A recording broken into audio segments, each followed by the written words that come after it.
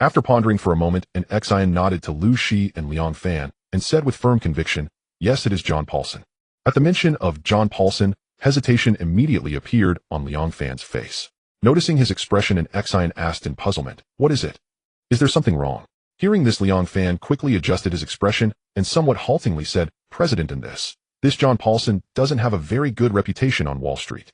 Although an Xian had already heard many stories about John Paulson, he still wanted to know how people evaluated him at this point in time. "Tell me, in what way is his reputation so bad?" After quickly sifting through his own knowledge and memories, Liang Fan organized his thoughts and began to speak directly.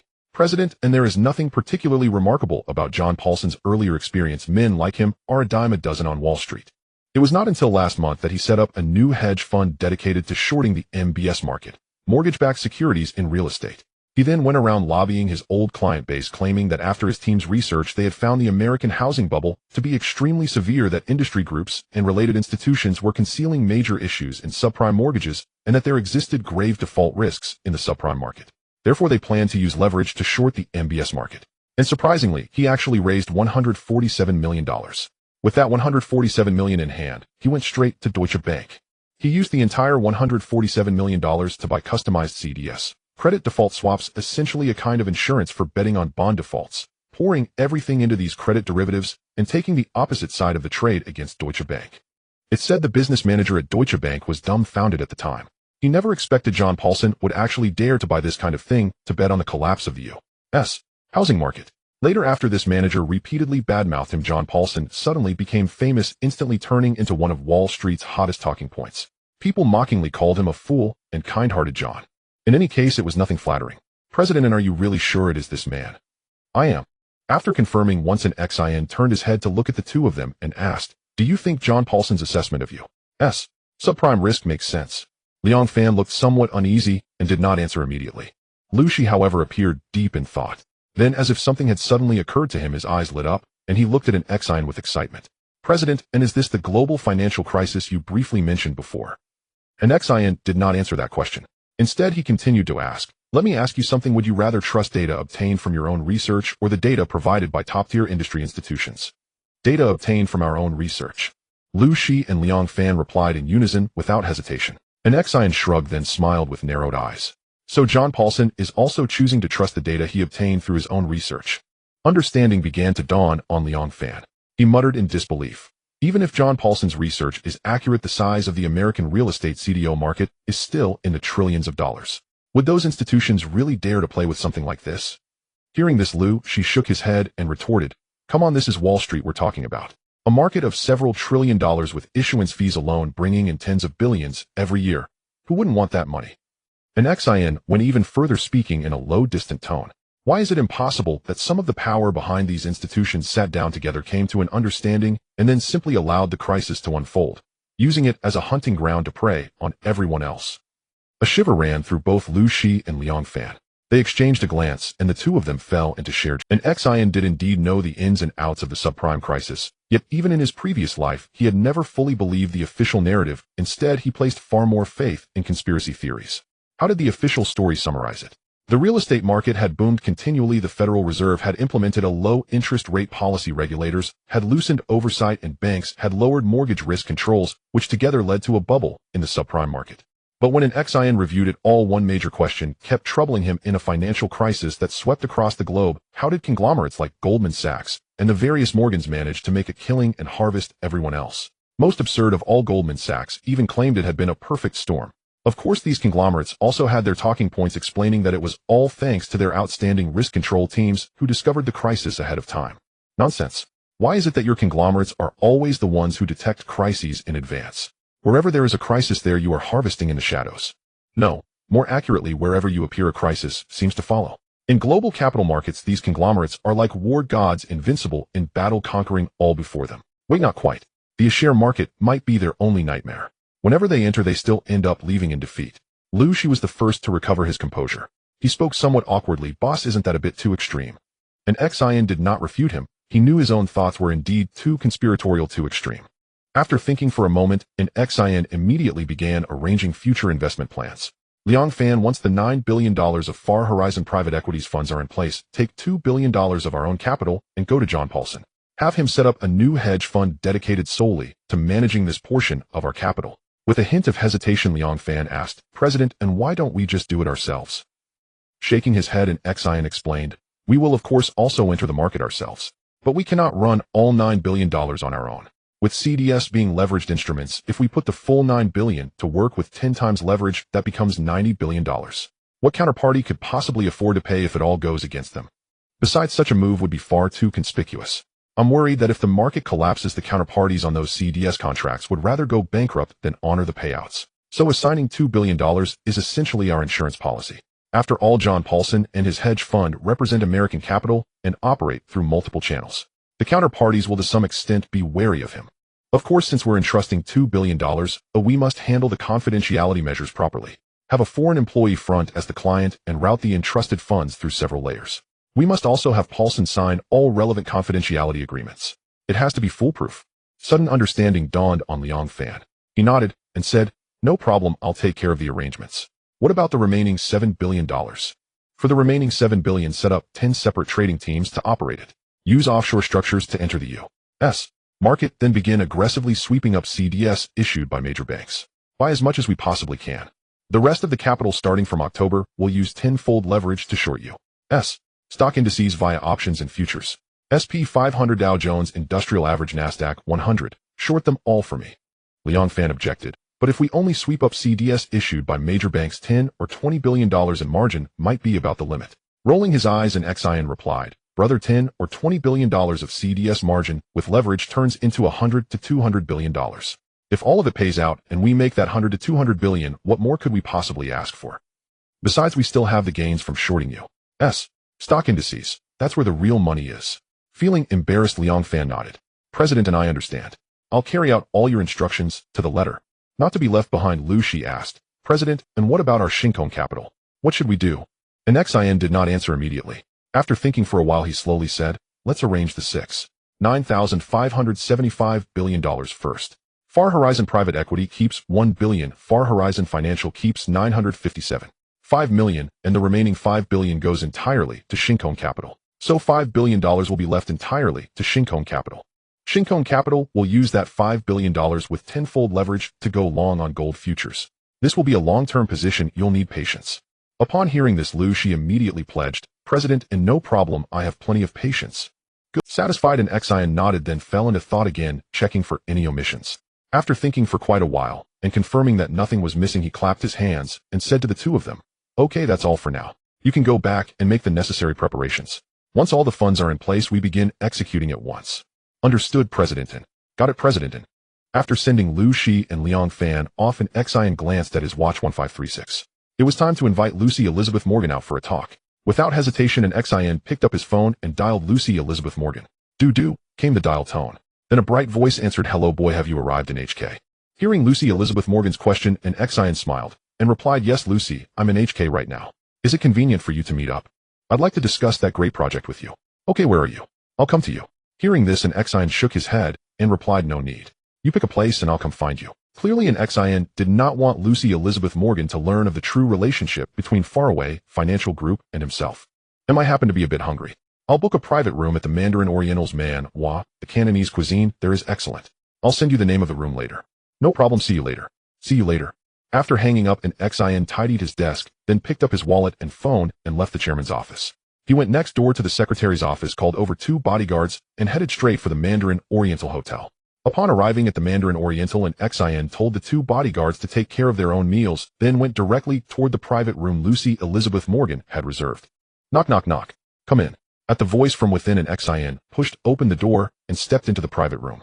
At a glance, he saw Lucy Elizabeth Morgan sitting gracefully beside the dining table. Blonde hair, blue eyes, sensual red lips, skin so pale it seemed to glow. The standard office lady suit failed to conceal the explosive curves of Lucy Elizabeth Morgan's figure.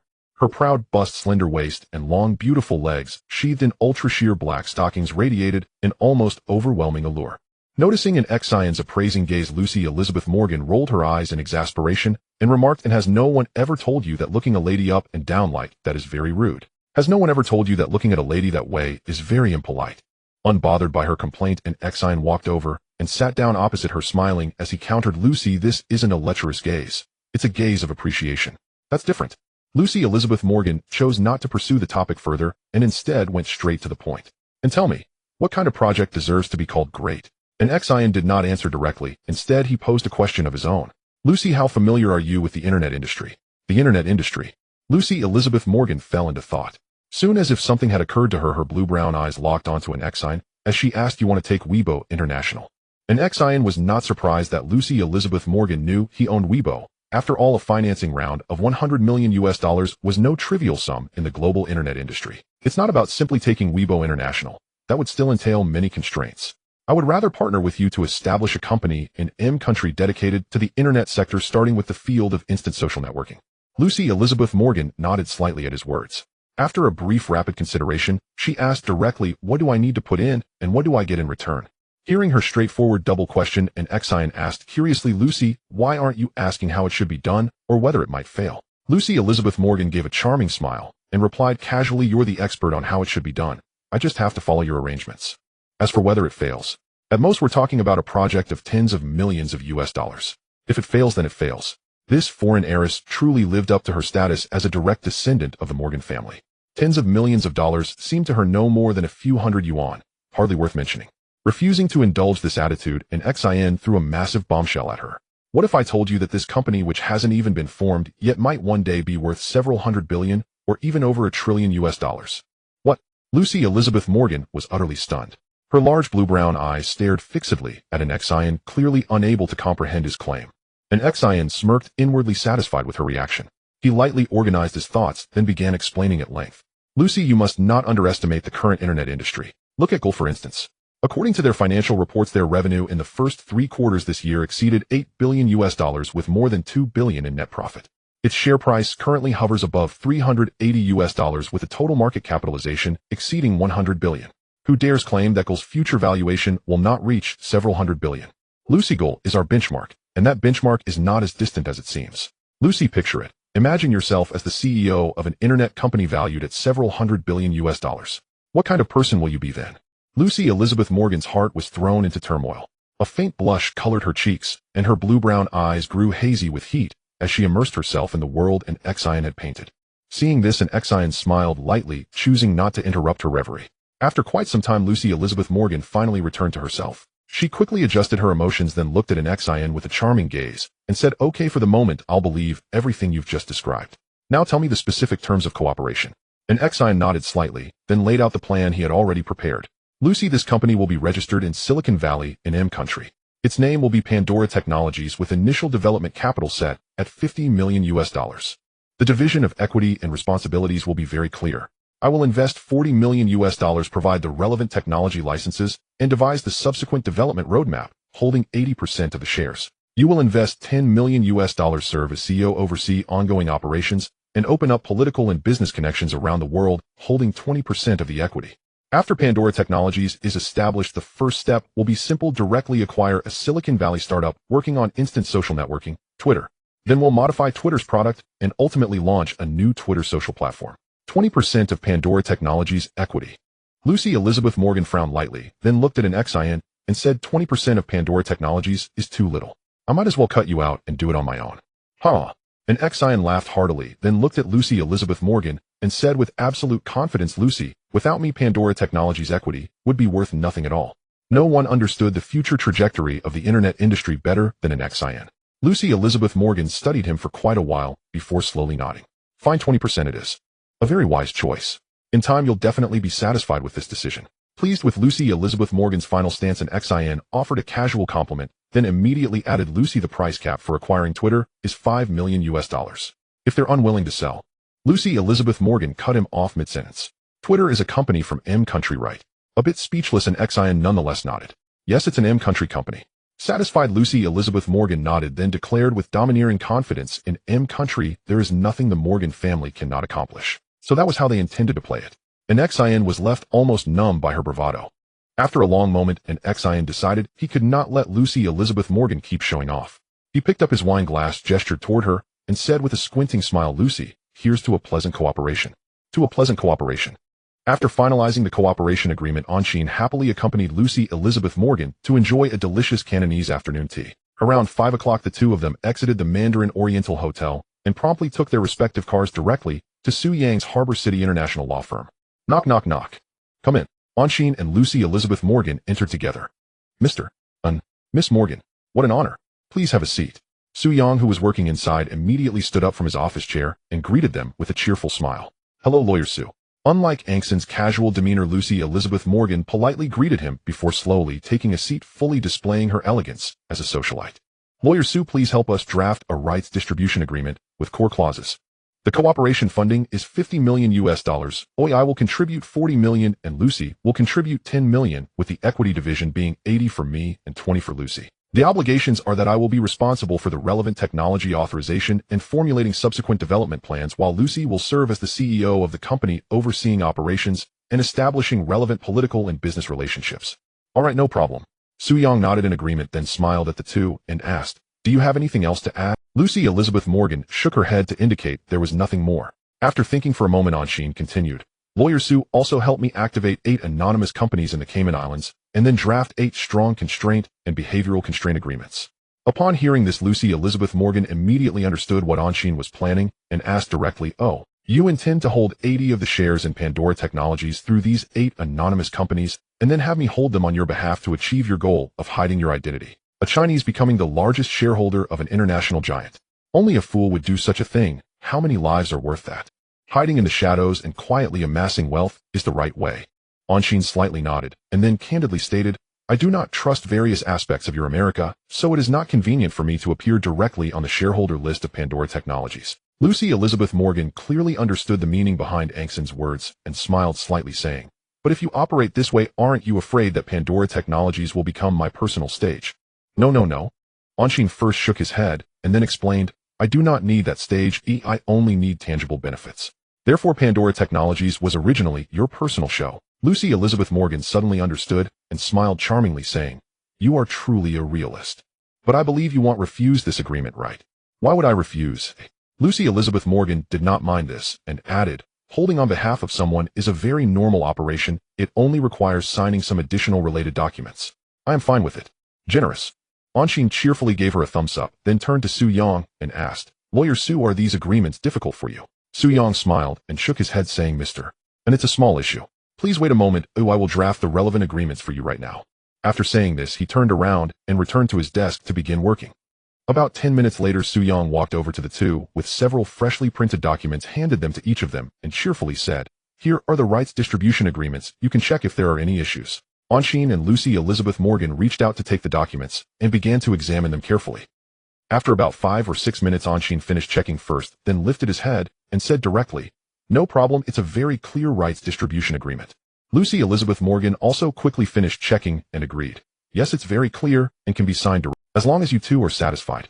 Su Yang then handed the two a signing pen and added, you can first sign this rights distribution agreement and I will continue to draft the holding agreement, strong constraint agreement, and behavioral constraint agreement. After about an hour, Anshin and Lucy Elizabeth Morgan each carried a briefcase and left the Harbor City International law firm under Su Yang's escort.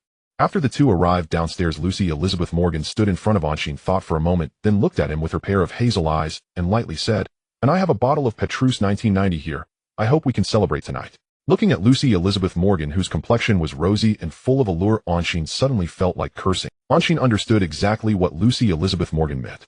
As long as he accepted this invitation, he would definitely feel the inner charm of this Morgan princess tonight. However, just earlier in Su Yang's office, he received a call from Li Yuanjie, who mentioned a small gathering in HK's political scene at 8 o'clock, hoping that Anshin could attend. What a coincidence. Damn it, he really missed a golden opportunity. But weighing the importance, Anshin could still After coming to a decision, Anshin quickly adjusted his mindset and apologetically said to Lucy Elizabeth Morgan, Lucy, I would love to celebrate our cooperation with you, but unfortunately, I have already promised a friend in HK's political circle to attend an event, so I truly apologize. Oh, is that so? Lucy Elizabeth Morgan showed disappointment, but could understand Angson's difficulty. She quickly replied, it's okay, after all, we are already partners, and there will be opportunities to celebrate together in the future. Anshin nodded in agreement and replied, Lucy, you are right, we will have plenty of opportunities to celebrate in the future, so there's no need to rush. No problem, after all, Lucy Elizabeth Morgan won't be able to escape from my grasp in the future. Hearing this, Lucy Elizabeth Morgan smiled slightly, then raised her hand to summon her vehicle, a Cadillac DTS, the same model used by the current American president. Then she turned to Anshin with a charming smile and said, okay, I'll take my leave now. See you in. Okay. Anshin gracefully opened the rear door of the Cadillac DTS for Lucy Elizabeth Morgan.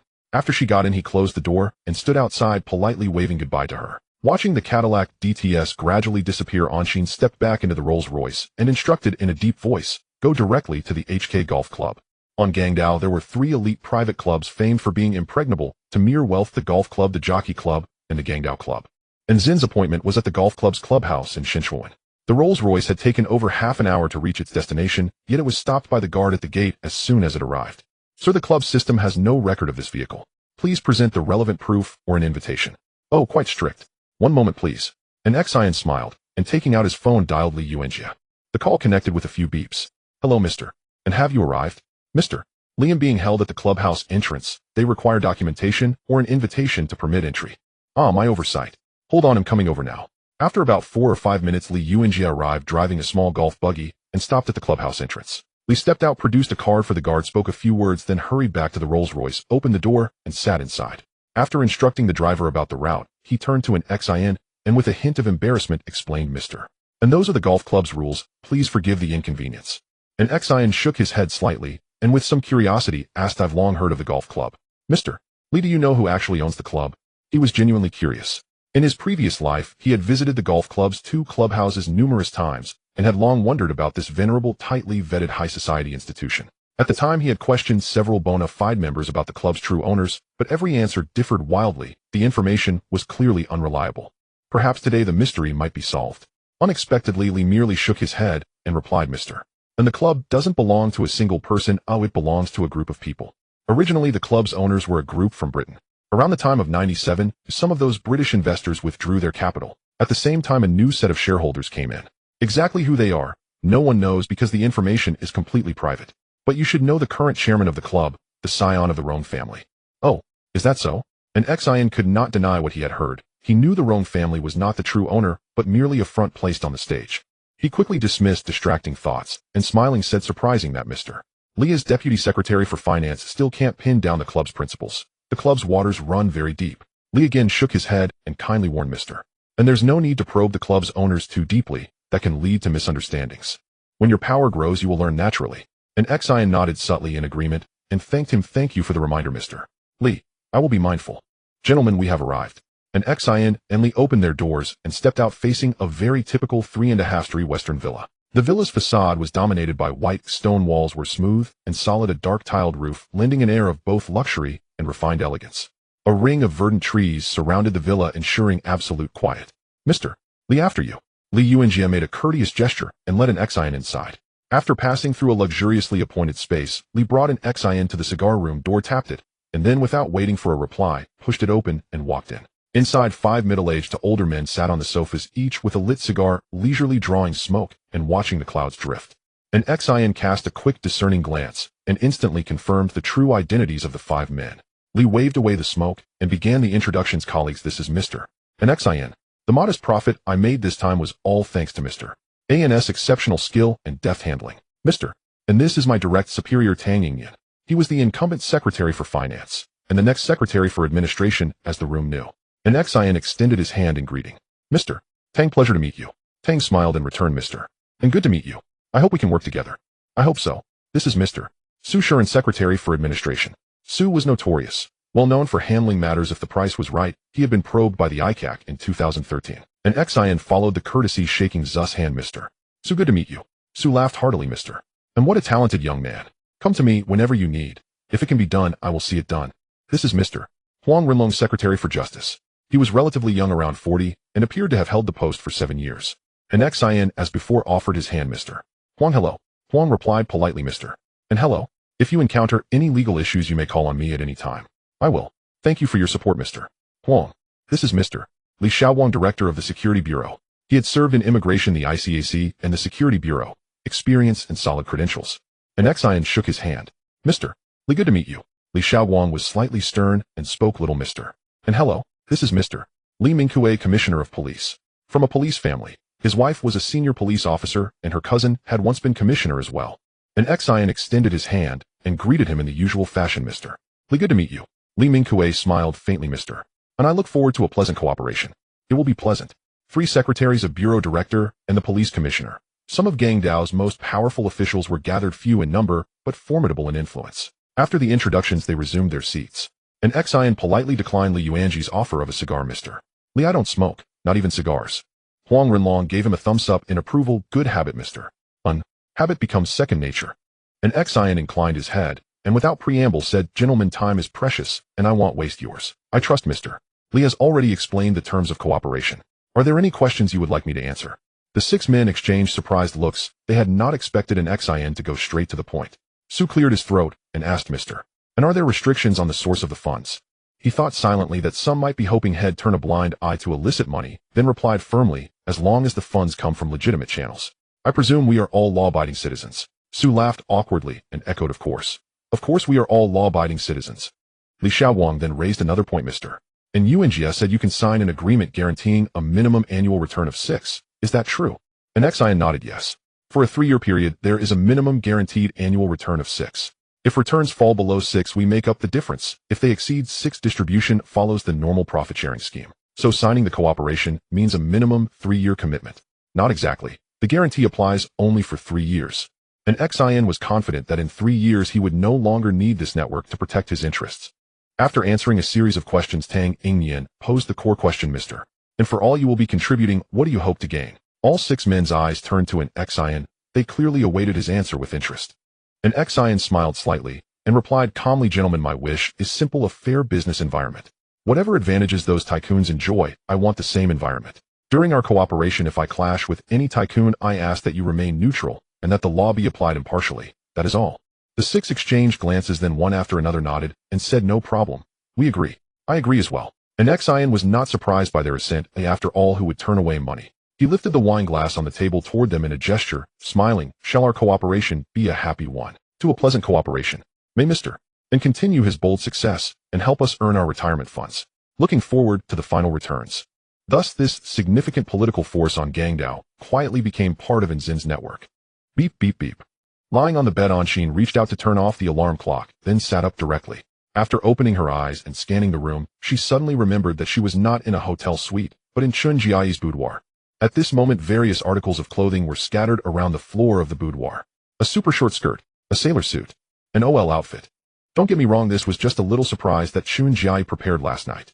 The little sports car was really wild. After savoring the madness of last night, Anshin turned to look at the alluring figure beside her with a hint of a smile, shook her head, and gently patted the curvaceous backside, shouting, Jiai, get up. Feeling the pat on her backside, Chun Jiai drowsily opened her eyes, and upon seeing Anxin's smiling face, she exhaled slowly and pouted, saying, Good morning, Bossin. Are you satisfied with the surprise I prepared for you last night? Satisfied. Very satisfied. Anshin truly did not expect that in terms of playfulness Chun Jiai was not at all inferior to Wang Jia. Hearing this, Chun Jiai smiled charmingly and said lazily, As long as you're satisfied, then my careful preparation wasn't in vain. Haha, it would be even better if there were new tricks in the future. But Anshin was not satisfied with what she had already enjoyed and clearly wanted more. Chun Jiai rolled her eyes, but did not refuse. Instead, she fell into deep thought. This could be interesting. Seeing this, Anxin's eyes brightened, and she gave her a little sweet tip. Jiai, the place you're living in is too small. Oh, let's find a new one. Huh, this place is a bit small, but it's quite comfortable. Anshin chuckled and replied, Don't you want to live in a— Don't worry, you won't have to pay. Chun Jiai's previously lazy demeanor disappeared in an instant, and she looked at Anshin with her watery big eyes, asking, Bossin, are you planning to keep a mistress? Anshin shrugged and replied, If you don't want to accept it, you can refuse. Only a fool would refuse. Suddenly Chun Jiai jumped up from the bed, completely unconcerned about her exposed figure, and began to celebrate passionately. Anshin understood Chun Jiai's feelings at this moment, smiling as she watched her bounce around on the bed. While chatting with her last night, Anshin learned that the house she was currently living in was still rented, and it was in a pretty good location situated in the prime area of Central.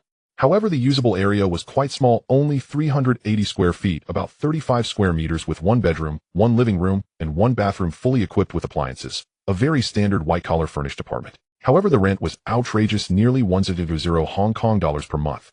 Her income as a watch saleswoman at Patek Philippe was quite decent, earning over 300 Hong Kong dollars annually, but after taxes and various insurances, she only took home about 260 to 270 Hong Kong dollars. She still had to bear the annual rent of 100 Hong Kong dollars, which equated to nearly half of her income, going directly to the landlord. As for buying a house, very difficult. Just taking this apartment as an example, with a price of 100 Hong Kong dollars per square foot, 380 square feet would cost 3 8 million Hong Kong dollars and a 30 down payment would be 14 million Hong Kong dollars, which would take Chen Jiai several years to save up. However, a few years later the housing prices would have doubled, and by then the down payment would probably be 3 million Hong Kong dollars. Of course, previously Anshin had entrusted her administrative secretary Kai Ning with an HSBC bank card allowing her to spend 1,000 Hong Kong dollars each month. If she saved for a year, it would actually be enough for a down payment. What surprised Anshin was that this woman seemed to have taken her previous words seriously. She treated it as a safety net and hadn't spent a single penny. After bouncing around for a while, Chen Jiai stopped, leaned down, kissed Anshin passionately, and then suggested seductively, "Boss, in this neighborhood is actually quite good. The environment is nice, the transportation is convenient, and the rent is reasonable. Renting a 600 or 700 square feet 2-bedroom apartment would be great with a monthly rent of over 2,000 Hong Kong dollars. What do you think? 600 or 700 square feet. Isn't that over 60 square meters?" After quickly calculating, Anshin felt a bit speechless, thinking, "Who do you think you're looking down on here?" Then she rolled her eyes at her and said lightly, "I have already bought a luxurious flat at 21 Barrio Lao Road in Mid-Level Central, so let's go check it out together later, and you can live there from now on." Chen Jiai was directly stunned, stuttering as she asked, "Mid-Level Central 21, Bo Lao Road. A luxurious flat?" "Yes, with a usable area of 3378 square feet, it's more than enough for you." 3378 square feet.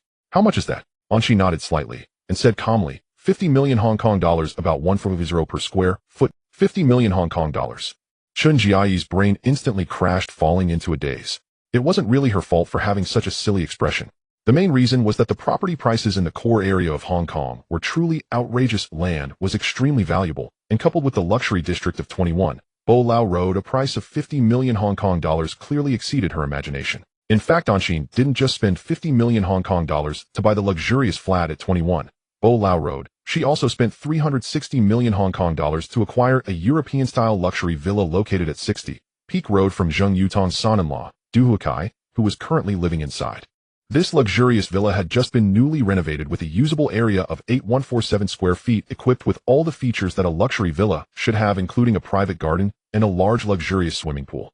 The most outrageous part was that this luxury villa had once been offered for sale at 3.5 billion Hong Kong dollars in 2020, and even at that price, Du Hukai had not sold it. Of course, as a qualified financial elite, Anshin funded the purchase of the 2 luxury properties with a bank loan for the remainder after a 20 down payment, taking out the loan at the lowest interest rate for 30 years, and it was from her family's distant bank, ensuring that the money would not flow to outsiders. After a while, Anshin noticed that Chen Jiai still looked dazed, so she waved her hand in front of her. Hey, stop daydreaming, wake up." Chen Jiai immediately snapped out of her daze and looked at Anshin, her cheeks flushed, and asked hopefully, "Boss, and when are we going to see that luxury flat? We can go right now, believe it or not, I haven't been there myself yet." Chen Jiai was stunned. "You bought it and have—" Anshin nodded slightly and explained, "I saw the photos and videos taken by Kai Ning. It looked pretty good, so I directly entrusted her to handle the purchase." "Is this how rich people operate? This is 50 million Hong Kong dollars. Chen Jiai's pretty face was filled with questions, clearly very confused. Anshin gently patted her cheek and said, "All right, stop wasting time, hurry up and wash up, then let's go see that apartment together." "Okay." Chen Jiai immediately became alert and happily got out of bed to look for her underwear, but after a long search she discovered that all the underwear she wore last night had been violently torn apart by Anshin, and she glared at Anshin with a charming pout, saying, "Bossin, you're such a beast, you didn't leave me a single piece. Well, last night you were more proactive than I was." Anshin immediately retorted, then pointed to the wardrobe and said, "Look, there are plenty more in the wardrobe, hurry up, sister." Chen Jiai, her face flushed, spat playfully, and then walked over to the wardrobe, opened it, and took out a set of red lace underwear to put on. With a soft click, Anshin opened the grand door of the luxurious apartment on the 16th floor of Building 21, leading Chen Jiai by the hand as they stepped inside. Upon entering the mansion, the first thing that caught their eyes was the spacious and bright living room adorned with a minimalist European style.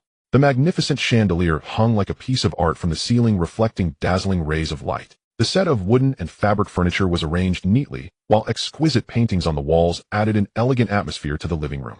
Outside the living room was a long balcony with glass doors allowing sunlight to fully penetrate and bathe the entire room, creating a tranquil and comfortable ambience. They walked to the glass doors of the living room, opened them, and stepped onto the long balcony. From there, they could see the architectural ensemble of the Central District and the distant view of Victoria Harbor. As Chen Jiai gazed at the scenery before her, she couldn't help but exclaim, "It's so beautiful. The view is indeed remarkable." Anshin nodded slightly in agreement, then asked, "Do you like it?" Chen Jiai nodded vigorously, I love it so much. "Silly girl, let's go and check out the other spaces." With that, Anshin took her hand and led her back inside to explore. After more than 20 minutes, they finally finished touring the luxurious flat. The 3,378 square feet of usable space not only included the main layout of 4 bedrooms, 2 living rooms, 5 bathrooms, and 2 kitchens, but also featured an entertainment room, gym, walk-in closet, study, small wine cellar, small reception room, laundry room, storage room, and a maid's room. This mansion had all the functions one could desire. Anshin, having seen the world, found it acceptable, but Chunjiai was completely stunned. As they settled onto the sofa in the living room, Chunjiai sincerely remarked, "Wow, it's really so big." Upon hearing her exclamation, Anshin seemed to have thought of something and couldn't help but chuckle.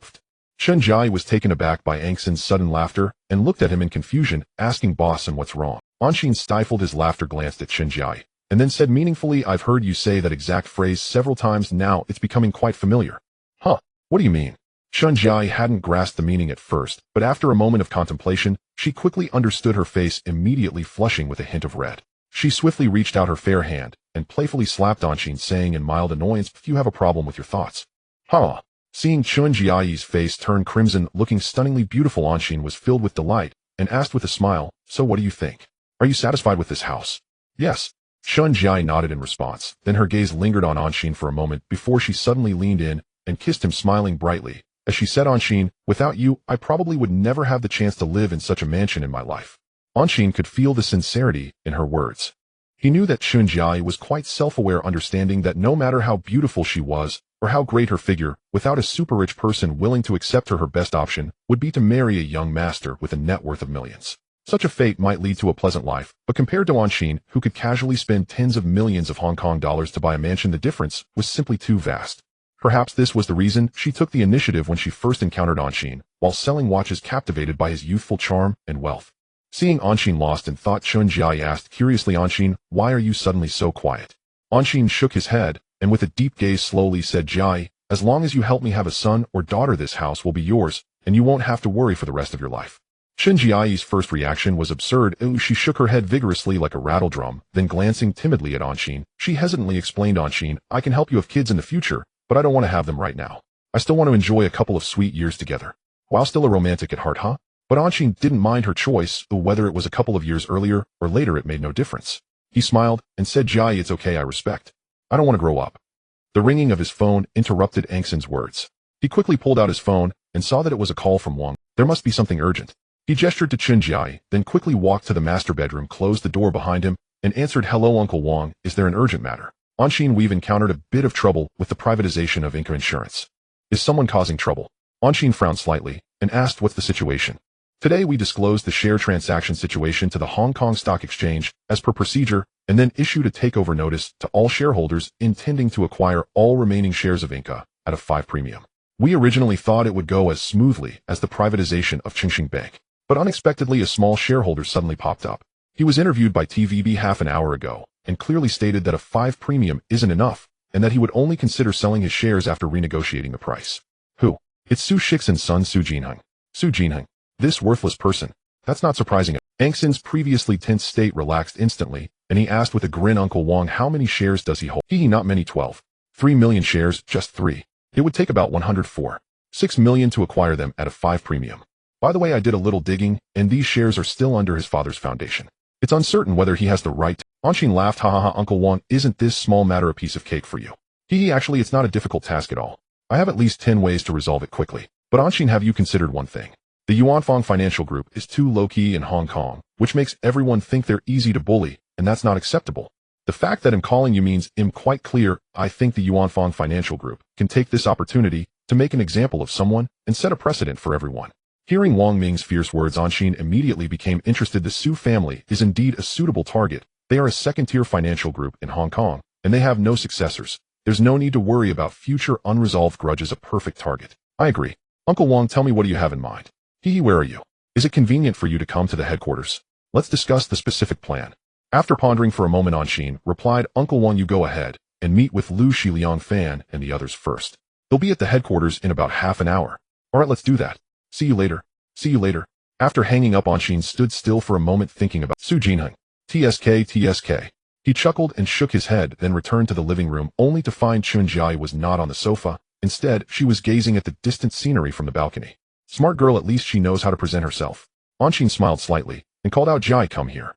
Hearing the call, Chunjiai turned back, revealing a bright smile, and stepped back inside. Anshin first kissed Qin Jiayi's alluring red lips, then took out a key card and a key from his pocket and handed them to her. With a hint of apology, he said, Jiayi, the company has some matters to attend to. Hey, race the key card and key. You can handle the moving and everything else. Call me if there's any problem. Kai Ning, where are General Wang and the others? General. Kai Ning stood up to greet him and smiled as he replied, they are in the small conference room. Do you want? No need to go myself. You continue with your work. After saying that, Anshin turned and quickly walked towards the small. Upon arriving at the small conference room, he pushed the door open and walked in immediately, seeing Wang Ming, Lu, Shi Liang Fan, and Tang Dong sitting in office chairs diligently reviewing documents. Ahem. General. The four of them responded in unison. Everyone, no need to stand on ceremony. Please take a... Anshin politely nodded, then quickly walked and pulled out an office chair and sat down. He smiled and looked at everyone, saying, after reading for so long, I wonder if you have gained any insights. The four glanced at each other, and finally Wang Ming spoke first, saying, General, and we have reviewed various materials about the Su family and found some issues. Anshin, a bit curious, replied, oh, let's hear it. Brainstorming is important. Wang Ming nodded, slightly organized his thoughts, and reported, the founder of the Su family is Su Aizhou, originally from Zhanjiang, Guangdong province.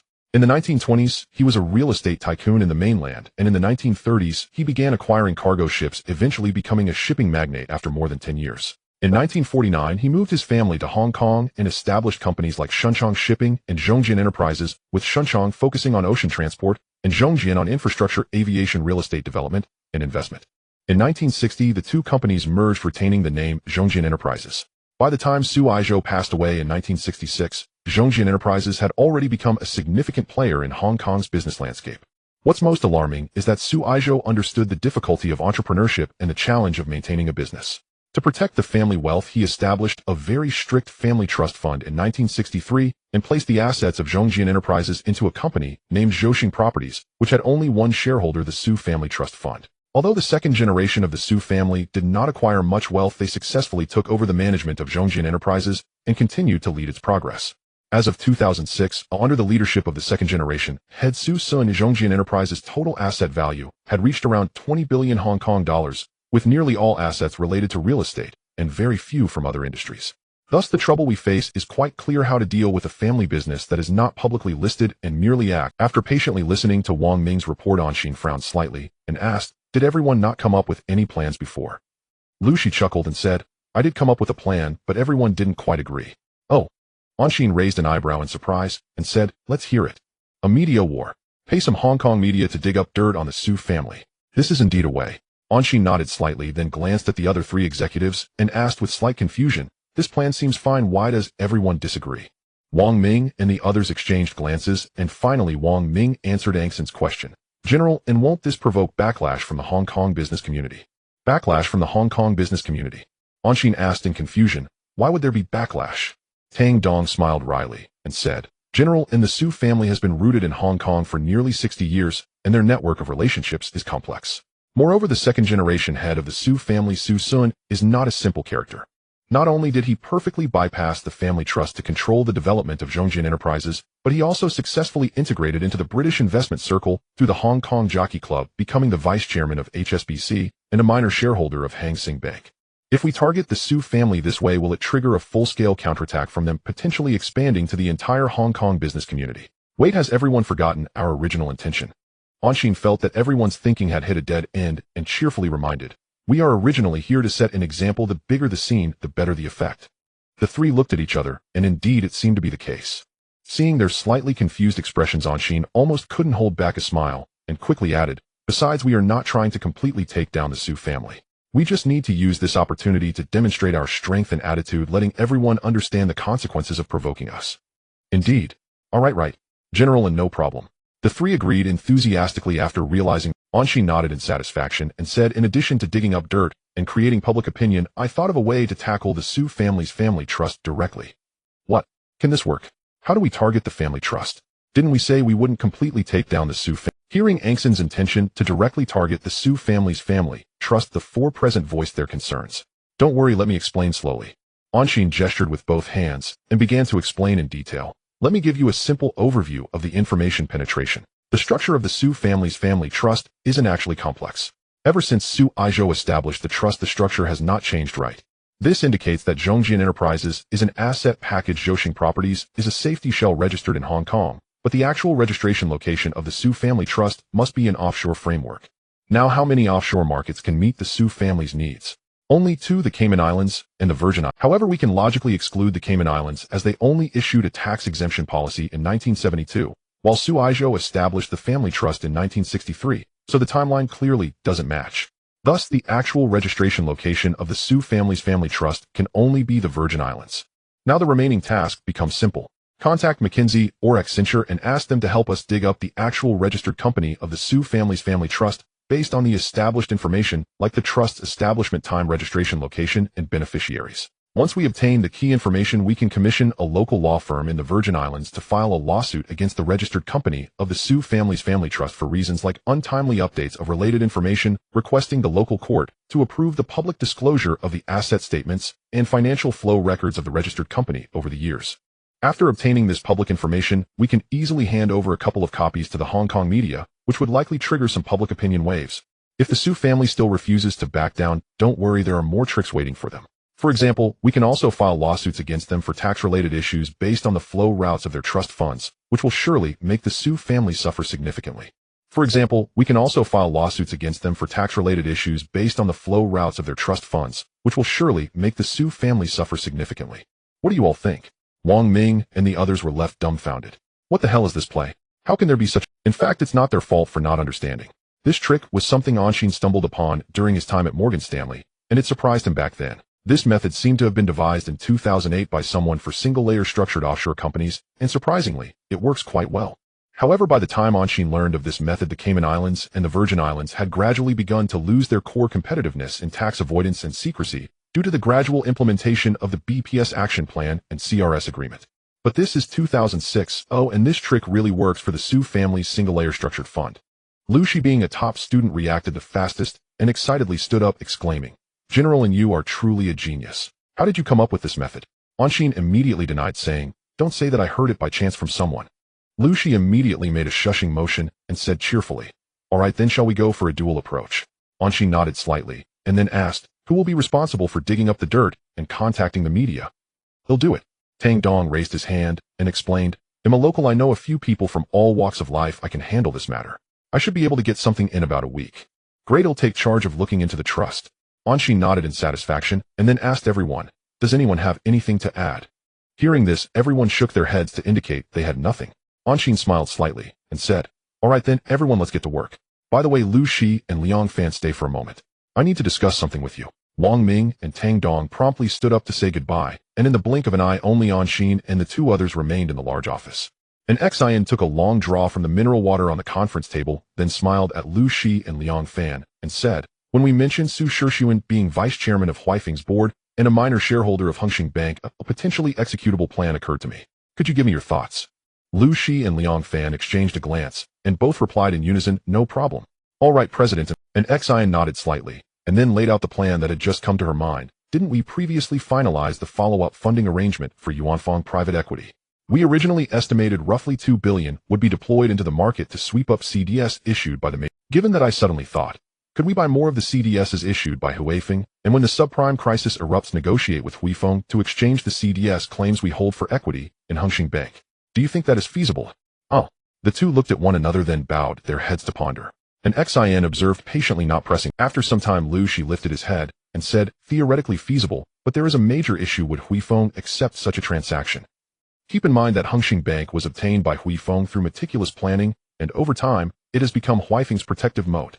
An Xian laughed softly and then replied decisively, "If we press hard enough and Huifeng refuses to cede Hengxing Bank, they can compensate us in cash. We can then use that cash to acquire other banks. Frankly, as long as most of Huifeng's assets remain in HK, there is no fear of Huifeng defaulting. If I could do nothing against domestic and country capital, would I be powerless against your Huifeng?" "Ridiculous." "Ha ha ha." Lu Shi and Liang Fan burst into laughter. There was truth in the remark. No matter how capitalist HK becomes at its root, it still belongs to Huaxia. As long as Huifeng wants to keep operating in HK, the CDS obligation must be honored. President, and should we approach Huifeng's headquarters to negotiate the CDS purchase or its country branch? Hearing Liang Fan's question, an Xian shook her head. No, neither. Doesn't Huifeng have a wholly owned financing company in country? Talk to that company. Liang Fan pondered for a moment, then asked with sudden understanding, "Do you mean Household International?" An Xian nodded slightly and replied, Yes, though didn't Household International already change its name to Huifeng Financing? Liang Fan scratched his head awkwardly. Sorry, President, and I'm used to calling it Household International. An XIN waved her hand in dismissal. It is fine, a Household International does have a more resonant name. Before Huifeng acquired Household International, the latter had already been the largest consumer finance company in 2003, Huifeng spent $14.8 billion to acquire all outstanding shares of House. Guess what Huifeng's acquisition of Household International was really about? The uninformed might assume it was in truth, it was targeting country's subprime mortgage market. After acquiring Household International, Huifeng immediately redoubled its focus on that market. By the time the subprime crisis erupted, Household International had extended a total of $145.2 billion in loans to relevant borrowers, becoming one of the largest subprime mortgage providers in the United States. When the crisis broke, Huifeng paid a price of $25 billion to rescue Household International. And that was not the end. In 2009, unwilling to shoulder it any longer, Huifeng announced it would gradually withdraw its related investments in Household International and accept the loss. In her past life, when an XIN learned the full story behind Huifeng's acquisition, she simply could not restrain her. Then, President, and if we negotiate with Huifeng Financing to buy CDS, should we raise the leverage? An XIN answered plainly, yes, we should. Raise it to 20 times leverage. We can pay the premiums associated with 20 times leverage. A CDS, once you agree the trigger conditions with the issuer, is essentially a wager against them. For example, purchasing $20 billion face value of CDS at 20x leverage would require the buyer to pay $1 billion in premiums annually. If after a year the subprime market's default rate has not exploded, that $1 billion becomes the issuer's to keep. Conversely, if after a year the default rate in country's subprime market explodes, the issuer must redeem the $20 billion CDS at face value. Do they seem foolish, willing to risk $20 billion in payouts for $1 billion in premiums? Such a judgment presumes a godlike vantage point. The country's housing market in 2006 was so overheated that apart from a few financial conglomerates like Goldman Sachs and Morgan Stanley, nearly every top finance group participated in issuing CDS and hybrid CDOs, driven by the belief that the country housing market would last forever. In fact, even Goldman and Morgan participated, but they were clever. They packaged the CDS and CDOs they issued into bond investment products and sold them to other investors, earning underwriting fees while making those investors the counterparties to the bet. President, and at 20x leverage, how much CDS issued by Huifeng Financing do we need to buy? After a moment's thought, an XIN gave a specific figure. $5 billion will do. At 20x leverage, that amounts to a $30 billion payout value, which is sufficient. Use the remaining $500 million to buy CDS issued by AIG. AIG Country International Group. An XIN nodded slightly and explained yes. AIG is relatively well capitalized by its CDS and don't bother seeking other issuers. The real reason was that an XIN knew AIG ultimately received support from the country government and honored all CDS payouts. Liang Fan immediately vowed, no problem, I will handle all the investments. An XIN nodded in satisfaction and stood up. Very well, that's settled. Go attend to your tasks and inform me of any progress. Understood. No problem. Lu Shi and Liang Fan rose as well and followed an XIN out of the. After parting ways with Lu Shi, and XIN returned to the chairman's office, sitting in the office chair and starting to deeply contemplate the investigation of the Su family's trust fund. It is impossible to directly commission McKinsey or Accenture through normal channels. This commission is not a standard business request, rather it falls into the category of violations. Therefore, if they were to contact these two giants through normal channels, they would definitely be rejected and kindly informed we are a legal and compliant enterprise and will never accept illegal commissions. But in reality, they have a dedicated department responsible for handling special commission tasks. What is considered a special commission task? For example, helping the client investigate information about any company, assisting the client in creating negative material about competitors, or helping the client deploy commercial spies into competitor companies, etc. This is what special commission tasks are. The problem is that they only accept special commissions from old clients or major clients, and they certainly would not take on new clients like an XIN. After quickly filtering through her network, an XIN realized that her connections were lagging behind the industry's development. After racking her brain, she found that only Lucy Elizabeth Morgan could help her in this regard. Without hesitation, an XIN took out her phone and dialed Lucy Elizabeth Morgan's number. Beep, beep, beep. Hey boy, what's up? An XIN chose not to beat around the bush and instead began discussing their partnership. Lucy, when are you planning to return to Country M to handle matters regarding Pandora Technologies? 3 days later. Why? Is there something you need to add? Yes, I forgot to talk to you about what to pay attention to when managing social media platforms. Yes, I don't have much experience and you are indeed the expert in this area. I need your guidance. An XIN smiled slightly and then began her persuasion. Lucy, there is only one crucial thing to pay attention to on internet social media platforms, which is to never influence the public opinion of users in different countries around the world. You must not use a uniform standard to handle it. Oh, that implies freedom of speech, doesn't it? Rest assured our country is the most free in the world regarding speech. Oh boy, still trying to play tricks. And Xian kindly reminded her, really. Can you tell me how the government of country privately circumvents laws to constrain relevant media and control public opinion? Oh, and how do intelligence agencies like the NSA and country reach cooperation agreements with all media giants regarding public sentiment? As a direct descendant of the Morgan family, you wouldn't not know these things, would you? No way, right? Oh boy, this directly left Lucy Elizabeth Morgan speechless, and Xian shook her head, and then calmly reminded her, Lucy, stop playing these boring little tricks in front of me, you know what I mean. And I am an American and need to respect the political and business rules of country Trying to play that game again. I know the Americans better than they do. And Xian had no intention of indulging her, and directly said coldly, Lucy, I know you have the ability to maintain the independence of the social platform, and I believe that all sectors in country will not make things difficult for you regarding this matter. Therefore, there is really no need for you to pretend in front of me. It is meaningless. If it really doesn't work, I can talk to someone else about cooperation. After all, in country there are other families besides the Morgan family that can handle this matter right. After quickly finishing her sentence, Xian felt that she might have overlooked something, so she immediately added a classic quote, Lucy, capitalists have no country. I need more shares of Pandora Technologies. Now we're getting somewhere.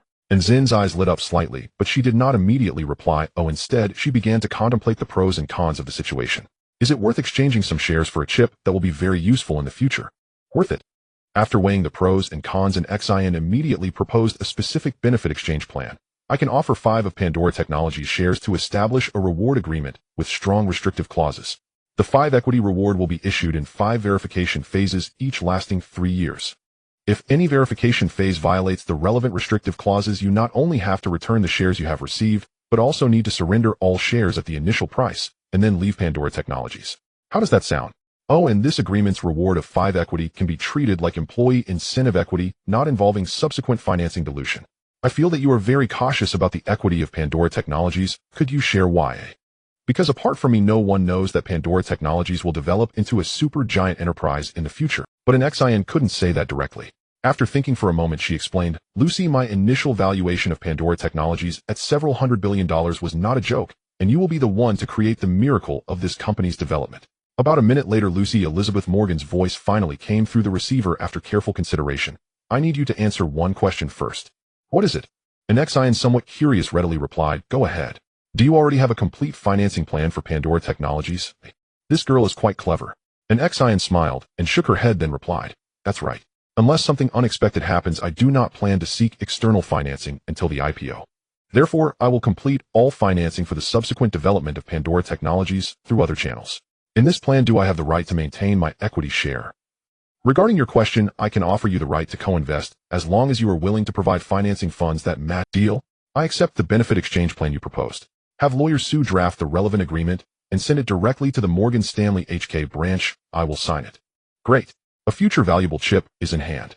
And Xian couldn't help but clench her fist in celebration, then quickly calmed down and said solemnly, Lucy, this is a mutually beneficial exchange plan for both of us. Congratulations on reaching our final cooperation. Let's hope so. Is there anything else? And Xian, of course, did not forget about the investigation and immediately said, Lucy, can you help me schedule an appointment with the business contact in the Black Box Department of McKinsey or Accenture? Black Box Department. What bad things are you planning? And Xian would not honestly confess and instead made up a reason. I need them to help me handle a related commission in the mainland industry. Okay, I will provide you with a contact shortly. The person is from the Black Box Department of McKinsey. And Xian sincerely said, Lucy, thank you very much for your help. That's it. I'm hanging up. Bye. And Xian promptly hung up the phone and began to patiently wait. Ding dong. About 5 minutes later, a text message arrived on her phone, and Xian immediately opened it. Eric Johnson, McKinsey Partner President of the Black Box Department, 201-123-4567. Oh wow, the president of the Black Box Department. Quite unexpected. But thinking about Lucy Elizabeth Morgan's identity, it seems quite reasonable. And Xian shook her head, and then picked up a spare phone to directly call Eric Johnson. Beep, beep, beep. Hello, this is Eric Johnson. May I ask who you are? Mr. Eric Johnson. Hello, I am Mr. Wang. Has there been any impact on the subsequent acquisition work since we issued the announcement 6 days ago?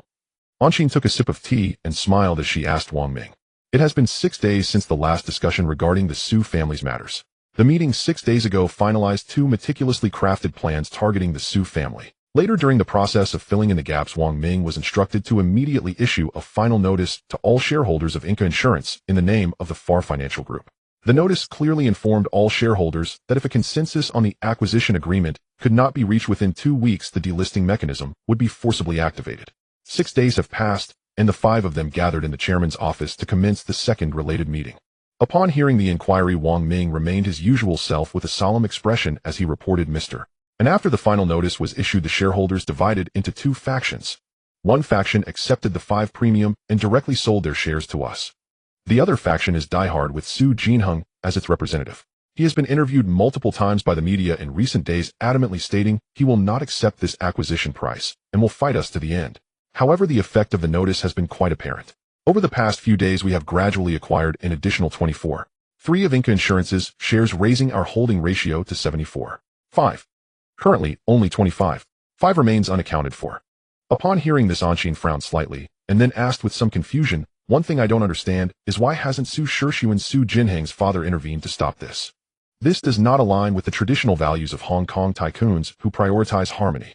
Tang Dong shook his head and replied, Mr. And Su Jinheng has been making a lot of noise in the media these past few days, stirring up a storm over the Inca Insurance acquisition case.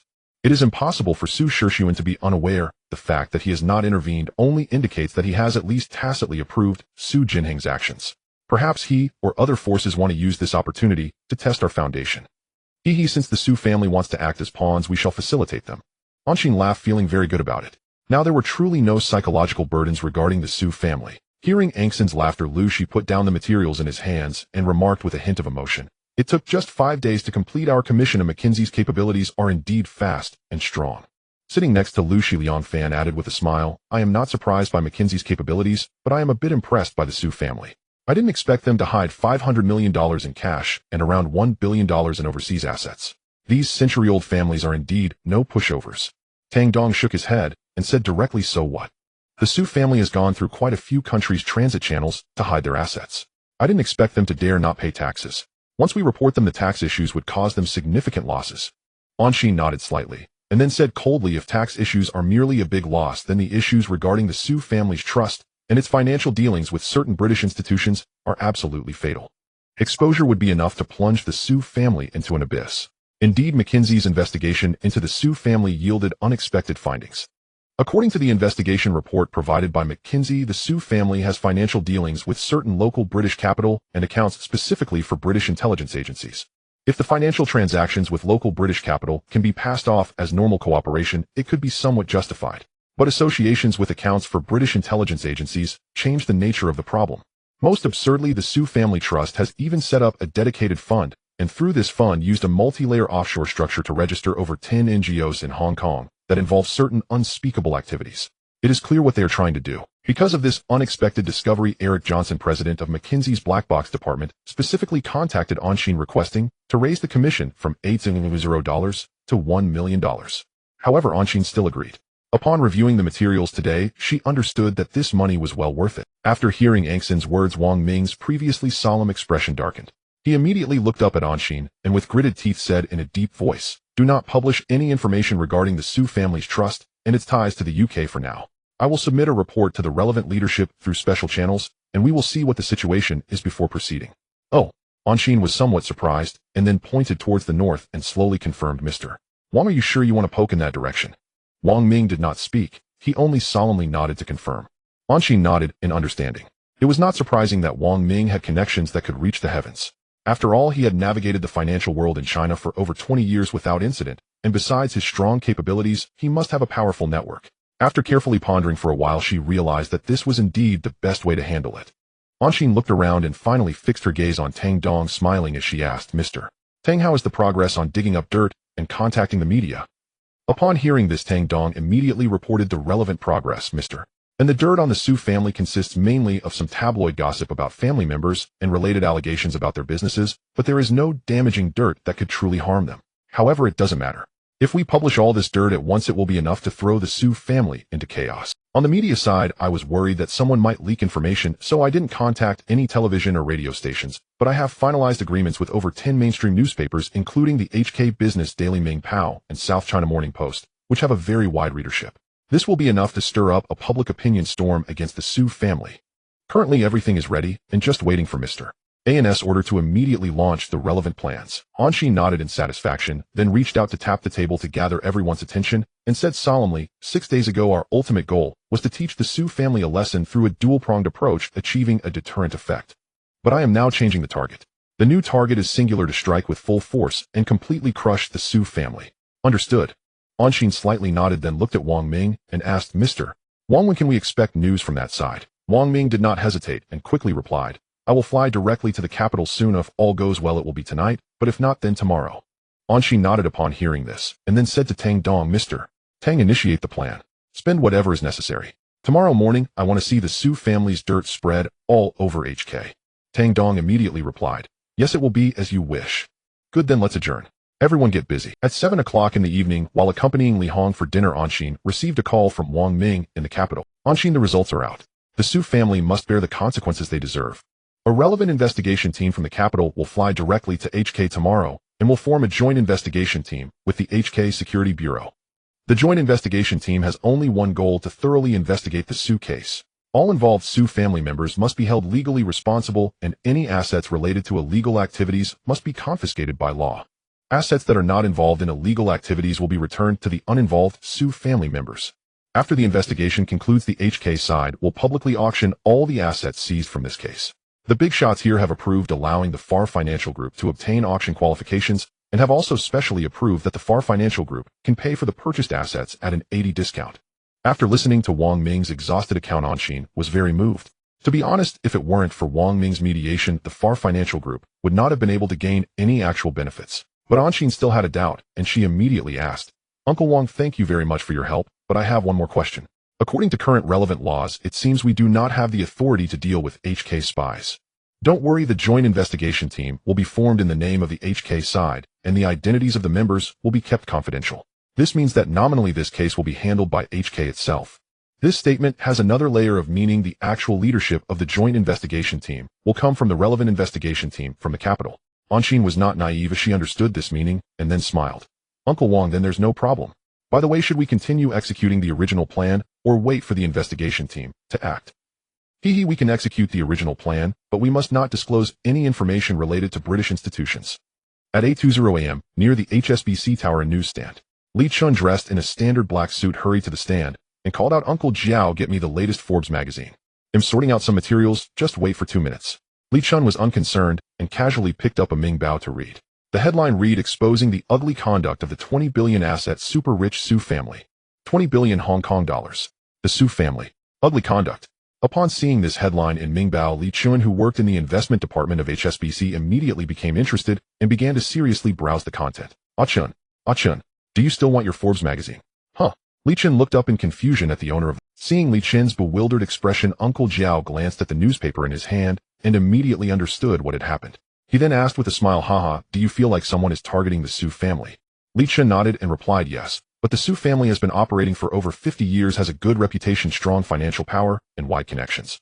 I wonder who they have offended this time to resort to such tactics. It seems somewhat reckless. Uncle Jiao shook his head and then bent down to take out a stack of newspapers, handing them directly to Li Chun, and said with a smile, if they dare to play, they must be prepared. Take a look, I guarantee you'll be astonished. Li Chun took the stack of newspapers and immediately saw the headline on top, suspected tax evasion. A deep dive into the mysterious operations of the Su Shushuan Family Trust. Li Chun's eyes tightened. He recalled what Uncle Jiao had just said and quickly flipped through the following newspapers. The South China Morning Post's headline read, Angel or Devil?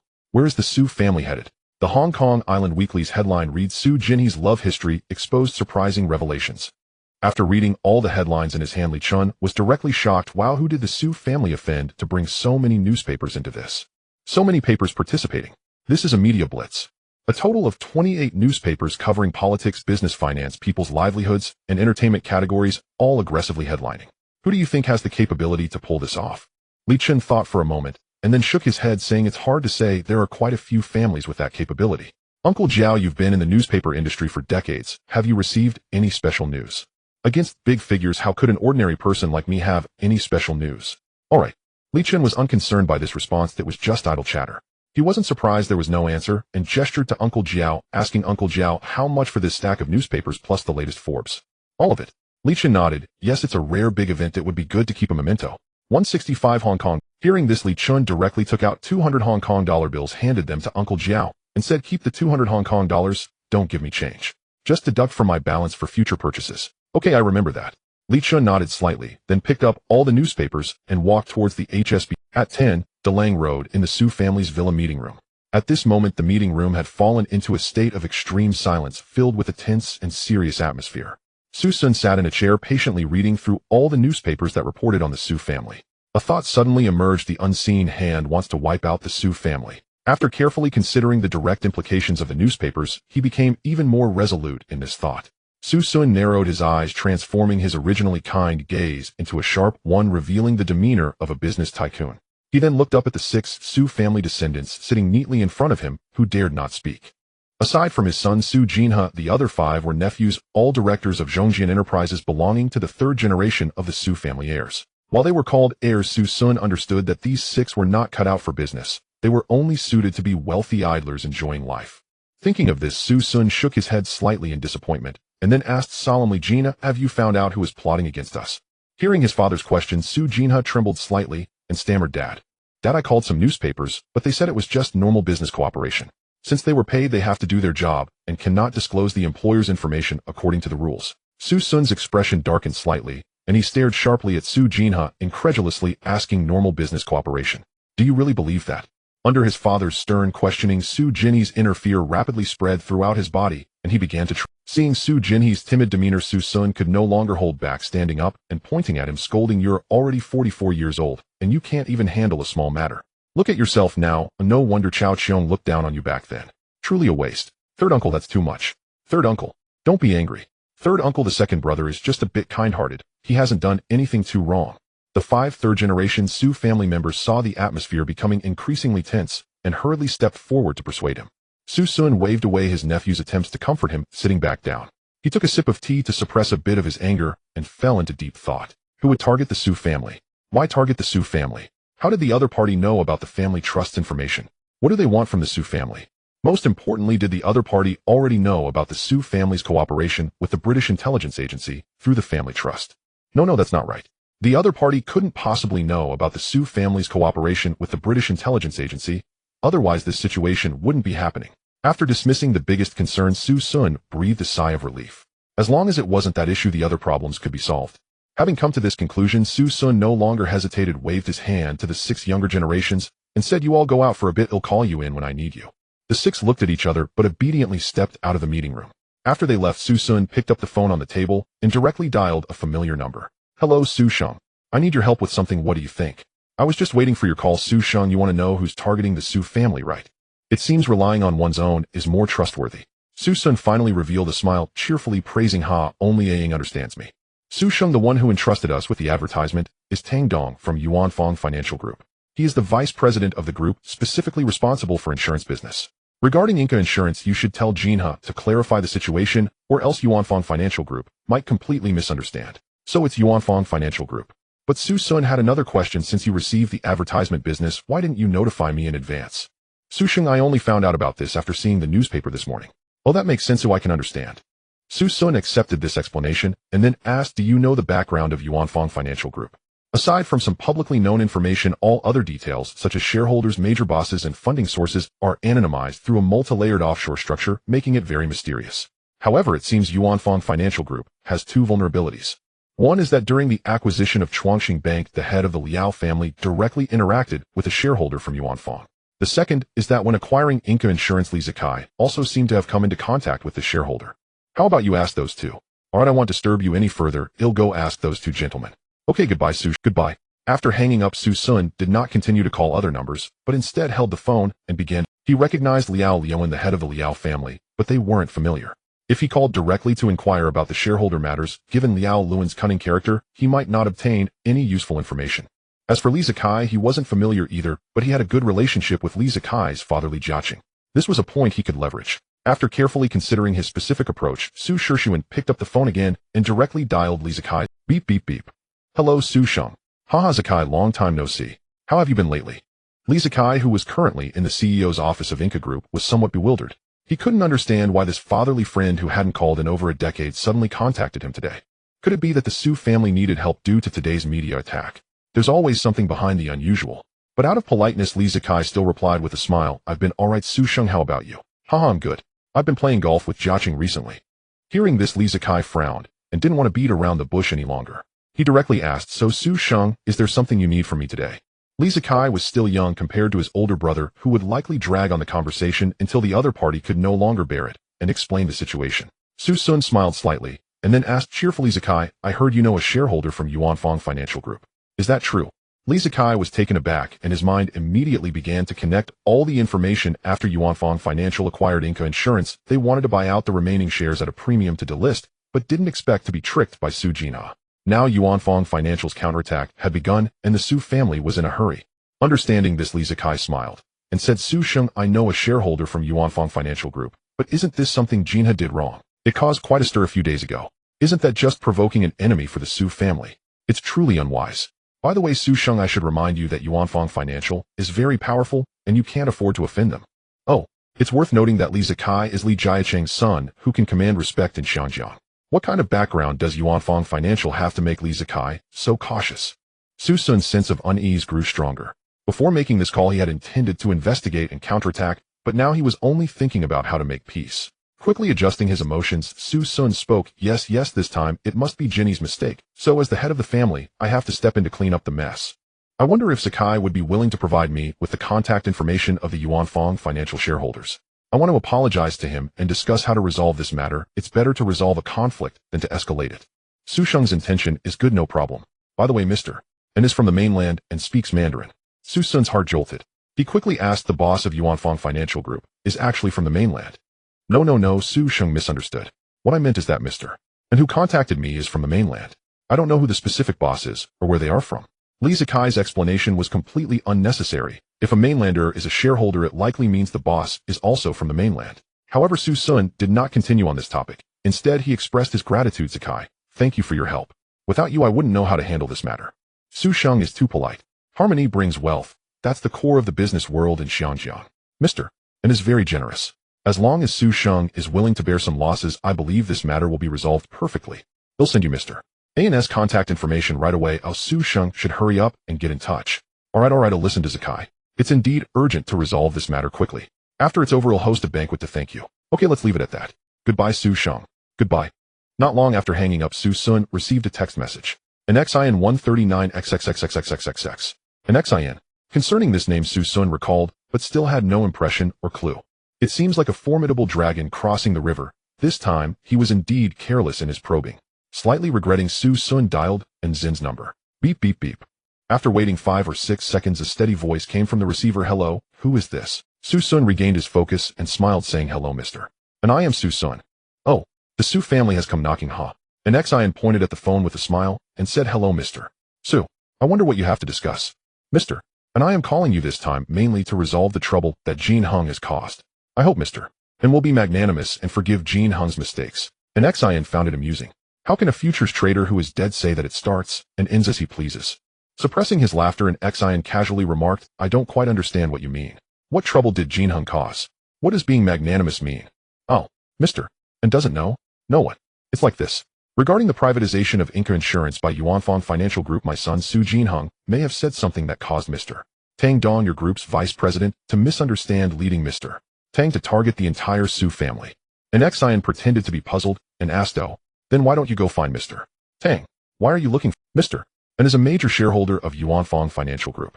This matter can also be resolved by finding you. Our Su family is willing to pay a price to settle this. A price. Soon the Su family will be all about paying the price. An XIN replied with slight seriousness, Mr. Su, you are mistaken about many things. Firstly, I am just a minor shareholder of Yuanfang Financial. Secondly, I am not in charge of managing Yuan. So if Mr. Su has any issues to resolve, you can approach the relevant parties. You are really looking for the wrong person. This response left Su Shishuan in silence, momentarily at a loss for words. An XIN, uninterested in continuing the idle chatter, said, Mr. So you should go find Mr. Tang.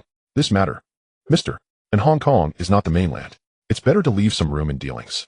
Su Shishuan interrupted an XIN very seriously. Elder, Mr. and Hong Kong is not the mainland. It's better to leave some room in dealings. Su Shishuan interrupted an XIN very seriously. Elder, is that playing the elder card? An XIN really didn't want to continue this nonsensical conversation with this futures trader and coldly said, what a kind piece of advice. In that case, let me express my final opinion. I firmly support all decisions made by Mr. Tang. If your son made a mistake, he should face the corresponding punishment. Otherwise, others will think Yuanfang Financial is a soft target that can be bullied at will. If the Su family has any objections, feel free to bring it on, and let us settle it under our terms. Mr. And young people shouldn't be too hot-headed. If not hot-headed, then what is a young person? Yuanfang Financial Group never fears any struggle. Mr. Su, feel free to show your abilities. That's that. Goodbye. And Xian finished speaking and hung up the phone, then smiled at the three people and said, just playing the elder card is fine, but daring to threaten people is simply outrageous. Hearing this, the three of them burst into laughter and expressed their agreement. Exactly, it was them who stirred up trouble first. We are merely counterattacking. That's how it is in Hong Kong, still lacking education. The rich and noble third generation has lost their way, which is quite normal. And Xian shook his head and said, all right, let's not worry about them anymore and continue discussing our matters. At No. 10. Dalu Road, the Su family's villa meeting room. Su Shixuan frowned, tightly gripping the phone in his hand, lost in contemplation. How did things turn out like this? Wasn't it just a routine test? How did he get involved with an unpredictable enemy? And what about this Mr. Un? Why does he seem so calm and composed? I really can't figure it out. But it's alright, at least I know that this Mr. N is from the mainland, which means the major shareholders of Yuanfang Financial Group are likely also from the mainland. As long as they are from the mainland, things will be much easier. Even if I can't do anything, is it possible that no one else can handle him? Su Shixuan smiled slightly and picked up his phone to flip through his contacts, dialing a number after finding the target. Beep, beep, beep. Hello, Mr. Su. Hello, Rongsheng. How have you been lately? Haha, thanks to Mr. That's good. Rongsheng, we've been old friends for many years, so he'll get straight to the point. I have encountered a bit of trouble this time and may need your assistance. Oh, what trouble have you got into? What do you need me to do? Rest assured, if I can help, I definitely will. What a Su Shixuan secretly sighed and immediately asked, so Rongsheng, have you heard of Yuanfang Financial Group? Yuanfang Financial Group. I've heard of it. It's quite popular in the financial circle of Xiangjiang recently, having rapidly acquired Chuangxing Bank, Xinjiang Securities, and Inca Insurance, forming a large financial group with total assets exceeding 100 billion. It's truly an impressive achievement. But for some unknown reason, Yuanfang Financial Group has set up a multi-tiered offshore structure, hiding the shareholders and funding channels, making it truly elusive. Wait a moment, Mr. So you didn't get involved with Yuanfang Financial Group, did you? Su Shixuan felt a bit panicked and replied with a bitter smile, yes, my son Jin Heng has encountered a small conflict with Yuanfang Financial Group over the Inca Insurance acquisition. I originally thought it was just a minor issue that would be resolved quickly, but unexpectedly Yuanfang Financial Group began to retaliate. Their first move was to have 28 mainstream media outlets collectively report on various news about the Su family, throwing the Su family directly into the whirlpool of public opinion. One could say that Yuanfang Financial Group's methods are extremely ruthless and merciless, which fills me with great fear. What can I do to help you, Mr. Su? That's exactly what I wanted to hear. Su Shixuan smiled and said cheerfully, Rongsheng, after my extensive inquiries, I finally uncovered some information about the shareholders of Yuanfang Financial Group. But the information I found left me speechless. I never expected that the shareholders of Yuanfang Financial Group would actually come from the mainland. On the other end, Mr. Rome directly interrupted and asked in shock, what? The shareholders of Yuanfang Financial Group come from the mainland? Su Shixuan was not angry and replied affirmatively, yes, Rongsheng, I wonder if you've heard of someone named an Xian. An Xian? Sorry, I don't recall. Is he the big boss of Yuanfang Financial Group? Su Shixuan shook his head and said, I'm not sure if he's the big boss, but it is confirmed that he is a shareholder. Oh, I see. So what does Mr. Su want me to help you with? Su Shixuan, not holding back, directly stated his intention. Can Rongsheng help me deal with this matter? I can pay a price as long as you can help me resolve this matter. After about 10 seconds of silence, a voice finally came through the receiver. Mr. Su will try to help you. Wait for my news. No problem, then I'll trouble you, Rongsheng. With you involved, I can rest easy. Let's leave it at that for now. Goodbye, Rongsheng. Su Shixuan put down the phone with a relaxed smile, and his tense heart began to gradually loosen. Who is Rongsheng? Rong Zhijian, the current head of the Rong family in the mainland, the true master of Huaxing Group. You must know that the Rong family is a high-status noble family in the mainland with an incredibly deep background. As the current head of the Rong family, as long as he is willing to help, the matter with Yuanfang Financial Group will be a piece of cake. Ding-ling-ling. The phone ringing interrupted Su Shixuan's beautiful fantasies. He immediately picked up the phone and looked at the caller, Rong Zhijian. Haha, Rongsheng is really reliable. Results came so quickly. Su Shixuan secretly sighed, then pressed the answer button and cheerfully said, Rongsheng works fast, having you on board. Su Shixuan, I can't help you. Take care of yourself. Beep, beep, beep. Su Shixuan's smile froze, and his mind suddenly exploded with a loud bang, plunging him into confusion in an instant. How could this happen? This is Rong Zhijian, the one who has always supported HK without reservation. How could he reject me? What exactly is Yuanfang Financial Group's background? After thinking wildly for a while, Su Shirshuan regained some composure and immediately picked up his phone to redial Rong Zijian's number. Beep. The number you dialed is out of service. Smack. The phone slid from Su Shixin's hand, falling to the floor with a piercing sound. But Su Shirshuan had no time to care about this. He had already fallen into a state of shock. At 1111 at the exit of Hong Kong International Airport. Uncle Wang over here. As soon as she spotted the familiar figure of Wang Ming, Anshin called out. Wang Ming glanced over and nodded slightly, then spoke a few words to a middle-aged man beside him before leading a group of well-dressed individuals towards Anshin. Anshin tightly grasped Wang Ming's right hand and said solemnly, Uncle Wang, thank you for your hard work. Wang Ming smiled and shook his head spiritedly, replying, You're too polite. It's my duty regarding the Su family matter. The middle-aged man beside Wang Ming nodded in agreement and grinned, praising Mr. Wang is right. In fact, it doesn't matter where you are. Anyone who harms the country's interests cannot be ignored directly, as the losses to the nation could be limitless. Wang Ming nodded slightly and began to introduce both parties. Anshin, this is Mr. Xie Feng from GA, the head of the investigation team for the Su family case. Mr. Xie, this is Mr. Anshin, a shareholder of Yuanfang Financial Group, and also the provider of information related to the Su family's espionage. The two shook hands and greeted each other. Hello, Mr. Xie. Hello, Mr. And thank you very much for your support, which gives us the opportunity to eliminate the deeply hidden and greatly harmful Su family. Anshin smiled and shook his head, saying, Mr. Xie, you are too polite. It was merely a chance discovery, otherwise I wouldn't have known how to say it. Hearing this, Xie Feng remarked with a hint of meaning. Only with intention can there be coincidence, and this is also a merit. Mr. Xie had an ordinary appearance, standing about 175 centimeters tall, neither fat nor thin, very talkative and articulate, not fitting the serious and rigid stereotype of GA. Anshin smiled and said, Mr. Xie, you flatter me. As a Chinese, this is my duty. Mr. And you truly embody righteousness. Xie Feng gave a thumbs up to Anshin and continued, All right, we won't disturb you two any longer. We'll be on our way. See you again. Off. Anshin was somewhat surprised and quickly said, Mr. Xie, I have arranged transportation. We can all go together. Additionally, I would like to treat everyone to a meal, just as a welcome.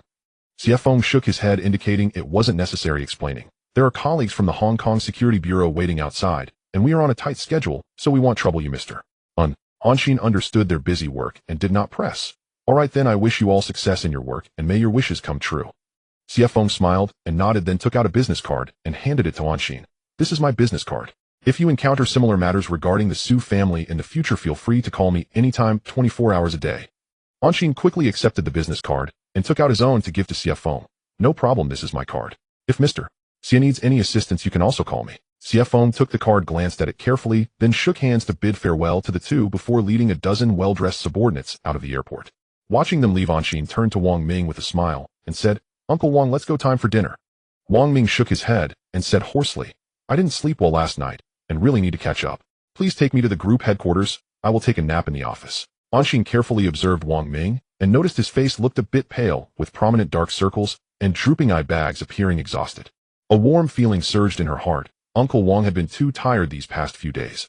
Uncle Wang, you have worked hard. Let's go. Yes, let's go. After dropping Wang Ming off at the CEO's office, Anshin returned to the chairman's office, laid down on the sofa, and began to contemplate the subsequent plans. I don't want to grow up. The ringing of the phone interrupted Angson's thoughts. She quickly took out her phone to see the caller ID, an unknown number, still an unfamiliar call from the mainland. Could this be a rescue from the Su family? Anshin frowned and pressed the answer button. Hello, who is this? Anshin, born on January 1st, 1984, attended First Primary School in Futian District, Shenzhen, then First Middle School in Futian District, and studied finance at Fudan University. After graduating from university, I quickly earned 280 million renminbi through trading copper futures at the Shanghai Futures Exchange, and arranged a $20 million internal guarantee loan through the Industrial and Commercial Bank of Shenzhen branch. However, this $20 million internal guarantee loan soon vanished from the ICBC dollar account, and then Yuanfang Financial Group was established. Oh, and one more noteworthy point, the company Microera, valued at $600 million, is actually also owned by you, Mr. It's truly eye-opening. Listening to this slightly mocking tone revealing his background, Angson's expression remained unchanged, and she felt no surprise. There will always be a small group of people in this world who hold privileges, act recklessly, and fearlessly look down. It's just a matter of stirring the pot. Perfectly normal. Who exactly are you? Hearing Angson's calm inquiry, the other side seemed slightly surprised. Oh, Mr. And you truly remain unperturbed, exhibiting a commanding presence. No wonder you could rise from scratch in such a short time and build a large enterprise. Why, I admire you. Anshin had no intention of indulging him and laughed boldly. Haha, this unknown gentleman, your admiration means nothing to me. The sense of achievement it brings is even less than the casual thank you from a street beggar. Starting from scratch is indeed an achievement for me, but for you isn't it better to have the legacy of your forebears? Angson's utterly fearless attitude seemed to exceed the expectations of the other party, leaving him momentarily. Is Anshin afraid of these people? To be honest, if it had been a month ago, she would have felt a bit scared, worried about being targeted suddenly and facing an untimely end. But now she truly wasn't afraid. After all, the foundation had been laid, and if this place didn't keep her, there would be another place for her. It could be said that the sky is high and the sea is vast, allowing birds to fly freely. Mr. And you are truly confident, and I really admire that. Let me introduce myself. My surname is Zhao, full name Zhao Dezuzu, from the Beijing Zhaoda Group, and I am a board member of Zhaoda in Beijing. I wonder if Mr. and has heard of Zhaoda in Beijing. What the hell? Zhaoda in Beijing. Angson's heart trembled, almost losing her composure.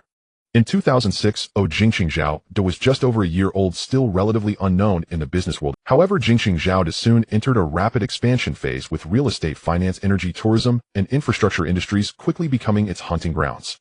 In my past life, while working at Huaxin, I was tasked with a rather peculiar financing project, the essence of which was straightforward: to maintain the funds of the financing project. But what was the purpose of this project? On the surface, it seemed to provide financing services to Jingxing Zhaoda through various channels, but in reality, it was merely giving away money. Aside from Huaxin Securities, I also discovered that several top financial institutions had set up similar financing projects with the aim of giving away money to Jingxing Zhaoda. Moreover, Jingxing Zhaoda's investment acumen was extraordinary, truly deserving the title of investment god. Even Buffett's returns would pale in comparison. Do groups like Alibaba, Ant Group, Meituan, Xiaomi PDD, and Wanda ring a bell? Yes, Jingxing Zhaoda participated in equity investments or emergency investments during the IPO stages of these groups through its offshore or affiliated companies. Do you understand the value of the behind-the-scenes winners? As a financial elite, I was quite curious about Jingxing Zhaoda, and I tried to investigate through various channels, but to my surprise, I couldn't find a single clue. Since my own channels were fruitless, I thought of the financial fossil of Huaxiao, Wang Ming. So I seized an opportunity to consult him in person. To my surprise, upon hearing my inquiry, the gentle Wang Ming's expression instantly transformed, filled with shock, fear, and excitement. After a long pause, Wang Ming stared sharply at me and sternly said, "Stop, right now. Don't investigate any." Seeing Wang Ming's unprecedented attitude, I was instantly horrified and realized I had stumbled upon it. So I sincerely accepted his advice and deliberately ignored all information related to Jingxing Zhaoda in the days that followed. But unexpectedly, not long after my rebirth, Jingxing Zhaoda appeared. However, I was not afraid. Instead, It seems that the puzzle that troubled me for 2 lifetimes might finally have the chance to unveil its mysterious veil today. Ahem. I cleared my throat and then asked with 3 parts excitement and 7 parts curiosity, "Mr. Zhao, I certainly know about Jingxing Zhaoda, but I have a rather presumptuous question. Can you enlighten me?" "Oh, please go ahead, Mr. Who exactly is the big boss behind Jingxing Zhaoda?" On the other end, Zhao Dizhus was stunned into silence. After 2 or 3 minutes of silence, Zhao Dizhus finally spoke, "Mr. And I do not have the authority to answer you. However, I can provide you with an explanation. Jingxing Zhaoda does not belong to any single person, but to a group of like-minded partners. I wonder if Mr. and is satisfied with this answer." "Satisfied? Satisfied, my foot. Even if they are like-minded, there must be a leader." I did not hide my disappointment and bluntly replied, "Mr. Zhao, your answer lacks sincerity. Everyone knows you have a group behind you, but the question is, who are those people? Who is leading them?" "Ahem, Mr. And your persistence in questioning reminds me of my old man. He worked in the KGB for a long time, very serious, and loves to dig deep. I believe you two must have common topics. If there's a chance, I'll introduce you." This is quite intriguing, as it subtly shifted the topic while indicating his background. A surname of Zhao. After some contemplation, I quickly locked in on Zhao Dizhu's father. "Hiss." I gasped, nearly doubting my life. What on earth are the demons and monsters behind Jingxing Zhao? Does every board member have such an exaggerated background? This is outrageous. "Hello, Mr. And are you still there?" "Yes." I hurriedly calmed my emotions and sighed. "So it's Mr. Zhao's son. Jingxing Zhaoda is indeed a place of hidden talents, as the reputation suggests. He, Mr. And is too kind. It's all thanks to the friends from various circles that Jingxing Zhaoda has achieved such great fame. Indeed, it's giving face, but not to you, rather to your elders." I inwardly scoffed, feeling powerless to comment. "So, Mr. Zhao, what brings you to me today?" "The conflict between the Su family and Mr. The Su family found me through some connections, so I immediately called Mr. And to see if there was a proper way to handle this. So it's truly the Su family seeking help." I raised an eyebrow and asked, "Mr. Zhao, can you tell me what conditions the Su family has offered?" "He, Mr. And is quite straightforward. The Su family is not asking for much. As long as they can be let off the hook, they'll generously provide the 100 million Hong Kong dollars worth of insurance shares." I directly interrupted Zhao Dizhu's, "Mr. Zhao, I was asking what conditions the Su family offered you to agree to handle this matter." Zhao Dizhu's hesitated for a moment, but soon revealed the Su family has a commercial plot in Jingxing covering an area of 180 square meters valued at around 110 million. Tisk, having connections is great, just moving my mouth as a middleman could yield 110 million. No wonder Zhao Dizhu's was so invested. I shook my head with slight envy and asked Mr. Zhao, is this your personal business or Jingxing Zhao Des business? Oh, what's the difference? I smiled and replied, of course it matters. This concerns whether you owe me a favor or Jingxing Zhao De owes me a favor. On the other end, Zhao Dizhu's was confused and slightly puzzled, asking Mr. What do you mean by that? First answer if this is your personal business or Jingxing Zhao Des business. Personal, and then, too damn. Hearing this I felt a bit disappointed, but upon reflection at least I was getting a favor from the son of a high-ranking official, which is still a good deal. Mr. Zhao, please investigate what the Su family will face. They'll wait for your follow-up call. After saying this I hung up the phone, marked the number with a name, and calmly started brewing tea. I don't want to grow up. About 5 minutes later the phone rang again. I leisurely put down my teacup and reached for my phone to check Zhao Dizhu's. Tisk, here comes the favor. I pressed the answer key and cheerfully said, hello Mr. Zhao. Mr. And I acknowledged this favor. Hello Mr. Zhao, I don't know if you. Hello. Hello. Hello. Su Sun's previously flattering expression instantly crumbled, and his slightly trembling hand slowly lowered the phone, his eyes revealing 3 parts fear and 7 parts anxiety. Su Jinheng quickly interjected, saying, Dad, something seems off. The 5 other members of the Su family also sensed something was amiss and nodded in agreement. Yes, third uncle. Third uncle, this matter is not simple. What is the background of the distant financial group? Stop talking. What use is this? Can talking solve the problem? Su Sun shouted angrily. The others exchanged glances, hesitant to speak further, and the previously noisy atmosphere immediately fell silent. Ignoring their panic, Su Sun thought for a moment before picking up his phone to make a call. Beep, beep, beep. Hello, Su Sheng. Li Xing, I'm in a dire situation now. I hope you can lend me a hand. In the Jiang Group headquarters office, Li Jiaqing was taken aback upon hearing this. No way. He knew that his old friend seemed to have offended someone, and also understood that the other party was beginning to retaliate, putting his old friend into a storm of public opinion. But this is in Hong Kong. Is there anything that the Hong Kong elite cannot solve? Su Xing, what's going on? Hearing Li Jiaqing's confusion, Su Sun slowly revealed the truth. What? Mr. Rome and Jingxing Zhaoda both reneged on their commission. After hearing Su Sun's account, Li Jiaqing was completely shocked. Yes, they both refused to get involved. Oh, I'm truly at my wit's end, and can only turn to you, Li Sheng. A cornered beast still fights. This phrase suddenly emerged in Li Jiaqing's mind, and upon reflection, he found it perfectly matched Su Sun's current state. Su Xing, what exactly is the distant financial group's background? I don't know. It took a lot of effort to find out that this group was likely founded by people from the mainland. Moreover, I found out that one of the shareholders is named Anshin, a mainlander who is extremely arrogant and looks down on the Hong Kong business world. Anshin. Li Jiaqing pondered over this name, but despite searching through all his memories, he still had no impression. No fierce dragon crosses the river lightly. Li Jiaqing sighed inwardly, then, as if realizing something, he asked leisurely, Su Sheng, I know Jingxing Zhaoda quite well. They are not the kind of people who shy away from trouble. Is there any possibility that you did something wrong, making it inconvenient for them to intervene? What did I do wrong? What could I have done? But Su Sun suddenly seemed to realize something, abruptly halting his words and falling into a state of daze. Could it be that I exposed myself? Has the collaboration with MI6 been discovered? Yes, it must be.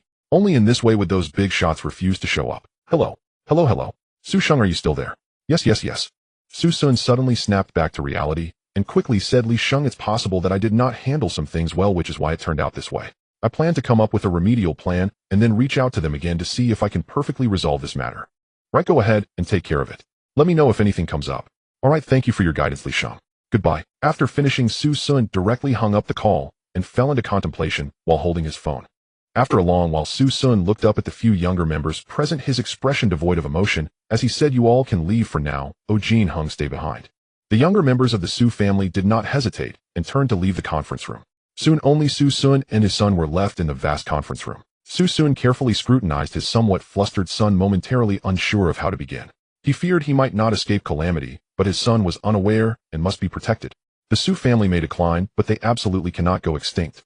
Having made up his mind, Su Sun looked at Su Jinheng gently and said, Jin Hung, you are already 44 years old, not a child anymore. It's time to settle down and find a suitable woman to marry and have children. Oh. Su Jinheng was quite surprised and did not understand why his father was saying this at such a critical moment. Su Sun understood his son's surprise and smiled, asking, what's wrong? Is it wrong for me to want you to marry and have children? No, no, no. Su Jinheng quickly shook his head, seizing the opportunity to say, Dad, I'm currently pursuing Li Jiasin, and once I win her over I will definitely get married and have children. Li Jiasin. This is not a suitable match. Su Sun frowned upon hearing this, but quickly let it go. After all, his time is short, his descendants will have their own fortunes, so let it be. Haha, Dad supports you, as long as you like her that's fine. Oh. Su Jinheng was astonished. This was not the kind of attitude his father usually expressed. It should be noted that Lu Jialing was directly stopped by his father back then, and was not allowed to enter the house. Su Sun glanced at Su Jinheng, and asked with a smile, what's wrong? Did my statement not satisfy you? No. Su Jinheng quickly shook his head, then sheepishly explained, I was just a bit surprised. Hearing this, Su Sun burst into laughter, and Su Jinheng awkwardly laughed along. After a while, Su Sun stopped laughing and began to discuss future matters. Jinheng, Dad is unfortunately facing a calamity this time in you. Su Jinheng interrupted him, saying, Dad, what are you talking about? Don't interrupt. Su Sun's expression suddenly became very serious, but upon seeing Su Jinheng's timid demeanor, he quickly adjusted his expression and cheerfully said, Don't rush, let me explain properly. More than 30 years ago, I was caught by MI6 due to a mistake and had to cooperate with them in some activities. Over the years, the mistakes I made have long been too numerous to count. If I'm not mistaken, when the distant financial group investigated our family's background, they discovered relevant information through the family trust fund and then reported directly to the mainland. According to past practices, the relevant investigation team is probably already in Hong Kong, and they might have set up surveillance on our family, just waiting for me to make a mistake following the thread to uncover everything. At this point, Su Sun paused for a moment, looking at Su Jinheng, who was in a state of extreme shock, and shook his head helplessly before continuing, those who make mistakes should be punished. This is an eternal truth. This is my own doing. I have no one to blame. Now that the shoe is dropped, I can finally breathe a sigh of relief, no longer having to play both sides or torture my own conscience. The biggest problem left is how to protect the Su family. The family trust involves too much of MI6's financial dealings, and it is impossible to safeguard all assets. But I still left a way out. The family trust has a completely clean shell company that holds assets including the Zhongjin building and Xiaolu. This is probably the most valuable thing I've left for the Su family. The Su family will have to rely on those assets, and after listening to Su Sun's account, Su Jinheng woke up quickly and said, Dad, we can seek MI6's help, and then the whole family can flee to England. This way, we can still live wealthy lives. Don't talk nonsense. Su Sun shook his head and helplessly said to MI6, I'm just a dog. Even if they are willing to help, going to England would make us just fish on a chopping block at their mercy. It would be better to simply plead guilty and exchange the intelligence I have for your lives and these clean assets. How did things turn out like this? Su Jinheng was now in a state of despair, completely unable to comprehend how the Su family, which was perfectly fine, suddenly faced such a calamity. Su Sun shook his head with a bitter smile and remained silent. One misstep can lead to eternal regret. After Su Jinheng regained his composure, Su Sun continued to discuss future matters. I don't want to grow up. Anshin furrowed her brow and glanced at the caller ID. Su Sun. Oh, what new tricks does this dead man want to play? Anshin squinted her eyes, thought for a moment, and pressed the answer key. Mr. Su, what can I do for you? Mister. And I am here to surrender this time. Oh, surrender to what? I don't quite understand what you mean, Mr. Su. Mister. And let's not beat around the bush. You must know about my dealings with the British MI6. Hiss. Mister. Su, please hold on a moment. Anshin immediately interrupted Su Sun and quickly left the master bedroom. All right, Mr. Su, you can continue. Mister. And you must have heard about my dealings with the British MI6. Oh, and I believe those big shots in the mainland know about it as well. If I'm not mistaken, the investigation team must have arrived at Hong Kong Island by now. Tisk. Su Sun is indeed quick to react. Anshin couldn't help but sigh inwardly and smiled, saying, Mr. Su, if you want to keep things a secret, you must refrain from doing anything. Those who betray their country and nation will inevitably be despised by everyone. Mister. And there's no need for such nonsense. I'm calling you to concede and make a deal. Anshin immediately shook her head and retorted seriously. You may be mistaken. Your actions leave no room for negotiation. What awaits you will be a just trial by law. Mister. And I'm not trying to escape the law's punishment. I just want to make a small deal with you for the future of the Su family. Anshin immediately became interested. Oh, tell me more. The terms of the deal are simple. I will provide you with all the MI6 members I've been in contact with and the related evidence, but you must guarantee the safety of the innocent members of the Su family and their clean assets. Anshin pondered for a moment and then shook her head, saying, Mr. Su, you still harbor some hope. Just the evidence on the surface is not enough. What about the undercurrents? NGOs. Contacts with related parties. After all these years, I can guarantee you have a large pile of relevant evidence. Mister. And you really are quite capable, having uncovered all the family trusts of the Su family. Indeed, nothing can be hidden from you. Anshin furrowed her brows and said coldly, Mr. Su, I truly don't have time to play these little tricks with you. If you want to negotiate, you need to adopt the right attitude, otherwise let's just forget it. As people grow older, they tend to ramble on. Mister. And please forgive me. Fine, I can disclose everything without reservation. With the same terms, you must ensure the safety of the innocent members of the Su family and their clean assets. Anshin was a bit puzzled by his thoughts. If that's the case, you actually don't need to come to me for negotiations. You can simply wait for the investigation team to show up. I'm sure the Su family members and assets not involved in the case can be preserved. No, I believe the investigation team will handle the case fairly, but I don't trust the colleagues in Hong Kong. I know them too well. Once I leave, both my son and the clan will not only fail to protect those assets, but they will also be in danger because of them. So I need Mr. and to give me a guarantee to ensure the safety of the innocent members of the Su family and their clean assets. Of course, I can offer you a portion of those assets as a protection fee, not seeking friends, but asking enemies. Su Sun's choice is indeed unique. Anshin found it somewhat amusing. However, Su Sun hit the nail on the head, as she really would fall for this. As long as the price is right, there's nothing that can't be negotiated. Mr. Su, tell me what I can gain from this. Su Sun perked up and hurriedly laid all the assets on the table. Our family trust has quite a bit of clean assets. This includes a 25% stake in an Australian mining company, 6 properties in England, 3 properties in America, 1 property in Macau, 8 properties in Hong Kong, the Zhongjin building, in Central, the Zhonghui building, in Central, 90 properties in the luxury district of mid-levels, and a commercial plot of land in Central measuring about 10.5 acres, approximately 9,750 square meters. A commercial plot of land in Beijing's Chaoyang of about 19.4 acres, approximately 1/8 square meters. A commercial plot of land in Guangdong Province's Yangqing Tianhe of about 12.4 acres, approximately 1,150 square meters, and a commercial plot of land in Guangdong Province's Pingqing Futian of about 14 acres, approximately 130 square meters. Currently, these assets combined are worth over 15 billion Hong Kong dollars. Mr. And as long as you agree to ensure the safety of the innocent members of the Su family and their clean assets, I am willing to let you select assets worth 3 billion Hong Kong dollars as a reward. 3 billion Hong Kong dollars for free? Doesn't that sound like a sucker's deal? However, if Anshin is unwilling to provide a guarantee, those worthless Su family members would definitely fail to protect over 15 billion Hong Kong dollars of assets. 3 billion Hong Kong dollars. Just buying a protection charm. Speaking of which, the Su family's accumulated assets over the years are quite substantial, and they even have a mining company. Anshin hadn't forgotten her dream of becoming a mining tycoon and said with curiosity, Mr. Su, I didn't expect you to have shares in a mining company. Come tell me about that Australian mining company, Mr. And you might be disappointed. That company is called Fortescue Metals Group, a small mining company in Australia. Wait, that name sounds familiar. Anshin instantly perked up and interrupted Su Sun, saying, Hold on, what's the name of that Australian company? Fortescue Metals Group, FMG. Yes, it used to be called Allied Mining Processing, a publicly traded company on the Australian Stock Exchange. It was renamed Fortescue Metals Group after Andrew Forrest took advantage of a shell company to go public. Mr. And do you know this company? I know very well. This is the famous FMG. One of the future 4 giants of iron ore with a market value of over $50 billion, earning over $10 billion annually, and a net profit of $4 to $5 billion. I'm about to strike it rich. Anshin took a deep breath and smiled, saying, Mr. So can you tell me the story of investing in FMG? Of course. It was early 2004. I was on vacation in Australia, and an old friend recommended Andrew Forrest to me, saying that he had just completed a shell listing and had a fantastic investment project going on. So I met with Andrew Forrest, during which he proposed a very enticing project, planning to spend 185 million Australian dollars to create a project with an annual output of 45 million tons of iron ore. How should I put it? Andrew Forrest is quite persuasive. I was convinced on the spot, and through an offshore company under the family trust, I invested $30 million to acquire a 25% stake. However, I never expected there to be issues with FMG.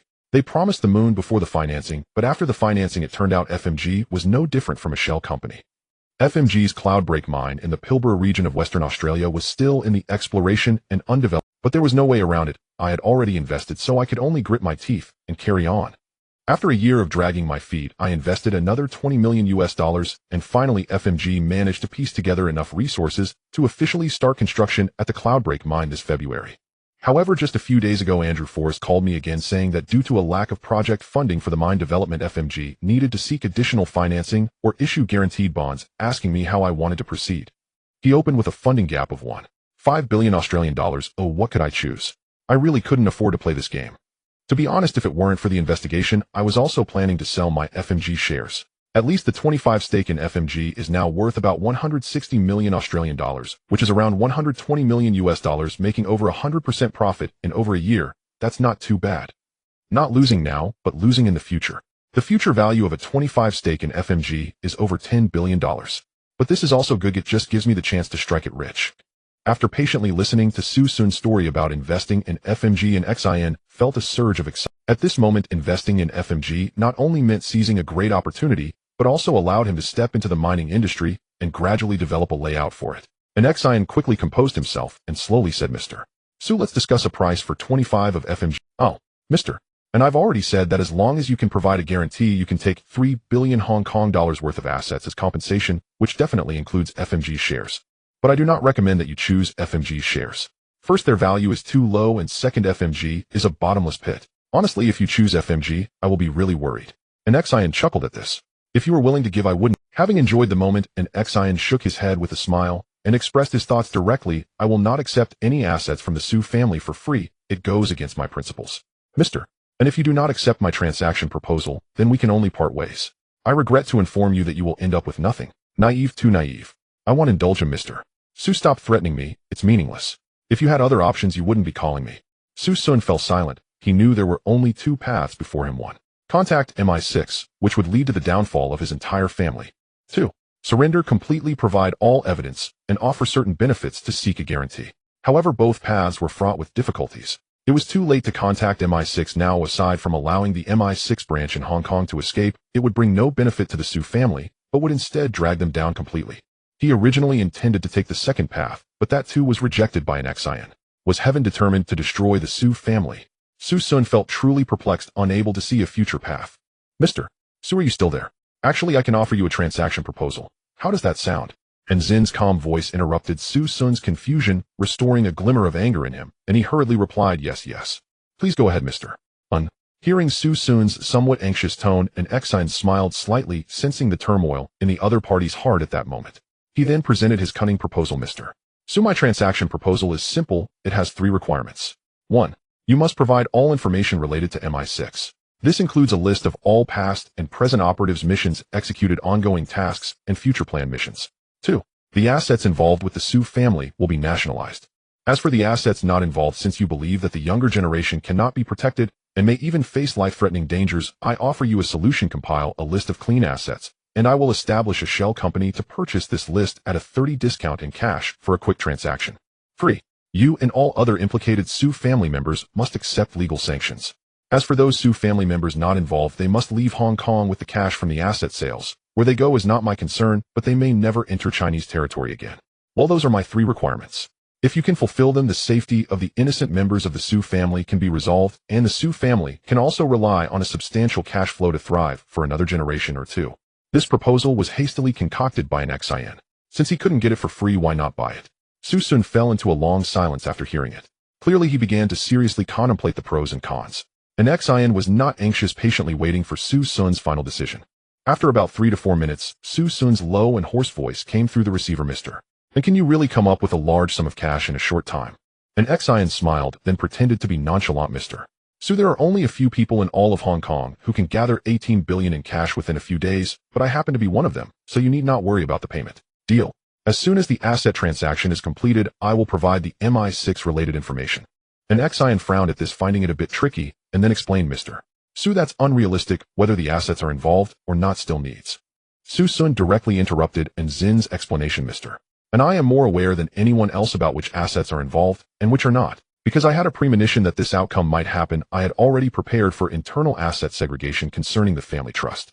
Good heavens, this old fellow might just have been trapped by MI6, leading to decades of cooperation while still harboring suspicions.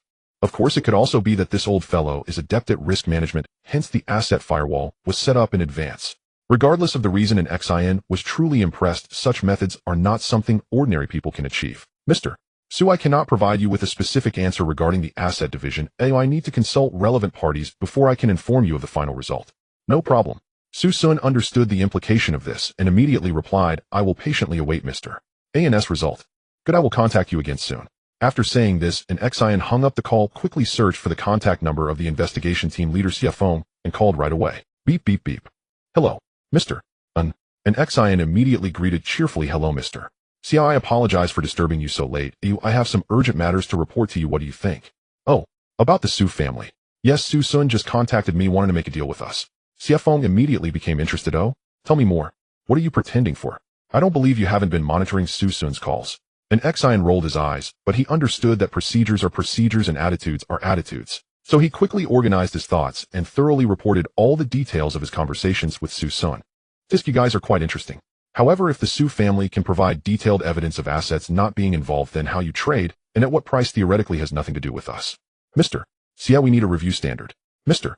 And this matter needs to be agreed upon by both the mainland. Upon hearing this, an Exian immediately slapped his forehead. Recently, he had been a bit too pleased with himself, feeling as if the world would revolve around him, completely forgetting the operational rules of this world. After thinking for a while, an Exian slowly spoke. Mr. Xia Yuanfang Financial Group will donate 50 million Hong Kong dollars to both the GA system and the Hong Kong Security Bureau to establish a relevant working fund. The specific use of the fund will be decided by the two departments themselves. How does that sound? Good. Also, please inform Su Sun that we will arrive at 10 Dowling Road tomorrow morning at 9:30 sharp, so that Su Shishuan can be prepared. As for the follow-up handling, it will be according to the plan. Okay, thank you, Mr. Xia. Goodbye. Goodbye. An Exian hung up the call with Xia Feng and directly dialed Su Sun's number. Beep, beep, beep. Hello, Mr. And what did you decide? An Exian smiled and replied cheerfully, it's done. Phew. Su Sun sighed with relief, then murmured as if he had found peace. Finally, everything has settled. Mr. Su Sun, I am Xia Feng, the leader of the joint investigation team for this case. I am here to arrest you according to the law. Here is the arrest warrant. Please come with us. Upon seeing Su Sun dressed in a suit and carrying a briefcase walk out of the Su family villa, Xia Feng, who had been waiting outside for a long time, approached with a blank expression and announced. Su Sun showed no surprise or panic. Instead, he smiled and nodded at Xia Feng, then very cooperatively got into an Audi A6. Soon the Audi A6 began to slowly drive away from the villa entrance, while several disguised vehicles nearby quickly started and followed, forming a protective formation. Sitting in the back seat, Su Sun turned his head and gazed affectionately out the window, watching the Su family villa gradually grow distant until it completely disappeared from sight. Mr. Su, do you regret it? Xia Feng suddenly interrupted Su Sun's melancholy mood. Su Sun quickly adjusted his emotions, then fixed his gaze on Xia Feng and slowly spoke. If one does wrong, one must accept the punishment. There is no room for regret. Xia Feng nodded slightly, seemingly in agreement with Su Sun's statement. After pondering for a moment, he replied leisurely, Mr. Su, I admire your cooperation. This is perhaps the simplest case I have ever handled. Su Sun shook his head with a bitter smile and said, with a large family business, one must consider future generations. However, the more one thinks, the more constraints there are. Mr. Su, you should be grateful to have found a good asset manager. Otherwise, I am not optimistic about your family's descendants being able to preserve the remaining assets. Su Sun nodded in agreement and said with a hint of relief, you are right, although I fell at the hands of Mr. And that can only be considered as me weaving my own web and admitting my bad luck. And I am very satisfied that Mr. and can provide a guarantee for the Su family. This is also the main reason I am willing to fully cooperate with you. A 30 discount, aren't you heartbroken? Su Sun smiled, turned to look at Xia Feng, and asked leisurely, Mr. Xia, would you dare to take it at a 30 discount? Xia Feng paused for a moment upon hearing this, then shook his head slightly and remained silent. Su Sun saw this and laughed heartily, saying, Mr. and dares to, and that is the reason I agreed to the deal. The car was suddenly filled with Su Sun's cheerful laughter. After a while, Su Sun reached for the briefcase and handed it to Xia Feng, adding, this contains all the relevant information about MI6 that I have intentionally collected and preserved over the years. Please take a look. Xia Feng felt a bit surprised. Wasn't the plan to handle the asset transaction first and then deal with the MI6 related matters? Su Sun seemed to understand his confusion and explained, what I want is Mr. A&S attitude. Since I have already obtained that attitude, there is no need for me to wait until the end. As for the cleanup and capturing, it is better to do it early than late. Consider it my small redemption. Xia Feng stared at Su Sun for a while before responding with a hint of seriousness. What is promised will be honored, and no one will go back on their word. That's good. Su Sun nodded in satisfaction, and then, as if suddenly remembering something, pointed at the document bag and said, there is a surprise inside. Oh. Xia Feng was a bit curious and opened the document bag, reaching in to take out a stack of documents. Upon seeing the photo, name, and position on the top document, his eyes tightened and his expression showed a bit of shock. A former ambassador becoming a spy for another country. What kind of international joke is this? Su Sun could understand Xia Feng's shock and kindly explained, this is intelligence I accidentally obtained from South Korean channels last month. I personally lean towards believing this information is true and accurate. Xia Feng did not continue reading. After putting the documents back into the bag, he looked up at Su Sun and said seriously, whether it is true, we will investigate thoroughly. However, I still want to thank you for this. Su Sun shook his head and said, no need. Additionally, I can provide you with all the secret intelligence channels. Once you take over, you just need to continue investing a bit of money to maintain them, and perhaps one day you will receive generous returns. Xia Feng carefully assessed him for a moment, then nodded to indicate he understood. It seemed this person had truly awakened, but unfortunately it was too late. When it comes to national interest, right is right and wrong is wrong. There is no possibility of making amends. Su Sun seemed to understand what CF Feng was thinking and said openly, "Don't misunderstand, I didn't expect these things to save my life. It's just penance." CF Feng nodded upon hearing this and then closed his eyes. Su Sun also entered a meditative state. At 2:21 p.m. in a certain meeting room of the Hong Kong Island Security Bureau, CF Feng entered the meeting room accompanied by Li Xiaowang, Li Mingkue, and a middle-aged man in military uniform pushing open the door to the meeting room and stepping onto the podium. Upon reaching the podium, CF Feng first scanned all the attendees with a serious expression. Seeing them all fully armed, he nodded in satisfaction, and then spoke into the microphone with a fierce tone. "Hello everyone, my name is CF Feng, I come from the mainland, and due to confidentiality, I will not detail my specific unit and position. Everyone present has one thing in common, they have passed rigorous background checks, and are truly on our side. Since that is the case, there is no need for me to repeat the confidentiality regulations. Let's get straight to the point. With the approval of the highest level, we will establish the Fox Hunt Task Force, which will be led by myself with Li Xiaowang, the head of the Security Bureau, Li Mingkue, the Commissioner of Police, and Major Zhang Fazhong from the station forces in Hong Kong, serving as deputy leaders. Of course, due to certain legal issues, Major Zhang and I will not appear on the public list of the Fox Hunt Task Force. Instead, Mr. Li Xiaowang will be the publicly announced leader, and Mr. Li Mingkue will be the deputy leader. The mission of the Fox Hunt Task Force is to capture 18 individuals who have been verified through multiple intelligence sources as engaging in espionage activities that seriously threaten national security. To ensure the smooth progress of the capture operation, the Fox Hunt Task Force will establish 18 special action teams, each composed of 10 elite personnel, selected from the station forces in Hong Kong, the Special Action Unit of the Security Bureau, and the SDU, responsible for capturing one target each. Due to the urgency and time constraints, all 18 special action teams must complete their formation within today and officially begin the capture mission at 8 a.m. tomorrow. In addition, there is a situation that I need to emphasize to everyone. Some target individuals may possess lethal weapons. To ensure the safety of action personnel, if any special action team encounters a target who resists, they may shoot on the spot without needing approval. That's all I have to say. Next, I will hand over the microphone to Director Li Xiaowang, who will announce the list of commanding personnel for the 18 special action teams.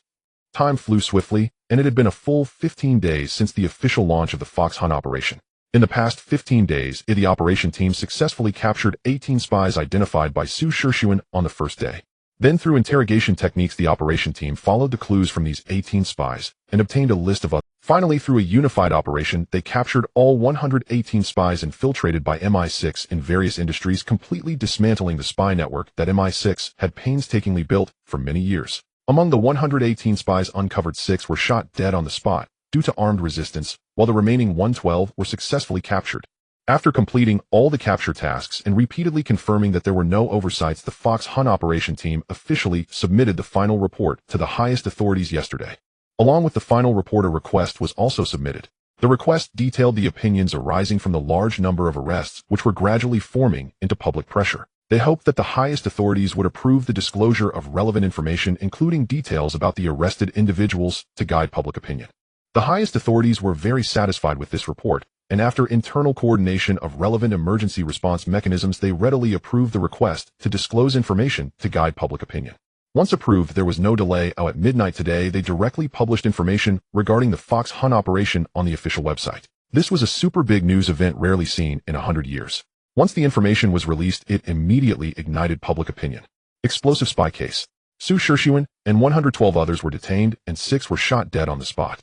118 spies dealt with. In-depth revelation of the Fox Hunt operation. 6 shot dead, 112 detained. Hong Kong Island versus England. Hong Kong Island wins decisively. Su Shixuan, worth billions, was actually an English spy. 112 people were denied bail. Where is the rule of law? More than 20 public officials turned out to be spies. What will the G government do next? Exciting. Footage of the Special Operations Group of the Security Bureau arresting their own high-level officials exposed. 118 spies dealt with a devastating blow to the English intelligence agency. Caught all in one net. Experts say the English spy network has been completely dismantled. The English urgently clarifies there is no MI6 department. The English reiterate there are no spy personnel. The English state for the third time, we will do our utmost. Over 300 media organizations worldwide participated in the coverage, thoroughly igniting public opinion. What? Is this for real? Su Shixuan, with a fortune of over 20 billion, is actually a spy. Perhaps it's because he is a spy that he... How can that be? Su Shixuan's father was one of the 4 shipping kings back in the day. He became wealthy long ago. Su Shixuan just inherited the fortune. Su Shixuan's youngest son, Su Jinhong, is pursuing Li Jiusen right. I wonder if that will still happen. Haha, Lee Jiasun wants to marry into a wealthy family, but after this incident, is the Su family still a wealthy family?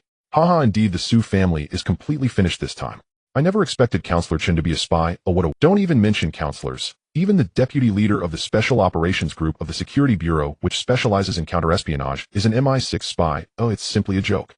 Speaking of which, this Fox Hunt operation was incredibly successful, right? All 118 MI6 spies who had been lurking for years were exposed. When did the counterespionage department become so powerful? It's truly unbelievable. Do you really believe this was the counterespionage department's operation? Could it be that the old man intervened? Of course, the Special Operations Group of the Security Bureau is the strongest counterespionage department in Hong Kong, but the deputy leader of this department is a spy. How can we rely on them for counterespionage? Might as well go home and sell sweet potatoes. Yes, it must be the old man's intervention that led to this result. After the high-density reports from various media, the streets and alleys of Hong Kong Island fell into a nationwide discussion. At MI6 headquarters in London, in the director's office. Robinson, I need an explanation. John Scarlett, the current head of MI6, angrily shouted at Robinson Scarlett, the head of the MI6 Hong Kong. Robinson Scarlett wiped the splashes off his face and shrugged nonchalantly, replying, Sir, I am not clear about what happened over there, but the intelligence network can be rebuilt. It's not a big deal. You should be grateful I returned to London 2 weeks ago, otherwise the number of arrested agents would have been 119, and you would have forever lost your dearest nephew. Indeed, Robinson Scarlett is the nephew of John Scarlett. 5 years ago, John Scarlett, who was still the deputy director of MI6, placed the 30-year-old Robinson Scarlett in the MI6's most secure outpost, the Hong Kong branch, as the deputy head. 2 years ago, after the former head of the Hong Kong branch was promoted and became the head of MI6, John Scarlett ignored the overwhelming internal opposition and forcibly promoted Robinson Scarlett to the position of branch head. Why did he do this? It was simply because this is how things were traditionally done. Oh, why should it be an exception in my case? It makes no sense. This doesn't align with the circumstances of the British Empire at all. But who would have thought that even the most secure outpost in the Hong Kong branch would have its entire spy network uprooted? What a huge misfortune. The most outrageous thing is that such a scale of loss has never even occurred during World War II. Robinson Scarlett became the first branch head in MI6 history to have all agents except himself wiped out, and he was completely nailed to the pillar of shame. The more John Scarlett thought about it, the angrier he became. Seeing Robinson Scarlett still looking indifferent, he was utterly furious. Damn it. You are such a fool. Do you know how much time and effort MI6 spent to establish the intelligence network? Do you know how crucial the intelligence network is to our future plans? What do you not understand? You are just a fool. And it is precisely because of you, this fool, that everything has been ruined, completely ruined. I truly wish you were on that list of those arrested. At least it wouldn't bring shame to the Scarlett family. The Scarlett family should not have a coward like you. You do not deserve to bear the surname of the Scarlett family. Robinson Scarlett looked at John Scarlett's rage with a mocking expression, as if enjoying a top-notch comedic show. Yes, he was not afraid of John Scarlett's anger, because he possessed an absolute talisman. That is, he is the only male heir of the Scarlett family. As a traditional British aristocrat, John Scarlett's family inheritance mindset is also very traditional, passing to males, not females. This has become John Scarlett's fatal weakness. This fatal weakness dictates that John Scarlett must preserve him at all costs, or the Scarlett family will become extinct. After once again solidifying his thoughts, Robinson Scarlett lightly said, but the event has already occurred, hasn't it? Since we cannot change the current situation, we should think about the aftermath. Seeing his nephew still looking so unafraid, John Scarlett felt completely hopeless. He slowly walked to his office chair, hesitated for a moment, and ultimately chose to dial the intercom. George, come in. Seeing this, Robinson Scarlett revealed a victorious smile. This time it seemed like he had once again won the final confrontation. Knock, knock, knock. Come in. When the office door opened, 3 exceptionally burly men stepped beside Robinson Scarlett and stood at attention, then reported to John Scarlett behind the desk. Sir, George, Carlos, and Michael report to you. John Scarlett nodded slightly, then turned to scrutinize Robinson Scarlett with his deep-set eyes. Robinson Scarlett felt a bit strange, but couldn't think of any issues, so he chose to smile and make eye contact with. After a while, John Scarlett reluctantly withdrew his gaze, took off his gold-rimmed glasses, and after a moment of silence, he slowly spoke. Robinson Scarlett was unable to accept the severe failure of the Hong Kong branch, and ultimately chose to take his own life, ending his life of shame. Uncle, you're... But George beside him did not give him a chance to finish his sentence, directly reaching out to choke a certain part of his throat, rendering him unable to make any sound. Unable to speak or move, Robinson Scarlett began to struggle continuously. Carlos and Michael stepped forward to restrain his thrashing limbs. Robinson Scarlett, unable to speak or move, felt utterly hopeless. He had already understood what he would face. He stared straight at his uncle behind the desk, his eyes filled with panic, longing, and pleading. John Scarlett looked up and made eye contact with his nephew. Without his glasses, he couldn't even see his nephew's appearance clearly. He then lowered his head, and began to carefully wipe his gold-rimmed glasses, moving slowly, his hands slightly trembling, murmuring softly, "Lord, I pray for your forgiveness for my choice." Anshin confidently carried a file bag and calmly stepped into a temporary safe house at the security bureau. Upon seeing the silver-haired Su Shirshuan sitting in a chair reading a newspaper, Anshin remarked with a hint of emotion, "Mr. Su, it's quite a unique scene for our first meeting." Hearing a somewhat familiar voice, Su Shirshuan put down the newspaper, looked up at the newcomer, and asked Anshin, "Mr." Anshin nodded slightly and politely extended his right hand, saying, "Hello, Mr. Su, I am Anshin." Upon confirmation, Su Shixin's emotions fluctuated. He looked at the young man before him with a complex expression, momentarily speechless. Should he hate him? If it weren't for Anshin, he might still be out there commanding respect. However, to say he harbored deep hatred would not be entirely true. After 30 years of living on the edge, he had long had enough. He no longer wished to experience the moments of sudden awakening at midnight. He no longer wanted to endure the pain of self-reproach that tortured his conscience at every turn. Anshin still maintained his handshake, knowing that Su Shirshuan would eventually come to his senses. Sure enough, after a while, Su Shirshuan gradually regained his composure, reached out his right hand, and firmly shook Angson's hand, exclaiming, "A talented youth indeed. Truly the waves at the back push the waves at the front, and the front waves perish on the beach. You flatter me, Mr. Su, who hasn't been young. I believe you were also quite impressive in your youth." Anshin politely complimented him, and then with a hint of curiosity asked, "Mr. Su, what are your thoughts on such circumstances?" This was not sarcasm, it was genuine curiosity. To fall from the helm of a prestigious family to a mere prisoner overnight is not something everyone gets to experience. Anshin certainly did not believe he would ever have that opportunity, nor did he wish to experience it firsthand. In that case, he could only listen to those who had the chance to try it, and hear their thoughts, satisfying his curiosity, while also warning himself. Su Shirshuan did not mind whether Anshin was being sarcastic or curious. After some serious thought, he calmly replied with a clever remark, "Every bite and every peck has its predetermined fate. Those who commit injustice will surely meet their end." Anshin nodded slightly in understanding, and gave Su Shirshuan a thumbs up, saying, "Mr. Su, you are very open-minded." Su Shirshuan shook his head, saying, "It's too late, too late." Anshin understood the meaning behind his words, smiled slightly, and did not continue the topic. Instead, he took out a document from the file bag and handed it directly to Su Shirshuan, smiling as he said, "Since you, Mr. Su, have done what you were supposed to do, it is time for me to fulfill my promise." This document contains the final valuation assessed by major asset appraisal companies based on the Su family's non-involved assets. Please check to see if you can accept these valuations. Su Shirshuan nodded, and then under Angson's watchful gaze, opened the document and started reading it expressionlessly. After 2 to 3 minutes, he closed the document and looked up at Anshin. His expression was complex, showing surprise, astonishment, joy, and relaxation. After a moment, Su Shirshuan sincerely said, "In my 85 years of life, the number of people I admire is few, and Mr. and is certainly one of them. I truly did not expect Mr. and to refrain from taking advantage of the situation and still provide a fair valuation of 17.3 billion Hong Kong dollars. That is quite righteous. Let's calculate based on this number then." Anshin felt he deserved Su Shixin's praise because he never intended to manipulate the valuation. His thought was simple: 17.3 billion at a 30 discount was already a huge profit. Why quibble over the valuation? In the grand scheme, what does that amount to? It's too shameful and completely unnecessary. Being praised by others made Anshin quite happy, and he chuckled, saying, "Haha, Mr. Su, you flatter me. I am quite simple. I neither like to go back on my word, nor do I prefer to reach any consensus through coercion with others." Su Shirshuan gave Anshin a thumbs up and said, "The golden scales are not mere pond fish. When they encounter wind and clouds, they transform into dragons. I am very confident that Mr. and will surely become a figure of renown." "Mr. Su, you overpraise me, you overpraise me." Anshin humbly responded before getting down to business. "Mr. Su, based on the valuation of 17.3 billion Hong Kong dollars, a 30 discount would be 12.11 billion Hong Kong dollars. Is that acceptable?" "No problem." Su Shirshuan first confirmed the number and then said, "Mr. and I am planning for the Su family to relocate to Singapore. Additionally, could you help me convert this 12.11 billion Hong Kong dollars entirely into USD? 12.11 billion Hong Kong dollars converts to 1.514 billion. Just give Mr. and 1.5 billion US dollars and consider the extra 10 million as a handling fee." Singapore. Anshin felt a bit surprised, originally thinking the Su family would settle in Country M, but it turned out Su Shirshuan seemed to understand Angson's thoughts and explained, "Yes, Singapore. Those who are not of my kind must have different hearts, Mr. and this is the greatest insight I have gained in my 85 years of life." Anshin deeply resonated with this. In his previous life, while working at Morgan Stanley, he had vaguely sensed, talk about fairness, talk about ability. Ridiculous. What race are you to discuss these matters? I deeply agree with Mr. Thus heartfelt words, and Singapore is predominantly Chinese. It's quite good for the Su family to settle there. At least they can remain wealthy for 3 generations. Su Shishuan nodded slightly in agreement, smiling as he said, yes, that is the reason I chose Singapore.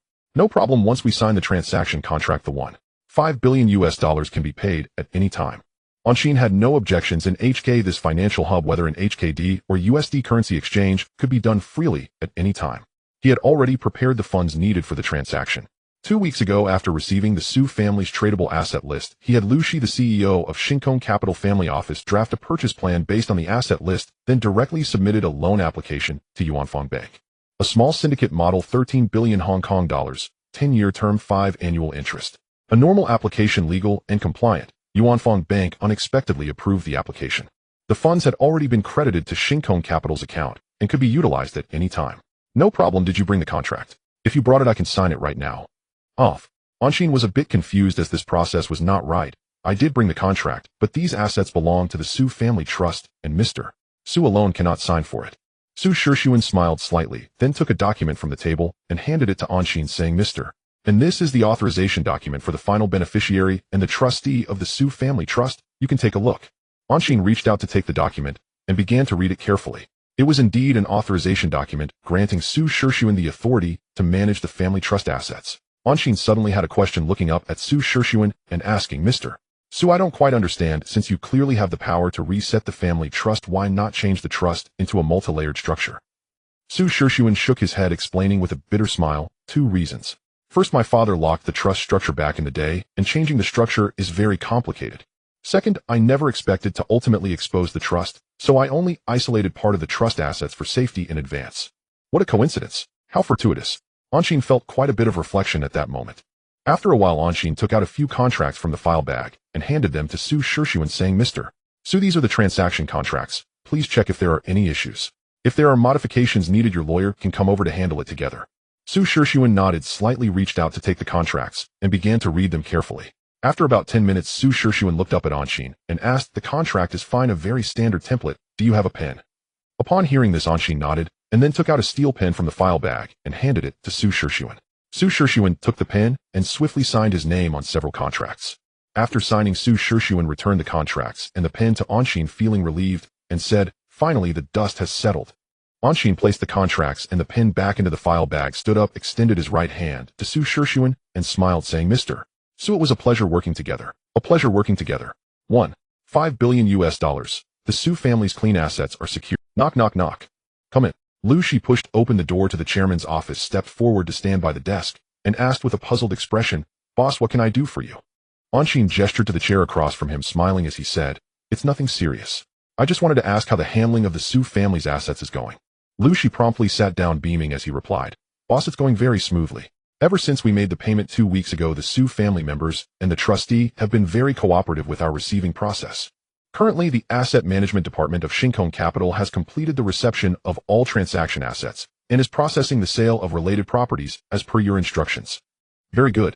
Anshin nodded in satisfaction and then asked, Is the sale of the properties going smoothly? Lu Shi immediately provided the answer. It's going very smoothly. Except for the 2 estates in New York and London that you specifically requested to keep, all 29 overseas properties have been listed for sale. Moreover, thanks to the booming global real estate market, as soon as the 29 overseas properties were listed, buyers started inquiring about prices. All sales are progressing very well, with 11 properties already sold, and we expect to handle the remaining 18 properties within a week. Do you have an estimated total sales price? Yes, the final total sales price for the 29 properties is approximately $210 million. $210 million, or equivalent to about 1.68 billion Hong Kong dollars. The total estimated value of the Su family's properties was 2.72 billion Hong Kong dollars, and the bundled price at 70 was 1.9 billion Hong Kong dollars. Now, just from flipping these 29 properties, we've already recovered 1.68 billion Hong Kong dollars. And this doesn't even account for the 2 estates worth a total of 560 million Hong Kong dollars, and the 6 luxury apartments in HK valued at 480 million Hong Kong dollars. Very good. Anshin was pleased not only with the transaction profits, but also with the execution capabilities of Shinkong Capital. After a brief moment of contemplation, he asked, What about the handling of the other assets?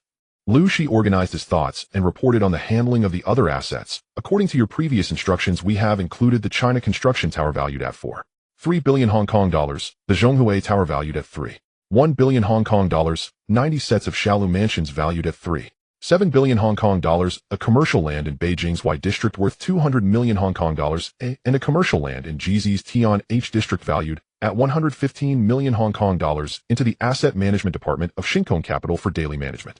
The 9.6 billion Hong Kong dollars shares of FMG have already been separated from Shinkong Capital and placed in the newly established Natural Resources Company, awaiting your further arrangements. As for the 10500 square feet commercial land in HK's central area, I have completed all transfer procedures with General Manager Wang with a transfer price of 2.1 billion Hong Kong dollars. Boss, that's the handling situation for the Su family's assets. Is there anything that needs to be rearranged? Anshin did not reply immediately, but fell into deep thought. The China Construction Tower, Zhonghui Tower, and Kowloon Mansions, along with 3 pieces of commercial land in the mainland, still have significant appreciation potential, so they were all placed in the Asset Management Department of Shinkong Capital. There is a reason for transferring the commercial land in Central to Yuanfang Financial Group. Yuanfang Financial Group plans to build its headquarters on this 10500 square feet land. Don't think that 9750 square meters is small. The Bank of China Tower, a city landmark, occupies only 8400 square meters, while the Chungkong Center of Li Ka-shing's Chungkong Group is even smaller at about 200 square meters. In the core area of Central, where every inch of land is precious, Angson's decision to build a headquarters on 9750 square meters of land is undeniably extravagant. The initial project construction cost that Anshin tentatively set for Yuanfang Financial Group's headquarters is 8 billion Hong Kong dollars, with a construction time of 3 to 4 years. Of course, this is just a preliminary estimate. The final cost and construction time will depend on the design and architectural plans. Currently, Anshin has asked Wang Ming to send invitations to the top 10 architectural design firms globally. All firms have accepted the invitation, promising to provide their respective design proposals within 3 months. As for the 2.1 billion Hong Kong dollars land acquisition cost and the subsequent project construction cost of 8 billion Hong Kong dollars, they will naturally be resolved through loans. Anshin instructed Wang Ming to directly apply for a 10 billion Hong Kong dollars loan from Bank of China International in the name of Yuanfang Financial Group, with a 10-year term and an annual interest rate of 6. As for why not to take a loan from Yuanfang Bank, it's simple. That would be against regulations. Even if we bypass the relevant rules through third-party channels, Yuanfang Bank wouldn't have enough funds to handle a 10 billion Hong Kong dollars transaction. Although Yuanfang Bank received over 10 billion Hong Kong dollars in deposits over the past month, bringing total customer deposits to over 80 billion Hong Kong dollars, the original loan business had already issued nearly 30 billion Hong Kong dollars and previously commissioned 24 billion Hong Kong dollars for private equity investments, not to mention the 13 billion Hong Kong dollars given to Shinkong Capital 2 weeks ago. How could they possibly take on another 10 billion Hong Kong dollars transaction? In order to quickly secure this loan from Bank of China International, Anshin also made a call for help to He Zhuolin, who serves on the board of directors at Bank of China International. Who is Anshin? A god of wealth. He Zhuolin was very clear about this, and after receiving the call for help, he directly patted his chest and guaranteed to get it done. As expected, the loan application of 10 billion Hong Kong dollars from Yuanfang Financial Group was approved by Bank of China International in just 1 week, and the funds have already been transferred to Yuanfang Financial Group's account. After carefully filtering through the relevant information, Anshin slowly nodded, but then remembered something and directly asked, has the remaining funds been invested in the gold futures market yet? The 13 billion Hong Kong dollars loan was packaged with assets costing only 12 billion Hong Kong dollars, leaving a remaining balance of 1 billion Hong Kong dollars. The previous plan was to invest it together with 5 billion US dollars into the gold futures market for long positions. But now I suddenly have a new idea. Lu Shi nodded affirmatively. Yes, the orders have been placed. But boss, if you need money, you can use the reserve margin. I will manage the relevant risk control, and there won't be any issues. Forget it, let's not touch the reserve margin. Anshin immediately shook his head in rejection. It would be a joke to tamper with the futures reserve margin. If the market trends differ significantly from the past life, Shinkong Capital is likely to face complete disaster. Seeing that Lu Shi seemed somewhat indifferent, Anshin said very seriously, Lu Shi, I know your trading skills are excellent, and I trust your risk control abilities. But Shinkong Capital, as my family office, needs a perfect executor, not an adventurer. So we must proceed with utmost caution and not take any risks. If you cannot do that, then tell me early, and I will find someone else who can manage Shinkong Capital. Lu Shi quickly corrected his attitude and solemnly assured, boss, I was wrong. I guarantee that Shinkong Capital will develop steadily and will not encounter any problems. That's good. Anshin relaxed his serious expression at this, and then explained, if that money hadn't been touched, I was thinking of investing it in Natural Resources to acquire more FMG shares. Since it has already been used, let's forget about it. By the way, have we forgotten something? What happened to the 3 stake in Inca Insurance held by the Su family? This is the root cause of this major incident. Upon hearing this question, she also seemed unable to hold it in. After thinking carefully, he replied hesitantly, "Boss, this 3 stake in Inca Insurance was not included in the packaged assets, indicating that it is among the involved assets." What the hell? After a month of twists and turns and a bunch of troublesome matters, we still haven't obtained it. Anshin was genuinely exasperated. It seems that the auction of the involved assets in 3 days will have one more must-bid item. I hope everything goes. Anshin, dressed in a bespoke black suit, casually closed the door of his Rolls-Royce, fastened his jacket, and strode confidently into the Mandarin Oriental Hotel. The auction of assets seized in the espionage case would be held in the main ballroom. For those implicated, it was nothing short of a cataclysm. Years of relentless effort reduced to utter futility. Yet for bidders it promised a sumptuous feast, an unprecedented opportunity to acquire extraordinary assets at shockingly low prices. Moreover, mindful of all stakeholders' interests, the auction imposed no reserve price. Every lot opened at one. Of course, precisely who constituted these stakeholders remained deliberately ambiguous. Mr. And long time no see. I never imagined that upon our reunion, Far Horizon Financial Group would already command such formidable renown. No sooner had Anshin entered the main ballroom, holding his bidding paddle marked 9, than a faintly familiar voice greeted him with quiet admiration. Turning toward the voice, he saw Li Zikai standing nearby, dressed in a relaxed navy blue suit, beaming warmly at him. Anshin smiled inwardly. Well now, had it not been for your Yinko Insurance, none of this chaos would even exist. He walked straight up to Li Zikai, offered a polite handshake, and replied with a faint, inscrutable smile, "Mr. Li flatters me. I am merely a minor shareholder of Far Horizon Financial Group. What the board decides lies entirely beyond my authority." "Ah, I see. Li Zikai paused briefly as if suddenly grasping Anshin's implication, then murmured, You see nothing at all. Clearly you've misread me again."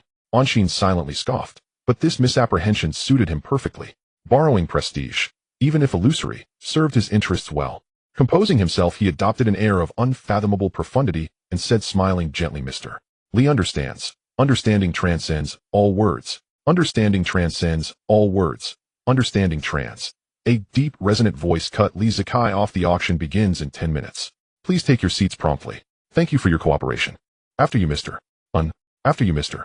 Li." After exchanging courteous pleasantries, the two strolled side by side to their seats in the center of the hall. Once seated, Anshin engaged Li Zikai in light conversation while discreetly scanning the surroundings, until a subtle doubt began to stir within him. Unlike the boisterous clamor typical of antique auctions, this gathering was strikingly sparse. A cursory count revealed barely a dozen attendees scattered across 8 rows of temporary seating. Their expressions varied, most sat apart, isolated from one another, rendering the entire hall eerily hushed and desolate. Sensing Anshin's perplexity, Li Zikai chuckled amiably. "Does the turnout seem a bit thin to you?" Anshin subtly masked his surprise and nodded faintly. "Indeed. I'd expected at least 40 or 50 people, not just a dozen." "Haha." Li Zikai laughed heartily before lowering his voice. "This auction is strictly by invitation only. Just 19 qualified buyers were invited. Naturally, attendance is limited. Truth be told, I'm not even qualified myself. I'm here representing my father, and that middle-aged gentleman over there represents." Li Zikai's detailed explanation illuminated everything. These individuals, it seemed, were precisely the various stakeholders whose interests the auction purported to balance. At that moment, a middle-aged man in a formal tailcoat and pristine white gloves strode briskly to the podium. With a gentle tap of his gavel, he smiled warmly into the microphone. "Good afternoon, ladies and gentlemen. My name is Zhou Wei from Christie's Auction House. It is a profound honor to have been commissioned by the Hong Kong government to serve as auctioneer for today's event. Before we begin, allow me a brief announcement. Due to regulatory constraints, the specific details of the 33 lots will not be disclosed prior to the auction. Instead, I shall introduce each item comprehensively only when it comes up for bidding. On behalf of the Hong Kong government, I extend our sincere apologies for this procedural necessity." With that, Zhou Wei bowed deeply to the audience. "Before we commence, let me outline the auction rules. All lots open at $1 HK, with absolutely no reserve. Having concluded the rules, let us begin today's auction. First up, the Lot No. 1. Lot No.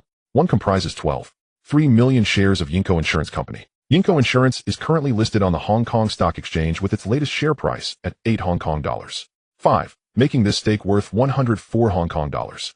55 million. $1 HK. Bidding for Lot No. 1 is now officially open.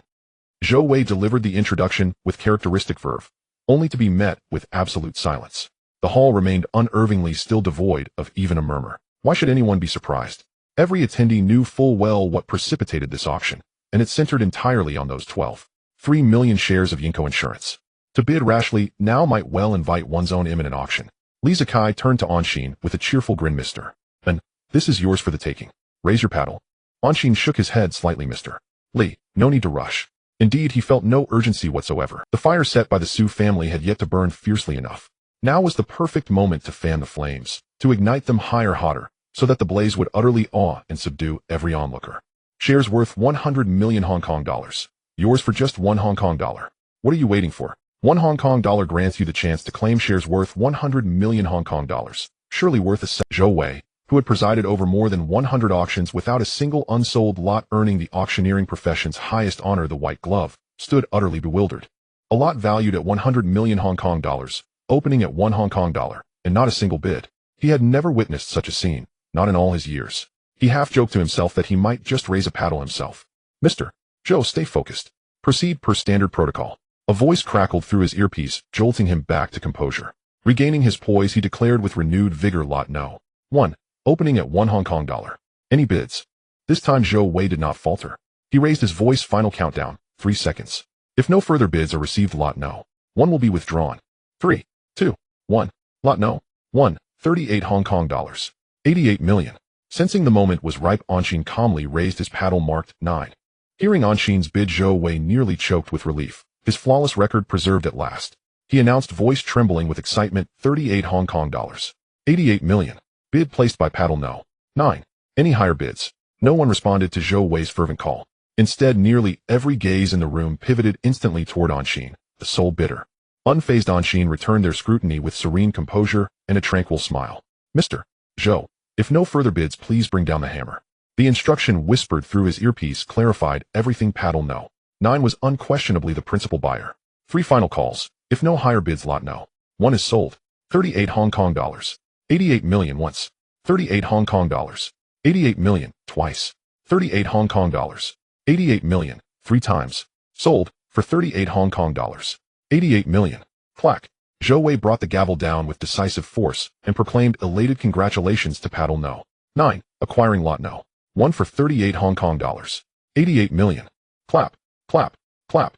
A scattered, hesitant round of applause broke out across the hall. Anshin smiled faintly, calm, unruffled, as he absorbed the subdued ovation. 38 Hong Kong dollars. 88 million, and the 3 million shares of Yinko Insurance were finally his. What had ignited the storm now brought it to rest. Thus concluded the turbulent chapter, its tempests fully stilled. Once the applause subsided completely, the auctioneer smiled and struck the gavel, announcing loudly, "All right, let us begin the auction for item number 2. Item number 2 is a luxurious real estate package. This package includes 11 luxury apartments in Hong Kong, among which is one located at mid-levels. Currently, the market valuation of this luxurious real estate package is 580 million Hong Kong dollars. Starting bid for item number 2 is 1 Hong Kong dollar. The atmosphere came alive as many bidders immediately raised their paddles. Paddle number 11, 50 million Hong Kong dollars. Paddle number 6, 88 million Hong Kong dollars. Paddle number 4, 100 million Hong Kong dollars. This is more like it. Watching the paddles raised below, everyone felt relieved that the auction had finally returned. Paddle number 11, 120 million Hong Kong dollars. Paddle number 3, 160 million Hong Kong dollars. Paddle number 7, 180 million Hong Kong dollars. Paddle number 4, 200 million Hong Kong dollars. Paddle number 6, 210 million Hong Kong dollars. Paddle number 7, 215 million Hong Kong dollars. Paddle number 2, 220 million Hong Kong dollars. Paddle number 17, 230 million Hong Kong dollars. After breaking the 200 million Hong Kong dollar mark, the bidding stalled. Those present, experienced in battle, naturally understood that it was time to stoke the fire and immediately suggested paddle number 17 bids 230 million Hong Kong dollars. Is there anyone else bidding? Item number 2 can be resold for 580 million Hong Kong dollars. Can you secure it for 230 million Hong Kong dollars? Paddle number 2, 240 million Hong Kong dollars. Paddle number 11, 260 million Paddle number 17, 300 million Hong Kong dollars. The effect of the persuasion was evidently remarkable, yet he was not satisfied with this price and continued to raise his voice. The current highest bid for item number 2 is 300 million Hong Kong dollars. Is there anyone else bidding? Is the profit simply 280 million Hong Kong dollars for a quick resale? All right, paddle number 2 bids 310 million Hong Kong dollars. Paddle number 17, 330 million Hong Kong dollars. Paddle number 11, 350 million Hong Kong dollars. Paddle number 17, 380 million Hong Kong dollars. Wow. Paddle number 2 directly bids 438 million Hong Kong dollars. Paddle number 17, paddle number 11. Are you really going to give up such an easily attainable profit? Everyone below was amused. This auctioneer was indeed a master at stirring the pot. Paddle number 17 adds 30 million Hong Kong dollars. Great. Paddle number 17 increases the bid by 30 million Hong Kong dollars. The current highest bid for item number 2 is 468 million Hong Kong dollars. Is there anyone else bidding? 468 million Hong Kong dollars once. 468 million Hong Kong dollars twice. 468 million Hong Kong dollars thrice.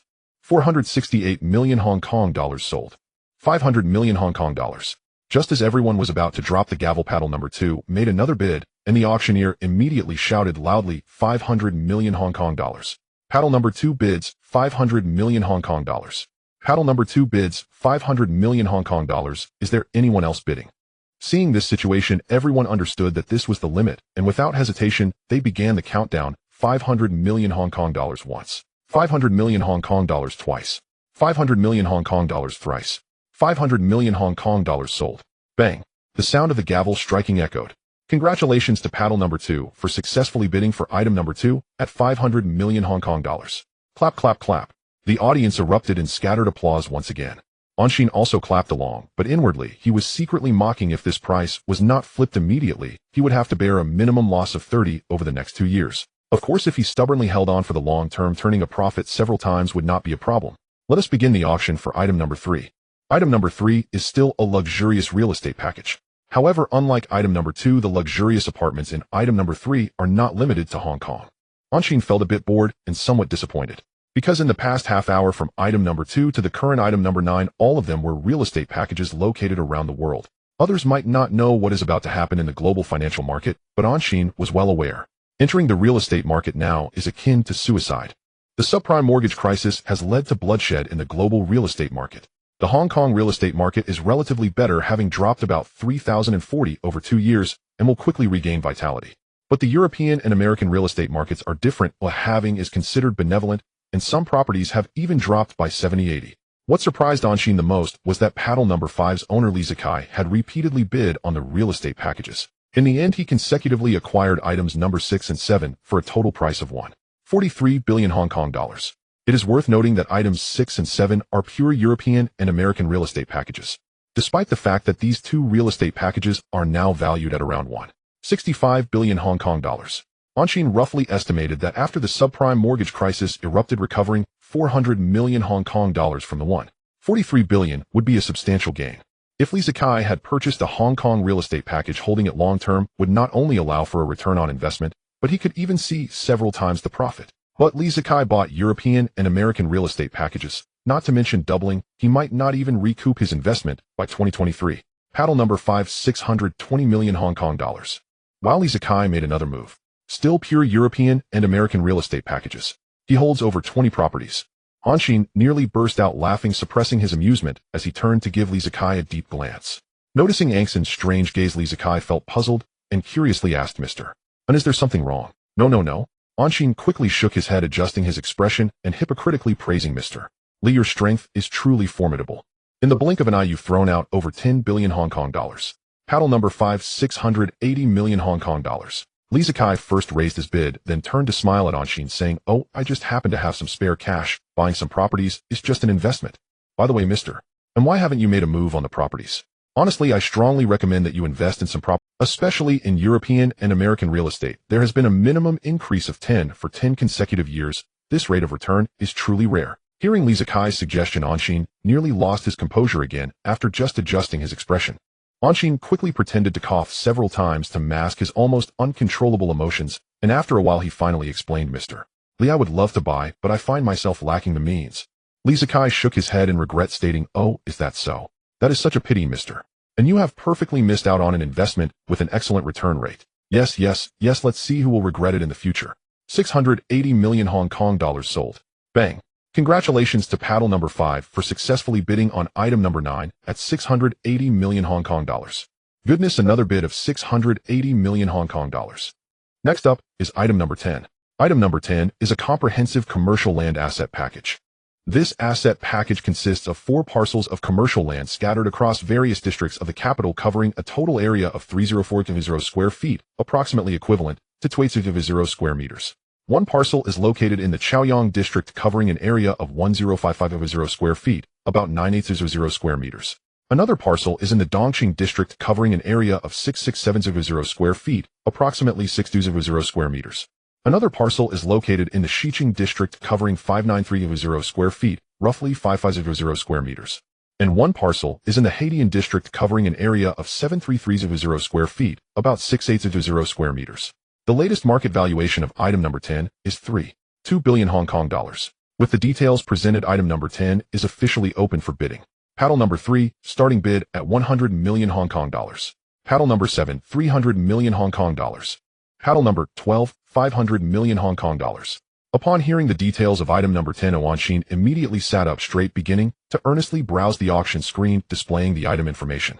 For parcels with a total area of up to 2800 square meters in the core area of the capital with a market valuation of only 3.2 billion Hong Kong dollars, the ground price is around 11300 Hong Kong dollars per square meter. Goodness.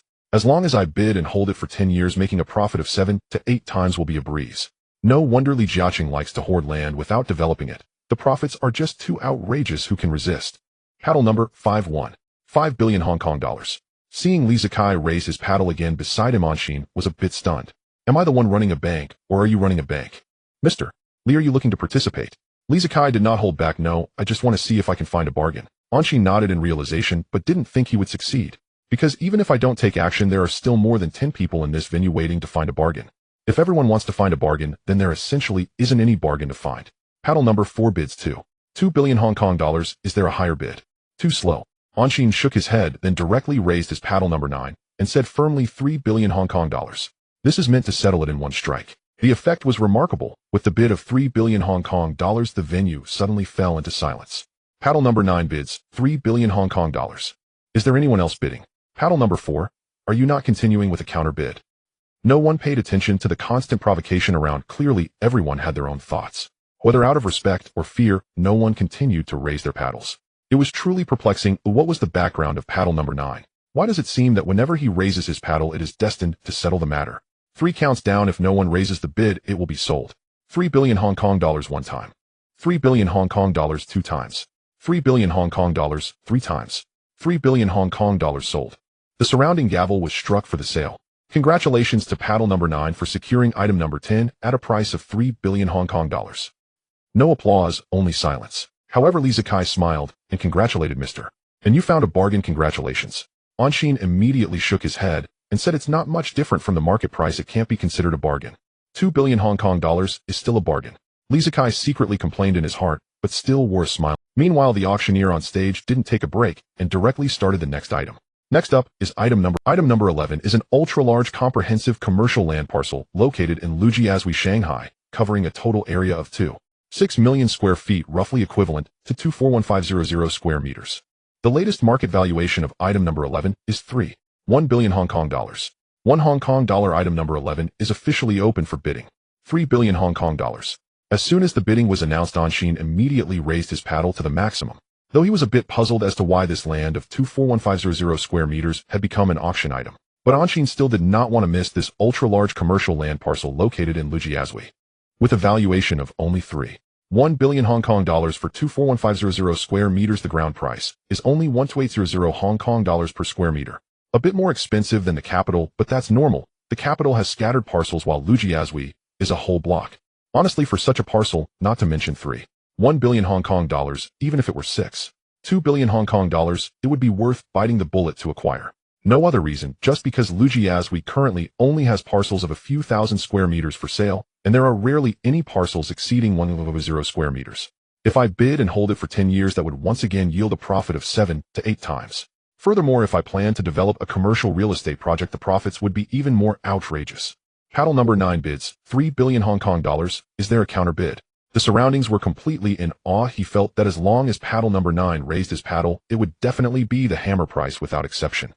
Indeed, the silence in the venue confirmed the thoughts around. 3 counts down. If no one raises the bid, it will be 3 billion Hong Kong dollars 1 time. 3 billion Hong Kong dollars 2 times. 3 billion Hong Kong dollars 3 times. 3 billion Hong Kong dollars sold. Clap. Congratulations to paddle number 9 for securing item number 11 at 3 billion Hong Kong dollars. Applause. The long-lost applause echoed again in the venue. In just 5 minutes, 2 paddles raised, spending 6 billion Hong Kong dollars. The strength was still recognized by everyone. Anshin maintained a smile, calmly facing the attention of everyone. This is 6 billion Hong Kong dollars. It seems Mr. and is not short on money, but rather uninterested in real estate in Europe and America? Could it be that Mr. Unlike my father has a rather pessimistic view of the global real estate market?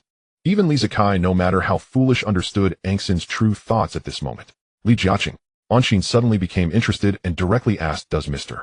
Li Jiaqing have a pessimistic view of the global real estate market? Li Zikai slightly nodded and said yes, he believes that the current global real estate market is too crazy. Investors have lost their rationality and it could collapse at any moment.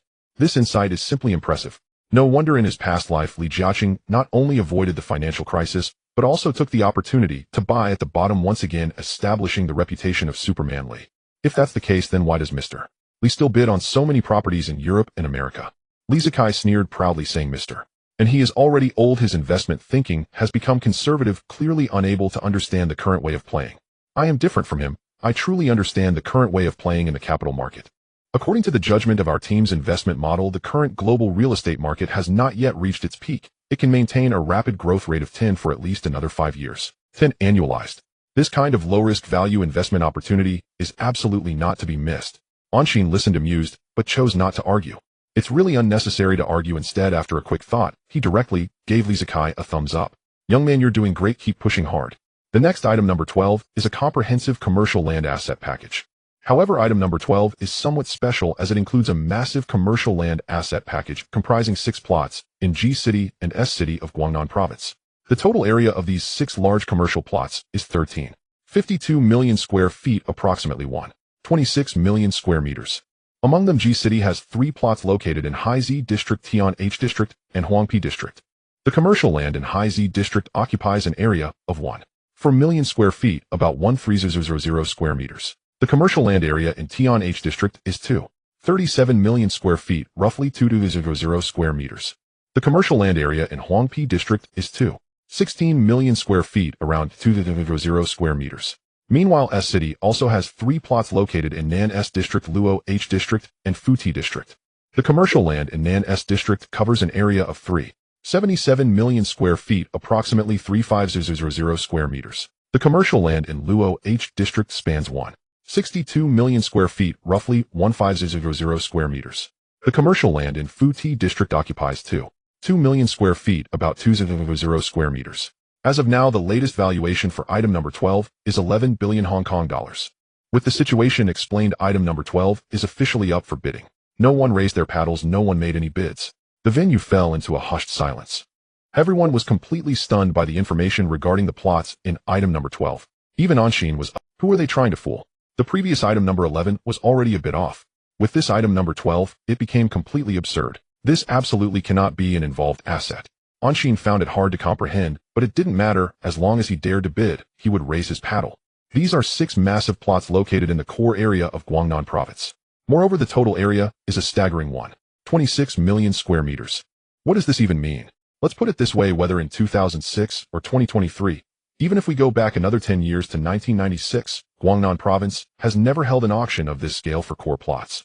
The most ridiculous part is that the latest valuation for these 6 core plots is only 11 billion Hong Kong dollars. That's about 8,730 Hong Kong dollars per square meter. It's simply a super bargain. Perfect. It's simply too perfect. Anshin was completely moved. 10 billion Hong Kong dollars. After hearing this bid, the surroundings became excited, shouting hoarsely, item number 9 has made a move. This time they raised the paddle to 10 billion Hong Kong dollars. Is there any other increase in the bid? The multifunctional land in the core area of 13.52 million square feet can be obtained for just 10 billion Hong Kong dollars. Hey, race a set of comparative data. Currently, the average land price in the central area is 2 Hong Kong dollars per square foot. But if item number 12 is acquired for 10 billion Hong Kong dollars, the price per square foot is only 740 Hong Kong dollars, which is a difference of 27 times. A huge opportunity. Anshin rolled his eyes at this and nearly lost his temper, wanting to rush up and strangle the person nearby. How can don't even mention now, even in 2023, the core land prices in HK are still more than 10 times higher than those in Guangnan Province. 11 billion Hong Kong dollars. Someone was indeed swayed by the surrounding remarks. Alright, item number 3 bids 11 billion Hong Kong dollars. Is there any further increase in the bid? 12 billion Hong Kong dollars.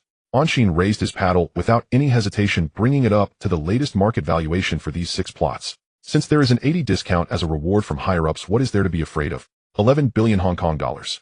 Item number 9 raised it to 11 billion Hong Kong dollars. Is there anyone else willing to raise the bid? Item number 3. Perhaps due to Angxin's strong determination to win, those originally intending to test the waters completely backed down. Seeing this scene, the surrounding participants understood that the price could not go higher and began to proceed with the closing process. Countdown 3 times. If no one raises the bid, it'll be finalized. 11 billion Hong Kong dollars once. 11 billion Hong Kong dollars twice. 11 billion Hong Kong dollars thrice. 11 billion Hong Kong dollars sold. Clap. The transaction hammer struck down. Congratulations to item number 9 for acquiring item number 12 at the price of 11 billion Hong Kong dollars. The entire venue was silent enough to hear a pin drop. Almost all participants had some questions in their minds. 303, 011, 0170. In just 10 minutes with 4 raised paddles and 3 transactions, the total transaction amount reached an astonishing 17 billion Hong Kong dollars. Oh, and there's also the 88 million Hong Kong dollars from item number 1. What exactly is item number 9's background? Where did the money for item number 9 come from? How much will item number 9 ultimately spend? Seeing this situation, Anshin could probably guess some of their thoughts, but obviously it was impossible to clarify for everyone. As for where the money came from, it's definitely a loan. To allow the asset auction to acquire more bargains, Anshin had Lucy apply for a long-term loan of up to 30 billion Hong Kong dollars from Bank of China International in the name of Xingkong Capital. Under normal circumstances, this loan would never be approved, but there is also He Zhuolin as a director. To this end, Anshin made a special visit to He Zhuolin. He Zhuolin was initially very happy about Angxin's visit, but when he heard that Anshin wanted to borrow 30 billion Hong Kong dollars, he was completely stunned. This is 30 billion Hong Kong dollars. Even if Anshin is the god of wealth, he can't just give it out like that. Anshin understood He Zhuolin's difficulties and specifically explained the purpose of the funds, guaranteeing that all assets obtained with this loan would serve as collateral. Only then did He Zhuolin relent and agree to help facilitate the relevant approval process, but he also put forward a requirement. In addition to the assets acquired with this loan being included as collateral, Anshin also had to provide at least $1 billion worth of collateral. Anshin nodded in agreement without a second thought. This requirement is quite reasonable. He then instructed Lu Shi to directly include the previously packaged Su family assets into the loan collateral package. Thus, this loan application of 30 billion Hong Kong dollars with a 10-year term and an interest rate of 6 per annum officially entered the final approval process at Bank of China International with the promotion of He Zhuolin. According to He Zhuolin, all procedures will be completed within 2 weeks. Moreover, the latest payment deadline for the auction proceeds is 1 month, which will not cause any delays. This is the confidence that allows Anshin to spend 17 billion Hong Kong dollars in just 10 minutes. As for why he didn't directly use the loan to engage in financial crisis layouts to reap more profits. Startled by Anzin's sudden interjection, the room fell into stunned silence. Yet these were seasoned auction veterans. Within moments they regained composure and smiled politely as they addressed him. Sir, do you wish to terminate the auction of lot No. 13? An Xian gave a slight nod and repeated firmly, yes, I demand the immediate termination of lot No. 13's auction. The auctioneer shook his head gently and explained patiently, sir, all lots are provided by the Hong Kong government. Only they hold the authority to suspend an auction. We possess no such jurisdiction. Then summon the authorized representative for direct dialogue. An Xian's tone was uncompromising. Lot No. 13 was extraordinarily sensitive. Its asset package encompassed equity stakes across numerous media conglomerates. Acquiring this bundle and executing swift integration would instantly elevate its buyer to the rank of a new media tycoon wielding unparalleled influence over public discourse. Yet an Xian had no intention of acquiring the entire package. More precisely, he wished to exclude the majority of its assets. Had the assets been auctioned separately, selective acquisition would have been feasible, such as TVB and Phoenix Television. TVB stood as Hong Kong's undisputed media hegemon, holding intellectual property rights to thousands of film and television titles. Securing TVB alone would guarantee annual revenue of 200,300 million Hong Kong dollars solely from licensing fees. Phoenix Television, meanwhile, commanded exceptional prestige, influence, and authority across mainland China, Hong Kong, and Taiwan. Joining its board would grant access to a powerful channel for shaping public opinion. Yet the remaining assets, print media and publishing ventures, held little appeal. Though print media appeared prosperous at present, it was inevitably destined for obsolescence amid the explosive rise of the internet. Purchasing the entire bundle for 10 billion Hong Kong dollars would yield at best a 50 return within 5 years, let alone 10. By the decade's end, with mobile internet fully matured, recovering even 1 billion Hong Kong dollars would be uncertain. Such a ruinous investment held no allure for an Xian. Halting the auction was an impromptu but calculated maneuver. Faced with this unforeseen development, and recognizing an Xian's resolute demeanor, the seasoned auctioneer remained unruffled. With sincere apologies to all bidders, he muted his microphone and urgently consulted backstage via earpiece. Though deeply curious about why bidder No. 9 had halted proceedings, none among the assembled bidders dared voice inquiry. No one wished to draw attention as the first to speak. A profound hush descended upon the hall. 3 minutes later, a middle-aged man in a black suit hurried into the venue, scanned the crowd, and strode purposefully toward an exit. Mr. And greetings, I am Jiang Qing, Deputy Director of the Financial Services and the Treasury Bureau and the sole authority overseeing today's auction of seized assets. May I ask what concerns you have regarding Lot No. 13? An Exine shook hands courteously and asked with a faint smile, Mr. Jiang, do you truly wish to discuss this here? Certainly not. He inwardly scoffed. What if an Exine suddenly uttered something utterly preposterous? Shaking his head, Jiang Qing replied, Mr. And shall we continue our discussion in the private lounge? He then gestured to the auctioneer on stage to pause proceedings. Instantly comprehending, the auctioneer activated his microphone. Ladies and gentlemen, we sincerely apologize. Due to an unforeseen circumstance, today's auction will be suspended for 30 minutes. You may remain seated and await the resumption, or adjourn to the adjacent dining lounge for refreshment. Bidding will resume precisely 30 minutes from now. Mr. And after you. An Exine nodded slightly, exchanged a brief greeting with Li Zikai, and rose to follow Jiang Qing toward the lounge. Once seated in the lounge, Jiang Qing opened candidly, Mr. And beyond my role as Deputy Director, I am also an investor in the Hong Kong Trust Fund, making me in effect part of your inner circle. An Exine smiled. What was the Hong Kong Trust Fund? A newly established cross-departmental investment vehicle within Hong Kong's political establishment. Hundreds of civil servants pooled $500 million, channeling it through the fund, which served as an external mandate for Yuanfang private equity. Thus, Jiang Qing's claim to kinship was not unfounded. Mr. Jiang, if we're indeed of the same circle, let me speak plainly. Lot No. 13 aggregates an excessive concentration of media conglomerate equities into a single package, an arrangement that would inevitably forge a new media magnate. And therein lies the question, might this new magnate evolve into another Su's son? No one can foresee such outcomes. Prudence demands we act before the storm breaks. The pretext was flimsy. Yes, a new magnate would emerge, but centralized governance surely surpassed fragmented oversight. Jiang Qing grasped this logic perfectly, yet chose silence. After all, he had personally invested $3 million into the Hong Kong Trust Fund. Even its guaranteed 6th annual return yielded USD 1 Hong Kong dollar. 44 million, far exceeding his salary and bonuses. Deputy Director of the Financial Services and the Treasury Bureau, merely a title. Why jeopardize relations with a patron deity over bureaucratic duty? The Bureau warmly welcomes constructive proposals. Might you suggest an improved solution, Mr. Hanoi? An Exine felt quietly gratified. His annual guaranteed dividend of $30 million existed precisely for moments like this. I wish to acquire equity stakes in TVB and Phoenix Television. His objective was razor sharp. No hesitation, no ambiguity. Equity in TVB and Phoenix Television. Jiang Qing immediately sensed difficulty. These were core assets within the package. Extracting them would drastically diminish its overall appeal. Mr. And this presents considerable procedural complexity. An Exine dismissed the remark outright, Mr. Jiang, this is a non-public auction. How you resolve it rests entirely with your discretion. We must consider the interests of local capital. And what of my interests? An Exine cut him off with Jiang Qing froze. One side a divine benefactor. The other entrenched capital rooted deep in Hong Kong's soil. This was no simple dilemma. An Exine cared nothing for complexity. He pressed harder, Mr. Jiang, I'll spare us further preamble. TVB 16. 5 stake in Phoenix Television 17. 3 stake. I require their valuations now. Did the Deputy Director possess authority to dispose of seized assets worth billions? Affirmative. Hong Kong's governmental framework granted astonishing autonomy to relevant departments. So long as projected proceeds passed audit scrutiny, disposition decisions rested solely with the department. No higher approval required. An Exine's move forced Jiang Qing to choose ally or adversary. Reaching his position, Jiang Qing was assuredly no fool.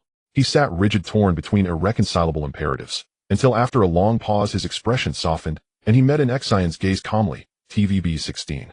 5 stake comprises approximately 30,597 million shares, valued at 43 Hong Kong dollars per share, totaling roughly 3 Hong Kong dollars. 11 billion. Phoenix Television's 17.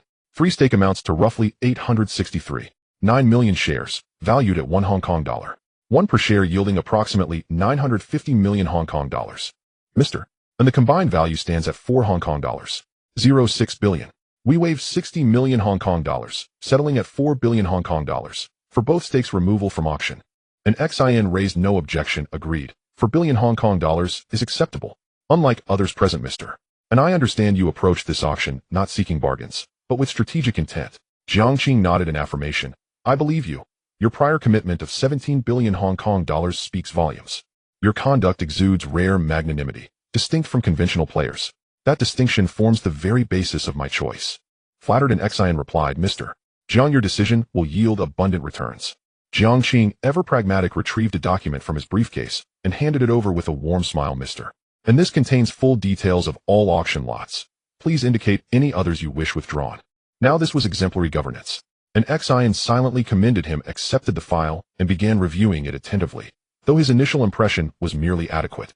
That was his unvarnished assessment upon scanning all lots. No further mainland integrated commercial land parcels remained, nor any media equity stakes comparable to TVB or Phoenix Television. Yet surprises did exist. Lots No. 24 through 29 held substantial promise. These 6 lots comprised equity bundles spanning 63 listed and unlisted companies. According to the dossier, their aggregate valuation exceeded 20 billion Hong Kong dollars. Most significantly, and Xian recognized many of these firms instantly. Bid for 3 Tektronic Industries, 6. 5 Lee Kum Kee, 10 CSBC Pharmaceutical Group, 8. 9 Antas Sports, 10 Lining Company, 8. 3 and Tsingtao Brewery, 8. 6. After careful selection, and Xian jotted down these 7 names, then handed both the file and his notes to Jiang Qing with a genial smile. For these 7 equity stakes, Mr. Jiang, please provide a transaction price.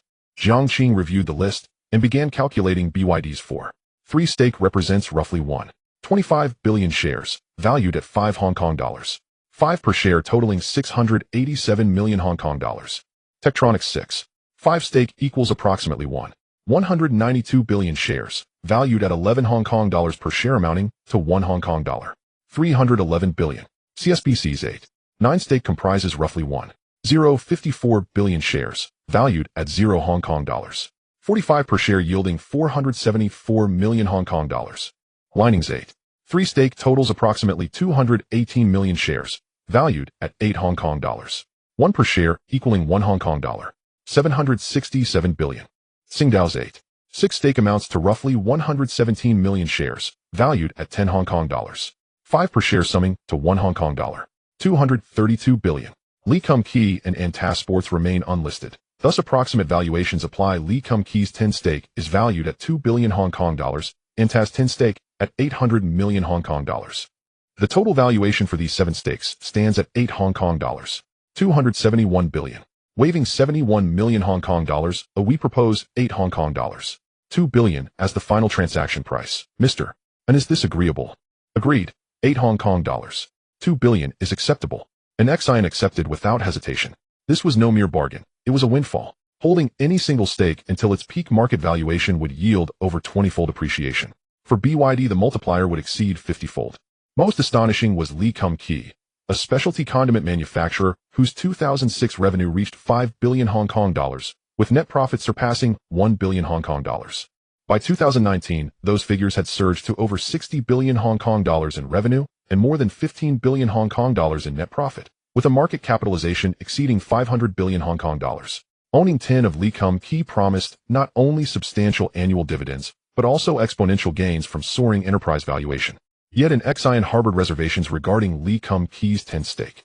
Mr. Jiang, wasn't Lee Kum Kee a family-owned enterprise? How did this 10 stake enter the auction? Jiang Qing understood his skepticism and clarified patiently, Mr.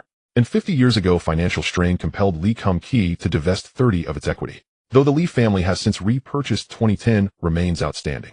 The current holder of that 10 stake was implicated in the recent espionage case. Hence its inclusion in... I see. Now it makes perfect sense. Jiang Qing's explanation dispelled an Xian's doubt instantly. Mr. And might you be interested in Lot No. 33? At Jiang Qing's enthusiastic pitch, and Xian simply shook his head. Lot No. 33, a Hong Kong commercial land package, is grossly overvalued at over 30 billion Hong Kong dollars. Only the 4 great families could possibly absorb it. By the way, Mr. Jiang, I have a question requiring your clarification.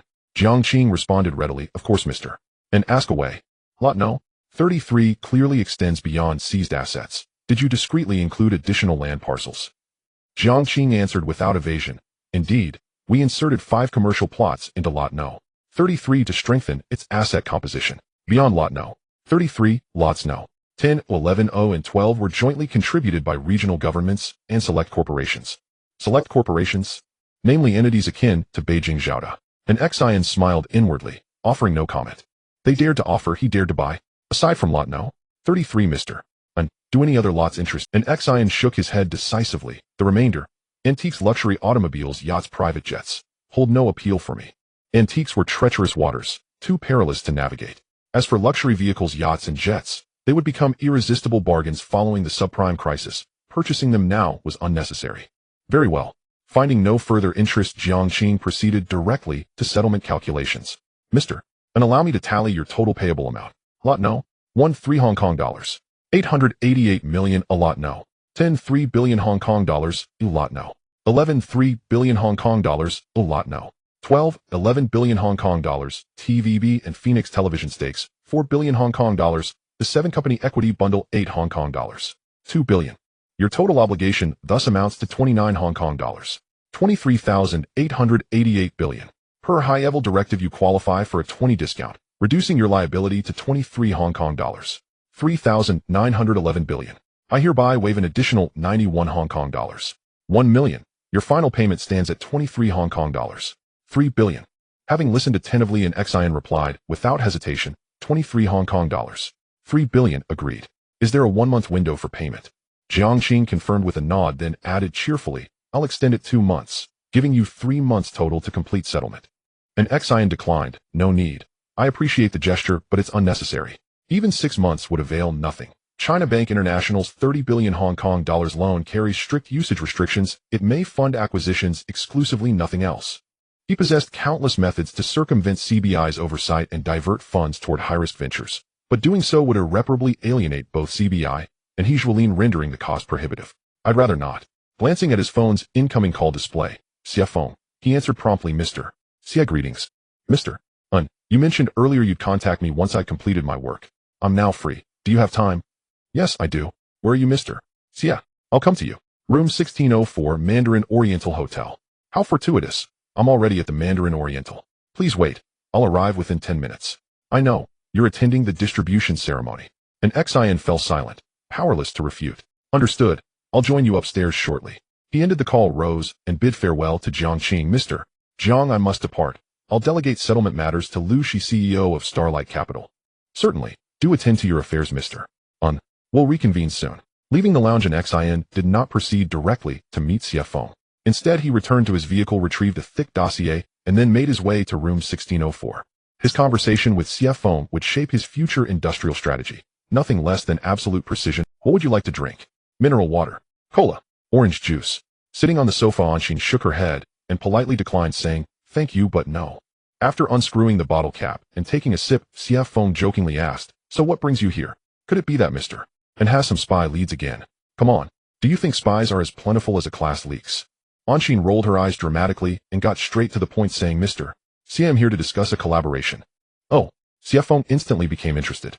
What kind of collaboration? Instead of heading straight to the topic, Anshin asked a crucial question. Mr. Xia, you're not from the National Security Agency, are you? Xia Feng raised an eyebrow, intrigued, and asked, why do you say that? Anshin pondered for a moment and then held up 3 fingers, saying, Mr. Xia, there are 3 points of doubt. First, HK is a rather special place, and the influence of the National Security Agency doesn't reach here. Second, the information disclosure procedure of the fox hunting operation doesn't align with previous practices. If it were indeed the National Security Agency intervening, the procedure should involve joint case handling and joint announcements. Third, the involvement of the station forces in HK is exceedingly rare. Clearly, the National Security Agency does not have such authority. These 3 points are enough to overturn Mr. Xia's assertion that he comes from the National Security Agency. Hearing this, Xia Feng nodded slightly, not surprised by Anshin's reasoning. After all, this incident happened suddenly, leaving many doubts, and it was not surprising that such information could be deduced through behavior. But he was still curious whether Anshin could guess where he was from. So which department do you think I come from? Only the ZC 2nd Division fits all the logic. Anshin directly provided her guess and continued, because the ZC 2nd Division is specifically responsible for this and has the authority to mobilize relevant station forces for operations. Xia Feng was genuinely surprised at this point. In this day and age, many people haven't even heard of the ZC 2nd Division, let alone understand its responsibilities and authority. After a while, Xia Feng slowly nodded and confirmed, your guess is completely correct. Do I indeed come from the ZC 2nd Division? So what now? The name Xia Feng is a pseudonym, right?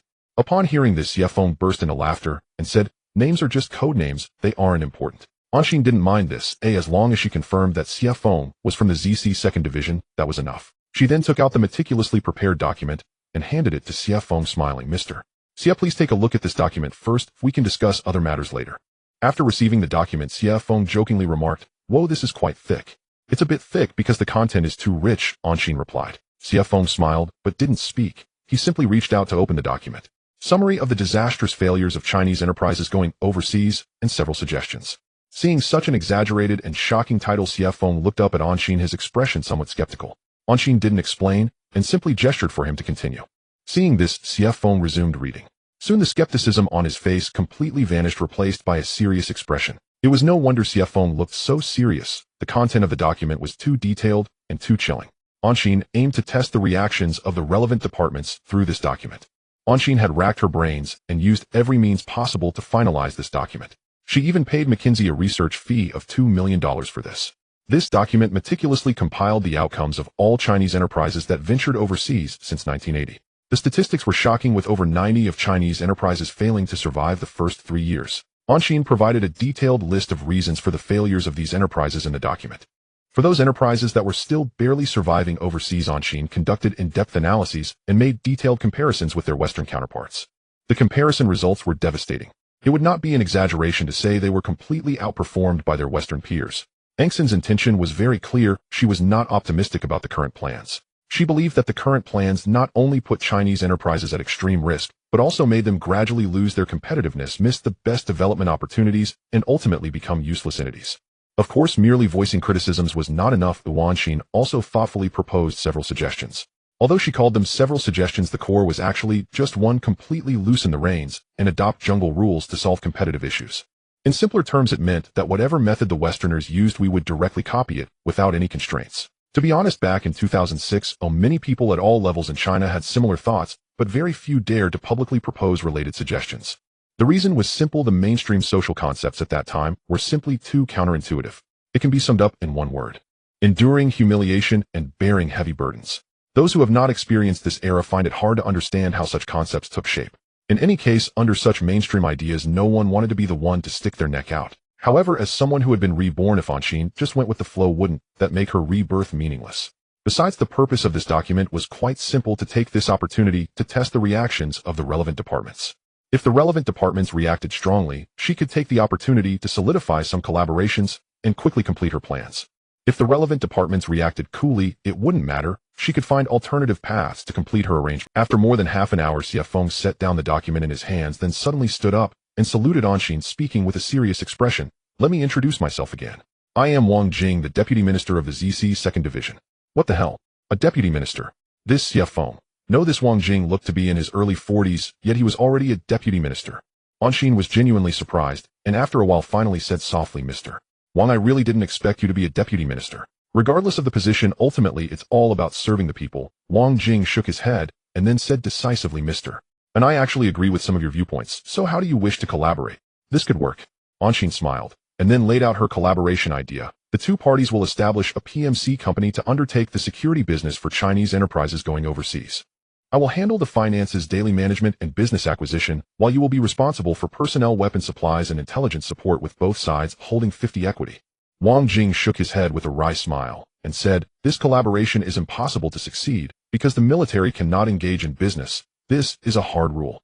Anshin smacked her forehead, realizing she had completely forgotten about this. "But it's okay, there are backup plans." "No matter.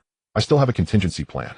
I will register a PMC in an African country, and by means of acquisition secure all the necessary registrations in nations that permit PMC incorporation, thereby making us the global PMC. But that is only the foundation. Personnel, weapons and equipment, and intelligence are the true core, and all of these will require your support. On personnel, you will need to help coordinate a number of retired non-commissioned officers and elite troops. Regarding weapons and equipment, you must help secure a special supply license. If for procurement, whatever it costs, pay it. On intelligence, your assistance would be best. If you refuse, provide us with some resources, and we will build our own intelligence network over time." What does Minister Wang Jing think of this contingency plan? After hearing it, Wang Jing looked oddly at Anshin, and said, "Everything needs our help. What do we get in return?" Anshin tugged at his mouth with a faint smile, and replied meaningfully, "There are things you cannot do openly, but a PMC can. If cooperation is reached, this PMC can be arranged to raise a dedicated 200-man company specifically. We will cover all the unit's expenses as usual, but we will not interfere with its management. In short, the unit does not belong to the company, it belongs solely to you." Wang Jing frowned and bowed his head in thought. Anshin was not in a hurry. Matters like this are not decided in it. Their conversation was merely to draft a preliminary plan acceptable to all. As for whether cooperation could be finalized, Wang Jing did not have the final say. It would require approval from the highest authorities. Could Anshin go it alone, without Wang Jing? He could, but exploring those channels alone would take considerably longer, a minimum of 3 years. After a long moment, Wang Jing looked up and said slowly to Anshin, "A great many soldiers retire each year, so sourcing security and intelligence personnel is not difficult. But weapons and equipment are harder to handle domestically. There is no precedent for supplying arms to private enterprises, and breaking that precedent could trigger significant controversy." Anshin was unfazed and offered a solution. "I do not intend to have you sell weapons directly to private firms. We can route them through other countries first. Countries like Pakistan and Serbia would likely be glad to act as intermediaries, and I do not mind paying a premium." Wang Jing nodded in sudden comprehension. "Indeed. If you had not mentioned it, I would have forgotten that channel." Seeing this, Anshin seized the moment. "So is the PMC deal settled?" Wang Jing shook his head. "Hardly. There are still a host of issues. For one thing, have you considered how much it costs to run a PMC each year?" Anshin smiled. He lacked many things, but not money. With an initial 500 million and a baseline 300 million annually thereafter, could that sustain a 2-0-person PMC? "How much?" Wang Jing was astonished. Anshin raised a finger and repeated calmly, "An initial 500 million and 300 million annually thereafter." Wang Jing was struck by Anshin's boldness and said excitedly, "A 500 million initial investment is understandable, but 300 million a year could support not just 2-0, but even 5-0 personnel." Anshin shook his head. "No. Quality over quantity. I want a PMC of pure elites, not a cannon fodder." After running the numbers in his head, Wang Jing confessed with some bewilderment, "I cannot fathom what it means to spend 300 million a year on 2-0 people, which simply seems exorbitant." 300 million is not excessive, Anshin replied. "Facilities, armaments, logistics, and maintenance of an intelligence network already consume over 100 million a year. As for personnel costs, base salary, insurance, logistical support, and mission pay amount to about 4-5-0 per combatant per year. 4-2-0-0 fighters, that is 90 million. And that counts only the combatants, management, intelligence staff, and logistics together will add another 40 to 50 million dollars. You see, by that reckoning, 300 million is not much. It might even be insufficient." Wang Jing was dumbfounded. "What on earth? 45,000 per combatant per year?" "Yes, 2-4-0 base salary, and the remaining 2-0 for insurance, logistics, and mission allowances." After a long silence, Wang Jing said softly, "What do you think of me? 19 years in intelligence. My experience is extensive." Anshin could not help but laugh. "Come now, you are at least a deputy minister. That carries weight." Wang Jing shot back, "Deputy minister? Deputy minister amounts to little. I earn only 50 to 60,000 yuan a year, less than some of your high-paid operators." Anshin was half amused, half exasperated. Minister Wang serving the nation and working for private enterprise are worlds apart in meaning. Why not become the CEO of this PMC? He'll offer you a 300,000 annual salary. How about it? Wang Jing shook his head. "No thank you. If I wanted to make money, I would have transferred out long ago. I can, however, introduce someone who is well suited to PMC work." "Oh." Anshin perked up. "Tell me about him." "He is 37, enlisted at 17, was recommended to military academy after meritorious service to study Special Operations Command. After graduating, he was assigned to a reconnaissance company and rose steadily to deputy leader of a Special Operations Battalion until late last year, when he committed errors and was ordered to retire." Anshin was a little stunned. "That's it? What else do you want to know? For example, his strengths and weaknesses and what mistakes he made." "Aside from being proficient in all special operations skills, he is a combat officer with command and management ability. His flaw is that he is too sentimental." "As for the mistake?" Wang Jing paused, then continued. "During a mission, he violated regulations. The mission was completed, but he was ordered to take off his uniform." Anshin half laughed, half sighed. "I do not need the mission details. Oh, I only want to know which regulation he broke to be stripped of his uniform."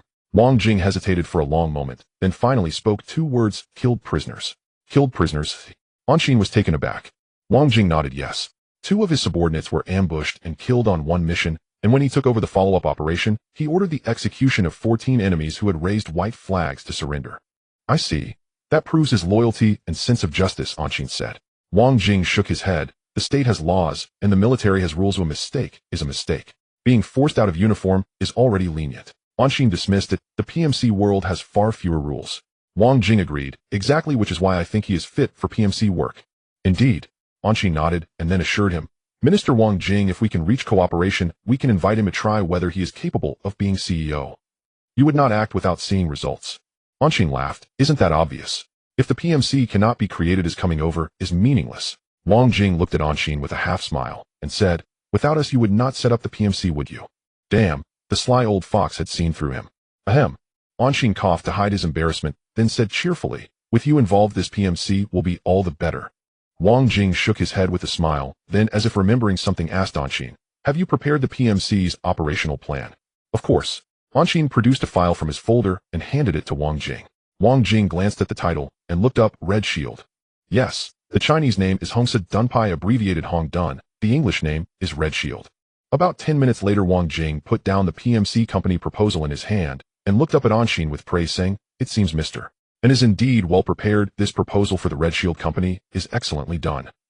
The core area of the company is set in Africa. The business scope is also in Africa, and the core of the business is to protect the interests of Chinese enterprises going overseas.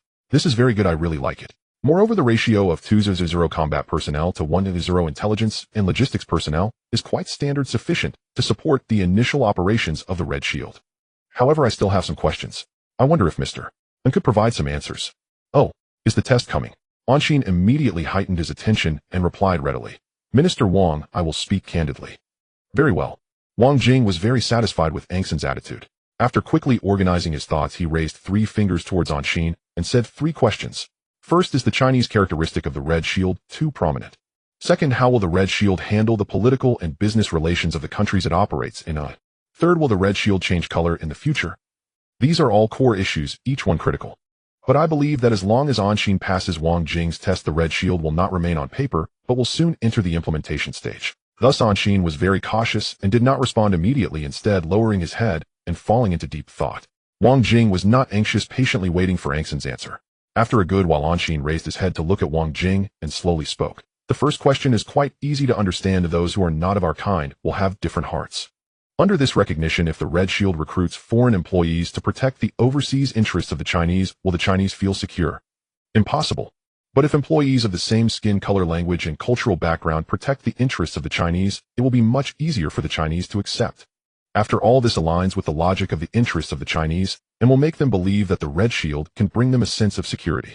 Minister Wang, I need to reiterate that the purpose of the Red Shield's existence is to protect the overseas interests of Chinese enterprises, so all we need to do is ensure that these interests are not harmed.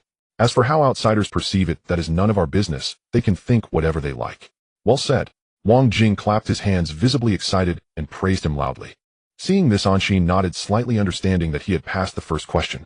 As for the second question, how to handle the political and business relations of the countries we operate in, actually, it's quite simple. Money combined with military force can resolve most political and business relations in those countries. Take the business countries in Africa as an example. Those places are rife with corruption, so money can solve most. If money can't solve it, that's fine. Our combat personnel at the Red Shield are not to be trifled with, and when necessary, the Red Shield will directly use force to eliminate all opponents.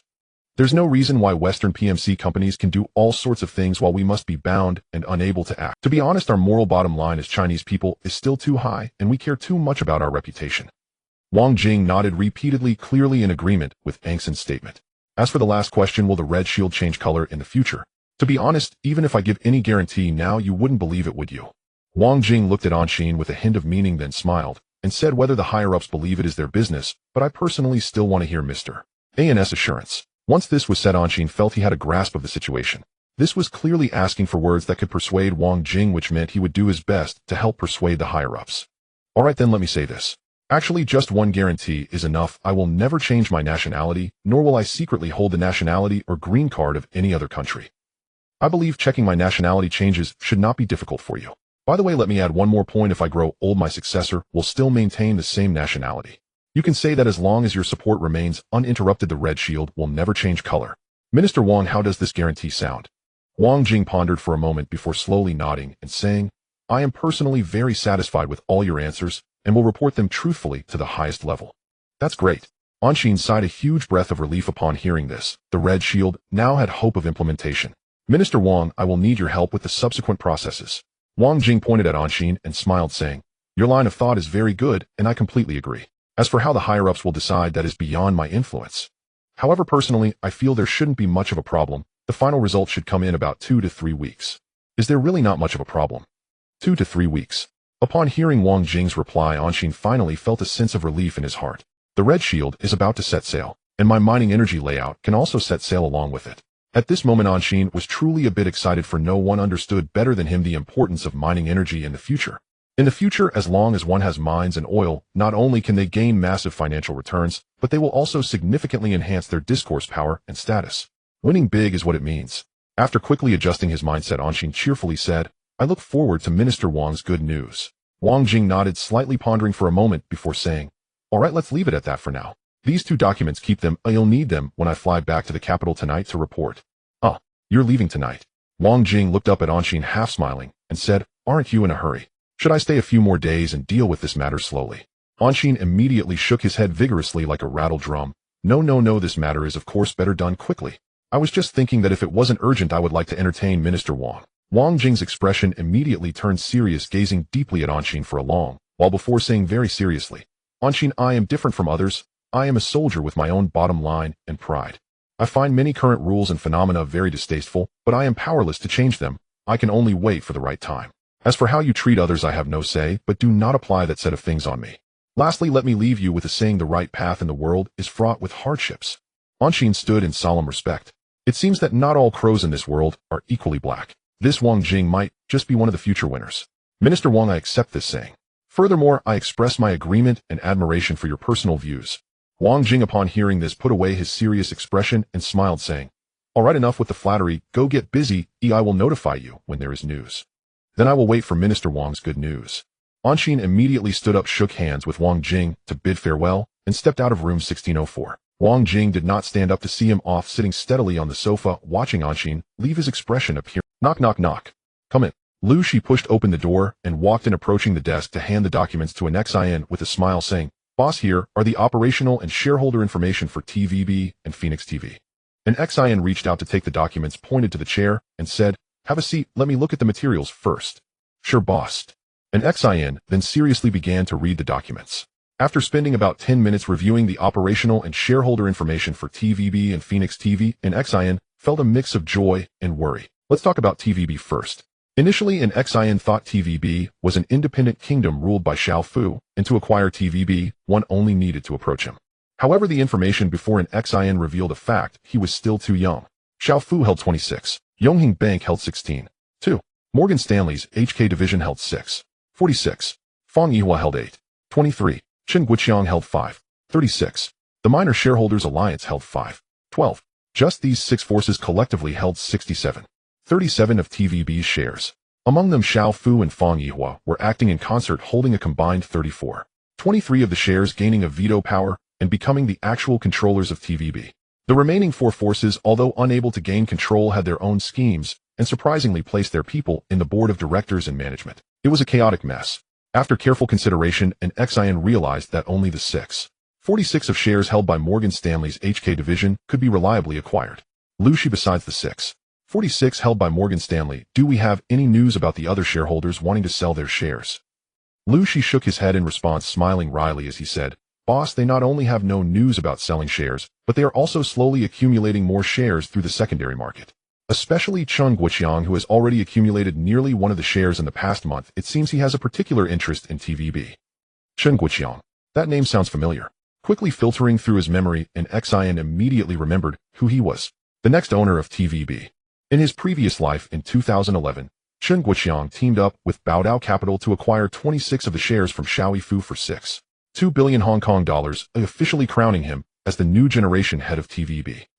And then this person unexpectedly lost a fortune. Thinking of this, an XIN suddenly had a plan in mind. "Lu Shi, I have a task for you." Lu Shi immediately straightened up and said, "Boss, whatever you need. First, contact Xiao Fu and test if he has any thoughts about selling TVB. If he is considering selling, just ask for a price. As long as the premium does not exceed 20, you have full authority to decide. If he is not considering selling, then we will plan a hostile takeover and be a barbarian." A hostile takeover. Lu Shi was a bit taken aback, but soon reacted and advised, "Boss, if he refuses to sell, our hostile takeover will skyrocket TVB's stock price."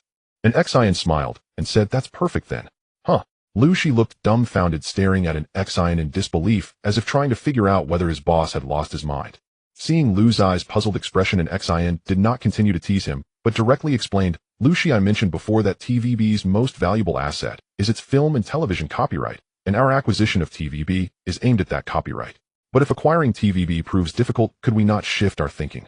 For example, could we use a hostile takeover to force Xiaofu to accept our proposed alliance agreement?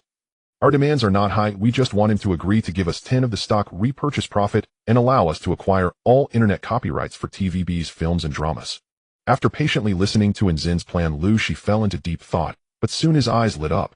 Boss, your plan has a high feasibility and the probability of success is very large. Right now, hardly anyone cares about the internet copyrights of films and dramas. So acquiring all internet copyrights for TVB's films and dramas should be no problem. But 10 of the repurchase profit is not enough.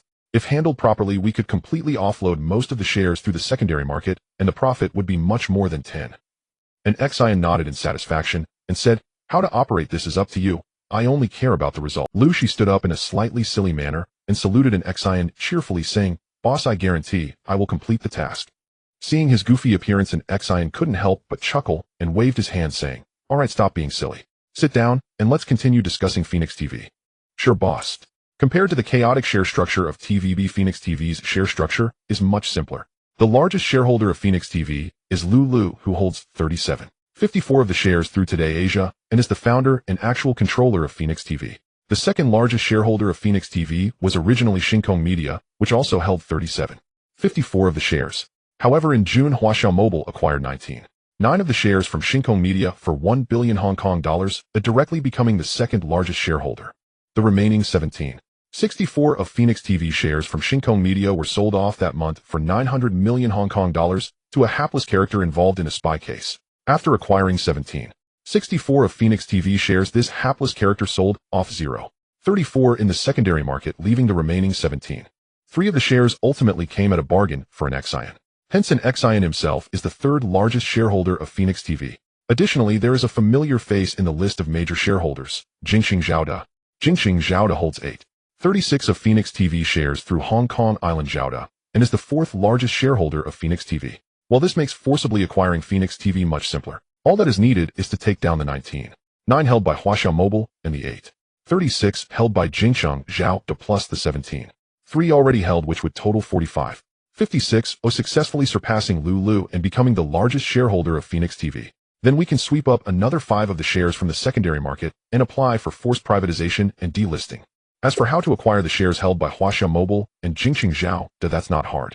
After coming to this conclusion, an Xian made a shushing gesture to Lu Shi and directly picked up the phone to call Zhao Dezhu. He is a shareholder of Jingxing Zhaoda, so he should be able to help.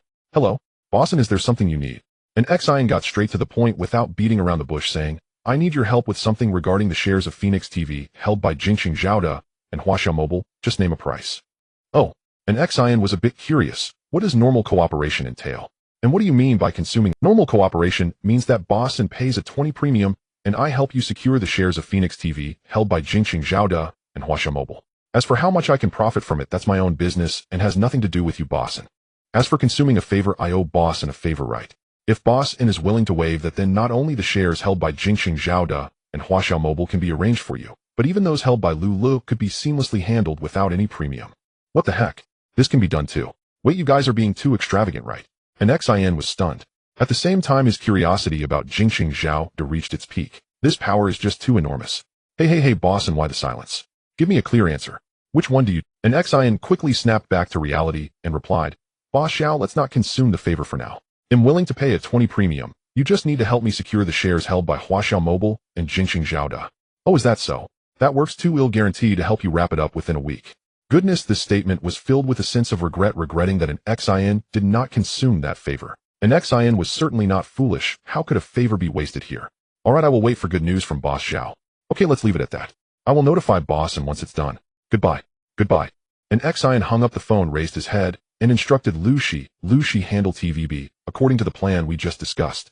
And regarding Phoenix TV, you should quickly acquire 5 of the shares without causing significant fluctuations in the stock price. Lu Shi immediately nodded in response, saying, no problem, I guarantee to get it done. Alright, then you get busy. I will wait for good news. Boss Xiao Yifu is resolute. He wants sell. An Xian was not surprised. This plainly meant Xiao Yifu had no intention of retiring. After a moment's thought, he ordered, proceed with our plan. Very well, I'll commence the barbarian plan at once. I await your good news. Having said that, an Xian hung up and turned to find Li Hong looking puzzled. He asked. Li Hong asked with mild curiosity, what is the barbarian plan? What mischief are you plotting now? An Xian crossed the room, scooped Li Hong into his arms, and headed toward the master bedroom, grinning as he murmured, "Yes, I'm about to do something wicked right now. Ah, you scoundrel. Let me go." Meanwhile, on the Yuanfang Securities Trading Forum, Inha Investment, forming a concerted action consortium, suddenly disclosed a stake in TVB and declared an intention to pursue a full takeover of TVB. Gudao Richang, what is Inha Investment? They actually intend to take over TVB. Tanxin Gui, never mind who they are. People just spent over 3 billion HKD to open a position in TVB with a 16.5 stake. That much equity shows they are not short of funds. A full acquisition looks serious. Dugu Chiobai TVB trades at 43 Hong Kong dollars per share. A complete takeover would cost about 18 Hong Kong dollars. 849 billion. I doubt Inha Investment has that capital. Gushin, you guys are behind. TVB has already climbed to 50 Hong Kong dollars. 6 per share. Dugu Chiobai, my goodness, how did it rise so quickly? Gushin, didn't you see the headline? A 10 premium for a full acquisition. Do you understand what that implies? You are clueless. Gyutan Bazahaha, I only bought TVB yesterday at an average cost of 43 Hong Kong dollars. 1. I never expected a windfall from the sky, lucky me. Huh. Gushin, 43 Hong Kong dollars. 1, and you're shouting. Look at mine. Gula Gugu, unbelievable, 33 Hong Kong dollars. 2. Duan Chao, the key is not the 33 Hong Kong dollars. 2 entry price, so much as the 1. 32 million shares, at the current 50 Hong Kong dollars. 6 price 1. 32 million shares are worth 66 Hong Kong dollars. 792 million. Guan I Laumu, he is currently floating a profit of 22 Hong Kong dollars. 968 million. Jiaji Taziz, 33 Hong Kong dollars. 2. Look at mine. Gushin, ridiculous, 29 Hong Kong dollars. When did you enter the market? The 90s. Jiaji Taziz, May 2004. Gu Laodao, 29 Hong Kong dollars only. Look at mine. Jiaji Taziz, 22 Hong Kong dollars. 6. Now that's someone who entered in the 90s. Impressive. The Yuanfang Securities Forum derailed entirely, spawning a fever of investors posting their entry price. It was not limited to that forum. After Lu Shi used the shell company Inha Investment together with other shells to form a concerted action consortium and disclose a stake in TVB, while declaring a premium full takeover, the whole Hong Kong market erupted. This was TVB, the unassailable overlord of HK Media. Someone was eyeing it. How would Lu Shi? But the retail shareholders cared little about politics. This was a hostile bid, and they expected the share price to. They celebrated accordingly. Meanwhile, at TVB headquarters, 77, Chun Choi Street, Seongkwan O Industrial Estate, New Territories, inside the chairman's office. Unlike the jubilant investors, Xiao Yifu, TVB's de facto controller, stared blankly at the live price on his computer screen. After a long pause, he turned to his longtime lover Fang Yihua and said quietly, "The price has reached 51 Hong Kong dollars. 8. Still haven't figured out who Inha Investment is, eh?" Fang Yihua, whose youth had faded, thought for a moment and shook her head. "Ifu, I asked the management, they all say, I wonder if it's some old acquaintance targeting TVB, someone like Delu. He's the most disruptive in HK, always sniping at one thing or another, making everyone's life difficult." Delu, damn. Xiao Yifu shook his head. "Not Delu. He has calmed down in recent years and hasn't played these. As for other old acquaintances, I don't think so." "No, wait." Xiao Yifu's eyes drifted into memory as after a while he remembered. Someone introduced by He Zhuolin had once contacted him to ask whether TVB was for sale. Xiao had refused outright at the time. Could it be him? Yes, it must be him. With that confirmed, Xiao did not hesitate and dialed He Zhuolin's number. He Zhuolin had just arrived at the boardroom in the Bank of China Tower and was about to sit with his newspaper when his phone rang. Seeing the caller ID, Lu Shu, he answered briskly with a cheerful, "Lu Shu, good morning." "Good morning. I am far from fine. And at this rate, I may have to ask you to see someone off." He Zhuolin was bewildered. "Lu Shu, what have I done to offend you?" Xiao Yifu, voice full of anger, retorted, "Zhuolin, the man you introduced, is trying to seize my foundation." "What do you mean? What did you do to me?" He Zhuolin was stunned, then remembered that he had introduced Lu Shi, a subordinate of an Xian, to Xiao. Could it be them? He asked Lu Shu, "Is it Lu Shi?" Xiao Yifu thought for a moment and nodded. "Yes, this Lu Shi came speaking Mandarin and asked if TVB was for sale. I told him it was not." He Zhuolin still could not grasp it. "Lu Shu, if it's not for sale, what's this about seizing your foundation?" Xiao Yifu explained with bitterness. "Lu Shi today opened a position in TVB, 16.5, and announced a premium full takeover. If that's not an attempt to seize my foundation, what is?" He Zhuolin was dumbfounded. 1,000 curses flashed through his mind. He realized he might have been used by an Xian. Zhuolin, if one refuses to sell, they mount a hostile takeover. How can people behave like this? Xiao Yifu raged. He Zhuolin frowned and tried to calm the situation. "Lu Shu, it happened suddenly. Ooh, I don't yet know the details. Let me find out, and I'll call you back, okay?" "Fine. I will wait for your call." After hanging up, He Zhuolin did not delay and dialed an Xian directly. "Hello, Mr. He." On the line, and Zin's voice was composed. He Zhuolin, a little resentful, said, "Mr. And isn't this going too far? An Xian, understanding what He Zhuolin meant, asked mildly, did Mr. Xiao call you? Yes, Lu Shu just tore into me. He Zhuolin complained. An Xian offered an apologetic note. It seems I have inconvenienced you. My apologies. He Zhuolin replied. I don't mind personally, but Lu Shu is furious. He will be difficult to deal with. An Xian smiled. What Xiao Yifu chooses to do is his concern. If I seek to acquire TVB through proper channels, where is the crime? You mean formal bids and announcing a premium takeover are acceptable? He Zhuolin stammered.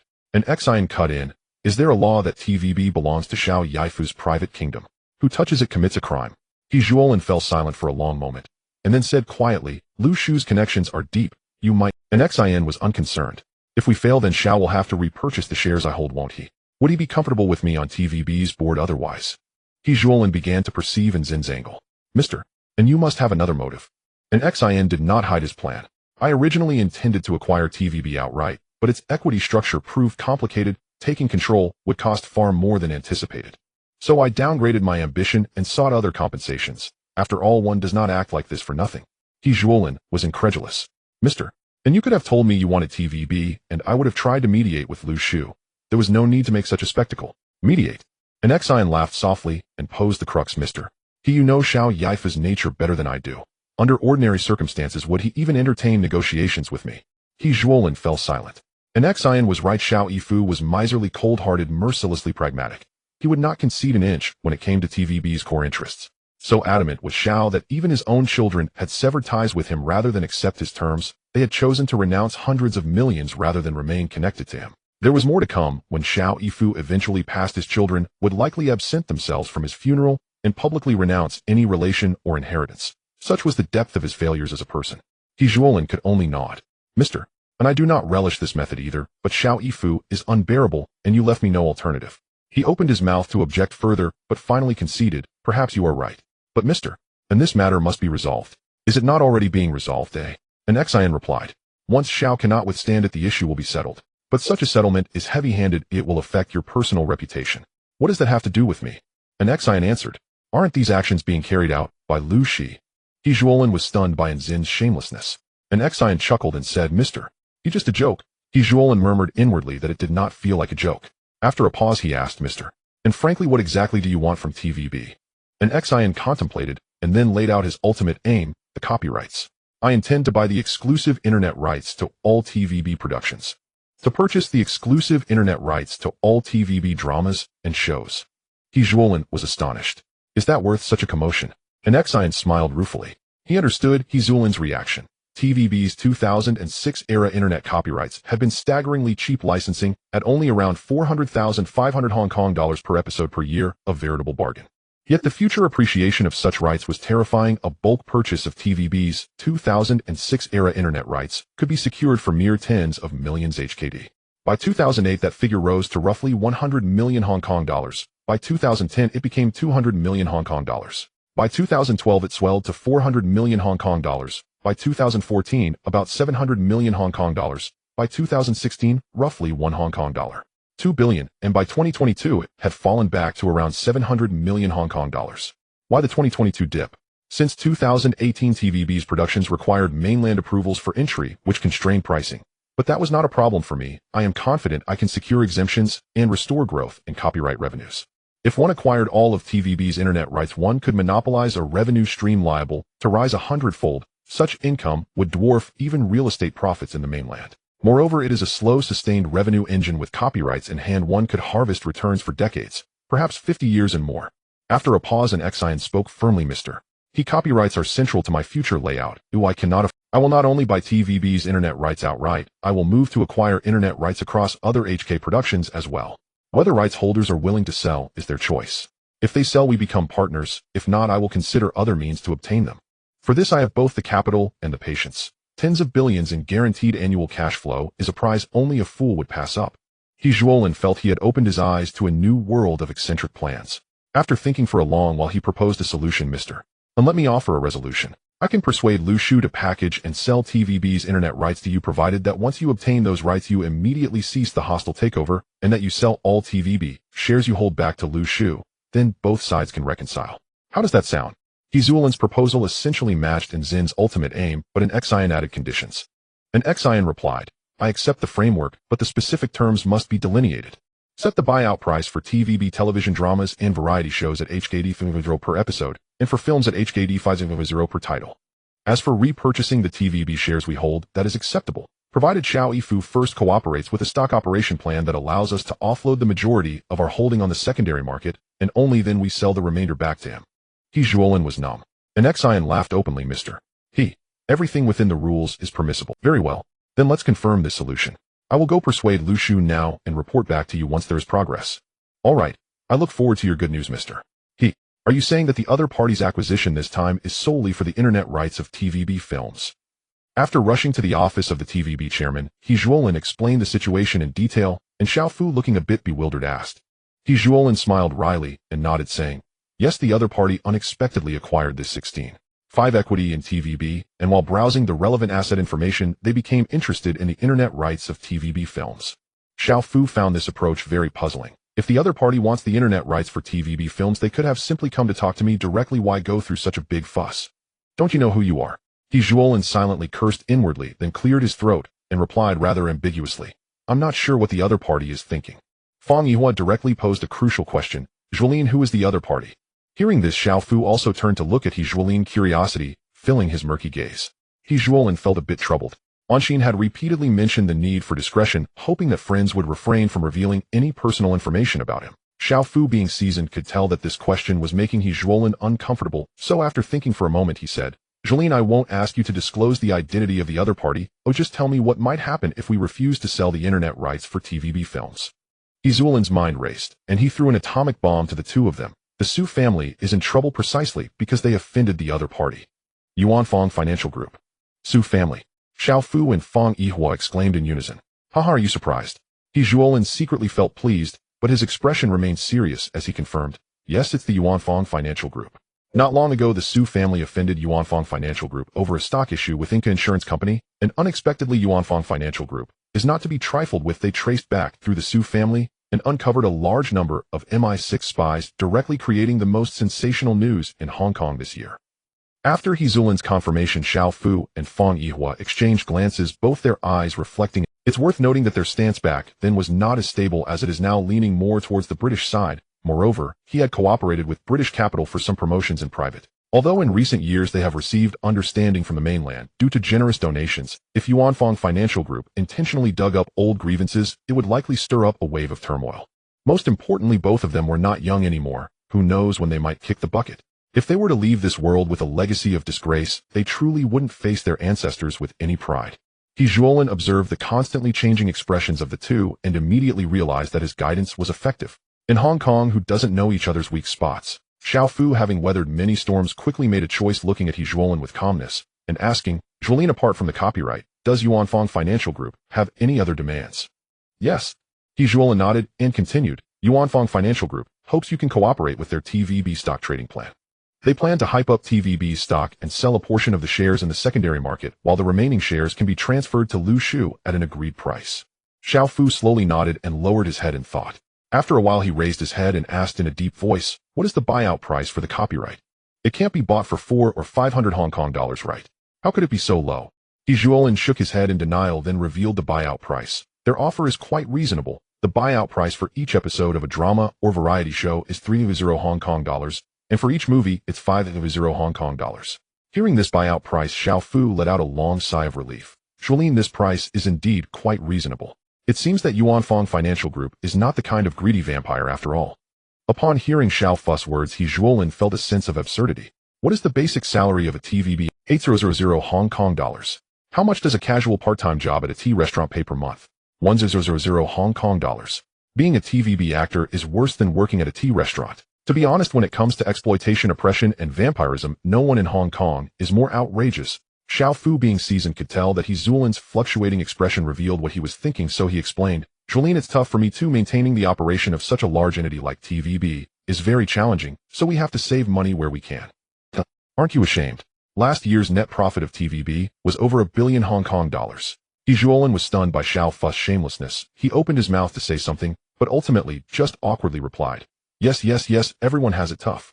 Xiao Fu did not care much about He Zhuolin's perfunctory response. After all, both of them were decent people, and as long as they maintained appearances, that was enough.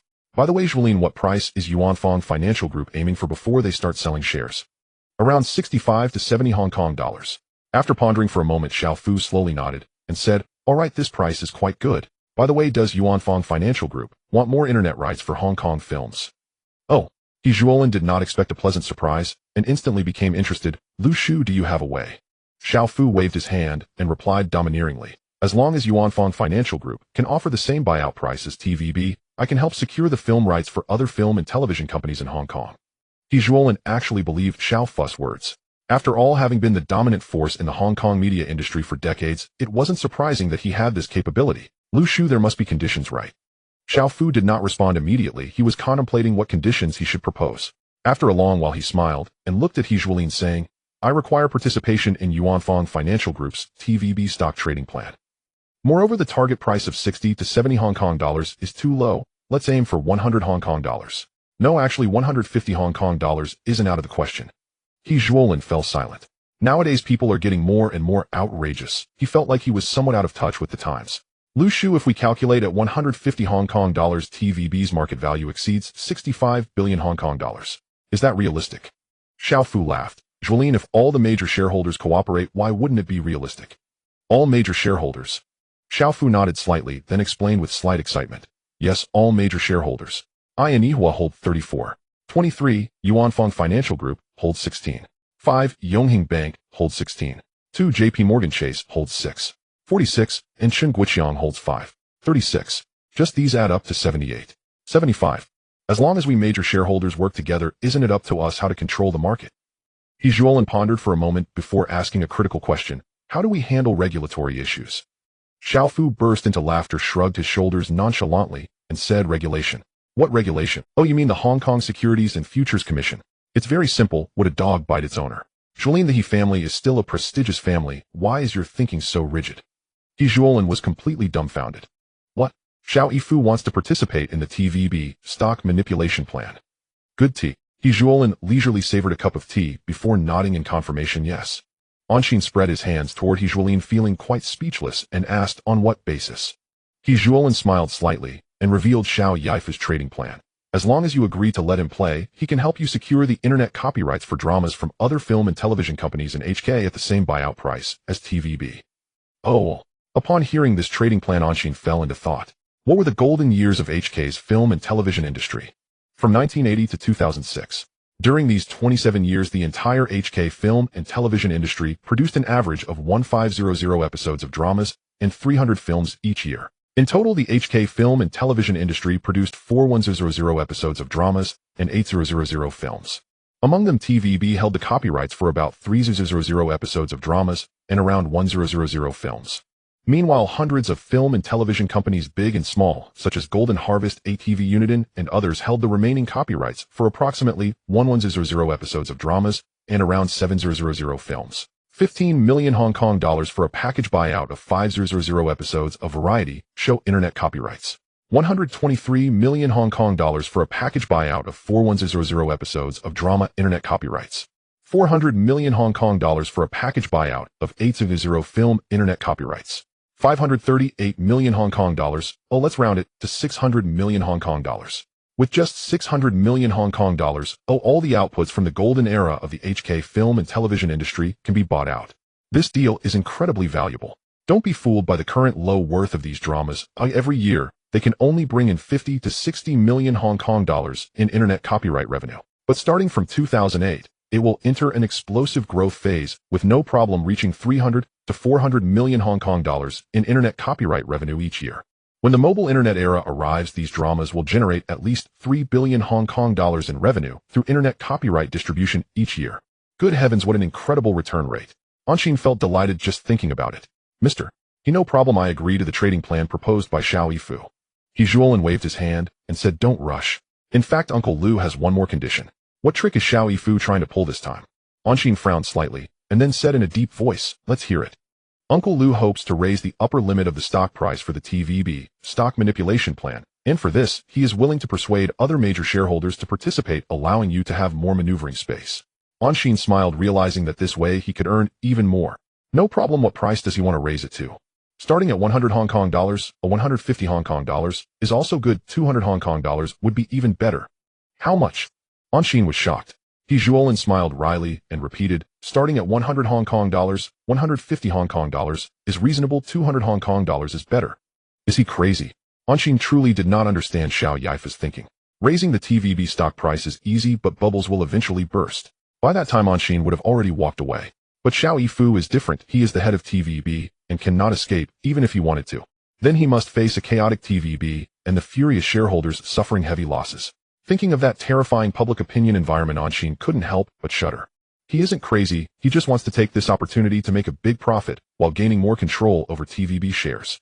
Anshin asked, slightly puzzled, how does he plan to make a big profit? As the largest shareholder of TVB, any reduction must be announced in advance.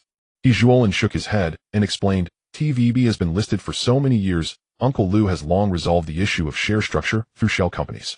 According to the current rules of the Hong Kong Stock Exchange, as long as he doesn't lose his status as the largest shareholder, he can completely reduce his holdings by 5 through a shell company.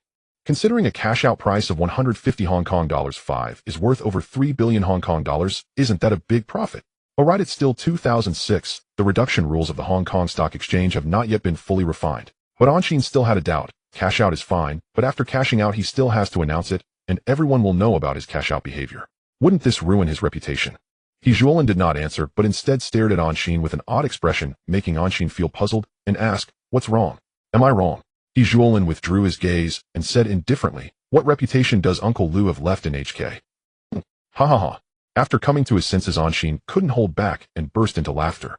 After stopping his laughter, Anshin gladly replied, no problem, as long as Xiao Yifu isn't afraid to face the mess, then don't mention 150 Hong Kong dollars, 200 Hong Kong dollars is worth trying. 200 Hong Kong dollars. He Juolin frowned slightly, quickly calculating, and then asked with some doubt, 150 Hong Kong dollars is understandable, but at 200 Hong Kong dollars, TVB's market value would exceed 80 billion Hong Kong dollars. Are you sure this can work? Anshin raised the corners of his mouth, smilingly explained, the two major shareholders fighting for control of TVB is the best stock price driver. If coupled with occasional positive news and continuous high-pressure public opinion guidance, 200 Hong Kong dollars isn't impossible. Of course, the specifics still need to be determined through negotiations between both parties. After listening to Angson's explanation, He Juolin directly threw out two questions. TVB's total assets, and net profit are limited. How can they support such a high stock price? Will the shareholders not fall for it, leading to a complete crash of the stock? Anshin pondered for a moment and then replied, the first question is simple. TVB needs to engage in extensive speculation precisely because it lacks these assets. Moreover, we don't need to maintain a high stock price indefinitely. We just need to pull it up to create a time difference for cash. As for whether shareholders will fall for it. Haha, mister. Do you think too highly of the shareholders? Chasing after rising stocks and selling off in panic is their common mentality. As long as we keep pushing up, they will have no reason not to fall for it. That is indeed the case. Angson's evaluation of the shareholders was deeply agreed upon by He Juolin. Mister, let's finalize this. I will have Lu Shi. I don't want to. The phone ringing interrupted Angson's voice, and he took out his phone to see the caller Wang Jing. Anshin made an apologetic gesture to He Juolin, then quickly walked out of the tea room with his phone and pressed the answer button outside the room. Hello, Minister Wang, is there good news? Anshin, there are two pieces of news, one good and one bad. Which one do you want to hear first? Anshin was taken aback, but quickly said, then let's hear the good news first. The good news is that the top management recently held a vote, which ultimately passed the Red Shield plan. This means that the Red Shield Company can officially set sail, and the relevant departments will strongly support the work of the Red Shield Company. Awesome. Upon hearing this good news, Anshin was instantly filled with excitement, waving his arms energetically.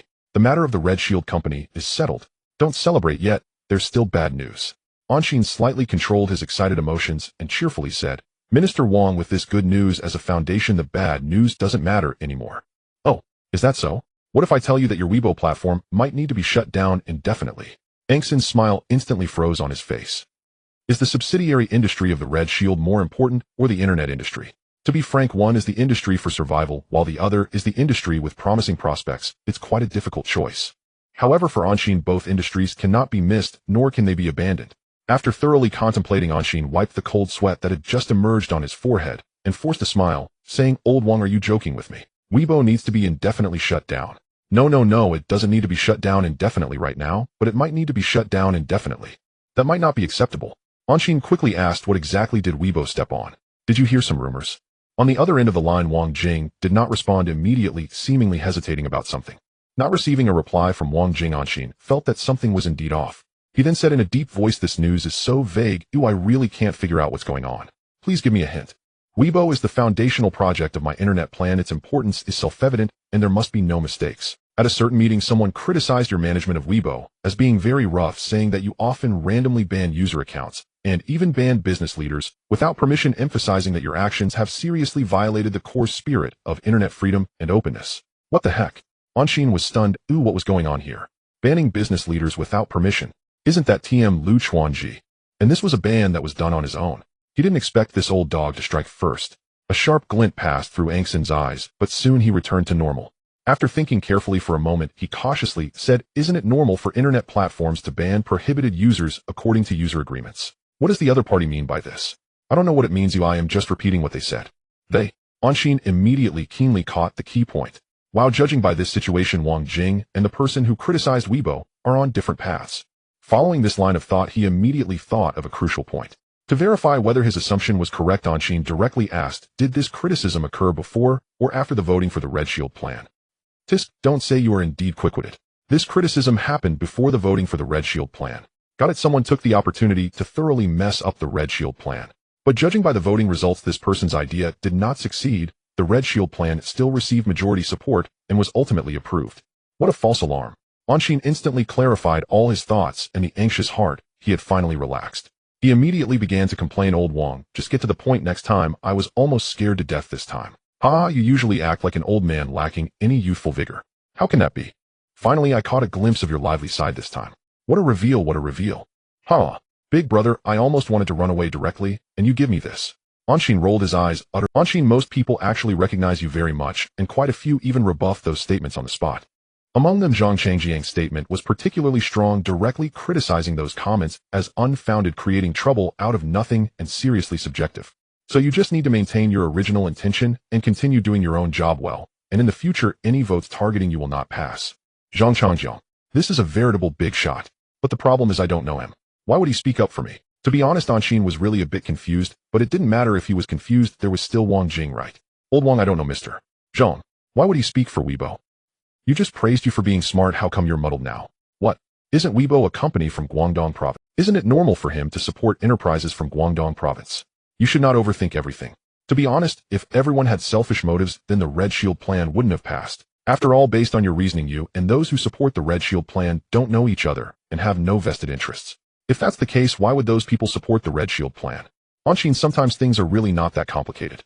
As long as it's beneficial, it will surely receive broad support. Anshin immediately realized he had been foolish and quickly apologized. "You're right, it's my fault. My thinking was too narrow, and I had a problem with my mindset. Haha, it's not that serious. As long as you know yourself, that's fine. However, Weibo does have some hidden dangers." Oh, Angson's heart tightened, and he immediately said, "Please clarify. Weibo's recent public opinion has been too extreme. How can patriotism be criticized? Indeed, freedom of speech is fine, but one cannot carry the banner of freedom of speech to do things that harm core interests. Moreover, according to our understanding, Weibo not only deliberately allowed this public opinion to form, but even played a role in exacerbating it. I want to ask, is this your intention?" "What the heck?" Anshin was stunned. Wang Jing was also surprised. "You don't know what public opinion is forming on?" Anshin replied, a bit confused, "I don't know. I've been in Hong Kong City lately, and haven't really paid attention to Weibo's situation." Anshin truly did not know about Weibo's recent situation. Things had been hectic in Hong Kong City, and he had no time to keep an eye on Weibo. "Then you should first go find out what's going on. By the way, pay attention to the company's senior executives, and contact me again if there are any issues. Alright, we'll be in touch." After hanging up the phone, Anshin did not rush back to the tea room. After standing and thinking for a moment, he directly picked up his phone and dialed Lu Zai's number. "Boss, what can I do for you? Come to my office, I have something to tell you." "Alright, I'll be there in 3 minutes. 3 minutes later, Anshin and the hurried Lu she returned to the tea room.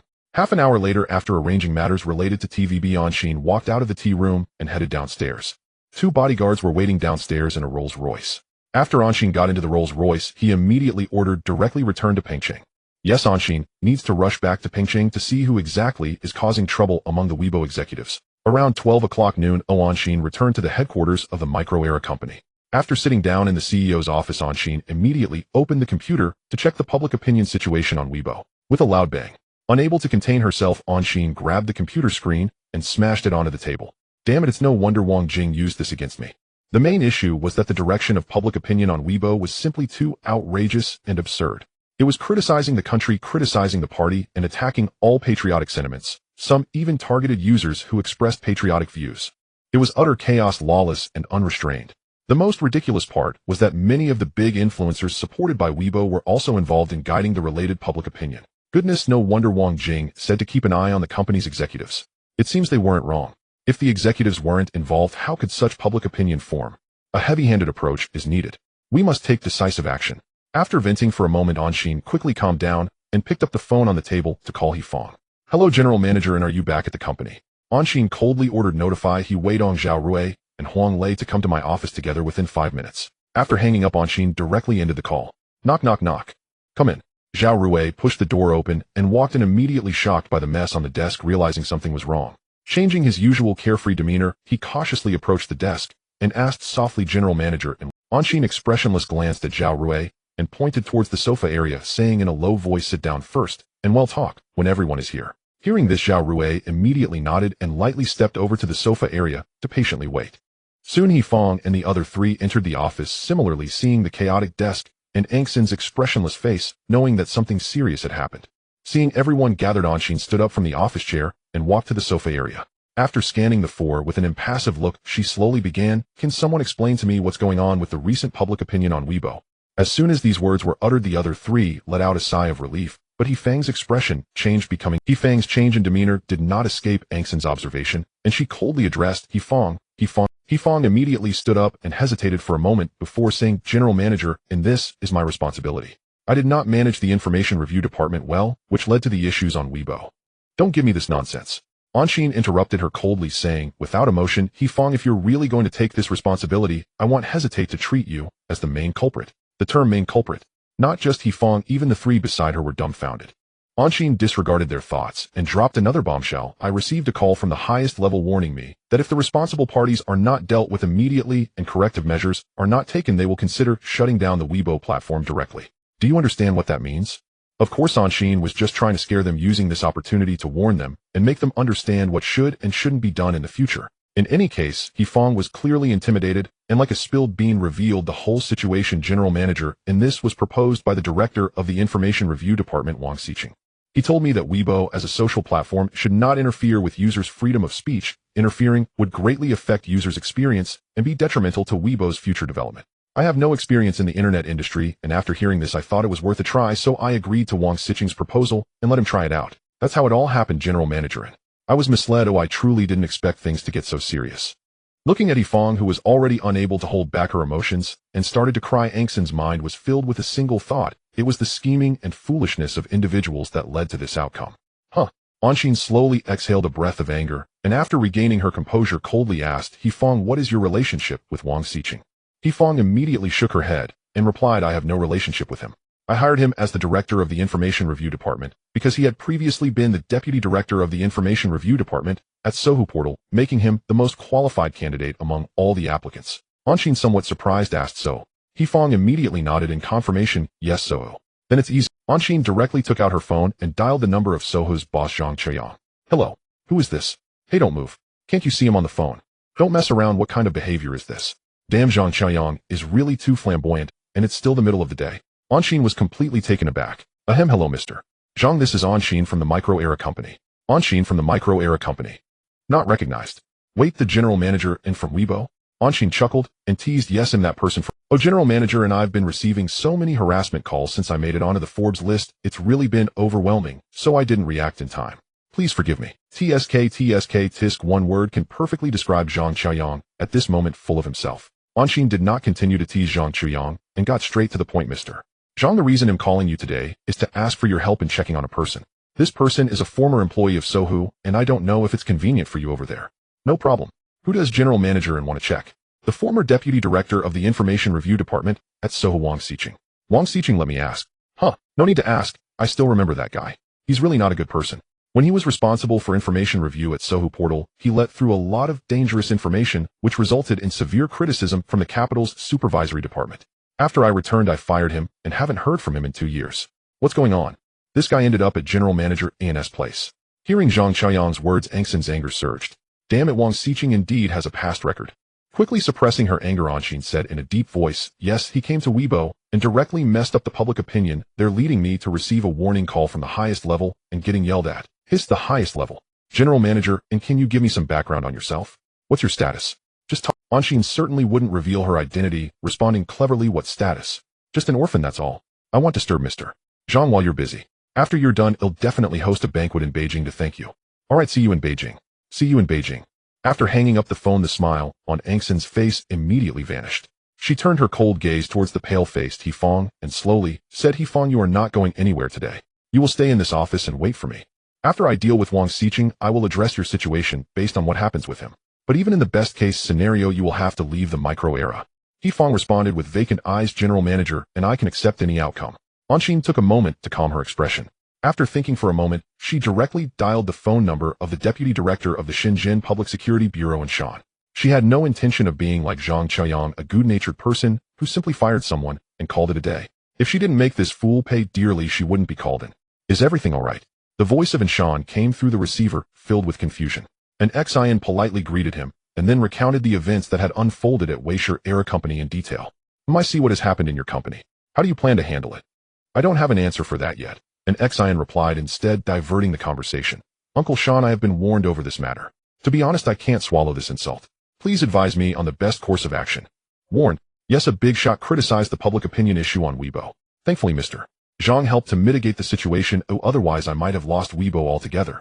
It's just a matter of pressure and manipulation. The main issue is that an Xian knows Anshan too well. If an issue arises with Wang Xiqing, it will be manageable. If not, Anshan will undoubtedly insist on handling it according to laws and regulations. However, if it truly came down to legal matters, it would likely result in civil liability, which completely contradicts Nzin's goal of delivering a heavy blow. In short, an Xian had no intention of letting Wang Xiqing off the hook. If there was an issue, it was best to severely punish him. If not, he would still find a way to apply pressure and create trouble for him. After a long pause, Anshan's deep voice finally came through. Where are you now? At Weisher Era Company. Yes, I hurried back from Shanjiang. After understanding the specifics, I immediately called you. Alright, I'm bringing people over now to take the suspect back for questioning. We'll discuss the specifics of the resolution based on the situation. A suspect. Looks like the pressure is effective. An Xian smirked and said, Uncle Sean is the best. I will be waiting for your arrival in the office. What nonsense are you talking about? Let's meet later. See you later. After hanging up, an Xian turned to He Weidong and the others, saying, you all go out and prepare. No matter what happens later, don't panic too much and make sure to comfort the employees. He Weidong and the others seemed to have enough psychological preparation for what was about to happen, and they all expressed no problem before leaving the CEO's office. Watching the three leave, an Xian turned to Hefong, noticing that she had lost her usual spark and appeared particular. There must be something contemptible about a pitiful person. An Xian felt little sympathy for her, and after some deep thought he said solemnly, Hefong, I have treated you not poorly, have I? As an executive director of the board's senior executive vice president and COO, it would not be an exaggeration to say you are the second in command of the company. The upcoming equity incentive plan values over 10 million RMB, and in the future it will be worth hundreds of millions. But what have you given me in return? Because of your foolish mistake, Weibo nearly vanished from the annals of the internet. This mistake is too absurd, I simply cannot accept it. Hefong looked up at an Xian, her voice hoarse as she said, President, and I am sorry for betraying your trust. An Xian shook his head in rebuttal. You not only betrayed me, but also all your colleagues at Weisher Era Company.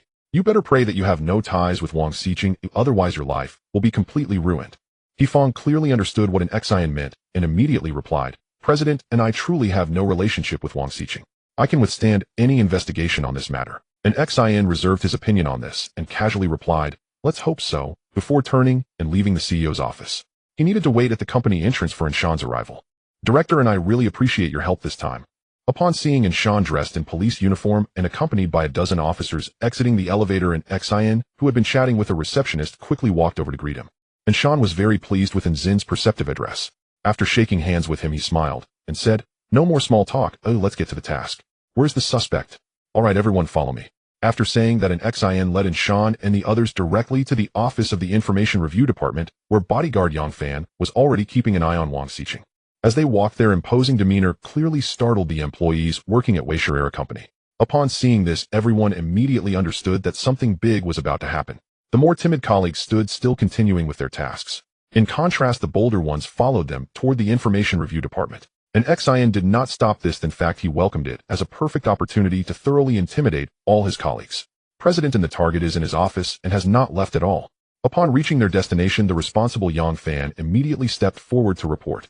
An Xian nodded slightly, then pointed to a tightly shut office and said to Inshan, "Director and the suspect is in that office." "Thank you." An Xian did not want to witness any ridiculous capture scene. Who knows if Wang Xiqing had any countermeasures? As the saying goes, a gentleman does not stand under a dangerous wall, and Xian was unwilling to take any risks. Upon hearing this, Inshan nodded.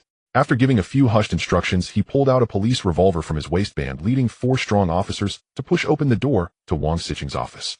"Don't move. Don't move, or he'll shoot." "Ah, who are you? What do you want? Are you Wang Xiqing?" "Yes, what do you want?" "That's right. We are from the police department, and we are enforcing compulsory measures against you." "Don't move." "On what grounds are you arresting me? What crime have I committed?" After about 10 seconds, it seemed they had already cuffed Wang Xiqing, and Inshan's heavy voice came from inside. "Wang Xiqing, this is my identification, and this is the detention order. I am formally notifying you that you are under compulsory measures due to suspected embezzlement. Do you understand?" "I don't understand. I am a foreign national holding an M-country passport. You cannot arrest me." "Oh." Upon hearing this, an Xian outside felt he might have caught a big fish. Combining this with Wang Xiqing's industry, an Xian immediately recalled an unverified rumor from his past life about a spy group from M-country. A pleasant surprise. "Hey, a foreign national. Don't say you're a foreign national. Even if you were an extraterrestrial, you would still have to abide by the laws of Huaxia. Take him away." Soon 2 operational officers escorted Wang Xiqing out of the office, with Inshan following closely behind, with 2 more operational officers. As soon as Wang Xiqing exited the office, he not only saw the expressionless Xian, but also the crowd of onlookers. Wang Xiqing ignored the crowd and shouted at an Xian, "President, and save me. These police officers are arresting people in the company for no reason. Oh, it's simply outrageous." An Xian turned to Inshan and politely asked, "Director, and may I speak with him for a moment? It might help with the subsequent interrogation." "Sure." Having received permission, an Xian stepped up to Wang Xiqing and leaned down, saying softly, "Wang Xiqing, who exactly are you? You know the answer in your heart. You also know what you have done. You know what? Your biggest mistake was to stir up trouble on my turf, which exposed your tracks." Wang Xiqing immediately struggled, saying, "President, and I am not. Be honest." "Shoo." An Xian made a silencing gesture, and after seeing Wang Xiqing quiet down, he leaned in again and whispered, "Let me guess which department you come from." "CIA." "Not quite. It actually resembles the NSA. Coincidentally, I happen to know that there is a highly classified operational group within the NSA responsible for executing a plan called Manipulator, which involves infiltrating internet companies. I believe the group is called Shadow, am I wrong?" After saying this, an Xian stood up and glanced at the shocked face of Wang Xiqing, instantly realizing he had guessed correctly. He had truly caught a big fish. An Xian immediately leaned down again and continued in a low voice, "It seems I guessed right. Aren't you thinking of committing suicide right now? But I advise against it. Since I can know this information, I can also trace your true identity through my channels. If you dare to commit suicide or refuse to cooperate with the investigation, I will find your family, even if they are in M-country. I have ways to handle certain matters. Do you understand my meaning?" Wang Xiqing was not foolish and immediately understood, and Zin's implication, nodding vigorously in response. "President, and I will cooperate. I will fully cooperate. Whatever you want to know, I will tell you everything without reservation. Then I look forward to your subsequent performance." After that, an Xian straightened up and smilingly gestured to the officers escorting Wang Xiqing. The 2 officers, seeing this, continued to escort the now visibly defeated and limp Wang Xiqing forward. After watching 2 police officers escort Wang Xiqing away, Anshin and Anshan exchanged a few words in a low voice and politely shook hands to bid farewell to Anshan. Once Anshan and the remaining police officers left the scene, Anshin immediately clapped his hands to attract the attention of all the employees present and began his impromptu speech. "Dear colleagues, I believe you all have a rough idea of what has happened.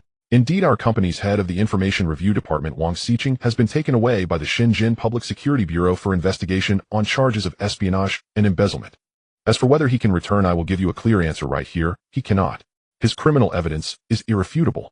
Not to mention returning, whether he can even save his own life depends on how well he cooperates with the subsequent interrogation. Frankly speaking, I am deeply shocked that there was a spy among us at Micro Era Company, and I believe my colleagues here. As for why a spy would target our company, after much thought, I can only think of one possibility. It is because Micro Era is simply too outstanding. So outstanding that even spies cannot ignore us. Otherwise, it would be hard to explain why they did not target other competitors, but chose Micro Era. I wonder if everyone agrees with this speculation." The employees present exchanged glances, but soon erupted into a chorus of agreement. "Exactly. Agreed. Micro Era is truly amazing." Anshin listened with a smile as the employees expressed their opinions, and after the noise gradually faded, he continued loudly. "Although Micro Era is already quite exceptional with a current valuation of $600 million, a ranking in the top 10 of internet companies in Huaxia. This is still not enough. Currently, the top-ranked internet company in Huaxia is Penguin with a valuation of $5 billion. The leading Penguin was just severely beaten by us not long ago and was completely driven out of the instant mess. To be honest, I really don't think Microera is inferior to Penguin. Perhaps the only thing we lack is time. As long as we are given enough time to grow, given time, we will definitely surpass Penguin and claim the top spot in Huaxia's internet valuation. Of course, for Microera to achieve greater success, we cannot rely solely on sweet words. For this reason, with the approval of the board of directors, Microera will officially launch an employee stock ownership incentive plan within the next month, allowing everyone to become shareholders and share in the company's development dividends. For this reason, with the approval of the board of directors, Microera will officially launch an employee stock ownership incentive plan within the next month, allowing everyone to become Microera is simply incredible.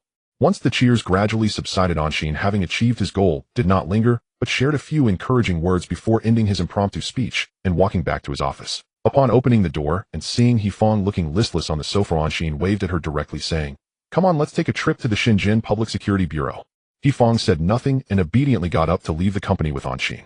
After arriving at the Shenzhen Public Security Bureau in a Rolls-Royce, Anshin instructed Yang Fan to keep an eye on Hifeng in the car and walk towards the office building.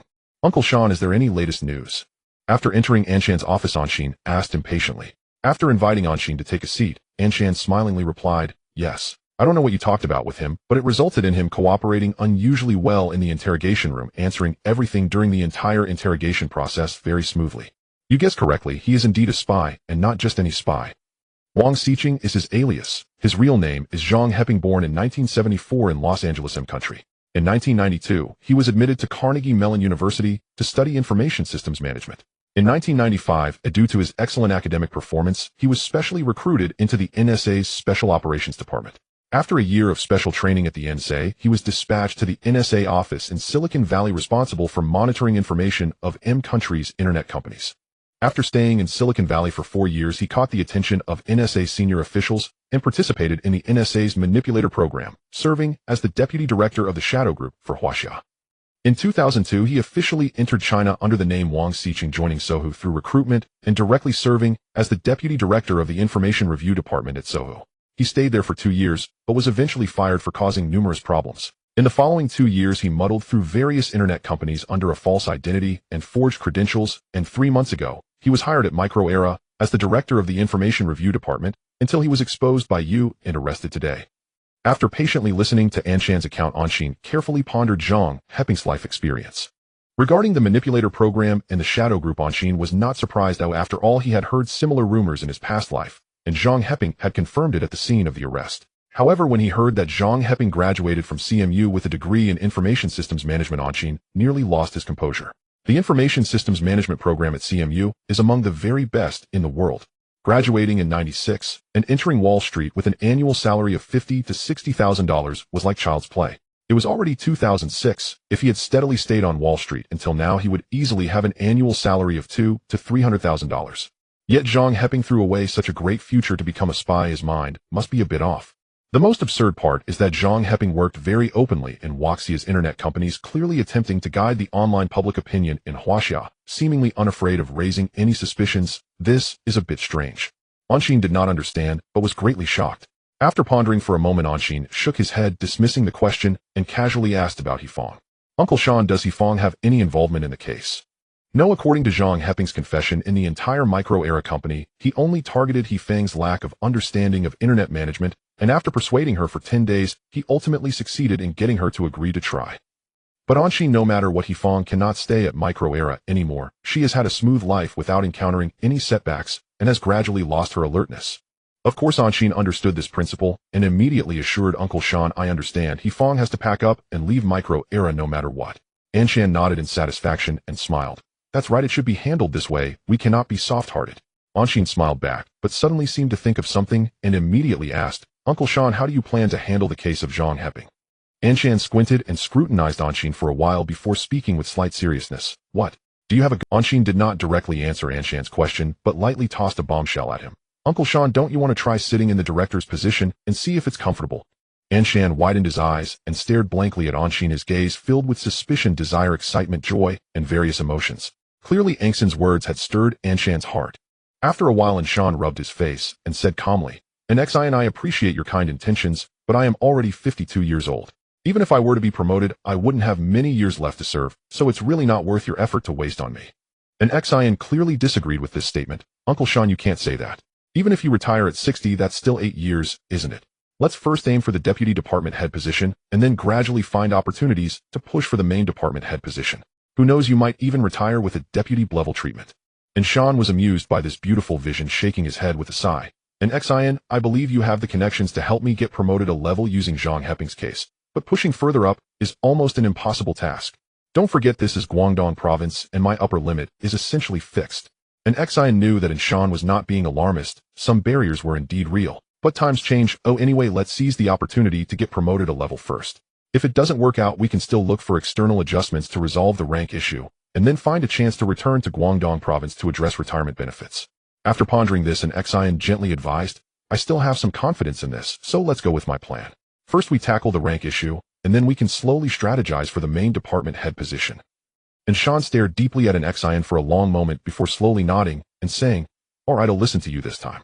What do you propose we do? And Xian smirked, organized her thoughts briefly, and asked directly, does Zhang Heping have any big fish left? And Sean nodded affirmatively. He provided a list of 13 names, including 2 NSA spies who have been lurking in the country for over 20 years, and the Shadow Group from China. What? 2 NSA spies who have been undercover for over 20 years? And Xian exclaimed.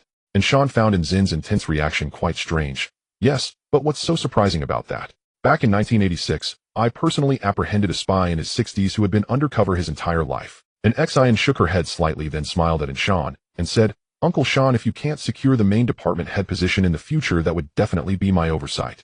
And Sean's eyes brightened as if he understood Zin's meaning a bit, and he immediately asked in a deep voice, are those 2 NSA old spies really important?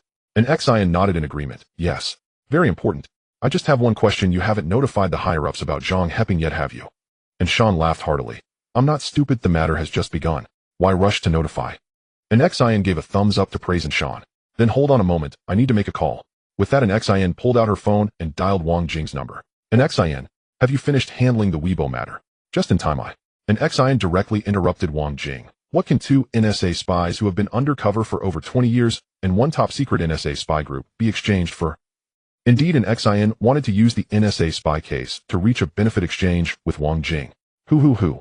A heavy breathing sound immediately came from the receiver. Clearly Wang Jing was quite excited at that moment. After about 5 or 6 seconds, as if he had adjusted his emotions, a calm inquiry came from the receiver. What do you want? And Xian did not answer this question. Instead, she continued to raise the stakes. I have currently locked on 13 specific targets, and they are all NSA spies. If we continue to dig deeper, completely destroying the NSA's spy network in China is not impossible. You kid, I really admire you. So tell me, what do you want? And Xian knew the moment had come. Oh, she said cheerfully, this matter is being handled by one of my relatives who is the deputy director of the police bureau in Pengcheng. But my relative has done a lot of hard work and merit, yet due to certain issues he has been stuck in the position of a regular department head for several years. To put it bluntly, Wang Jing immediately understood Zin's meaning and interrupted directly. Within a month, promote him to serve as a deputy bureau chief in the Ministry of Public Security, then 3 years later promote him to bureau chief, and 3 years after that send him out to be the deputy governor of a province, while also serving as the director of the Public Security Department. Is that condition sufficient? And Xian was stunned. 6 years from a regular department head to a deputy level position, what does that even mean? This kind of treatment is only available for ranked officials. Since Old Wang opened his mouth with such exchange conditions, then what exactly is Old Wang's background? Unfortunately, Xian was not familiar with the JD system and could not discern Old Wang's background at the moment. Wang Jing, not receiving a response from Xian, seemed a bit anxious and continued to add, this plan is already my limit. If you want to go further, it will require opportunity and is really not something I can decide. If you are not satisfied, you can also mention your conditions and I'll see if I can accept them. Of course, monetary conditions are really not feasible. I am different from others. I really have no money and no assets. Only a fool would ask for money. Ooh, I have more money than I know what to do with. After thinking for a moment, Xian proposed her condition. This condition is good, but I dare to add one more condition. You owe me an additional favor. Originally, Xian wanted to pull Wang Dana along, but then she thought about it. Wang Dana has his own path, and she can't recklessly interfere. Only favors that are within your scope of authority. Deal. And Xian immediately agreed. It was a huge gain as long as it was within the scope of authority. When will you come to Pengcheng to take over this case? This case cannot be delayed. The longer it drags on, the more changes may occur. The people on that list can't all be in Pengcheng, right? Hey, race the plan, it'll give you a secure contact channel, and you can send me the list through that channel. He'll make the necessary arrangements and fly over to meet you right away. And Xian, upon hearing this, slapped her forehead. How did her thinking suddenly become so limited? She immediately replied cheerfully, no problem, let's do it your way. Then it's settled, see you later. See you later? After hanging up the phone, and Xian didn't delay, she turned to the eagerly waiting Sean and smiled. Uncle Sean, congratulations, you'll be a deputy level official in 6 years. Huh? And Sean was completely stunned. 6 years of advancing to the Deputy B position truly exceeded Sean's imagination, causing his originally refined and amiable demeanor to become somewhat flustered. And Xian naturally understood the sudden joy that had fallen from the sky, and smiled as he confirmed, within a month you'll be promoted to Deputy Director of a certain bureau in the GA department, 3 years later you'll become the Director, and after another 3 years of experience you'll be appointed as the Director of the GA department, while also being sent out. Completing a leap of 3 ranks in 6 years, Uncle Sean, isn't that a good deal? Absolutely, it's beyond good. And Sean quickly regained his composure and laughed joyfully. Haha, if this condition isn't good, then there's no good condition in the world. Still, Xian felt a bit dissatisfied. It's a pity that we couldn't secure a more top-tier promise. And Sean waved his hand with a smile. No, at my age, reaching the Deputy B position is already like a blessing from my ancestors, and anything higher is something I wouldn't even dare to dream of. This was easy to understand considering he was already 52 years old, and after 30 years in the police force his professional limitations were indeed quite significant. With such a resume, how could one aspire to a higher position? That was simply impossible. And Xian understood this principle, but he had other ideas. If the real power of Deputy B is out of reach, what about a nominal position?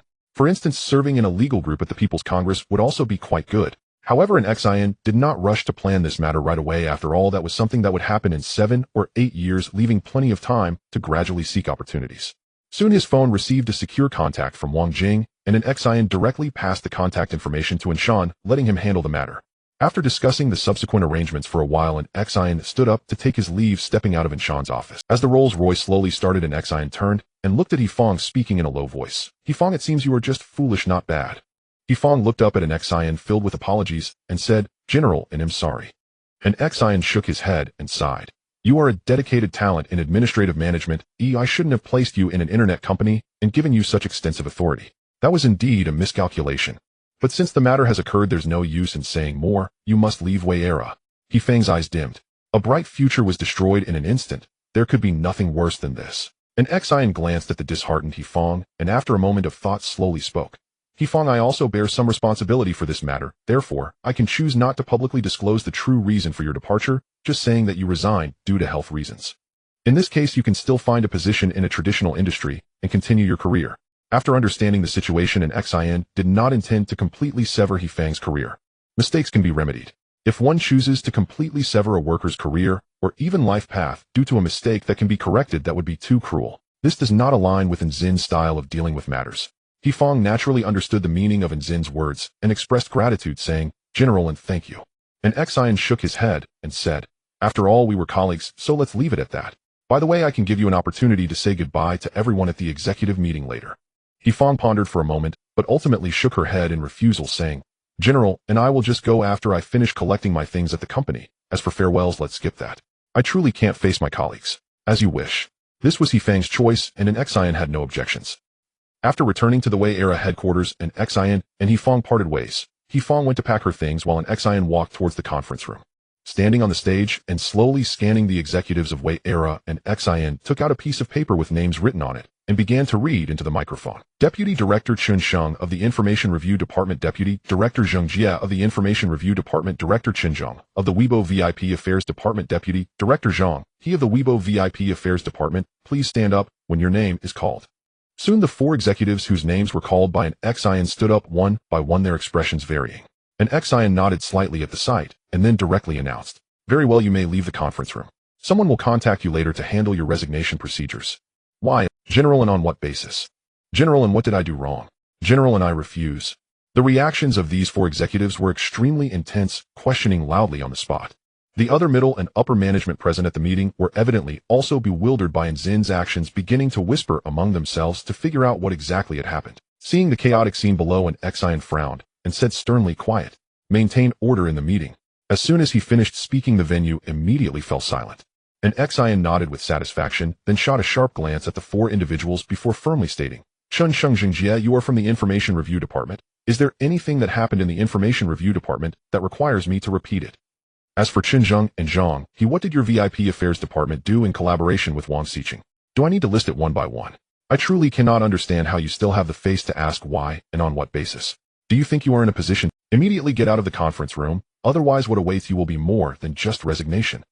This emotionally charged speech stunned the four individuals. After hearing it, they dared not continue to question and obediently moved to exit the conference room. Clearly, they were self-aware, knowing that if they continued to make a scene, there would be no good outcome. After watching the four leave, Xin turned his gaze back to the audience below. At this moment, the middle and upper management present were all sitting upright, their expressions extremely serious. It seemed this performance was not in vain, but had indeed left everyone in awe. There was no way around it, and Zin's current industry was already quite substantial and was rapidly expanding.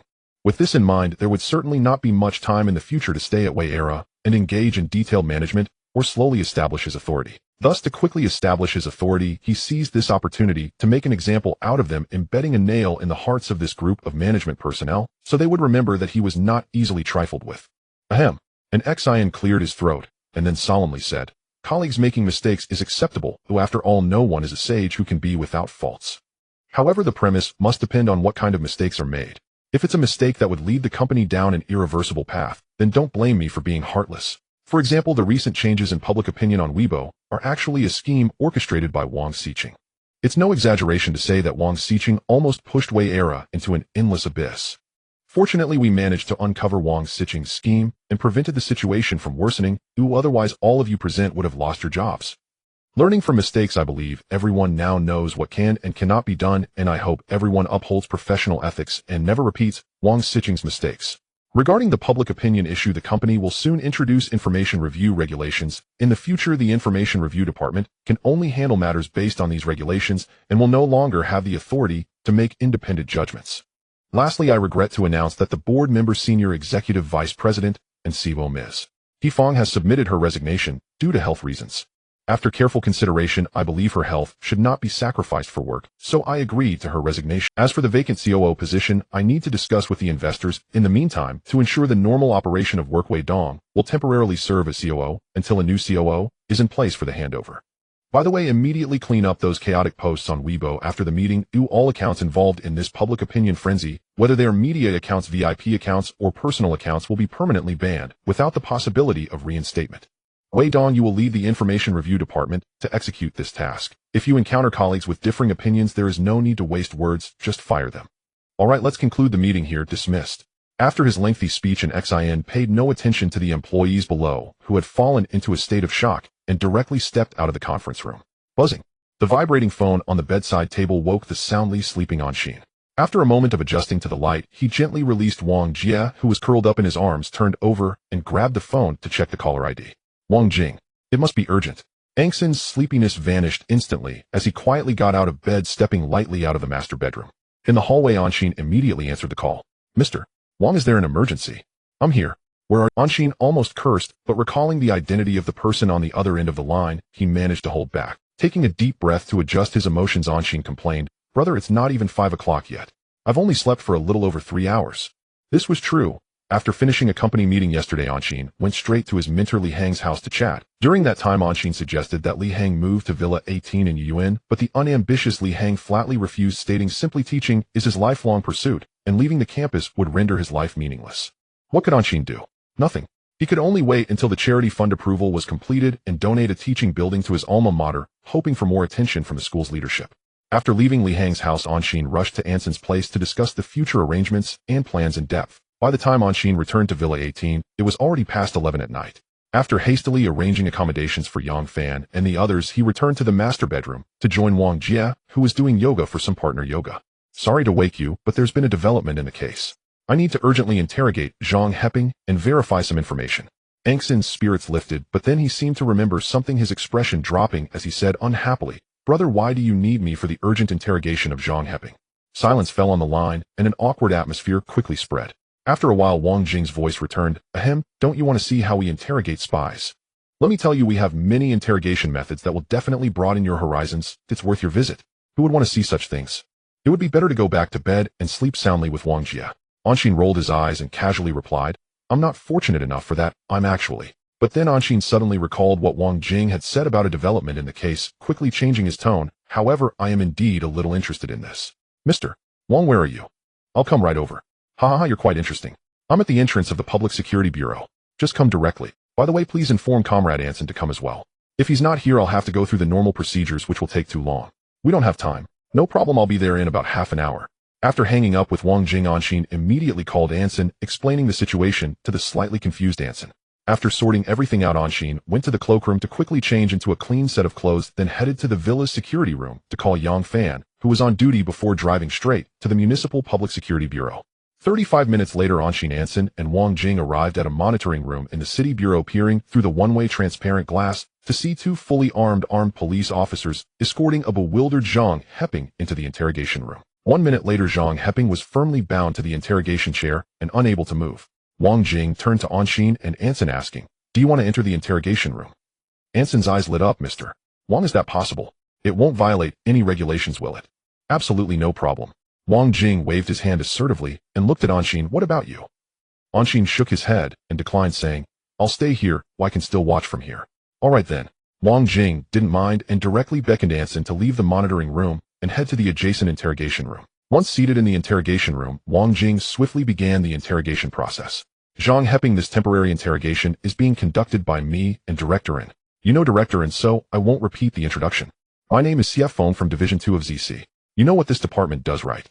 Anshin couldn't help but think. It seemed that CF Feng was Wang Jing's alias. Zhang Heping clearly knew the responsibilities of Division 2 of ZC and quickly nodded, responding, "I know. Rest assured, Officer Xia, I will answer whatever you ask and will not conceal anything." Zhang Heping's perceptiveness made Wang Jing very pleased, and he smiled as he said, "Since you're a clever person, I won't waste time. Let's proceed with the question and answer format. Do you understand?" "Understood. First question, please tell me about your family members. I need to verify." When it came to his relatives, Zhang Heping hesitated and did not speak for a long time. Bang! Wang Jing slapped the table and continued to pressurize. "Zhang Heping, I just praised you for being clever. Why are you acting foolishly now? Do you think we wouldn't find out if you don't say?" Zhang Heping came back to his senses, his expression complex, as he admitted, "My father is Zhang Shu, originally from Baodao, and I have parents and an older sister." "You have only 3 immediate family members, parents and an older sister, right?" "Yes." "All right, second question, please repeat how you joined the NSA." Zhang Heping quickly pressed his lips together and said in a deep voice, "In my junior year, by chance, I was assigned by my teacher to help with some data analysis work at the NSA. Perhaps my abilities were good, and I was noticed by the NSA's Special Operations Department. They directly sent me a special invitation letter which stated that if I agreed to join, I would receive a monthly subsidy of 300. In 1995, 300 was quite a lot, so I agreed without thinking much about it." Anshin found it hard to believe that it was just chance. Instead, he thought it might be a trap carefully set by the NSA specifically to hunt talents like Zhang Heping. Third question. The question and answer format between Wang Jing and Zhang Heping continued for over 10 minutes, during which Zhang Heping answered a total of 15 questions, and the overall process was quite smooth. No matter what Wang Jing asked, Zhang Heping would provide his answers, showing great cooperation. Aside from new questions, there were no discrepancies with previous answers obtained by Anson during his interrogation. Anyway, Anshin in the monitoring room carefully compared everything, thought deeply, but still couldn't find any anomalies. However, Anshin grew increasingly serious and his unease intensified. He hadn't forgotten that Wang Jing had previously mentioned a development in the case. So the question arose, what exactly had changed? 16th question, are you absolutely certain that the information you provided about the 13 people is completely accurate? The key question has arrived. The 16th question, are you sure that the information you provided about the 13 individuals is entirely accurate? Of course it's accurate, Zhang Heping replied without hesitation. 2 elite-level spies from the NSA, 1 head of the Shadow Group's Chinese division, and 10 members from the same division. A total of 13 people. These are all individuals I have personally interacted with since coming to China. As long as you apprehend them as per the information provided, you can completely eradicate these 2 elite spies and the high-security Shadow Group in one go. The intelligence agency of the United States hasn't suffered such significant losses in many years. This is something you should be very proud of. Honestly, I personally suggest that you execute the arrest action as soon as possible. Oh, don't miss this excellent opportunity for a complete victory. Something is off. Zhang Heping is too calm. In fact, it's not just the surveillance room that feels this way. Wang Jing and Shan in the interrogation room feel it even more strongly. The 2 exchanged glances and slightly nodded at each other. Clearly, they understood the meaning expressed in each other's. Wang Jing turned his head, his sharp eyes staring intently at Zhang Heping for a while before speaking in a low voice. Zhang Heping, although I still cannot grasp what your intention is with this list, I understand that there must be a trick involved. Let me take a guess. If an arrest action is carried out immediately, wouldn't there be a very obvious weakness? For instance, a complete leak of information. Zhang Heping, how does my guess sound? Not great. Zhang Heping directly shook his head, forcing a bitter smile as he said, Gentlemen, I've ended up in this situation. Is there any need for me to lie? What benefit would there be in lying? Wang Jing disagreed with this statement. Perhaps you have reasons you cannot disclose. Moreover, I do not like to deduce intermediate factors based on a benefit mindset, as human nature is complex, and doing so would make the workload excessively large. Let me share some news with you. After careful screening, we found that the information of 2 individuals among the 13 does not entirely match what you provided. The most interesting part is that these 2 individuals happen to be those 2 elite NSA spies. Don't you think that's quite a coincidence? Zhang Heping remained unmoved, his face displaying a calm and composed expression as if he were assured of, Thank you, sir, they are not members of the Shadow Group. Rather, they are from other systems of the NSA. I do not know which specific system, but the security level is extremely high, at least higher than mine. I have only met them a few times due to some coincidences, and managing to extract this information from those brief encounters is quite impressive, while I had no opportunity to obtain all their information. Oh, then why don't you tell me what coincidence led you to meet them a few times? Zhang Heping paused for a moment at this question and quickly said indifferently, To be honest, it's not really a coincidence at all. While I was working in the capital, I received orders from my superiors several times to help them gather some confidential information from Chinese research institutions, and after completing that task, I had the chance to meet them briefly when submitting related documents, that's all. Wang Jing shook his head and asked, Do you believe what you just said? Whether you believe it or not, the fact is that way. Gentlemen, I have really said everything I needed to say. Continuing to interrogate me is truly meaningless. You should hurry to make arrests, or otherwise once the news of my capture is publicized, all your efforts will be in vain. Upon hearing this, and Shan stopped taking notes, looked up at Zhang Heping for a long while, and couldn't help but exclaim, Zhang Heping, you are truly special. The contrast between your current confident demeanor and your previously defeated look at the arrest scene is truly remarkable. It's quite thought-provoking. Zhang Heping did not mind in Shan's psychological tactics, and shook his head to explain, Director, and what does it signify when a spy is apprehended? It signifies that the mission has already failed. Since the mission has failed, there is no obligation to keep secrets for the employer, right? When you interrogated me back, then, did I ever show even the slightest hesitation? No, right. And all the intelligence you wanted, I have confessed it all, haven't I, eh? To be honest, I truly do not have a mindset of being assured of victory. It's simply that there are no more secrets. I've unburdened myself, and I feel naturally more at ease. So you really misunderstood me. Well, what a reversal. An XIN could no longer endure the deadlock in the interrogation and walked directly out of the surveillance room. He planned to personally show Zhang Heping a different kind of operation. Creak. An XIN pushed open the door to the interrogation room and walked in, nodding to Wang Jing, and Shan then went straight to the camera to pause the recording and turned to greet Zhang Heping with a smile. Mr. Zhang Heping, hello, we meet again. Zhang Heping's smile instantly vanished. After a while, he forced out a stiff smile and replied, Director, and hello. I am not well. An XIN stepped closer to Zhang Heping, shaking his head, then leaned down and stared intently into the slightly flustered Zhang Heping's eyes for a moment before saying in a low voice, Mr. Zhang, you ignored my warning, and I am very dissatisfied with that. Zhang Heping closed his eyes, trying to escape from Nzin's gaze. However, his slightly trembling hands handcuffed to the interrogation table completely betrayed his inner unrest. Seeing Zhang Heping, who was desperately trying to escape reality, an XIN chuckled and curiously asked, Mr.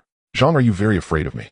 Zhang Heping opened his eyes and firmly said, Director, and it doesn't matter if I am afraid or not. If I fall into your hands, I will accept it fully with no words to say. But I have indeed confessed everything I should have. You won't be able to extract anything more from me, so why continue to torment me? Torment you?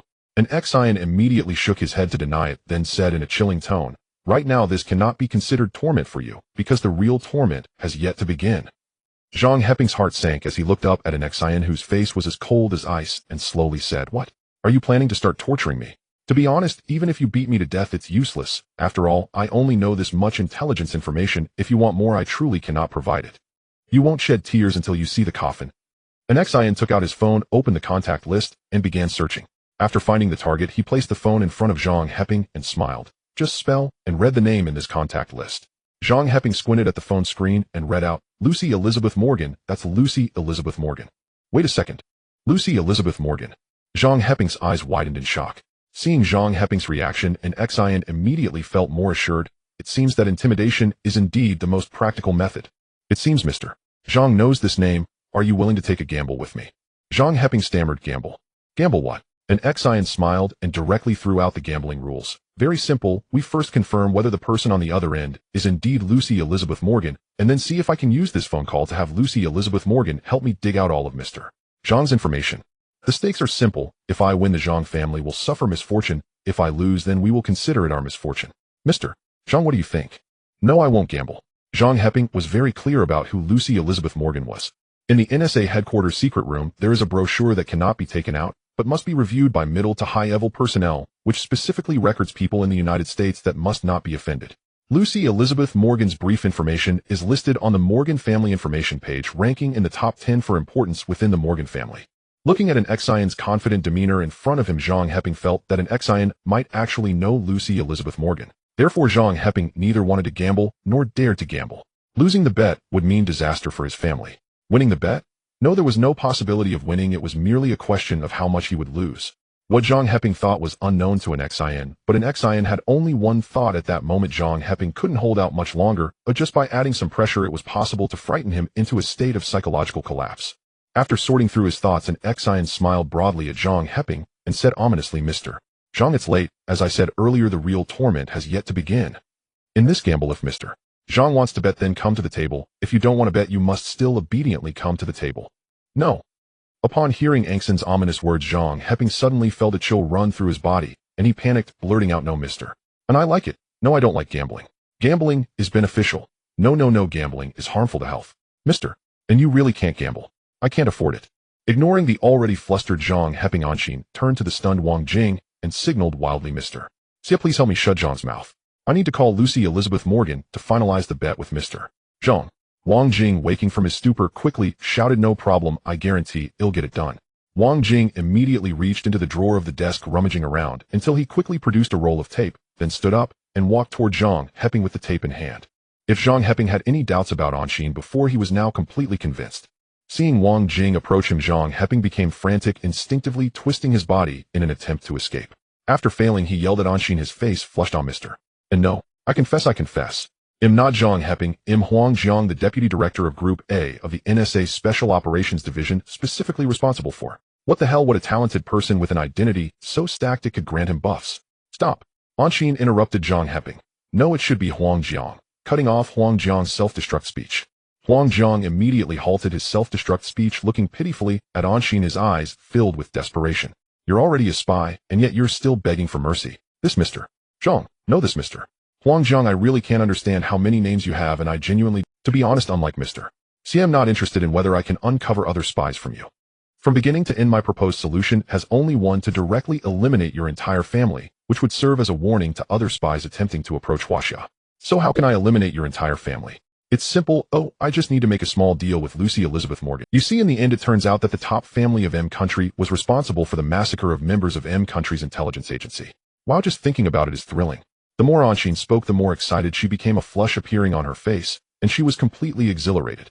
If Anshin was excited, then Huangjiang was utterly collapsing, terrified to the point of wetting himself. Yes, literally wetting himself. Underneath the interrogation chair holding Huangjiang, the previously clean and bright floor was now flowing with a pool of light yellow liquid with some droplets dripping down from the interrogation chair. It seems Huangjiang's diet hasn't been great these days. He's a bit overheated. Anshin shook her head, dismissing the bizarre thoughts in her mind, then put on a smile and looked at Huangjiang, who was in a daze, and politely asked, Mr. Huangjiang, you're quite the expert. How would you evaluate my plan? Is the success rate high? But Huangjiang didn't even respond. He was completely unresponsive. Oh no, did I go too far and actually knock Huangjiang out? Anshin quickly stepped forward and lightly patted Huangjiang's flushed cheek. Slap, slap. After feeling Angxin's pats, Huangjiang gradually started to regain his senses, but as soon as his gaze focused, he was met with Angxin's beaming smile. Oh. Huangjiang trembled as if he had seen a devil, fearfully pleading on, Mr. And please don't kill my whole family. I confess, I will definitely confess. Wang Jing, who stood beside them and watched this incredibly dramatic scene, felt the timing was just right. If Anshin continued on this path, she might genuinely drive Huangjiang to his death, so he quickly advised, Mr. And as the saying goes, disasters should not affect family members. I believe Mr. Huang has understood the importance of confessing, and he will surely cooperate actively in the interrogation from now on. So let's spare his family. Huangjiang seized this lifeline, nodding furiously in agreement. That's right. Mr. Xia is correct. Mr. And as long as you spare my family, I will cooperate actively in the interrogation, answering every question without concealing anything. I beg you. Sigh, I still prefer the confident demeanor, Mr. Huang had before. Anshin shook her head regretfully, then coldly stared at Huang Jiang, saying, this is your last chance. If Mr. Xia is not satisfied with your confession, I will execute my method. Do you understand? Huang Jiang nodded vigorously. Understood, Mr. I will definitely provide all the information without reservation. Very well, then I shall wait and see. Anshin nodded in satisfaction, then turned to Wang Jing, saying, Mr. Xia, it's your turn to take over. Wang Jing confidently assured, no problem. We greatly appreciate Mr. A&S assistance. Anshin shook her head without speaking, and after giving a slight nod to Anshan behind her, she stepped out of the interrogation room and returned to the monitoring room. After watching Anshin leave, Wang Jing walked to the camera and pressed the record button, then returned to his office chair and looked at Huang Jiang, who had completely broken down, saying solemnly, Huang Jiang, let's restart the interrogation. I hope you will seriously cooperate with our work and cherish this last opportunity. Huang Jiang was completely despondent. All right, just ask whatever you want. Very well, first reveal your true identity. My real name is Huang Jiang, the Deputy Director of Group A of the NSA Special Operations Division, specifically stationed in Huaxia, responsible for managing all spies under the Special Operations Division in Huaxia.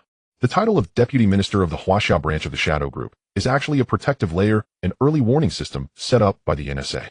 If I were unfortunate enough to be captured, I could use this identity to throw out intelligence information, enticing you to execute an immediate capture operation, thus achieving rapid external warning functionality. A high-security espionage group turned out to be a means of early warning. You Americans really know how to play. Not only did Anshin in the monitoring room feel this was absurd, but even the seasoned Wang Jing and Anshan were left stunned by the NSA's maneuver. After a while, coming back to his senses, Wang Jing immediately pressed on. You said you're responsible for managing all the spies under the NSA in Huaxia. Are you sure? Huang Jiang shook his head and corrected, not all spies under the NSA in Huaxia, but all spies under the NSA Special Operations Division in Huaxia, including 336 spies whose identities are archived at the NSA headquarters and over 2,000 peripheral intelligence personnel. How many? How many spies? Wang Jing and Anshan were completely stunned by this number revealed by Huang Jiang. Numbly repeated the relevant figures: 336 spies with files at the NSA headquarters and over 2,000 peripheral intelligence personnel. After Huang Jiang reiterated this, Wang Jing and Anshan exchanged glances, their excitement no longer concealed. They had caught a super big fish. After quickly calming his excited emotions, Wang Jing continued to ask, Huang Jiang, you have the detailed list of these spies and peripheral intelligence personnel, right? Yes, I have stored this list in a safe house in Deep City, and you can retrieve it at any time. Tell me the exact address of the safe house. It's located at No. 136, a street in Futian District, Deep City. It's a 3-story independent building that I have purchased.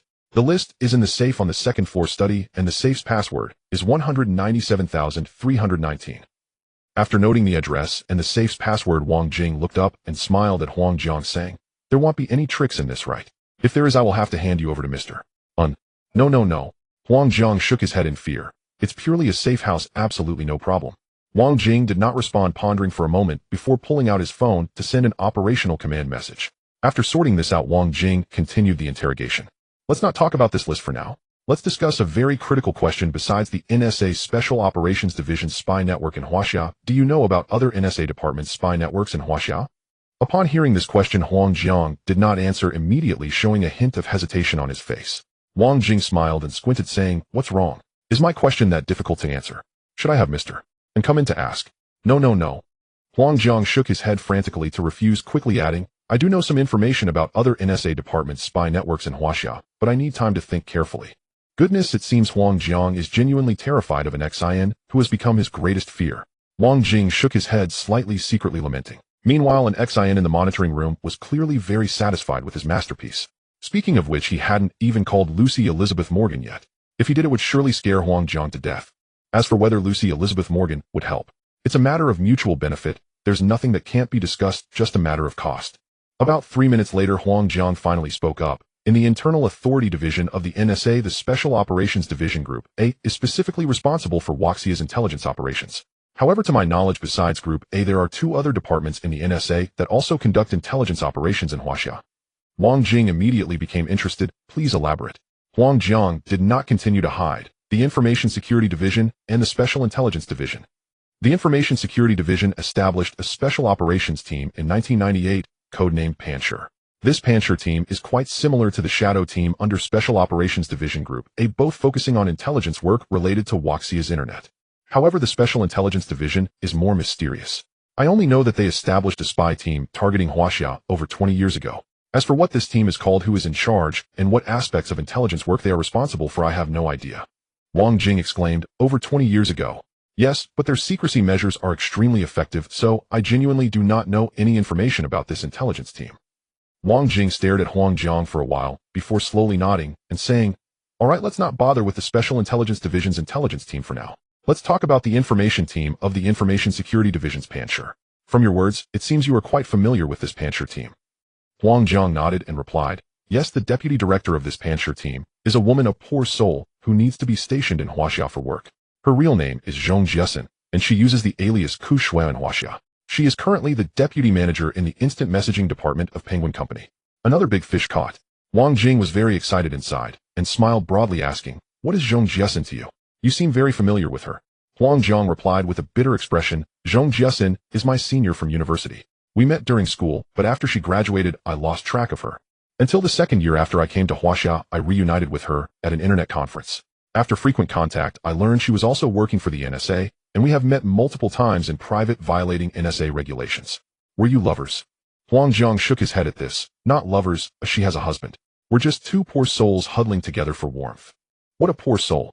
Wang Jing found this statement quite nonsensical, but a terrifying thought suddenly crossed his mind, and he hurriedly asked, Huang Jiang, has the news of your capture already alerted your spy network? Huang Jiang first shook his head, but soon nodded and replied, how should I put it? As long as no photos are leaked, the Special Operations Division Group as spy network won't be alerted immediately. However, Zhong Jiasen is in the internet industry and is in Deep City, so I can't be sure. Damn it. Wang Jing felt something was wrong and immediately took out his phone to make a call. Zhong Jiasen alias Ku Shui, deputy manager of the instant messaging department at Penguin Company, proceed with the arrest immediately. After hanging up the phone, Wang Jing stared at Huang Jiang with red eyes and asked, if Zhong Jiasen has already fled and informed the NSA headquarters of your capture, what will happen? As long as she's not stupid, she wouldn't do that. Oh, why? Huang Jiang immediately explained, I already mentioned we reunited after many years. If she ran away and informed the NSA headquarters, how would she explain how she knew my identity? This is a violation and would completely ruin her. Wang Jing did not agree with this explanation. Nonsense violation. This is a great achievement, and no violation would overshadow this merit. Huang Jiang sighed and shook his head. You don't understand the status of Asians in M countries' intelligence agencies. To put it bluntly, as long as she dares to report, she won't receive any rewards. Instead, the Internal Affairs Department would immediately throw her into a black jail. This is not something I made up. There are precedents, so I am certain that even if she really fled, she wouldn't dare to report my situation. Wang Jing finally understood and nodded. The racial discrimination of the Americans is indeed severe. As soldiers. A ringtone suddenly interrupted him. Wang Jing picked up the phone and pressed the answer key directly. Report, Minister. No traps, no surprises. I have obtained the list you mentioned. 336 NSA spies correct, and 2319 peripheral intelligence personnel also correct. Very good. Leave 2 action team members to guard the scene, and you immediately lead the team back to the Deep City Public Security Bureau. Yes. After hanging up the phone, Wang Jing looked at Huang Jiang with a smile and said, Mr. Huang, congratulations on saving the lives of your entire family. Mr. Huang, congratulations. You've saved your entire family's lives. Huang Jiang exhaled in relief, then forced a stiff smile. Yet I still couldn't save my own life, could I? Wang Jing shook his head. You're in this line of work. You should have anticipated this long ago. Huang Jiang reacted with visible agitation. Anticipation? Nonsense. I never imagined sacrificing my life for the United States. Wang Jing chuckled, spreading his hands. But that's precisely what you did. Immediately after your arrest, you exploited your cover identity to mislead us. Had our team not cross-verified intelligence and uncovered inconsistencies, your deception might well have succeeded. Moreover, without Mr. N's intervention, even coercive interrogation likely wouldn't have broken you. You've clearly undergone rigorous counterinterrogation training. Such methods pose no real challenge to you. Still, there's one point I simply cannot fathom. Mr. Huang, would you indulge me with an explanation? Huang Jiang replied without hesitation, ask anything. I'll withhold nothing. Wang Jing, pleased by his candor, voiced his question immediately. Logically, someone of your caliber, a seasoned spy, should operate with utmost discretion. Yet while embedded in internet enterprises, you behaved with conspicuous boldness and casual disregard for concealment. Why? As if you feared no exposure at all. Huang Jiang fell silent. Then, after a long pause, offered an awkward truth. It's simple. Your counterintelligence agencies displayed virtually no vigilance. When handling similar whistleblower reports, they dismissed us as merely ideologically influenced, not as spies. No one ever suspected us. Wang Jing fell silent in turn. Meanwhile, in the observation room, an Xian quietly acknowledged Huang Jiang's words as accurate. At present, aside from Divisions 2 and 3 of the Counterintelligence Bureau, other domestic counterintelligence units possessed near-zero vigilance. Little more than ornamental fixtures permitting foreign spies to operate unchecked. Most alarmingly, Divisions 2 and 3, the only capable units, lacked legal authority to intervene in domestic counterintelligence matters without explicit authorization. Capable but unauthorized, authorized but incapable. That was the bitter paradox crippling the entire counterintelligence apparatus, directly enabling rampant subversion across Donda society. This chaos intensified with the rise of the internet, and even by 2023, it remained fundamentally unresolved, leaving deep, far-reaching consequences. After a moment's silence, Wang Jing spoke softly. "I've taken note of your observations, Mr. Huang, and I will personally convey them to the relevant departments." Huang Zhang merely shook his head, faintly uttering no word. He felt no despair, only a quiet, wry satisfaction. Misfortune, though grievous when borne alone, becomes bearable when shared. After all, universal misfortune is indistinguishable from collective immunity. We soldiers. Wang Jing's phone rang again. He answered without hesitation. "Reporting, sir. The operation proceeded flawlessly with no danger encountered. Suspect Zhong Jiasen has been apprehended successfully. Awaiting further instructions." Snap. Wang Jing's suspended anxiety finally dissolved. He struck the desk with palpable relief, then issued immediate orders. Leave 2 operatives to secure the scene, then transport the suspect directly to the Shenzhen Municipal Public Security Bureau. "Yes, sir." After hanging up, Wang Jing, flushed with triumph, smiled at Huang Jiang. "Mr. Huang, it seems Zhong Jiasen wasn't particularly vigilant either." Huang Zhang's eyes dimmed instantly. Zhong Jiasen had failed to escape. He had, after all, doomed her. Regaining composure swiftly, he pleaded with Wang Jing. "Commander Xia, let me see Zhong Jiasen once. I'll ensure her full cooperation. Her crime does not warrant death." "No, that violates protocol," Wang Jing replied firmly. "However, you may provide her basic biographical information. That would spare everyone unnecessary effort." Huang Jiang paused thoughtfully, then nodded slowly. "I'll give you her foundational identity details for preliminary interrogation, but if progress stalls, I ask that you refrain from coercion until I meet her. I guarantee she'll cooperate fully." Wang Jing agreed readily. "Agreed. If interrogation falters, we'll grant you a meeting to assist with psychological—" "Fine. Bring me paper and pen." Wang Jing shook his head. "Verbal disclosure only." "Understood." Zhong Jiasen, born 197. "Hold." Wang Jing raised a hand, then pointed to Huang Zhang's trousers. "No rush. I'll first arrange for you to change clothes, then record your statement." Huang Zhang flushed crimson, stammering a single yes, after an awkward pause. Unmoved by his embarrassment, Wang Jing gestured to Anshan and exited the interrogation room. After briefing subordinates outside the interrogation chamber, Wang Jing and Anshan proceeded to the observation room. The moment he entered, Wang Jing laughed heartily and thanked an Xian. "Mr. Today's breakthrough hinged entirely on your involvement. Without you, Huang Jiang would have remained impervious." "I'm not entirely convinced," an Xian replied mildly. "Even without my presence, you'd have eventually cracked him." Wang Jing shook his head. "Technically possible, but how long would it take? A day? 2? A week?" Truth be told, spy interrogations demand speed above all. Delay risks leaks, jeopardizing the entire— An Xian, fully aware of this principle, smiled slyly. "Any reward for my trouble?" Wang Jing paused, then met his gaze with solemn sincerity. "I owe you a personal favor." "Whoa, a personal favor from Wang Jing." An Xian beamed. Never expecting such a spontaneous boon, he nodded eagerly. "Done. Now you owe me 2 favors." "Agreed. If not for you, this success wouldn't exist. You've earned it." Frankly, Wang Jing felt unburdened, unafraid of accumulating obligations. After all, when lice abound, one more bite hardly matters.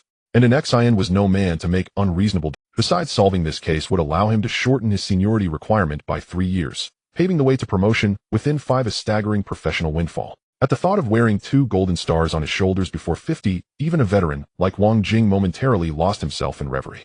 Noticing Wang Jing's sudden distant expression, an Xian asked curiously, "Mr. Wang, what's on your mind?" Wang Jing snapped back. "I was considering how best to brief leadership. This next phase is a nationwide operation of unprecedented scale." An Xian nodded in understanding. "Indeed, it involves several thousand individuals. A truly colossal undertaking." Wang Jing nodded, then turned to Anshan with a warm smile. "Comrade Anshan, don't forget to sign off on the final interrogation report. And please lend strong support to Shenzhen's upcoming arrest operations." Look at that. Old Wang knows how to spread credit wisely. Everyone shares in the glory. Facing the all-encompassing invitation from Wang Jing, Yu and Shan accepted without hesitation, saying, "No problem, thank you very much for your invitation. I will dutifully complete all the tasks assigned by the organization." Wang Jing waved his hand and smiled, saying, "Comrade and Shan, without you and an Xian, I wouldn't have any part in this, right? If gratitude is due, it should be me thanking you both. By the way, have you decided which department you want to work in, Comrade and Shan?" And Sean didn't answer immediately, but turned to look at an Xian, seemingly seeking his opinion. What are you looking at me for?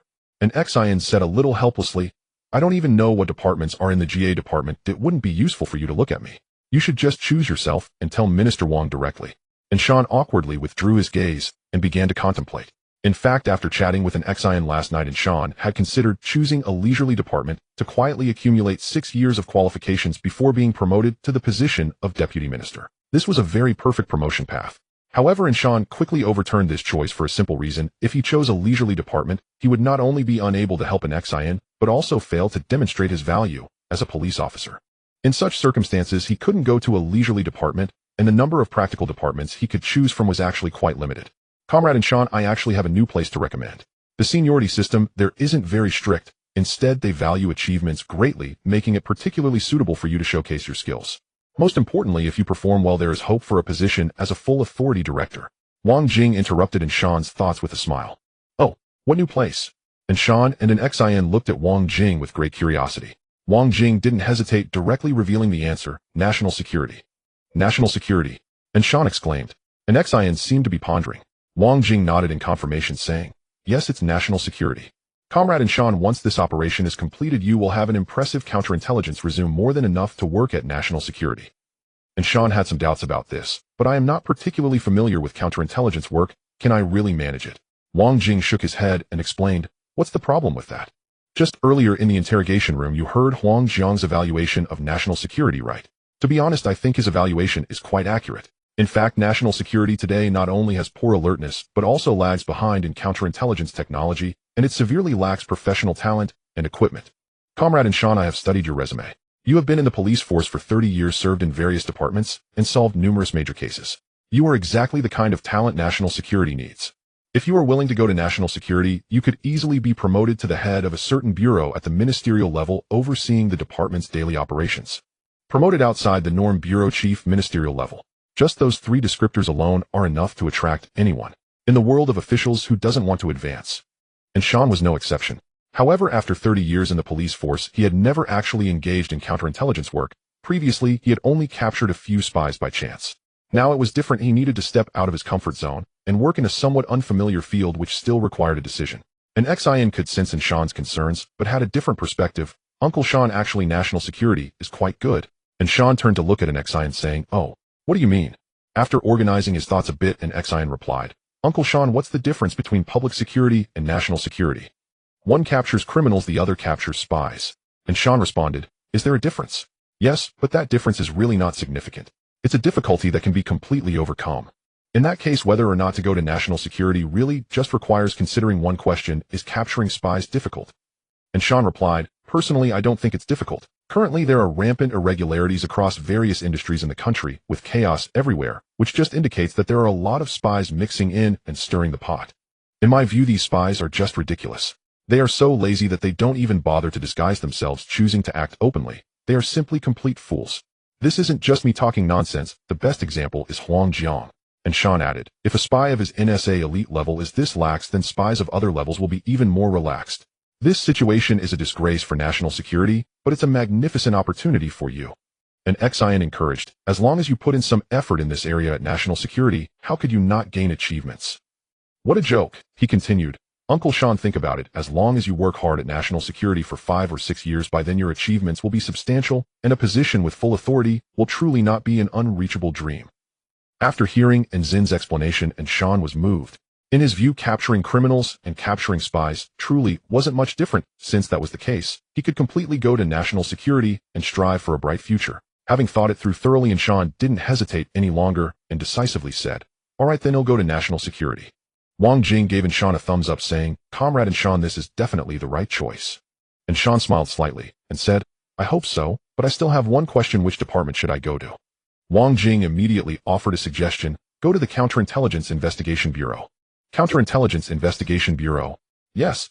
Wang Jing nodded slightly, and then explained, the Counterintelligence Investigation Bureau is responsible for tracking, investigating, and arresting foreign spies belonging to the Action Department, which is very suitable for an experienced operative like Comrade and Sean. And Sean nodded in satisfaction, saying, the Counterintelligence Investigation Bureau is very good. I indeed fit better in the Action Department. Wang Jing laughed heartily.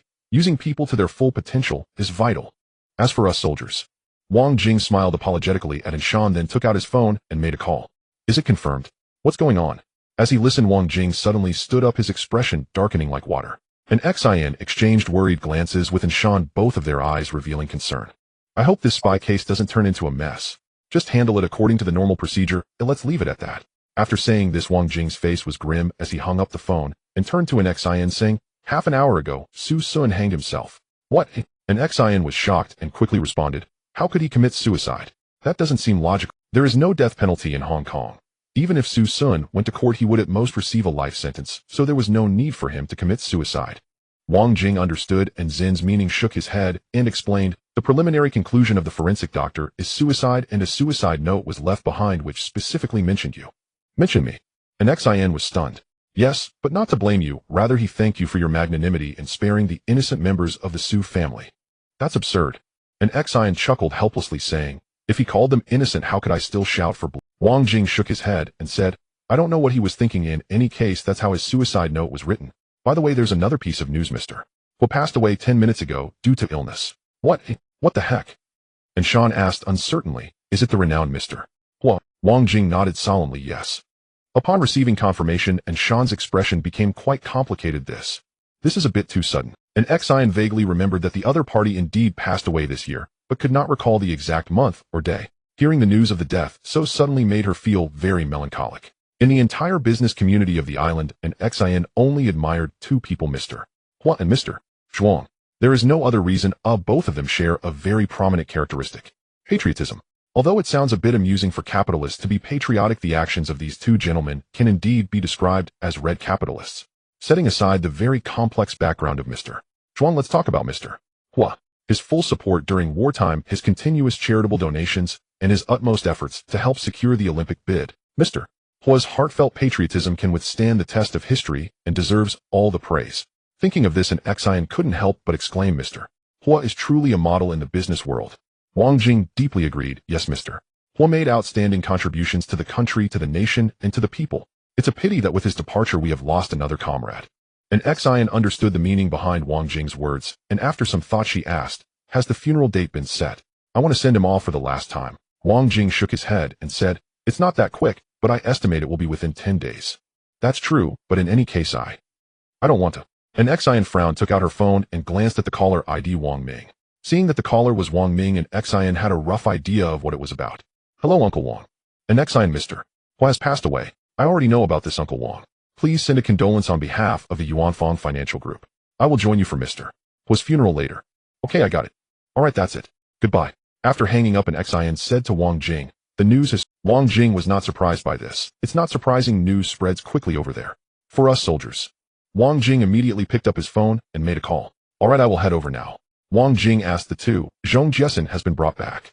Do you want to interrogate? Xin first glanced at her watch, realizing it was already 9 a.m., then shook her head and declined. I plan to return to the company. You and Uncle Shan go ahead. That's fine. Wang Jing didn't mind, stood up and waved to Anshan. Comrade Anshan, let's go. Anshan nodded to Xin and then got up to leave the monitoring room with Wang Jing. After watching them leave, Xin took out her phone and dialed He Weidong's number. Hello, Xin. Weidong, please notify Zhao Rui, Huang Lei, and Huang Tao to come to my office for a brief meeting at 10 o'clock. Okay, do you have any other instructions? None, that's it. See you later. After hanging up, Xin stood up and left the monitoring room. Knock, knock, knock. Come in. He Weidong and the others pushed the door and walked in. President and X. Upon hearing the greeting, Xin slightly nodded and then said to them, take a seat.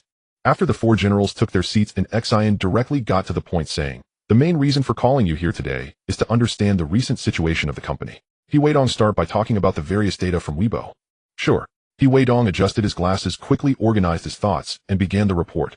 Thanks to the great experience brought by version 3.0, Weibo's registered users have now exceeded 80 million, reaching 81.26 million, and it is still growing at a rate of 8.0 new daily users. DU daily active users remains around 40 million, with a very high user engagement, truly a miracle among social networking sites. In terms of registrations, the number of celebrities and public figures has exceeded 4600, capturing nearly all well-known figures. As for media registrations, all mainstream media have completed their registrations, but there are some difficulties with local media, with the number of registrations only reaching about half of the total count. Wait. Xin directly interrupted He Weidong's report. Curious, she asked, what are the reasons for this? He Weidong did not speak, instead turning to Zhao Rui. This was Zhao Rui's responsibility. Seeing this, Zhao Rui began to complain. President, and this is really not a problem with our work, but some local situations are just too complicated. When we went to invite local media for registrations, many media heads initially agreed, but that was futile. After submitting the relevant reports, they were directly rejected by the supervisory department. We had no choice but to approach the supervisory department, but they didn't even know what Weibo was and did not understand the significance of registering, so they simply rejected our invitation. Even when we tried to explain repeatedly, it was still of no use. The vast majority still directly reject President, and to be honest, some local supervisory departments have completely rigid thinking. Without external intervention, it is nearly impossible for us to resolve this. An Xian frowned and fell into thought. After pondering for a while, she helplessly shook her head and sighed. Local issues are indeed too complicated, each has its own landmines hard to handle. Zhao Rui immediately agreed. That's right, this issue is indeed too complex, and there is really no President, and I think the number of media already registered on Weibo is sufficient. For the remaining local media that haven't registered, we can completely consider giving up. An Xian agreed with Zhao Rui's statement. To be honest, local media, if they are gone, then they are gone. It's really not a big... Okay, let's give up on that. Now let's skip this issue. Weidong, is version 4.0 of Weibo ready? He Weidong immediately replied. It is ready, just waiting for President and to finalize the specific launch time. Very good. An Xian was very satisfied with this, but after thinking for a moment, she still shook her head and said, let's not rush to release. After users get tired of version 3.0, we will launch version 4.0. To be honest, I have high hopes for the farming minigame in version 4.0. I feel that this minigame will become a powerful tool for attracting new users, bringing a massive influx of new users to Weibo. He Weidong smiled slightly at this and nodded in agreement. President, and I really don't know how you came up with the idea of the farming game, but I must say this gameplay perfectly fits Weibo. It was a sudden thought, haha. And Xian graciously accepted the idea of the farming game. After all, since it had never appeared before, then it's my idea. After all, the Time-Space Management Bureau cannot enforce cross-border law and accuse someone of plagiarism, right? By the way, Weidong, how is the development progress of those 3 projects? A month ago, Anshin had laid out a short-term development plan for the technical department under He Weidong, requiring them to complete the core framework development of the e-commerce platform, email system, and gaming platform within 3 months. Upon hearing Angshan's inquiry, He Weidong displayed hesitation, as if there was something difficult to say. Anshin frowned and said in a deep voice, if there's a problem, just say it. Why hesitate? He Weidong awkwardly smiled and began to explain.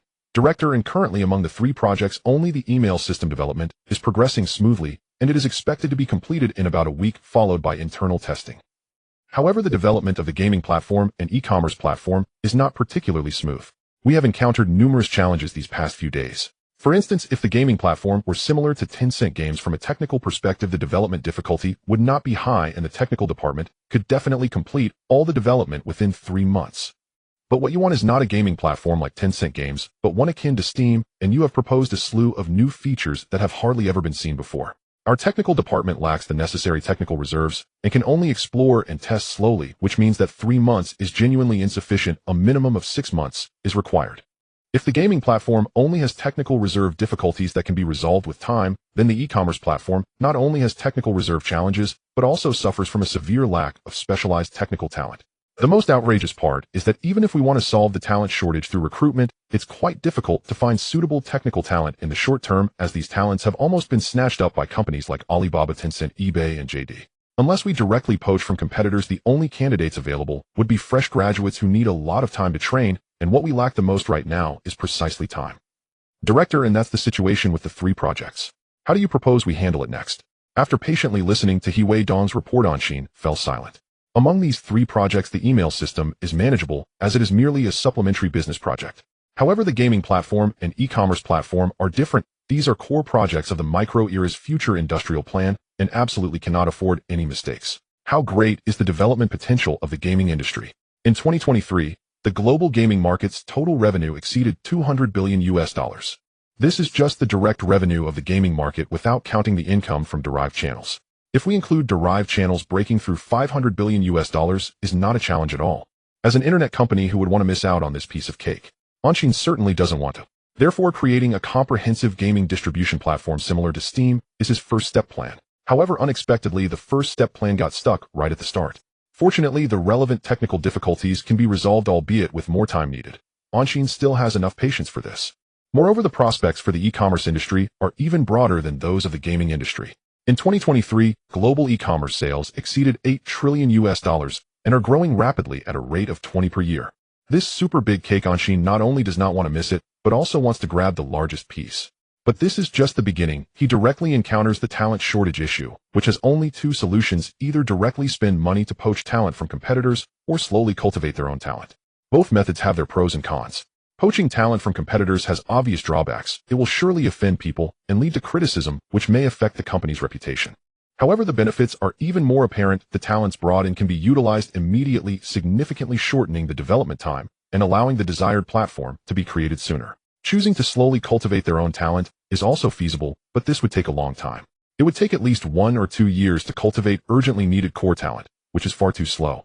After understanding the twists and turns involved, Anshin realized that there was actually no need to hesitate. He could take it. As for offending competitors by poaching, nonsense. Everyone is in the same industry. Who really cares about it? After coming to a complete understanding, Anshin looked up at the company's financial director Huang Tao and asked, "Huang Tao, how much money does the company have left?" Huang Tao immediately replied, 765 million renminbi. 765 million is decent. It will be enough for now. Anshin directly instructed He Weidong, let's adopt the dual approach. On one hand, I want you to aggressively poach talent from other companies regardless of whether they are from the gaming industry, e-commerce industry, or any other industry. Just ensure that they are the talents we need. Don't hesitate or be afraid to spend money. Just bring them all in. On the other hand, increase efforts to recruit talent from major universities. Once recruited, ensure that they receive proper training to enrich the technical department's talent reserves. This effectively increases the authority of the technical department, and He Weidong naturally has no objections. He cheerfully assured, "Director, and rest assured from now on, any technical talent we need, I won't let go of a single one." Upon hearing this, Anshin nodded and then asked, "Does anyone else have any suggestions?" Just as he finished speaking, Zhao Rui immediately said, "Director, and I have a small idea." "Oh." Anshin looked at Zhao Rui with curiosity. "Speak freely, let's hear it." Zhao Rui nodded, organized his thoughts a bit, then said, "The current e-commerce industry is indeed a battlefield of 100 flowers blooming, with countless platforms of C2C, B2B, B2C types. So why don't we directly acquire a suitable platform? We can't acquire the 3 giants of Taobao, eBay, and PaiPai, but aren't there still a bunch of second-tier platforms? As long as we quickly complete the acquisition of one of them, we'll not only obtain a fully functional platform, but also quickly solve the talent shortage issue, killing 2 birds with 1 stone."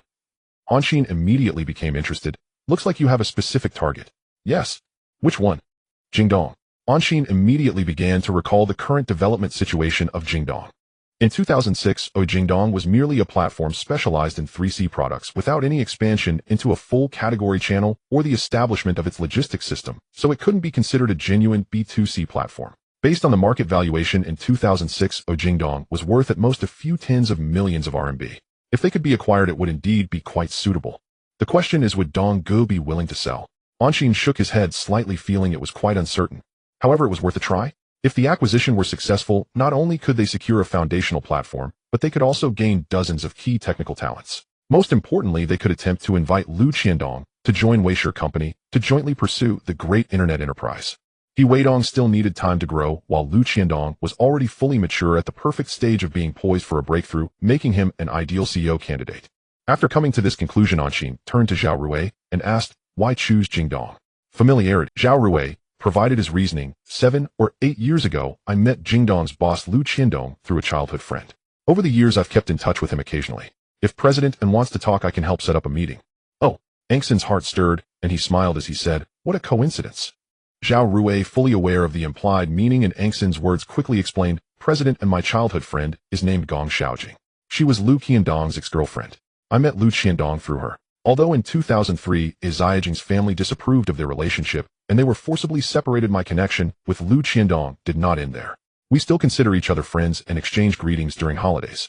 Anshin nodded thoughtfully. He didn't expect Gong Xiaojing to be Zhao Rui's childhood friend, which was quite interesting. It is known that after Lu Qiandong's success, there were many rumors about his ex-girlfriend Gong Xiaojing, all of which were quite compelling, making it hard to distinguish between truth and falsehood. Anshin felt a bit uncertain about this kind of news, but it didn't matter as Zhao Rui was here right. "Zhao Rui, there are rumors in the internet circle saying Lu Qiandong's ex-girlfriend is quite remarkable, and some say Lu Qiandong built his career thanks to her. Is that true?" Zhao Rui scoffed at this claim. "Nonsense. Xiaojing and I grew up in the same courtyard. How could I not know the situation? There has never been any top figure coming out of our courtyard. To put it bluntly, her family is better off compared to some, but not as good as others."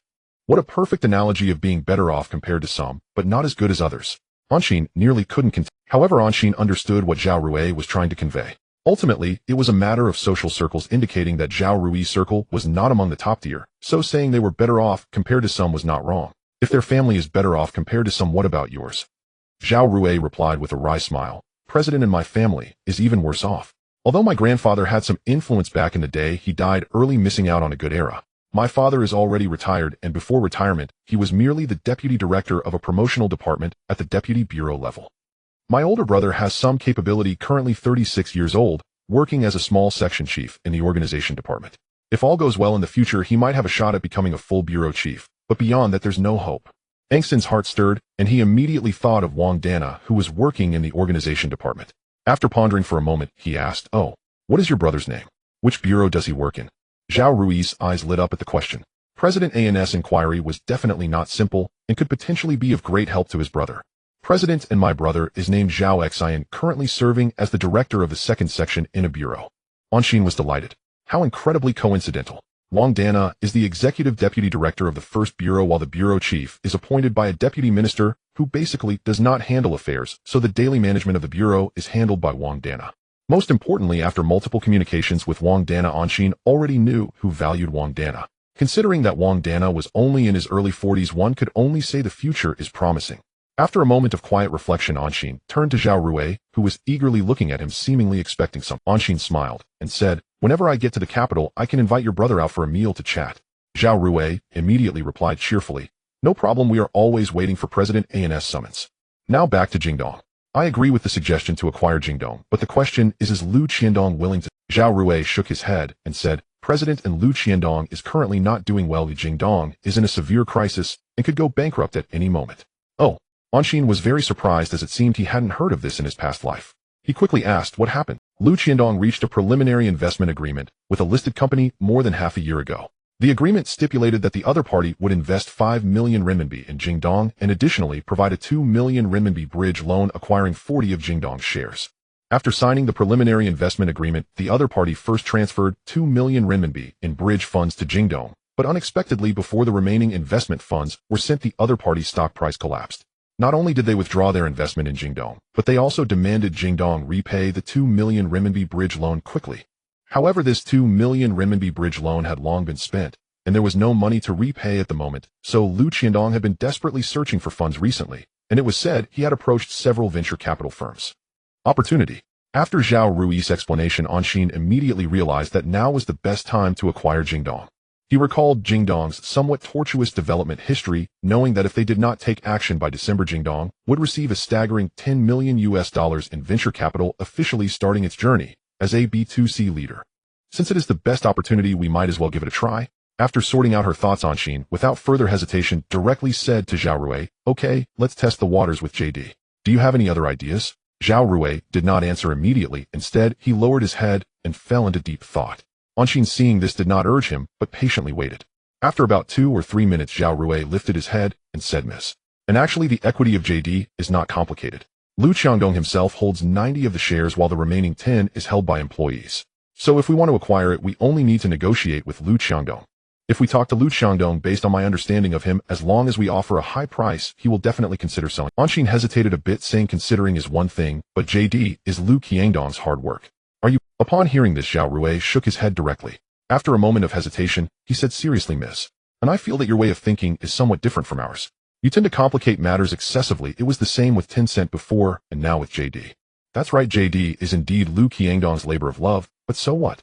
Is JD now some golden rice bowl? Absolutely not. JD is just a company facing financial difficulties. If that's the case, why wouldn't Lu Qiandong sell if he could get a high price? Of course, if we ask for a price directly, Lu Qiandong might not agree to sell outright. Instead, he might try to persuade us to invest in JD through venture funding.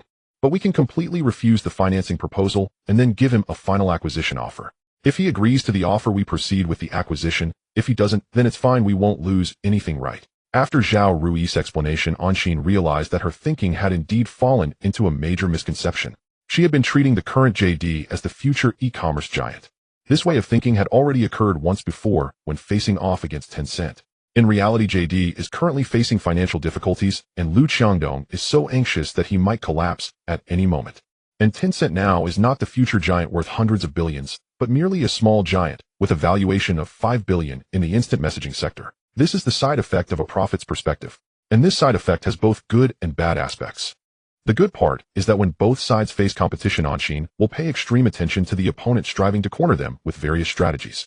This is how she handled the previous confrontation with Tencent. The downside is that it can lead to inflated valuations for some companies, and due to fixed impressions one might overlook or even abandon relevant acquisitions. For instance, right now she subconsciously believes that Lu Qiangdong would never sell JD, while the actual situation might be just the opposite. After realizing this, Anshin looked at Zhao Rui with a serious expression and said earnestly, "Indeed, you are right. I have been overcomplicating things." Seeing Angshan's demeanor, Zhao Rui felt a bit flustered and hurriedly explained, "Miss. And I didn't mean to imply that your way is wrong. I just, Anshin interrupted Zhao Rui's words with a hearty laugh, waving her hand and saying, "No need to explain, I understand your point. I am not blaming you, it is indeed my issue." Seeing this, Zhao Rui immediately breathed a sigh of relief, feeling relaxed as long as the boss did not miss. Anshin did not continue to pay attention to Zhao Rui's condition.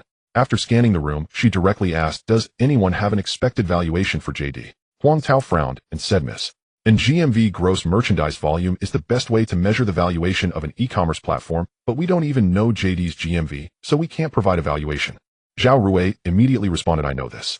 JD's GMV for the first 3 quarters is 56 million renminbi. Huang Tao nodded slightly, and after thinking for a moment provided a valuation based on JD's GMV. If we were to acquire it normally, it would be around 50 million renminbi. Huang Tao, coming from PwC, has experience in internet industry mergers and acquisitions, so his valuation of JD aligns with the current market price. Anshin agreed with this valuation. JD is only 50 million renminbi, and if this price can secure the acquisition, it would definitely be worth it. But actions must be swift, otherwise if JD manages to hold out until December, it won't be something that can be settled for 50 million renminbi. At least it would have to be doubled. Resolute, Anshin turned to Zhao Rui and instructed Zhao Rui, 50 million renminbi, go and try it out. Zhao Rui looked a bit hesitant. After a moment of thought, he cautiously said, "Miss, and I am not familiar with acquisition business. How about I contact Lu Qiangdong first, but you handle the specifics?" Anshin found it amusing. Zhao Rui clearly lacked confidence, afraid that he would mess up the acquisition and make himself the scapegoat. Anshin shook her head slightly, not exposing his thoughts, and directly instructed, "No need to complicate things. Just give Lu Qiangdong a call now." "Okay." Zhao Rui immediately agreed, and then took out his phone to dial Lu Qiangdong's number. "Beep, hey Rui, go. Long time no see." Zhao Rui chuckled and said, "Dongzi, it's been a while. How have you been lately?" "Rui, go, what else can I say? I have been extremely busy lately, not even daring to stop and catch my breath for fear that the company would collapse and leave my colleagues who rely on the company for a living unemployed. If that happens, I would be guilty beyond redemption." "Oh, I seem to remember that it has been a while. Haven't you found a suitable venture capital company yet?" "Rui, you really don't know how easy it is to find money. I've already approached 7 or 8 venture capital companies. They are willing to talk to me, but as soon as they hear it's an e-commerce platform, especially one wanting to do B2C, they directly refuse, even unwilling to say a few more words. To be honest, I am almost at my wit's end." "Is that so? That does sound a bit difficult. Rui, go, if I remember correctly, you seem to be working at Weishur Era, right?" "What do you mean? Is Weishur Era interested in JD?" "Oh, Dongzi is quite perceptive." Hearing Lu Qiangdong's inquiry, Zhao Rui turned to Anshin. Anshin, seeing this, did not hesitate, took the phone and greeted cheerfully, "Hello, Mr. Lu. I am Anshin." And Zin's sudden intervention left Lu Qiangdong on the other end of the phone somewhat bewildered, but he quickly regained his composure and greeted politely, "Hello, Mr. Un. I've long admired your reputation, but unfortunately you are too low-key. Even if I wanted to chat with you, I found it quite difficult to find a proper channel." And Xian smiled slightly and replied, "Haha, Mr. Lu, you are too kind. Those are just empty titles, nothing to take too seriously. As for wanting to chat with me, aren't we talking now?" "Huh, Mr.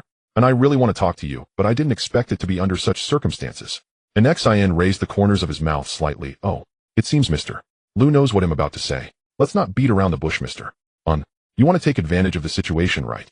What kind of talk is this, Don? Slander. Pure slander. Am I really the kind of person who would do that?" And Xian frowned and said in a low voice, "Mr. Lu, to be honest, I do want to acquire JD. But I believe in mutual consent in business. I would never resort to any opportunistic tactics." "Oh, then please share the acquisition plan for Weidai with me, so I can see how this mutual consent works." No, is Dongzi really being driven to madness by financial issues? Otherwise, why would his speech carry such a gunpowder scent? And Xian found it somewhat amusing, but was increasingly convinced of his guess. Lu Qiangdong was genuinely on the verge of collapsing under financial pressure. Thinking this, and Xian stopped hesitating and directly threw out his chips. "Mr. Lu, since you said that I want beat around the bush either, 50 million renminbi, how about it?" "What? 50 million renminbi. Mr. And are you serious? Clearly in Zin's offer surprise. Little guy, do you understand what it means to play like a tycoon? Sorry, having money really is a big deal. And Exine smiled knowingly, and then said firmly, Mr. Lu, a gentleman's word is his bond. Once I say 50 million renminbi, that's what it is. Is that acceptable for you? Please give me a clear answer. Who. On the other end, Lu Xiangdong did not respond, but instead let out heavy breaths. Clearly Dongzi was flustered. And Xin remained silent, patiently awaiting Lu Qiangdong's decision. After about a minute or two, his slightly agitated voice finally came through, Mr. And I must commend your character. However, instead of an acquisition, I have a better cooperation proposal. Would you be willing to hear it? And Xin, Zhao Rui was indeed right. Compared to directly selling JD. Lu Xiangdong preferred to seek venture capital. But Xin was not going to waste time listening to him paint a rosy picture. If it's not a cake made by oneself, Xin would rather not eat it. Mr. Lu, I know what type of cooperation you are talking about. Venture capital, right? To be honest, I only accept a direct acquisition. I won't consider other proposals. Off. Mr. And a direct acquisition will cost 50 million renminbi, while venture capital only requires 20 million renminbi for 45 equity. Isn't that better? Mr. Lu, I am not short of money and do not care about these tens of millions in expenses. And Xin boldly interrupted Lu Xiangdong. On the other end of the line, Lu Xiangdong was dumbfounded. We are all in the internet game. How can you casually spend tens of millions while I still worry about hundreds of thousands? Is there still a sense of fairness in this world? After thinking of this comparison, Lu Xiangdong almost shed tears of grievance. After gathering his emotions, he tried to negotiate again, Mr. And I think venture capital is really good. And Xin truly did not want to hear him paint a big picture anymore, and directly interrupted, Mr. Lu, I have said it, I really won't consider anything other than a direct acquisition. Mr. And what if I don't sell? And Xin laughed, Mr. Lu, if you don't sell, then don't sell. What else can I do? Am I supposed to force you to sell? However, even if Mr. Lu doesn't sell, Wade, I will still enter the e-commerce market, and then we will be real competitors. Oh, then what type of e-commerce platform does Mr. And want to create? C2C or B2C? Why can't we do both? Wade, I can achieve full coverage. Mr. And full coverage is not as simple as you think. It requires 5 years, 10 billion renminbi. Lu Xiangdong was a bit stunned. What do you mean by 5 years, 10 billion renminbi? And Xin laughed heartily, Mr. Lu, Wei's initial plan is to burn through 10 billion renminbi in 5 years. Wei does not yet have this plan, but an Xin does. After all, first let's blow the horn. If it can scare Lu Xiangdong, that would be even better. But this isn't really bragging. In order to seize a slice of the e-commerce pie worth trillions of dollars, even if it means burning through 20 billion renminbi, in 5 years, an Xin would gladly do it. Lu Xiangdong, on the other hand, was completely shocked and utterly numb. At this moment, the only thought in his mind was, is Mr. and crazy. This is 10 billion renminbi. Not 100, not 1 million, but real cash of 10 billion renminbi. What does 10 billion renminbi mean? Lu Xiangdong recalled the 2006 Huaxiao Rich list released by Forbes not long ago. 10 billion renminbi could push Lu Yongxing, the feed tycoon, with a net worth of 17 billion renminbi, out of the top position, placing him 8th. Following this line of thought, Lu Xiangdong immediately remembered a rumor that was very popular in their circle, Mr. And from Wei Dai is not simple, perhaps he is some kind of wealthy heir. Lu Xiangdong had previously scoffed at this rumor, but was now a bit half convinced. Mr. A&S tone was too nonchalant, making it seem like this is not 10 billion renminbi, but rather 100 renminbi. In all of Huaxiao, only that group of wealthy heirs would have such confidence. Hey, Mr. Lu, why did you suddenly stop talking? The voice from the phone broke Lu Qiangdong's train of thought, and he quickly gathered his emotions and replied, however, Mr. And are you serious? Do you really plan to burn 10 billion in 5 years on an e-commerce platform? And Zin's reply was very firm. Yes, Mr. Lu, I am not someone who enjoys bragging. Since I said I would burn through 10 billion in 5 years, I will definitely do it. To be honest, as long as I can see results, I wouldn't mind burning 200 billion or 300 billion. Lu Xiangdong was completely at a loss for words. After about a minute, his voice finally came through again. Mr. And hypothetically speaking, if I agree to sell JD, how could I work at Wei Dai? There's hope.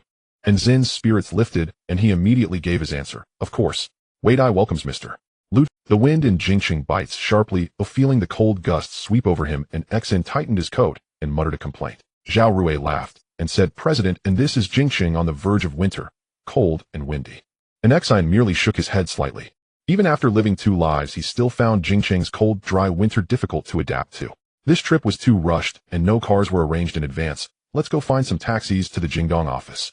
After a brief phone conversation with Lu Xiangdong yesterday, Lu had softened his stance and offered to fly to Shunshi for a face-to-face meeting with an Xin. And Xin declined. He was heading to Jingqing anyway, there was no need to make Lu Qiangdong travel to Shenzhen. So the next morning they boarded a plane at first light, and Xian Zhaorui, Huang Tao Huang lay 2 bodyguards, and 7 or 8 company staff flying straight to Jingcheng without pause. Zhaorui smiled and shook his head. President, and am a true Jingcheng native, who I couldn't let you take public transport. I've already arranged a car. It is waiting outside. And Xian gave Zhaorui a thumbs up and praised him. Well done, Zhaorui. Let us be on our way. Right away. Zhaorui replied. Leading the company, and Xian marched out of the Capital International Airport. They boarded the executive minibus Zhaorui had arranged and headed straight for the Jingdong office in Zhongwankan. President, and welcome to Jingdong. Everyone knew you were young, but seeing you in person, you're not only youthful, you are strikingly handsome, like a movie star. As soon as the executive minibus arrived, and an Xian stepped down, Lu Qiangdong greeted him warmly. After a courteous handshake, an Xian smiled and said, Lu, you flatter me. With your dignified bearing, standing in a crowd, you would bewitch countless young women. Lu Qiangdong basked in the compliment, waving his hand with a smile and insisting, I can't possibly compare to President In. No comparison at all. An Xian smiled politely and, wisely avoiding that line of banter, turned to introduce several senior executives from Wei Sherdai to Lu Qiangdong. After the mutual introductions, they followed Lu into the building and began a tour of Jingdong's offices. 15 minutes later, having finished the tour, Zin's party was led by Lu Qiangdong into a modest conference room at the Jingdong office. How to describe it? In gentler terms, it was compact, but functionally complete. In harsher terms, it was a rather chaotic scene. A space of roughly 200 square meters had been carved into several working areas, accommodating some 60 to 70 employees from various Jingdong departments. Of course, this mirrored the reality of most internet startups today. Few can afford, like Wei Sherdai, to begin life in a prime CBD location. Once everyone had taken their seats, Lu Qiangdong offered an apologetic smile. President and friends from Wei Sherdai, I beg your pardon. The Jingdong workspace is a bit shabby. And Xian waved his hand with a grin. Lu, that's normal for internet startups. Lu shook his head and forced a smile. President, and Wei Sherdai is a startup as well, isn't it? Lu continued. I saw photos on Weibo shared by your employees. Astonishing. Your office is situated in Shinchi's core CBD, and you've rented 2 whole floors over 6,000 square meters. That's tremendous strength. Wei Sherdai had expanded so rapidly that to avoid future space shortages, and Xian had instructed Fong to lease the 17th floor half a month earlier. It was now under renovation and would soon be ready. The 17th and 18th floors were each about 330 square meters, so Liu's estimate of some 6,000 plus square meters was indeed accurate. And Xian smiled faintly and said, it's only a little over $1,000,000 in annual rent. If it makes my colleagues comfortable at work, it's money well spent. $1 million plus a year, and that's only that much. Lu Qiangdong's mouth twitched. His expression threatened to betray him. He felt he could no longer indulge in idle boasting, lest an Xian continue to show off unchecked. President, and let's be candid. If Wei Sherdai acquires Jingdong, how will Jingdong's employees be handled? An Xian presented his plan. If Wei Sherdai takes over Jingdong, no Jingdong employee will be dismissed. Upon joining Wei Sherdai, they will be brought under Wei Sherdai's salary standards, which I believe will satisfy everyone. As for workplace location, we will not impose it. Employees may choose to work at the Shenzhen headquarters or remain at the Beijing branch. Entirely voluntary. Lu curious asked, so Wei Sherdai's e-commerce headquarters will be set in Shenzhen? Of course, an Xian. He went on to explain, Shenzhen will serve as the headquarters for Wei Sherdai's e-commerce division, though we will establish regional e-commerce branches in various cities to manage local affairs. Lu Qiangdong nodded with approval. The arrangement pleased him. After a moment's thought, Lu raised a pivotal question. President, and yesterday on the phone, you mentioned a 5-year plan to burn 10 billion yuan on e-commerce. Is that true? Let me be clear, he continued. I'm not questioning your words, but the figure is so staggering it exceeds my imagination. Moreover, Wei Sherdai, although having completed Series A financing, doesn't seem to have that kind of cash on hand. An Xian laughed heartily. Lu, you're an internet executive. Why think so narrowly? Lu looked puzzled. How am I thinking narrowly? An Xian spread his hands and said calmly, if the money is insufficient, raise more financing. If Wei Sherdai managed Series A, why could it not secure Series B or C? To be frank, we are somewhat different from other internet companies. For them, fundraising can be difficult. For Wei Sherdai, it poses no real challenge. Mr. Lu, if you work for Wei Sherdai, you need never worry about funding. There is only one thing I would ask of you. That you learn to spend the money with maximum efficiency. Damn, he thought again. He had been outmaneuvered. Lu Qiangdong felt a weariness settle over him. If I were to join Wei Sherdai, what position could I hold? Lu asked, trailing off into an ellipsis. If I were to work at Wei Sherdai, what position could I hold? Upon hearing Lu Qiangdong's inquiry, Anshin smiled with ease. Executive Director of the Board, Senior Executive Vice President, and Director of the E-Commerce Division. How about that? Lu Qiangdong felt a bit surprised. Still the Executive Director of the Board. Anshin smiled and nodded in affirmation. That's right. If you join Wei Sherdai, you can enter the board to serve as an Executive Director. Lu Qiandong was a bit puzzled. President, and doesn't this require approval from the board? Oh, does it still need board approval? That's no problem. Anshin smiled, and then turned to Zhao Rui. I nominate Lu Qiandong to serve as the executive director of the company's board. Do you agree? Zhao Rui reacted very quickly, immediately raising his hand, and saying, agree. Anshin slightly nodded, and then turned to Huang Lei and Huang Tao. What about you two? Huang Lei exchanged glances with Huang Tao. Although they felt it was a bit casual, they couldn't go against the boss' wishes, so they both nodded in agreement. Seeing this, Anshin nodded in satisfaction, and then shrugged at Lu Qiandong, saying, for votes in favor, and Weisher Times has only 6 board members, so we have exceeded half. Congratulations, Lu, you have become the executive director of Weisher Times. Lu Qiandong was dumbfounded watching Anshin execute a bold move. In fact, not only Lu Qiandong, everyone in the conference room was astonished by Angshan's bold maneuver. This scene had truly never been witnessed before. At this moment, the entire conference room was silent, achieving a pin drop effect. After a while, Lu Qiandong finally reacted, stuttering slightly, and, President, and isn't this procedure a bit off? Anshin looked at Huang Lei and asked curiously, Huang, isn't this procedure a bit off? Huang Lei adjusted his gold-rimmed glasses, and then explained, President, you hold 75 of Weisher Times shares, so you actually don't need board approval to directly appoint anyone to the board. Anshin certainly knew this rule, but if she did it that way, there would be no shocking effect. Lu, did you hear that?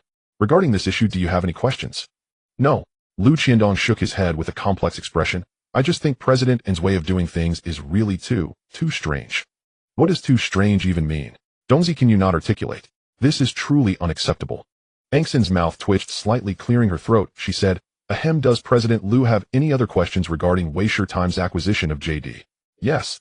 Lu Qiandong immediately threw out his question. President, and can this 50 million renminbi be exchanged for equivalent shares in Weisher Times? No.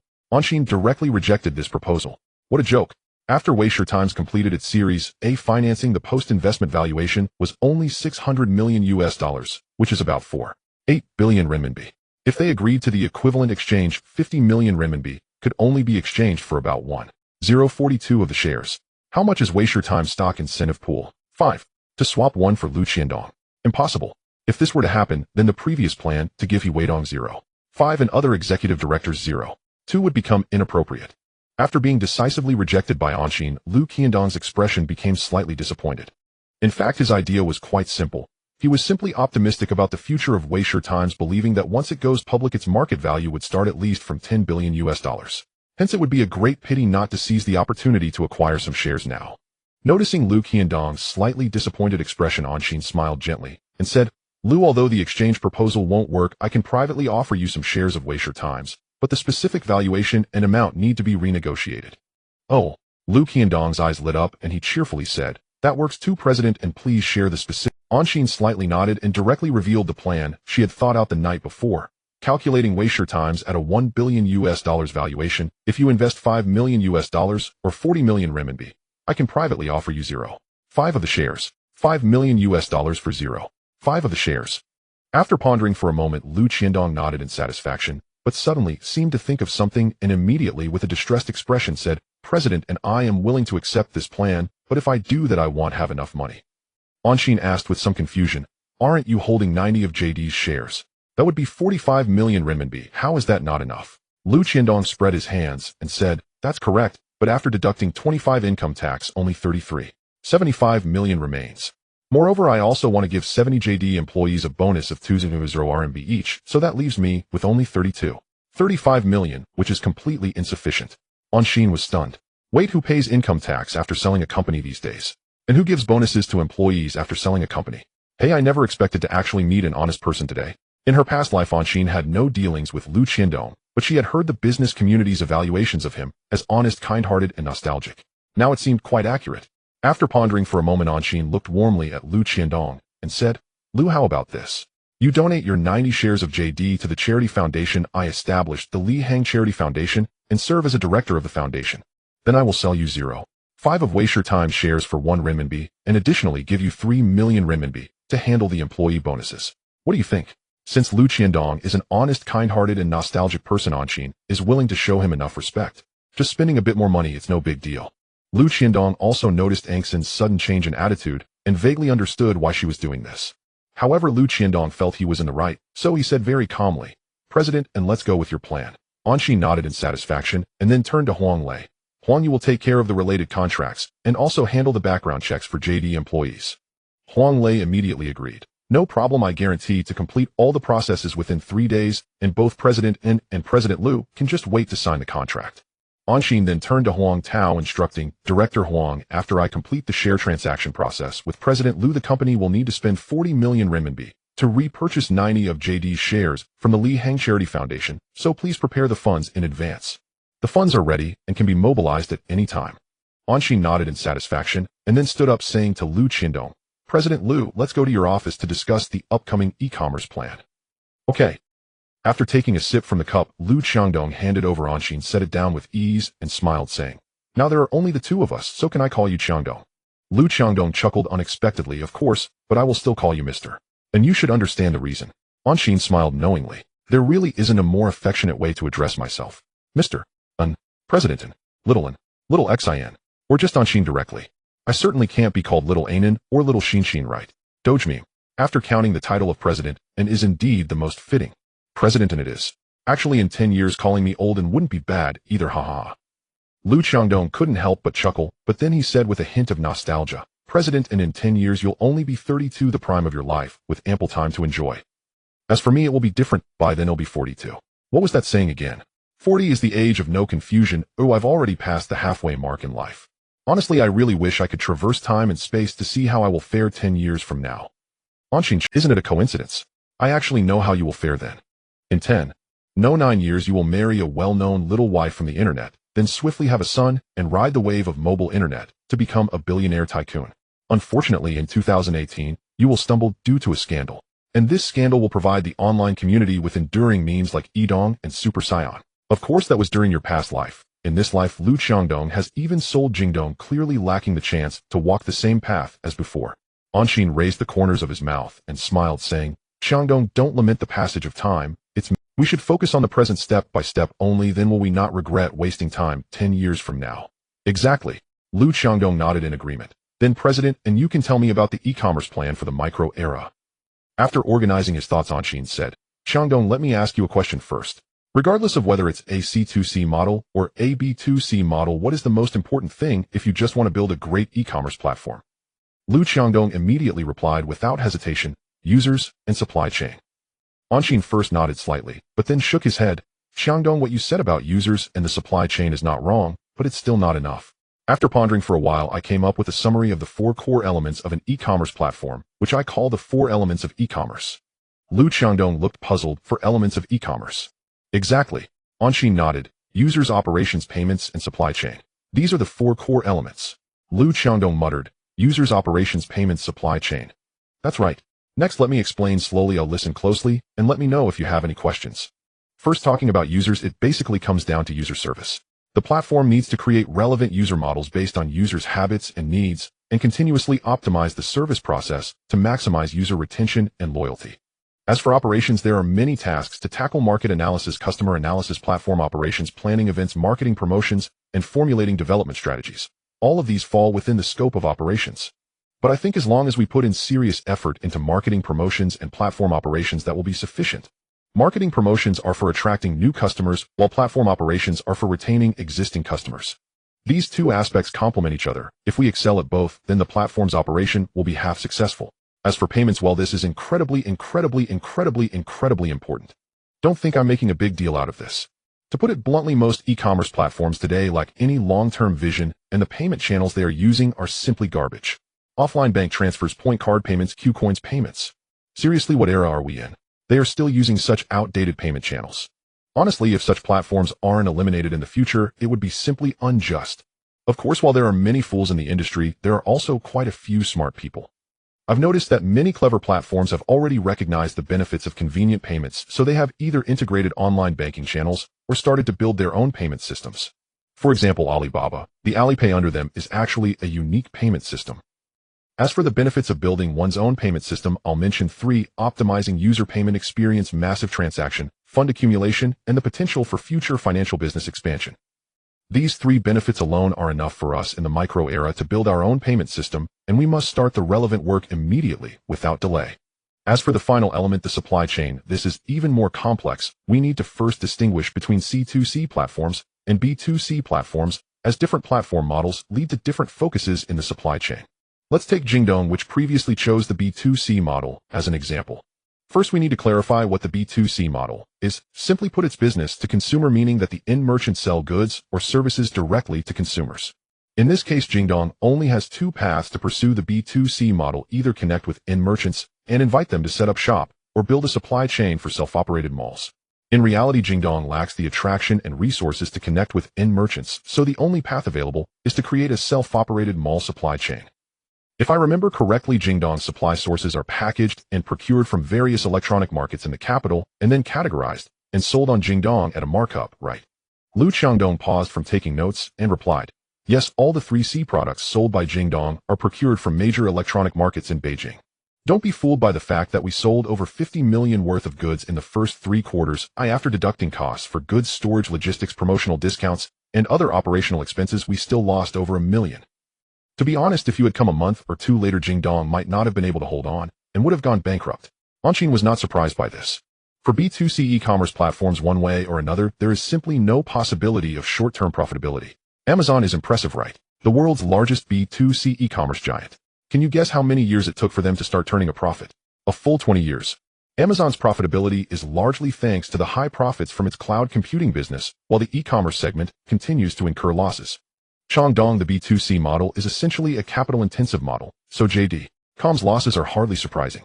Lu Qiangdong looked slightly intrigued. Capital-intensive? Exactly. An Xian nodded thoughtfully and explained the supply chain under the B2C model is extraordinarily complex. It encompasses sourcing, warehousing, logistics, and other operational segments. Most of these segments rely heavily on offline heavy asset infrastructure, demanding substantial investment in manpower, capital, and resources to build and refine supporting channels. Thus, labeling it a capital-intensive model is entirely accurate. Frankly speaking, if one were to follow the conventional B2C development path, even establishing the foundational supply chain would burn through an astronomical sum. Lu Qiangdong shook his head with a complicated expression. Director, and you're absolutely right. At first, I naively believed the internet's advantage in rapid sales could alleviate supply chain pressure, but after experimentation, I discovered it did not ease that burden at all. Instead, it shackled me with crushing financial strain. Haha. An Xian burst into hearty laughter. Qiangdong, no offense intended, but JD.com back then wasn't truly a B2C platform yet. It was at best an intermediary marketplace. As for those losses, they didn't even qualify as minor skirmishes. Lu Qiangdong chuckled wryly and shook his head. Director, and please spare me the teasing. Do you think I didn't want to pursue a proper B2C model? Nonsense. I simply lacked the funds. If I'd had capital, I'd have burned it recklessly and without restraint. An Xian, fully aware of Lu Qiangdong's predicament, smiled warmly. Once the acquisition closes, Waishida's e-commerce division will receive its first tranche of 500 million renminbi in development funding, more than enough to sustain operations for a considerable period. Lu Qiangdong gasped in astonishment. 500 million RMB upfront? Yes, 500 million RMB upfront. An Xian gave a gentle nod in confirmation, then immediately cautioned the elated Lu Qiangdong. Qiangdong, don't celebrate too soon. This 500 million renminbi isn't allocated solely for building the B2C platform. Huh? Lu Qiangdong blinked in bewilderment. Director, and if it's not for the B2C platform, then what exactly is it for? As I mentioned over the phone yesterday, we'll develop both B2C and C2C models concurrently. Lu Qiangdong furrowed his brow. If we're pursuing both B2C and C2C, won't that require 2 separate platforms? Wouldn't that be cumbersome? An Xian spread his hands lightly and asked, why build 2 platforms? One unified platform will suffice. Huh? Lu Qiangdong's mind momentarily stalled. Hesitantly he asked, how could a single platform possibly accommodate both? Indeed, an Xian fully understood Lu Qiangdong's confusion. After all, in 2006, no e-commerce enterprise had ever attempted an integrated B2C/C2. Alibaba, the pioneer, launched Taobao Mall in 2008, formally entering the B2C arena and initiating a fusion of C2C and B2C models. Unsurprisingly, Alibaba's experiment proved highly successful, not only dismantling barriers between distinct e-commerce paradigms, but also cementing its dominance as China's undisputed e-commerce sovereign. After a moment's reflection, an Xian spoke slowly. Qiangdong, why couldn't we integrate these 2 models, B2C and C2C, into a cohesive whole? For instance, we could build a C2-centric main platform, then embed a proprietary B2C mall as a complementary module within it. Would such an architecture not be viable? Lu Qiangdong stood dumbfounded, murmuring to himself, so this is possible. Then why has no one attempted it? An Xian, well aware of the underlying reasons, responded instantly, capital and supply chain capability. Capital is self-evident. Integrating business models demands massive investment, tens or even hundreds of billions of yuan. Today's e-commerce platforms are universally cash-strapped. Even industry titans like Alibaba face severe capital shortages. The supply chain challenge is even more formidable. To speak bluntly, no current e-commerce platform possesses the capacity to unify C2C and B2C supply chains. This capability hinges not merely on capital, but critically on resource integration, sourcing consolidation, and systemic orchestration. Thus, these two constraints alone are sufficient to stifle any enterprise daring to attempt such integration. Lu Qiangdong's eyes widened in sudden clarity. With sincere admiration, he said, "Director, in your analysis is profoundly incisive. I now fully grasp your vision. So what shall we do next?" An Xian smiled faintly and raised 4 fingers. 4 preliminary initiatives. First, within 1 week, we must precisely define all required platform functionalities, then over the next 3 months, complete full platform development. Second, we must assemble a specialized ground promotion team, critical not only for offline outreach, but also for establishing merchant channels essential to the C2C ecosystem. Third, to secure inventory for our proprietary B2C mall, we will acquire one or several offline retail enterprises, then restructure and integrate them into a dedicated B2C supply chain. Fourth, we must construct an in-house logistics network, an arduous, time-consuming undertaking. Initially, however, we can designate several key cities as regional distribution hubs, radiating localized logistics coverage from these centers. After hearing an Xian outline these preliminary plans, Lu Qiangdong fell silent. Then, after a long pause, murmured, "Director, and 500 million renminbi won't cover this entire roadmap, especially initiatives 3 and 4. Initiative 4 is manageable. If we limit ourselves to selecting just a few key cities, 500 million renminbi may barely suffice. But Initiative 3 demands far more, an investment of at least several billion yuan." An Xian laughed heartily. "Of course I know this sum won't fund everything. But didn't I already clarify? This is merely the first tranche of funding for Waishidai's e-commerce division, intended specifically for partial implementation of early-stage initiatives and other essential expenditures. As for Initiative 3, we'll first identify concrete acquisition targets, negotiate precise valuations, and, once finalized, Waishidai will immediately launch Series B financing." Qiangdong, as I've emphasized before, Waishidai differs fundamentally from other internet firms. Our funding channels are exceptionally fluid. You need never worry about capital constraints for growth. Upon hearing an Xian's explanation, Lu Qiangdong nodded with quiet understanding, then replied briskly, "Director, and I have no further questions about this preliminary plan. There remains only one query: when do we officially commence work?" A true workaholic. An Xian silently quipped, then smiled warmly. "You may begin the moment our acquisition agreement is signed. Of course, you're welcome to initiate preparatory work over the coming days. This will accelerate your onboarding." Lu Qiangdong cheerfully agreed, then suddenly recalled a pivotal question and quickly interjected, "Director, has Waishidai's e-commerce platform been named yet?" An Xian nodded gently. "Indeed. The flagship platform will be called Weigo, continuing Waishidai's naming convention of beginning with Wei. As for the proprietary B2C mall, well, let's retain JD. Com Mall. What do you think?" Deeply moved by an Xian's decision to preserve the JD Com Mall name, Lu Qiangdong's face flushed with emotion as he pledged fervently, "Director, you've shown remarkable thoughtfulness. Rest assured, I will devote every ounce of my energy to transforming Weigo into China's preeminent e-commerce conglomerate. We await your triumph with anticipation." "Hello, Uncle Wang, when do you finish work?" Anshin lounged with his legs crossed on the sweet sofa, idly teasing into his phone. It was already 5 in the evening. 5 hours had passed since he and Lu Qiangdong concluded the acquisition negotiations. To be frank, Anshin had not expected the Jingdong acquisition to proceed so smoothly. From stepping through Jingdong's office doors to finally leaving, the entire affair had taken only 2 hours, astonishingly swift. Of course, Anshin understood that such speed merely reflected the underlying operational difficulties Jingdong currently faced. After all, if a company were sailing smoothly, without business troubles, no owner would readily part with the fruit of. But Anshin couldn't be bothered with such considerations. He only knew that spending 50 million yuan to acquire Jingdong was incredibly worth it. Not only had he secured 70 seasoned e-commerce veterans in one swoop, more importantly, he had won over Lu Qiangdong, a top e-commerce operator tempered by time, persuading him to join Waishidai and take charge of its future e-commerce operations. It was worth remembering that in his previous life under Lu Qiangdong's leadership, Jingdong's market value once exceeded $100 billion. If Anshin and Lu Qiangdong costered Weigo this time, achieving a market value of $300 to $500 billion ought not to be difficult. In any case, Anshin felt hopeful. "What nonsense are you spouting, kid? I'm only in my early 40s and you call me old. Shall we hold my memorial service in 10 years? Anshin was taken aback. In his 2 lifetimes, he knew Wang Dana had never been one for humor. He had only just left the GD province circle a few months ago. Well, now it seemed even a sense of humor had sprouted. The capital not only stirred up storms, but apparently cultivated men as well. Uncle Wang, ever since you left the GD province circle you seem a lot more spirited. Haha, how to put it. Perhaps the view is different now. Many things I used not to understand, some I can see now, some I've come to. Wang Dana truly had changed.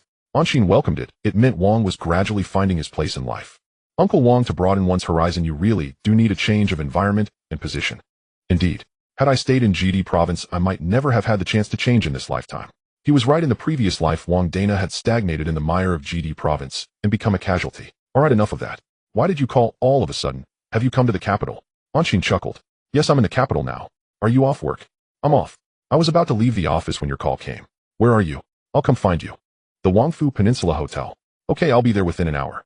Just as Wang was about to hang up, Anshin hastily added, Uncle Wang, 2 friends of mine would like to join. Would that be all right? Oh, do I know them? Zhao Xian, you know him, right? Zhao Xian, the director of the 2nd Division. Yes. His brother Zhao Rui currently works at Wei Sherdai. I only happened to discover that his elder brother is under your leadership. Nonsense, we are all serving the people. Anshin nodded repeatedly. Yes, yes. Serving the people. Fine, I'll be there within an hour. After hanging up with Wang Dana, Anshin called Zhao Rui to tell him that Wang had agreed to let them join the dinner. President, and will these dishes be enough? Remember, Director Wang is coming. In the Cantonese private room of Huangting restaurant, Zhao Rui rubbed his hands together after Anshin finished ordering and asked. Anshin rolled his eyes. Big brother, 7 or 8 dishes, and that's not enough. Do you take Director Wang for a pig? No. Zhao Rui waved awkwardly. I'm just being cautious. It should be fine.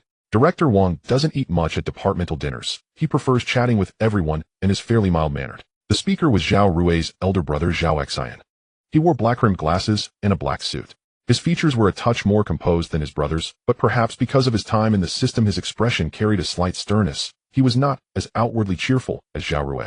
Anshin made no comment about Zhao Xian's remark that Wang rarely ate at gatherings. That was merely a posture Wang adopted in front of outsiders. Uncle Wang is the sort who loves to chat. He can talk about anything under the sun.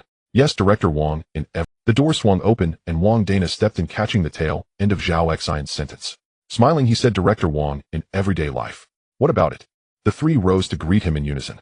Director Wang, Uncle Wang. Wang waved with a smile. No need for formality. Sit down. Once seated, Anshin cheerfully broached a topic. Uncle Wang, this place actually serves ZJ City white cut chicken. I've ordered it. Try it later and see if it's authentic. Wang's eyes brightened. Really? I haven't had that dish in months. I miss it dearly. Anshin shrugged. The menu claims it's authentic ZJ City white cut chicken. Whether it truly is, we'll find out. Wang turned to Zhao Xian. Zhao Xian, I didn't expect your brother Zhao Rui to be a colleague of Anshin's. The world is smaller than one thinks. Acquaintances everywhere. Zhao Xian looked a little surprised. Director, I only learned of this yesterday. When I heard from my brother that President N would be dining with you, I shamelessly asked if I could join. President N was very generous and agreed outright. I thought it a good chance to interact more and strengthen ties. Wang Dana laughed and tapped Zhao Xian on the shoulder. You clearly capable. Do your job well, and people who matter will notice. No need for these petty maneuvers. Hearing that, Zhao Xian hesitated, then, after a moment's thought, said, Director, you've been at the department nearly 4 months. Now, you must be aware of some of the internal peculiarities. To be frank, someone like me, a small fry, treads on thin ice there. Constantly anxious, fearful that one misstep will send me plummeting into an abyss with no hope of recovery. Anshin was startled. Not so fast. Was he already confessing? In any case, Zhao Xian's words hinted that there were problems within that department. It seemed Uncle Wang's position inside was not entirely smooth sailing either. Upon Zhao Xian's sudden announcement, Wang Dana's expression remained unchanged, still bearing a calm and composed demeanor. After pondering for a moment, he leisurely said, Zhao Xian, as someone who has worked in the department for over 10 years, you surely understand the situation better than I do. Since you participated in the gathering between an Xian and me today, let me offer you a piece of advice. It's best to immediately distance yourself from the internal conflicts of the department. You have neither the qualifications nor the necessity to get involved in this game. Zhao Xian said with a bitter face. Director Wang, aside from those 2 groups, who else wants to get involved? The problem is they are currently forcing us to take sides. If we don't choose, they will deliberately target us from both sides, making it extremely difficult for us to survive. Wang Dana looked at Zhao Xian with a half smile and asked, Is that so? Then tell me how they are deliberately targeting. Zhao Xian immediately began to pour out his grievances. Every piece of work we take over, the responsibility is laid entirely on us. And it doesn't stop there. Leaders from both sides occasionally call us in for meetings, and during these meetings they relentlessly criticize us over trivial mistakes. Director Wang, who can withstand this? Wang Dana chuckled. Is that all? Zhao Xian was taken aback, hesitantly saying, Director Wang, isn't that enough? Stop. Wang Dana interrupted Zhao Xian, sternly saying, Zhao Xian, the examples you just cited are precisely the responsibilities you should be handling well. To put it bluntly, as long as you follow the procedures without any issues, how can they pick on you? Out of thin air, shooting at nothing. Director Wong, that's easy to say, but, Zhao Xian repeated, but several times, but ultimately could think of no rebuttal. Seeing this, Wang Dana shook his head slightly, and said solemnly, Zhao Xian, no matter how they fight, they cannot surpass the rules, understand? The rules are there, as long as you act meticulously, respect the rules, and strengthen yourself, what do you have to fear? Could they possibly bypass me to transfer you? Nonsense, they are merely a group of clowns caught up in power struggles. They can play some petty tricks, but even if you gave them 2 more guts, they wouldn't dare trample the rules or disrupt the balance. That would be a dead end. Wang Dana's statement resonated powerfully, directly shocking everyone present. In fact, Wang Dana was right. As long as one has a position, acts justly, and performs their duties without error while respecting the rules, they will think twice before targeting anyone. Well said. And Xian clapped her hands, expressing her agreement. Uncle Wang, your insight reminds me of a phrase a friend once told me: the righteous path in the world is full of hardships. Wang Dana nodded in agreement, saying, exactly. Using the phrase the righteous path in the world is full of hardships to describe this situation is extremely apt. Although Zhao Rui came from an official family, he really had no sensitivity to official matters, listening to the discussion with a confused expression throughout. Zhao Xian, however, was different. As a seasoned bureaucrat, he understood exactly what the two were implying. He then said solemnly, Director Wang, General, in your conversation has truly enlightened me. It's like a sudden awakening. And Xian glanced at Wang Dana, and they both slightly nodded. Zhao Xian was not foolish and could continue to. Wang Dana laughed heartily. As long as you understand, ultimately observing the struggle from the sidelines is what we should do. Zhao Xian immediately nodded in agreement, saying, exactly, Director Wang, rest assured I will. I don't want to. The ringing phone interrupted Zhao Xin's loyalty pledge. Apologetically smiling at everyone, and Xian pulled out her phone to check the caller. He weighed on. At this time, did something happen? And Xin's expression tightened, and she immediately answered the call. Hello, Wei Dong. And Xian, the company has encountered an emergency situation that might require your intervention. And Xin's expression tightened at these words, and she said coldly, let's hear it. Weren't you the one who assigned me to handle the previous public opinion incident cleanup? Following your instructions, I permanently banned all the prohibited personal and media accounts. This caused a stir. Since 5 o'clock in the afternoon, I've received calls from some relevant departments and the banned media. They started questioning what Wei Times was trying to do, why media accounts were being banned, whether we were infringing on the freedom of speech of media and users, and if Wei Times was attempting to roll back history. And Xian, to be honest, I'm feeling a bit stuck right now. I genuinely don't know what to do, so I'm calling to see if you have any. Hey, these pests have truly shown themselves. And Xin's expression grew even colder, her gaze sharpening as she thought for a moment before saying coldly, Wei Dong, do we have a list of which departments and media have called? Of course, there are 2 provincial-level propaganda departments, 8 municipal-level propaganda departments, and 17 media outlets. And Xian frowned, asking, which 2 provincial-level propaganda departments? SH City and GD Province. And Xian was a bit surprised. GD Province. Did they also call in directly to question this? SH City is not surprising. They've always acted as if they control everything. But GD Province is rather outrageous. Have they no sense of regional awareness? Yes, but the call came from a coordination department of GD Province's propaganda department, not a core department. Just a foolish troublemaker. And Xian commented speechlessly, and then asked, have all the incoming Haha, of course. I've recorded all the calls where they introduced themselves. Wait on, well done. And Xin's expression softened. By the way, how did you respond to them at the time? I responded according to the standard procedure, stating that the related blog posts of those media violated the user agreement, and we imposed permanent bans based on the user agreement. Very good. And Xian finally smiled. In the face of this emergency, Wei Dong's response was both timely and standard, a textbook handling process. This provided an Xian with considerable maneuvering space. And Xian, we can't avoid this, so what should we do? What to do? And Xian replied coldly with a smile, prepare for battle. Wei Dong, you need to immediately start working on 2 things. First, organize the prohibited content posted by the banned media on Weibo, and also search the internet to compile any related negative reports these media have published. Second, categorize the recorded incoming calls, separating the calls from relevant departments into one category and the calls from banned media into another. That's it for now. You handle these 2 matters first, and then wait for my notification.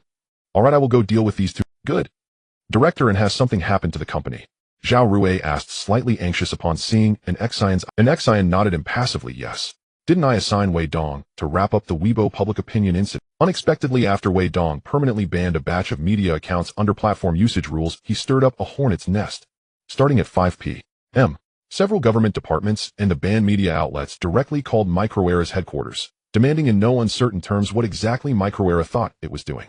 Well, it wasn't just questioning. They spoke in shockingly offensive terms, even slapping Microera with wildly exaggerated and baseless accusations. Off.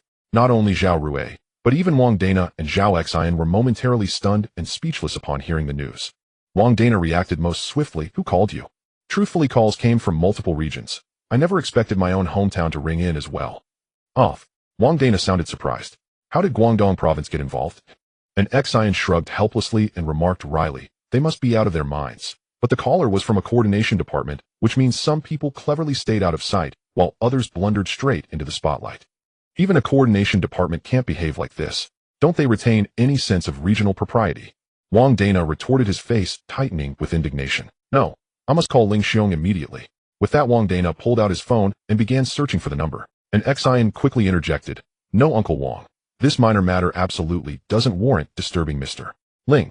Wang Dana paused mid-search, puzzled. But this is a matter of principle. Minor. Uncle Wang. And Xian shook her head, faintly glancing briefly at the silent Zhao Rui and Zhao Xian beside her before speaking firmly. Sometimes what we deem a matter of principle holds not the slightest weight in others' eyes. Of course, I won't deny that calling Mr. Ling would certainly yield a universally satisfactory resolution. But then what? Wang Dana's eyes narrowed. He sensed the implication behind her words. After a moment's reflection, he sighed deeply. Alas, life in the world leaves one no choice. And Xian smiled faintly and countered, Uncle Wang, the world has always been there, never departed. Since you've already stepped away from it, why not practice prudent self-preservation? Wang Dana stared blankly at an Xian who spoke so confidently, and suddenly felt an unfamiliar distance. After a long pause, he murmured, just recently when I met Mr. How, he said something remarkably similar.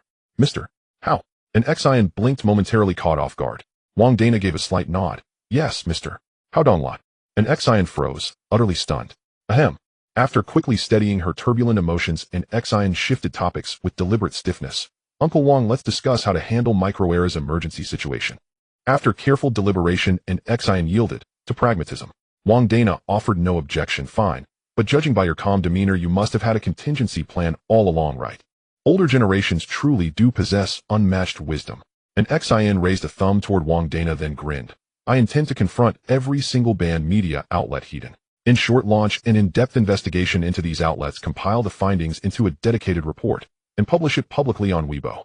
And Xian, this approach will make too many enemies. Director, and is this really advisable? Director, and this will alienate far too many people. Upon hearing an Xian's bold plan, Wang Dana and the two Zhao brothers stared in disbelief and rushed to dissuade her. And Xian merely shrugged, unfazed. Alienate whom? Those dozen-odd media outlets. Fine, even if I truly offend them all, so what? Wang Dana shook his head, countering. And Xian, the propaganda system is far more intricate than you imagine. As mouthpieces of official discourse, each outlet rests upon a dense web of personal connections. Its influence is formidable indeed. Acting rashly invites a catastrophic fall. Exactly, Zhao Rui added urgently. My father devoted his entire career to propaganda work. Yet even upon retirement, he still couldn't fathom its labyrinthine complexities. That alone proves how profoundly layered this system is. Zhao Xian nodded solemnly. Director, and Zhao Rui is correct. My father once sternly warned me never to clash with the propaganda system, lest misfortune strike without warning. Director, in this stagnant pool runs deeper than the eye can see, bottomless. And Xian fell silent. Then after a long pause murmured softly, aren't they ultimately the topmost authority? Then why such apprehension? The three exchanged glances, speechless. Sigh. Wang Dana exhaled heavily, then said slowly, if you truly have it all figured out, why insist on direct confrontation? And Xian, listen to your uncle. One word of counsel, endure it. And Xian smiled and shook her head. I believe everyone may have misunderstood something. Not all those dozen outlets belong to them. At most only 2 or 3 do. The rest are local or second and third tier media. And even if, hypothetically, all of them answer to them, so what? True, they hold supreme authority, but don't forget the core constraint rules. Let me speak bluntly. Do they possess the power to shatter those rules? Clearly they do not. Nor do they possess the audacity to try. Then let us all abide by the rules, and leave outcomes to fate. That is only fair, only reasonable. Wang Dana was nearly convinced. Having served in politics for 2 decades, he had encountered countless officials of that sort. And precisely because he knew them so well, he recognized an Xian's assessment as accurate. They lacked both the power and the courage to override established norms. After a thoughtful pause, Wang Dana spoke slowly. If you remain resolved to proceed this way, very well. But I offer one final suggestion. What suggestion? An Xian asked, intrigued. If you truly intend to confront them, Hedon, you must not linger here. Return to Pingcheng City with utmost urgency. 2 announcements. Early the next morning, Anshin directly signed an authorization document granting Huang Lei and Huang Tao full authority to handle the subsequent JD acquisition matters in Beijing. Then she hurriedly took Zhao Rui and 2 bodyguards to board a plane escaping from Beijing and returning to City S. After returning to the CEO's office of Weisher Era, without a moment's delay, Anshin immediately called for He Weidong. Weidong, have those 2 matters been settled? He Weidong nodded slightly at her words and replied with a smile, President, and it's all settled. It's truly surprising how much we uncover when we investigate. Through information retrieval, we found that several newspapers had published some extremely outrageous reports revealing their dubious backgrounds. Oh, Anshin immediately showed interest and asked, what do you mean? He Weidong took out 2 documents and handed them to Anshin, and Zhao Rui shaking his head as he said, they have a lot of reports that subtly criticize relevant policies. Besides that, there are many reports that pander to foreign countries. Almost every day there are similar contents. Of course, it's not surprising to find such reports. After all, nearly all media outlets are doing this now. President, and they have ulterior motives. Anshin and Zhao Rui did not respond and began to read the documents carefully. After about 3 to 5 minutes, Anshin looked up at Zhao Rui and asked, Zhao Rui, you seem to have worked in a related field before, right? Do you think such people are numerous? Zhao Rui paused for a moment and succinctly replied, countless. Anshin slightly sighed and remarked, "'Tis it really is the case." Zhao Rui laughed heartily and said, "President, and this is the inevitable outcome. Furthermore, what does this amount to? Some media even." "Stop." Anshin immediately interrupted Zhao Rui, her expression serious, as she said, "Zhao Rui, some things are better left unsaid. Ooh, just keep it in mind, all right." Zhao Rui understood Anshin's meaning and quickly nodded obediently. "President, and I understand." Anshin eased her expression and said softly, "That's good to know. Now let's discuss our next response. Weidong, please issue 2 announcements on behalf of Weibo's official account using the homepage push method. The first announcement should clearly and concisely outline the background of this account suspension incident and select some particularly outrageous statements and users as typical examples to publicize. The second announcement should directly target the dozen or so media outlets that were suspended, publicizing the reports that led to their bans alongside the flawed reports we've retrieved, all in image format. Oh, and include the recorded phone calls they made directly as an audio package plus text translation in the announcement. After hearing Anshin's instructions, He Weidong immediately nodded and said, "No problem, I've noted everything down. Is there anything else?" Anshin quickly thought through her mind and shook her head, saying, "No, let's leave it at that for now." He Weidong then stood up and said, "All right, I will take care of this right away." Anshin simply waved her hand, saying, "Go." He Weidong nodded and turned to leave the office. After watching He Weidong leave the office, Anshin turned to Zhao Rui and after some thought asked, "Zhao Rui, what do you think the response from those dozen or so media outlets will be after we issue our announcements?" Zhao Rui thought for a moment and shook his head, saying, "As long as it doesn't involve core media, what response can they have? Perhaps a few capable media outlets might use their connections to continue pressuring us through other channels or simply come to us seeking peace. And the rest of the less capable media will likely play dead, burying their heads in the sand like ostriches, as if these events never occurred. President, and I must say something harsh, this group of writers are all nothing but local chickens and dogs. They listen to whoever has authority or money. As for their self-proclaimed independence, objectivity, freedom, fairness, and professionalism, what a joke, the President, and we should be wary of those who control the media, not this group of writers." Anshin chuckled. "If that's the case, why did you react so strongly during last night's dinner?" Zhao Rui awkwardly laughed and explained, "President, and at that time, I wasn't clear about which media outlets were involved. Ooh, I thought they were core media." Anshin pointed at Zhao Rui teasingly and said, "You're afraid of the strong and bully the weak, huh?" Zhao Rui immediately straightened his face and said very seriously, "President, and it's not that I'm afraid of the strong, but core media really can't be touched casually, otherwise it would lead to big problems." Upon hearing this, Anshin stopped smiling and nodded silently, not responding. She understood Zhao Rui's point. For some small to medium-sized media, as long as the situation appears manageable, not many people would care. If it were core media, that would be a different story. The characters behind these core media are not easy to deal with. They have their internal conflicts and collaborations. It's all about you scratch my back, I scratch yours. Internal strife is one thing, but if an outsider tries to touch these media outlets, they immediately band together and launch a collective attack. In any case, they won't consider it over until they thoroughly ruin your reputation. If it's just about ruining your reputation, it's still acceptable. At most, your name will be tarnished. But what if they choose to be unreasonable and treat you as a typical case? To be honest, Anshin was somewhat relieved that this time the Weibo public opinion incident did not involve core media fanning the flames. Otherwise, she would really have to endure the humiliation and swallow her anger. After thinking it through, Anshin shook her head helplessly. Ultimately, it all comes down to having too little power. Everything has to be done cautiously and with restraint, which is really not satisfying enough. Zhao Rui, do you think other media will come out to criticize us? Zhao Rui pondered for a moment and then shook his head, saying, "How should I put it? I think wise people won't, but for fools it's hard to say." Anshin nodded in understanding and said, "Indeed, but it doesn't matter. If there are fools sticking their heads out, then let's just hit back together. Zhao Rui agreed, saying, yes, against fools there's really nothing. I don't want to. The ringing of the phone interrupted Zhao Rui. Anshin smiled apologetically, then picked up the phone to answer. Wait on, go ahead. President and the 2 announcements have been released. Hearing this, Anshin nodded in satisfaction and instructed, wait on, keep an eye on the subsequent public opinion. If there are any issues, notify me immediately. Understood. After hanging up the phone, Anshin discussed some subsequent arrangements with Zhao Rui, feeling that the plan was comprehensive and without any oversights before sending Zhao Rui off.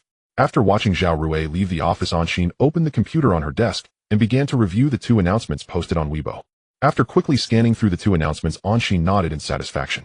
To be fair, he Weidong really handled this. The content of these 2 announcements was concise and clear, richly illustrated, even a primary school student could understand. Due to the site-wide pop-up and homepage push, in just half an hour the comment sections under both announcements had already amassed tens of thousands of comments. However, Anshin did not rush to check the comments. Instead, she first retweeted the 2 announcements, adding some Anshin V. There is nothing wrong with freedom of speech, but the premise of freedom of speech is to adhere to relevant regulations. Therefore, I hope all users can consciously comply with the relevant regulations and adhere to the user agreements, enjoying their time in the Weibo world. After successfully retweeting, Anshin controlled the mouse to open the comment section of the announcement regarding media users' account bans.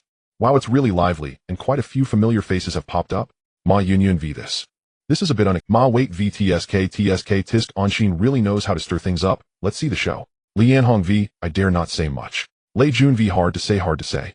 Lu Chuan GV, they actually dared to ban accounts. Is Weibo still reasonable? So what if they occasionally make mistakes? Who doesn't make mistakes? I heard them say on the phone that if this continues, Weibo will eventually close down, really unaware of the greater world. Zhang Chuyang V replied to Lu Chuan GV, Mr. Lu, don't you think your words are excessive? Lu Chuan GV replied to Zhang Chuyang V, it's you again. You and Anshin are truly cut from the same cloth. Zhang Chuyang V replied to Lu Chuan GV, accusing someone without basis could lead to a lawyer's letter. Anshin paused, her mouse movement a hint of confusion on her face. Wasn't he permanently banned already? How did he pop up again? After glancing at Lu Chuanji's Weibo, Anshin instantly understood. Ridiculous, it was a new account. Without hesitation, Anshin directly controlled the mouse to permanently ban Lu Chuanji's new account again. The reason was simple, she had just seen derogatory comments about him on this old dog's homepage. After smoothly completing this operation, Anshin switched back to the comment section to continue her reading. Zhang Chuyang V. Anshin, are you crazy? Hurry and take it down. Anshin chuckled, thought for a moment, and then Anshin V replied to Zhang Chuyang V, Mr. Zhang, I can't control how they behave elsewhere, but doing it this way on Weibo is not acceptable. Ding dong. Anshin, slightly puzzled, clicked on the message notification. Zhang Chuyang replied to Anshin V, where are you, Mr. Wow, Zhang Chuyang, do you live on Weibo? It's only been 5 seconds. Anshin shook her head in disbelief and began typing again. Anshin V replied to Zhang Chuyang V, I originally planned to visit Mr.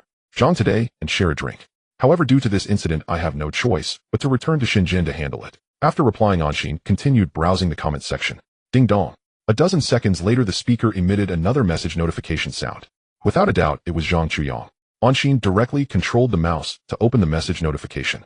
Zhang Chuyang V replied to Anshin V, do you need to handle 2 announcements by returning to Shenzhen? Isn't it just a phone call? After seeing Zhang Chuyang's reply, Anshin slightly shook her head and succinctly replied with 3 words. Not safe. I don't want to. Anshin took out her phone to check the caller. Wang Jing. Old Wang isn't here to be immediate. Anshin frowned slightly and then pressed the answer button. Hello, Mr. Wang, what can I do for you? Oh, your tone sounds a bit fiery, what's wrong?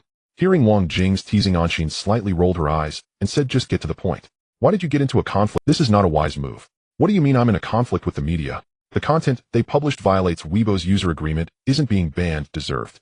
Anshin, you're a smart person and you must understand what I mean. Mr. Wang, let me be straightforward. I don't care what media it is, or as long as they want to continue on Weibo, they must abide by Weibo's basic rules. And the basic rule of Weibo is very simple, be truthful, don't give me any shady information. If you can do it, keep playing, if not, get lost. The line on the other end fell silent. After a while, Wang Jing's voice finally came through the receiver. Anshin, although I admire your attitude, I want to remind you that doing this can easily provoke public outrage. Wang Jing is not here to mediate. He is looking out for himself. Realizing this, Anshin sighed in relief and smiled, saying, Mr. Wang, whose public outrage are you talking about? As the saying goes, water can carry a boat, but it can also capsize it. You're right. Oh, I take that to heart. If you encounter any troubles that you can't handle, feel free to give me a call. Perhaps I can. Anshin smiled and replied, immediately understood. If I can't handle it, I will definitely contact Mr. Wang. Good, let's leave it at that. Goodbye. Goodbye. Anshin hung up the phone with a beaming smile. To be honest, it feels great to have someone supporting you. I don't want to. Again the phone rang, interrupting Angson's pleasant daydream. Anshin glanced at the caller ID, an unknown number. After thinking for a moment, she pressed the answer button. Hello, who is this? Anshin, hello, I am Huang Hong. Huang Hong. Who is this? Upon hearing the self-introduction from the other party, Anshin was puzzled and honestly couldn't figure out who had come. A Mr. Huang Hong, I'm really sorry. My memory isn't very good, and I vaguely feel like your name sounds familiar, but I just can't recall. Could you introduce yourself? Anshin, you really know how to joke. If your memory is that poor, you wouldn't be a top student in the finance department. Let me introduce myself first. My name is Huang Hong, and I am from your alma mater, currently serving as the principal. No wonder this name sounds so familiar. Anshin patted her head and said apologetically, Principal Huang, I'm truly sorry. I've had a lot on my plate recently, and my mind just hasn't been able to process everything. I sincerely apologize. Hee Anshin, as a new internet mobile, being busy is completely normal. I can understand, definitely understand. Everyone enjoys hearing good words, and Anshin was no exception. She smiled and said, It's great that Principal Huang can understand a long live understanding. So may I ask what prompted Principal Huang to take time out of his busy schedule to call me? Don't worry, if it's related to the alma mater, I will definitely go through fire and water without hesitation. It costs nothing to say pleasantries, and Anshin felt no psychological burden regarding this. Hee Anshin, this call doesn't have much to do with the alma mater, it has a lot to do with you. The commotion on Weibo has been immense. In just half an hour, I've already received 7 or 8 calls from people of no small significance. However, their intentions are quite simple. Either they want to inquire about your personal information, or they want to convey some messages to you through me. As for me, the pressure is really immense. After getting your number from Teacher Fan, I immediately called you without a moment's. I mainly wanted to see if there were any misunderstandings between us, and then explore if there were any solutions. Angson's smile instantly vanished. Another one coming to play the mediator. And it's the principal of my alma mater doing it, which feels particularly strange. After pondering for a moment, Anshin asked solemnly, How does Principal Huang view this matter? Hee Anshin, I believe there shouldn't be too many misunderstandings between friends in the media. Otherwise it would affect your future growth, so I hope to resolve this misunderstanding between us as soon as possible. Don't you think? Anshin responded with a forced smile. Principal Huang, I have 3 questions regarding this. Could you help clarify them? No problem, Anshin, please go ahead. Anshin said coldly. First, what do you mean by friends in the media? Second, what do you mean by too many misunderstandings? Third, what do you mean by resolving misunderstandings between both parties? Huang Hong sensed Angson's emotions from her words, and for a moment did not respond. After a long while he sighed. Sigh, Anshin, you're still young and unaware of the harsh realities of society, and Anshin was fed up. Why was it always this same routine? She immediately interjected. Principal Huang, let's skip the pleasantries, shall we? Is society really harsh, or do some people have ulterior motives? Principal Huang, I see that not only are they decaying, but our school is also gradually rotting. To be honest, do you know what I was most dissatisfied with during my 4 years at school? I found that our school seems to be gradually fostering a very bad atmosphere from top to bottom. That is teaching students how to blame the country, while also teaching them how to love other countries. I just want to ask you, is this still our university? Huang Hong fell silent. This was the first time in his life that he had been scolded so harshly by a student. After a while of silence, Huang Hong began to explain. Anshin, it is a fact that there are many problems in our country. In such circumstances, our school advocates for academic freedom, so having different opinions within the school is very nonsense. Anshin was amused by her anger and immediately retorted. Principal Huang, the existence of many problems is indeed a fact that no one denies. But since everyone is aware of these problems, shouldn't we teach students to confront and solve them? But does our school do that? Can you answer this question? Huang Hong fell silent again. He was well aware of the atmosphere within the school. He understood why this atmosphere existed. It was precisely because he knew that he remained silent. He remained silent, but Anshin would not. After not receiving a response for a long time, she immediately pressed, Principal Huang, is this question that difficult to answer? Anshin, this question is not difficult to answer. Since you want to hear the answer, let me clarify my position. Our school, whether in the past, present, or future, will always be infinitely tolerant towards teachers and students, and will continually advocate for academic freedom. So regarding the phenomenon of criticism of other issues within the school, we are currently not considering any intervention. Anshin laughed in disbelief. Haha, are you joking? Not considering any intervention. Does guidance count as intervention? Anshin, your accusations are evidently baseless. Anshin directly interrupted Huang Hong's warning. Principal Huang, both you and I know whether the school leadership has intervened, so there's no need to keep spinning more pleasantries. Honestly, this is really meaningless. Anshin, I demand that you immediately retract this baseless accusation and publicly apologize to the school for your inappropriate remarks. Otherwise, we will consider taking legal action to protect our legitimate rights. What? Is that it? Anshin shook her head in disbelief and said solemnly, Principal Huang, you just said that the school is tolerant of any criticism, so why suddenly stop being tolerant when it comes to me? Isn't this blatant double standards? Huang Hong was tongue-tied. Although Huang Hong did not respond, Anshin was not about to let it go. She immediately asked seriously, Principal Huang, I want to ask if your earlier warning represents yourself or the school. Huang Hong did not hesitate and said directly, I believe that as the principal I have some qualifications to represent. Angxin's expression darkened slightly as she coldly said, Principal Huang, does that mean I should understand your warning as the school's final stance? Yes. After hearing Huang Hong's answer, Anshin was straightforward and replied coldly, Then I'll be waiting for your lawyer's letter. After saying that, Anshin directly hung up the phone. Not to mention, after venting the grievances she had buried for years, Anshin felt much more at ease. Confronting the principal of his alma mater, isn't he afraid of the consequences? To be honest, Anshin feels nothing about this. Having lived two lives, as soon as Huang Hong introduced himself, he immediately recognized who was backing him and understood that those behind him wouldn't care about such trivial disputes. To put it simply, Huang Hong is Huang Hong, and the alma mater is the alma mater. The two cannot be conflated. As for whether Huang Hong will use alumni resources to suppress Anshin, what a joke. What is the specialty of the alma mater? Refined egoists. Do you understand the value of refined egoists from the alma mater? To expect these refined egoists to fight for Anshin over matters unrelated to their interests. That is truly a huge joke. After thoroughly filtering through the matter, Anshin shook his head slightly in disbelief and redirected his attention to the computer screen. I don't want to. The incoming call interrupted Anshin, who was enthusiastically browsing the Weibo comments section. Anshin reached for his phone to take a look at the caller, another unknown number. Needless to say, it must be another salesman. Hello, who is this? A very deep voice immediately came through the receiver. Haha, Xiao, and hello, I'm Ling Xiong. I don't know if the Na has Ling Xiong, a big shot. The most ridiculous part is that he has excellent connections in Guangdong province, and many people will more or less buy into him on trivial matters. Anshin narrowed his eyes and politely exchanged pleasantries. Mr. Ling, it's a pleasure to meet you.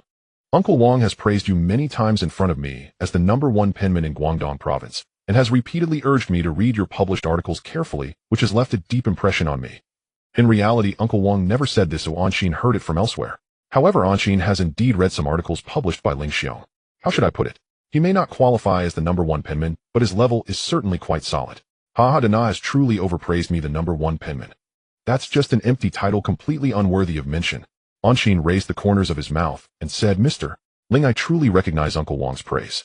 Your article Memories of Guangdong's Customs and Culture left me in awe. Haha, no wonder Dana said you are a paradox, impulsive yet smooth in personality, not quite like a young person. Now it seems Dana wasn't wrong. Oh, Angxin's heart stirred upon hearing this. It seems Ling Xiong has a deep relationship with Uncle Wang far beyond mere alumni friendship. Mr. Ling, I also wish to be lively and cheerful, but the reality is too harsh, forcing me to grow up. Tisk with your knack for causing trouble. It's hard to say whether society is truly sinister or if you are the more sinister one. Anshin almost couldn't hold back. What the hell is this nonsense? Did I want to cause trouble actively? Isn't this trouble coming to my door? Ahem. Anshin cleared his throat and lamented, Mr. Ling, it's not that I enjoy causing trouble, but every time someone forces their way in, I have no choice but to retaliate. Oh, is confronting a dozen media outlets also something that others forced upon you? Anshin replied sternly, if I allowed these dozen media outlets to continue posting malicious reports on Weibo, it would go against my fundamental principles as a person, and even more so as a Chinese. I can say with great responsibility and ease that I have no personal motives against these dozen media outlets. Ling Xiong fell silent. He initially thought Anshin would give some very personal responses, but he never expected Anshin to directly provide a response from a very principled perspective. After a long silence, Ling Xiong spoke earnestly. I understand and support your perspective, but your approach is indeed too high profile and intensive for you. It is not a wise move. Anshin had a different opinion. If I were to handle it discreetly, I dare say those media outlets would continue as they have, and not a single bit would change. To put it bluntly, my high-profile approach this time aims to warn all the media that are itching to make a move. Don't mess around, someone is watching you. Don't you fear they will band together to attack you? Anshin laughed heartily. You are part of this system. How deep and complex this stagnant water is, do I need to spell it out for you? In this special context, as long as I do not provoke the core media, do you expect the rest to unite and chase after me? What a joke, just a bunch of rabble. There may be some threats, but not many. I believe I can handle it. Ling Xiong was very much in agreement with Angxin's judgment, laughing heartily. Ha, not to mention anything else, your risk awareness is truly sharp. It's a pity you aren't mingling in official circles. Anshin shook his head in response. With my straightforward and open personality, mingling in official circles would be a dead end. Ling Xiong pondered for a moment and agreed, indeed the official circles value stability, and your personality is not suited for that. Anshin smiled slightly and said, yes, that's why I chose to engage in business, as the constraints are not as strong as in officialdom. By the way, Mr. Ling, what brings you to call me today? Haha, I was originally entrusted to talk to you about the media incident to see if we could negotiate a better solution. But after chatting with you, I find I agree more with your approach, so let's forget about the matter entrusted to me. It turns out the original intention was to mediate. Since the media incident stirred up waves the business elites, who dared not express themselves in the Weibo comments section to politicians like Huang Hong and Ling Xiong, all of which illustrate that the network behind the dozen or so banned second and third-tier media outlets should not be underestimated. Fortunately, Ling Xiong ultimately changed his attitude, otherwise it would have been difficult to determine how to handle it in the end. And this is just about second and third-tier media. If it were core media instead the scene TSK Tisk, I wouldn't dare to think further. Anshin shook his head in resignation and after pondering for a moment slowly asked, is the client one of those two banned media outlets from Guangdong province? No, I can't wait for those two media outlets to perish sooner. How could I possibly speak on their behalf? Anshin, this script is TMD not right. You must know that Ling Xiong is the supervisor in this regard. Why would he have such resentment towards these two media outlets? After quickly contemplating the meaning behind Ling Xiong's words, Anshin still felt perplexed. He truly couldn't understand where Ling Xiong's resentment was coming from. However, it didn't matter that he couldn't figure it out himself as Ling Xiong was right there. Soon he directly spoke up.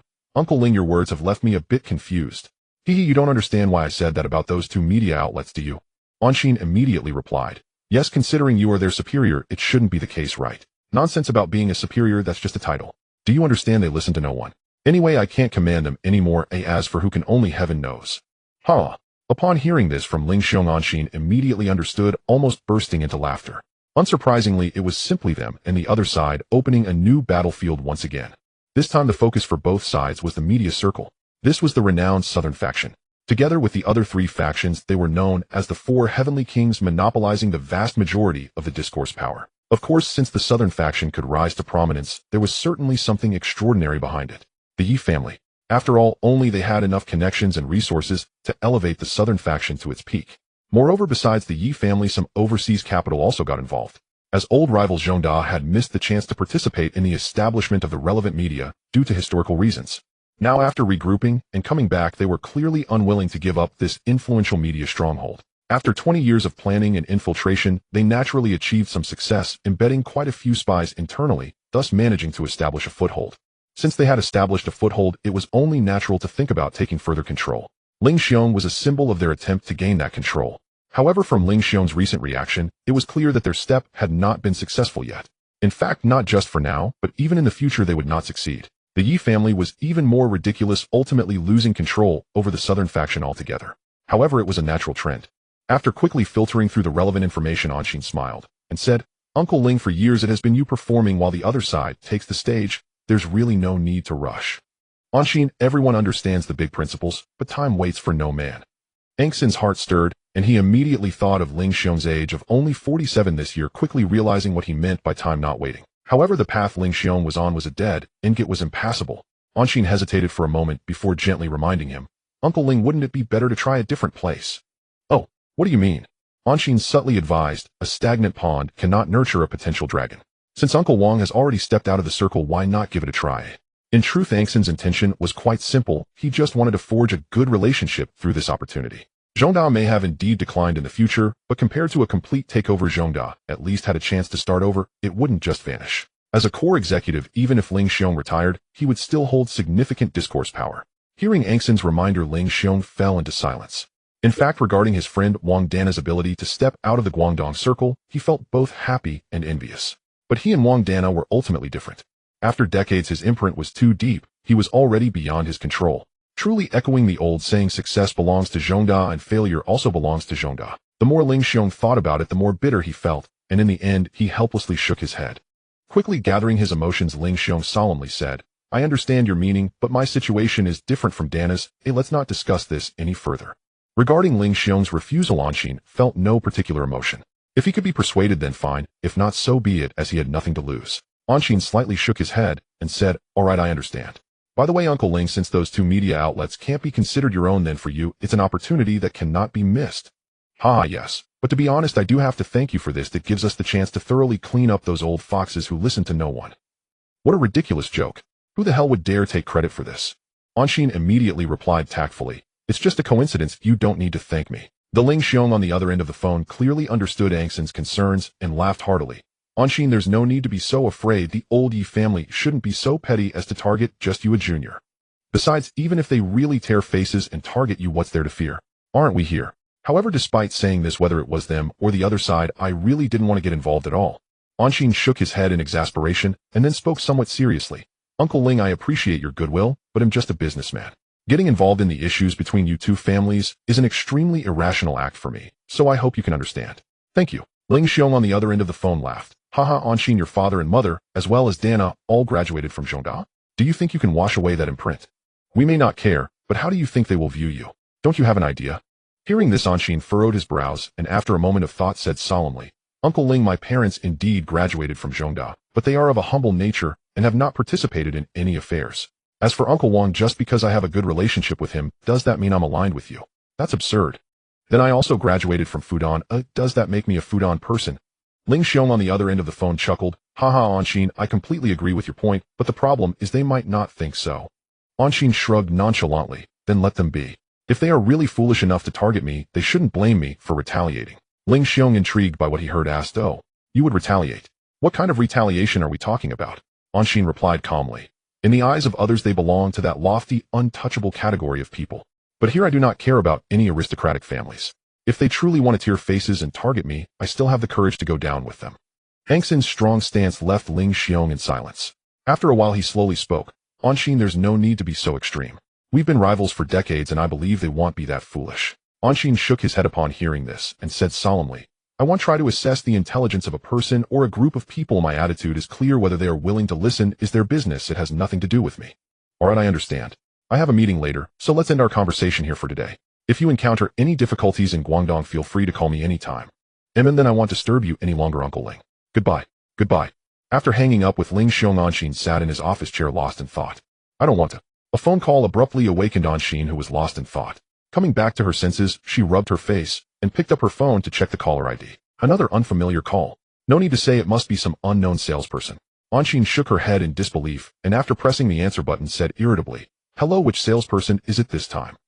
The other party seemed to be taken aback by Angxin's words, but quickly recovered and politely said, Hello, may I ask if you are Anshin, Mr. Annoy? Oh, so polite. Not wanting to offend a friendly person, Anshin quickly calmed her inner turmoil and replied gently, Yes, I am Anshin. May I ask who you are? Hello, Mr. My name is He Liangyan. You may not have heard of me, but I... Wait. Anshin interrupted He Liangyan in shock and exclaimed, Teacher He. Haha, yes, have you heard of me? Of course he was well known. How could she not have heard of him? Wait a minute, this can't be a rescue from Huang Hong, can it? Angxin's heart sank, slightly feeling that the situation was becoming somewhat serious. Forcing herself to calm down quickly, Anshin put on a strong smile and said, Teacher He, I have admired you for a long time, and your writing is truly exceptional. I can't put your books down, and I never tire of reading them. Oh, really? Then tell me what my books are about. After hearing He Liangyan's somewhat probing question, Anshin rolled her eyes in exasperation. Isn't the usual process for everyone to say a few pleasantries and move on? Why are you sticking to the script here? To be honest, Anshin was not afraid of He Liangyan's questions, mainly because his books were indeed good. Anshin had read them several times with great care. Ahem. Anshin cleared her throat, then with a serious attitude began to answer the question. Teacher He, your book. In short, I completely agree with your observations and research conclusions. After Anshin finished her lengthy commentary, there was silence on the other end of the line. After a long while, He Liangyan's voice came through with praise. Anshin, it seems you have indeed read my work carefully, and your personal understanding is very thorough and on point. That's very good. Hearing his praise, Anshin replied politely, Teacher He, I don't like to boast. For me, what is true, and what is not. There's no need to exaggerate. Then you should guess why I called you today, right? Angxin's smile instantly vanished, and after pondering for a moment, she slowly said, Yes, I guessed it. Huang Hong is making moves, right? Moves? Haha, it seems you two really are on the same wavelength. But you guessed correctly, Huang Hong did call me. No, if I'm not mistaken, he must have called more than just me. He definitely called other alumni too. Anshin, are you scared? Hearing He Liangyan's teasing tone, Angxin's heart, which had been in suspense, relaxed. He was not here to accuse her. Since that's the case, there was nothing to worry about. Picking up on this information, Anshin cheerfully replied, Teacher He, why would I be afraid? The truth will speak for itself. The ones who should be worried are others. He Liangyan asked with slight curiosity, Oh, why do you say that? Anshin did not beat around the bush and said straightforwardly, Teacher He, someone has to take responsibility for all the changes that have occurred, right? He Liangyan fell silent. After a long while, a deep voice came through the phone. Anshin, I understand what you mean. In reality, I am powerless regarding this. But I believe we will have opportunities to change these things in the future, right? Anshin instantly understood what He Liangyan was trying to express. Though she understood Anshin still had a question that puzzled her, so she asked with slight confusion, "Teacher, it seems you are not very satisfied. Then, why help Huang Hong?" "When did I help Huang Hong?" "Off." Anshin was a bit dumbfounded and immediately followed up, "Didn't you say Huang Hong called you?" "That's right, he did call me, but so what? That doesn't mean I have to help him. If you're not helping him, then why are you calling me?" Angshin's internal frustration nearly spilled out. Quickly suppressing her urge to complain, Anshin spoke up, "Ahem, teacher, I don't quite understand what you mean by that." Quickly suppressing her urge to complain, Anshin spoke up, "Ahem, teacher, I don't quite understand what you mean by that." Huang Hong indeed called He Lianyin to complain, but He Lianyin did not respond. Although he didn't respond, he became curious about Anshin, whom Huang Hong had described as a villain, so he got the number from teacher Fan Anning and called to test the waters. After figuring out what was going on, Anshin felt a bit strained. "Teacher, don't do this in the future. My little heart can't handle such stimulation." "Ha, you've confronted Huang Hong, and yet you can't handle this kind of stimulation. That shouldn't be." Anshin sighed, "Teacher, it's not the same." "Ha, okay, I understand what you mean now. To make up for this little mistake, how about I help you deal with Huang Hong?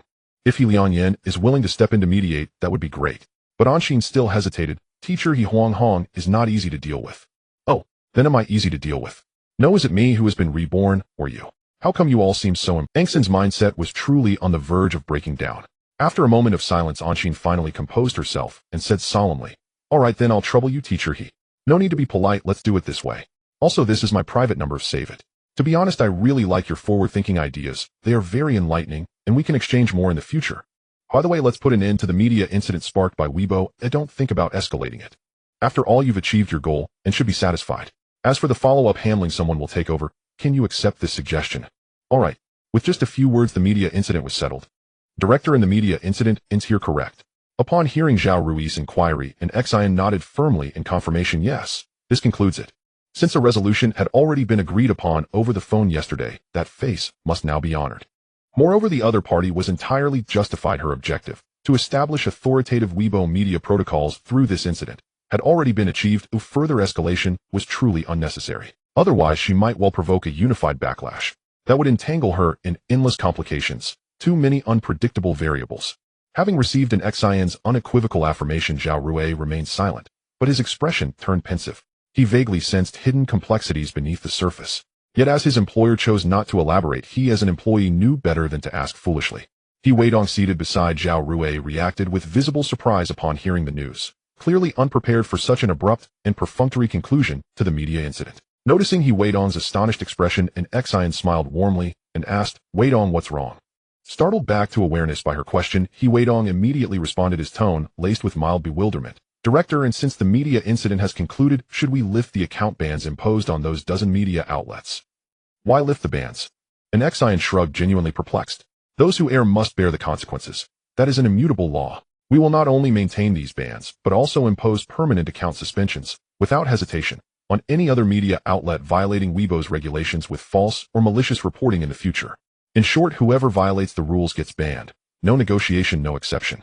He Weidong paused, absorbing her words, then assured her confidently, "Director, and rest assured, I'll instruct the Content Review Department to enforce the relevant regulations strictly and without compromise." "Excellent." And Xian nodded approvingly, then after a moment's reflection added, "Weidong, draft a platform-wide official announcement in Weibo's name. Reiterate our zero-tolerance stance toward fabricated and malicious reporting.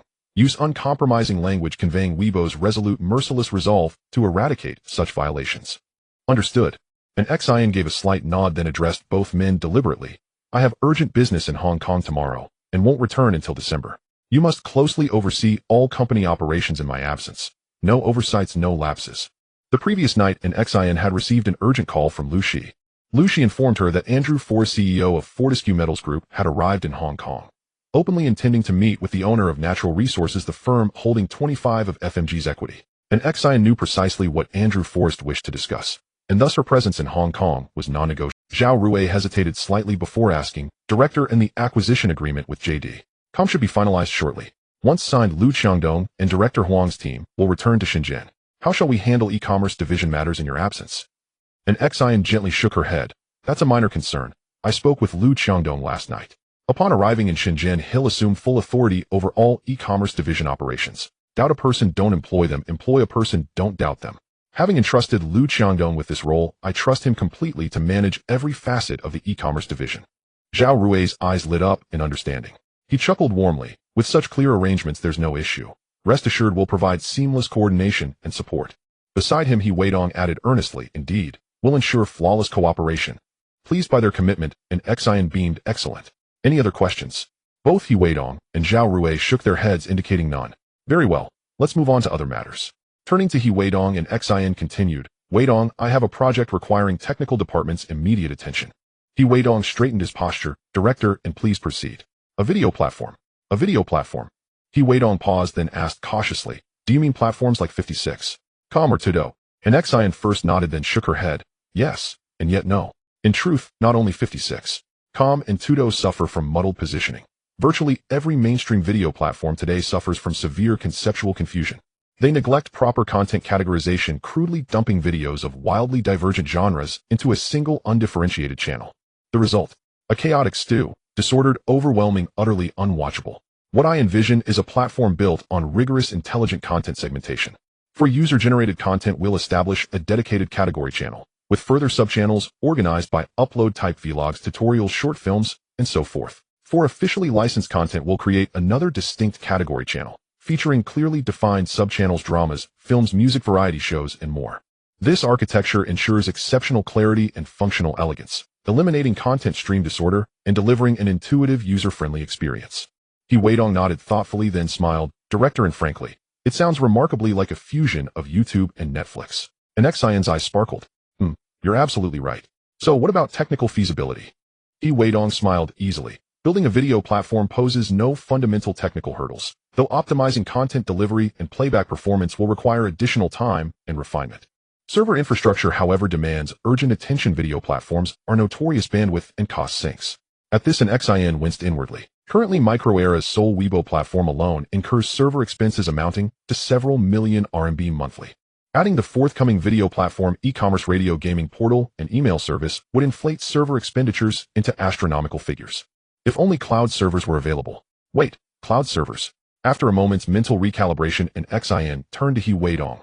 Weidong, have you heard of cloud servers? Cloud servers? He Weidong furrowed his brow, then asked tentatively, do you mean virtualized foundational? Exactly. Do you believe cloud servers hold real potential? After carefully reviewing the concept and functionality of cloud servers, He Weidong nodded decisively. Absolutely. They may well become the central pillar of the internet's future infrastructure. He Weidong was correct. Within 15 years, cloud servers would indeed become indispensable, the backbone of virtually every internet enterprise. This was an enormous opportunity. And Xian quickly steadied her thoughts. Yes, cloud servers represented a colossal market, but seizing it demanded grounded, methodical execution. Weidong, could we build our own cloud server infrastructure? Hearing this seemingly naive question, He Weidong sighed softly and shook his head. Director, and cloud servers encompass data storage, computing power, application development, cybersecurity, systems management, and extend into advanced cloud computing theory. This isn't something we can launch with mere brainstorming. Ha. And Xian chuckled awkwardly. You know I lack technical expertise, so I rely entirely on your rigorous oversight for all technical matters. He Weidong simply shook his head, saying nothing further. Then, after thoughtful silence, replied, though building our own cloud infrastructure remains premature, we could establish a dedicated department and commission several universities to conduct foundational research and pilot testing. Assuming no unforeseen obstacles, a viable roadmap should emerge within roughly 1 year. And Xian's pulse quickened. Agreed, you'll lead this initiative. Frankly, budget is no constraint. I'm willing to invest whatever it takes provided tangible results follow. He Weidong accepted without reservation. Understood. I'll manage this rigorously and report progress. Excellent. And Xian nodded, then turned to Zhao Rui, who appeared mildly disengaged, and said, Zhao Rui, I have a task for you. Zhao Rui instantly sat upright. Director, and please instruct me. Leverage your extensive industry network to begin large-scale acquisition of internet distribution rights for domestic films, television dramas, and variety shows, immediately. Acquiring internet rights for domestic films and variety shows. Zhao Rui faltered, then asked cautiously, is there an issue with that? Yes, any concerns? Zhao Rui nodded wryly. Director, and a company has already begun doing exactly this. Oh, an Xian frowned. Which company? LuTV. LuTV. An Xian sounded genuinely surprised. Has LuTV already started acquiring such rights? Truth be told, an Xian knew LuTV had a penchant for hoarding film rights, but she hadn't realized they'd begun so. Zhao Rui nodded yes. When I worked at Huai Brothers, LuTV's chairman, Jia, repeatedly sought meetings with the big and little kings to negotiate internet rights acquisitions. But the big and little kings held film rights in high regard, and declined every time without exception. Yet Chairman Jia proved persistent. He enlisted a respected senior figure to formally invite them, and unable to refuse further, they reluctantly attended. Upon returning, however, they lost all composure, abandoning decorum, entirely erupting into furious accusations that the other side violated all norms, brazenly attempting robbery. Still credit where due, they stood firm under pressure and ultimately rejected LuTV's offer outright. Other studios, however, might not withstand similar pressure. Chairman Jia, an ex-Ion's mind stirred, immediately conjuring memories of LuTV's fate in her past life. Undeniably, Chairman Jia was a commercial prodigy. Yet timing and circumstance govern all. Many outcomes remain inherently uncertain. One thing was certain: Chairman Jia would soon abandon his grand vision, fleeing abroad instead of fulfilling his promises. His departure was swift and decisive, leaving behind hundreds of billions in channel debt, legions of disillusioned investors gasping for breath, and the infamous internet meme, returning next week. Oh wait, he did leave behind something else: a cohort of LuTV employees quietly sustaining themselves on royalties from the very film rights he'd once stockpiled. Shaking off the memory, and Xian turned to Zhao Rui. What price did Chairman Jia propose that enraged the big and little kings so profoundly? At her question, Zhao Rui's composure broke, his face lighting up with laughter. 1 million RMB. For all Huai Brothers film and television internet rights bundled together. How much? How much? Both an Xian and He Weidong were stunned. Zhao Rui repeated, grinning. You heard correctly. 1 million RMB for Huai's entire catalog of film and TV internet rights. An Xian tapped her temple, baffled. Does Chairman Jia have a serious neurological condition? Zhao Rui chuckled, shaking his head. I can't speak to Chairman Jia's mental state, but I can confirm he rigidly insisted on that figure. Even when the big and little kings pressured, offered an astonishingly low sale price, he flatly refused. Oh, an Xian's curiosity sharpened. What price did they offer? 5 million RMB. An Xian remained deeply puzzled. That's hardly exorbitant. Dozens of films, including several major box, just licensing a single hit film's internet rights typically commands several 100,000 RMB. Zhao Rui spread his hands. Indeed, it's far below market value. Properly priced, Huai's entire catalog would fetch 10 to 20 million RMB.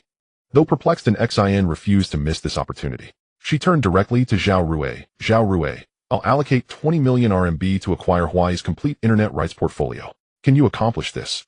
Zhao Rui accepted instantly. Directorin, consider it done. I guarantee success, and suspect will spend far less than 20 million. An Xian laughed heartily. To fuel your motivation, I'm instituting a performance bonus scheme. Should you secure internet rights for 50 films or television series at prices at least 10% below prevailing market rates, the company will award you 100,000 RMB. Bonus caps do not apply. Greater savings yield greater rewards. Zhao Rui's eyes gleamed. He leaned forward eagerly. Directorin, is this promise binding? As a former insider in China's film and television industry, Zhao Rui knew that state-owned and private studios combined had produced thousands of films and series over decades, and achieving a 10% discount, that was trivial. Even 20% would pose no challenge given the industry, and achieving a 10% discount, that was trivial. Even 20% would pose no challenge given the industry's intricate, often opaque negotiation dynamics. Absolutely, an Xian affirmed with a nod, then grew stern. Zhao Rui, the bonus is confirmed. But let me add this: conduct yourself ethically. Under no circumstances attempt to manipulate transactions or siphon corporate funds through related party deals. If caught, consequences will be entirely your own responsibility. Zhao Rui immediately pledged. Directorin, I understand the stakes and guarantee absolute integrity. An Xian softened her expression slightly, then said gravely, see that you do. All matters are now clarified. Remain vigilant over company operations. Should anything urgent arise, contact me directly by phone. That's all. Back to work. Understood. Yes, sir. The next morning, Anshin walked out of the Luomazu port with 12 strong bodyguards. Yes, Angson's security team had added 10 new bodyguards. These 10 newly added bodyguards were all elite veterans from Yangfan and Hanxing's former teams, with an average age of only 25, the peak age for physical capabilities. In return, Anshin made a directed donation of 5 million renminbi. Additionally, he would need to pay 4 million renminbi annually for this 12-person security team. Yangfan and Hanxing served as the captain and vice-captain of the security team, with their annual salaries raised to 5,000 RMB, while the other 10 members would each earn 3,000 RMB per year. In 2006, this salary level was undoubtedly a super high salary in the security industry of Huaxia. However, Anshin was more than willing to bear this expense. After all, in the coming years, he would be running around the world and safety issues would become a top priority, leaving no room for negligence. Who knows when an enemy might suddenly appear to take a shot at Anshin. Life is precious. Boss, over here. Anshin turned at the sound and saw Lu Shi dressed in a smart blue suit standing in front of a row of Mercedes cars, smiling at him. What's going on? Anshin was slightly taken aback, shaking his head in confusion as he walked towards Lu Shi. Aren't you always in plaid shirts? Why are you suddenly dressed so sharply? Hearing Angson's teasing Lu, she chuckled bitterly and said, Boss, my parents have been pressuring me to get married, but I really don't want to go on blind dates, so I had to change my image myself. But I realized that my previous personal image was just too terrible, lacking any qualities that would attract women's attention, so I decided to try changing my image to see if I could luck out and find a girlfriend. What on earth? Anshin paused somewhat incredulously, saying, Come on, are you joking? If I remember correctly, I've given you over 10 million Hong Kong dollars in trading bonuses, and your basic annual salary alone can reach 5 million Hong Kong dollars. With that much money, how could you possibly have trouble finding a girlfriend? A month ago, the Yuanfang Financial Group adjusted its salary structure. Wang Ming, as the CEO of the group, can earn a basic annual salary of 4 million Hong Kong dollars, while other executive directors or senior managers can earn a basic annual salary of 3 million Hong Kong dollars. Although Lu Shi had left Yuanfang Financial Group to work at Shinkong Capital, his basic annual salary had still risen to 5 million Hong Kong dollars. This income, and Lu Shi is actually afraid of not finding a girlfriend. Lu Shi immediately shook his head and said seriously, Boss, money can't buy love. Oh, okay, so a financial elite is turning into a pure love warrior. Fine, you're high-minded, you're impressive. But this is all Lu Zai's personal business, let him be. Anshin shook his head in disbelief and said, All right then, I wish you find your happiness soon. Let's go meet this Andrew Forrest. Hearing this, Lu Shi opened the car door and politely invited, All right, mister. And please get in the car. Anshin nodded, slightly gestured to the security team, and then leaned in to sit inside the car. Soon the convoy of Mercedes cars slowly started and left the Lamazu port. Boss, this is Mr. Andrew Forrest, the CEO of FMG Group from Australia. Andrew, this is Mr. Anshin, the executive director of Shinkong Capital. Anshin extended his right hand to greet the plain-looking middle-aged man in front of him, politely saying, Hello, Mr. Forrest. Mr. Andrew Forrest shook Angson's right hand with a smile, using clumsy Mandarin to say Mr. And how, it's great to meet you. Since 2004, Andrew Forrest has visited Huaxiao multiple times for business negotiations related to iron ore, and having interacted more with the locals, it's not surprising that he can say a few words in Chinese. Anshin smiled and nodded, gesturing Mr. Forrest, please take a seat. After everyone was seated, Anshin got straight to the point, saying, Mr. Forrest, what brings you here? Upon hearing this, Andrew Forrest was taken aback, surprised by Angson's straightforward style. He had deeply understood the roundabout negotiation etiquette of Huaxiao when dealing with other locals. Andrew Forrest rubbed his eyes, slightly waking up from his daze, and slowly began to speak. Mr. And I only have one thing to accomplish during my visit to HK. Currently, there is a significant funding gap for the FMG mining project, and to avoid interruptions in the development of the mining area, due to financial issues, I hope you can agree to direct financing or issue large bonds for FMG. Anshin, familiar with FMG's development history, had anticipated Andrew Forrest's purpose. After thinking for a moment, he feigned a casual demeanor and said, Mr. Forrest, I understand your intention. Please elaborate on FMG's recent developments. Just earlier he thought you were straightforward. Why are you suddenly starting to hesitate? Andrew Forrest was a bit confused, unable to grasp what Anshin was really aiming at. In fact, this was a negotiation strategy set by Anshin, aiming for the element of surprise. After all, Andrew Forrest was the one asking for money, so even if he couldn't figure out Angson's intentions, he needed to persuade him. After quickly adjusting his mindset, Andrew Forrest slowly started to introduce Mr. And after confirming the iron ore reserves in the Duanyun mining area, FMG immediately initiated the construction of the Duanyun mining area and is currently proceeding with related. After spending 7 or 8 minutes listening to Andrew Forrest's introduction, Anshin nodded slightly and smiled, saying, Mr. Forrest, I have understood the situation of FMG. Do you have specific financing plans or bond issuance plans? Andrew Forrest's face lit up with joy as he immediately said, the funding gap for the Duanyun mining area is around $1 billion. So I hope to push for direct financing of $1 billion or issue a $1 billion construction bond. In any case, I just need $1 billion, or whether it's direct financing or bond issuance, I can accept. Anshin chuckled. If I remember correctly, FMG's current market value is only over $800 million, and you want to push for direct financing of $1 billion. Is that even possible? Andrew Forrest immediately shook his head and retorted, Mr. And market value does not reflect FMG's actual value. The proven iron ore reserves in the Duanyun mining area. Anshin directly interrupted Andrew Forrest, saying, Mr. Forrest, the amount of proven iron ore reserves in the Duanyun mining area doesn't matter. As long as it hasn't been developed, it's worth nothing. Andrew Forrest was directly choked by Angson's words. Is a mining area with proven reserves valuable? Due to various factors, the mining industry does not have a unified method for measuring value. However, there is a commonly accepted saying in the mining industry, a mining area with proven reserves is in an awkward stage of being both valuable and worthless. One step further could yield countless financial returns, but take a step back, and it could become worthless. The awkwardness lies precisely in that next step. Why? Because constructing a mining area is incredibly costly. First, let's clarify constructing a mining area is not simply about building the necessary infrastructure and then bringing in mining equipment to start extracting for profit.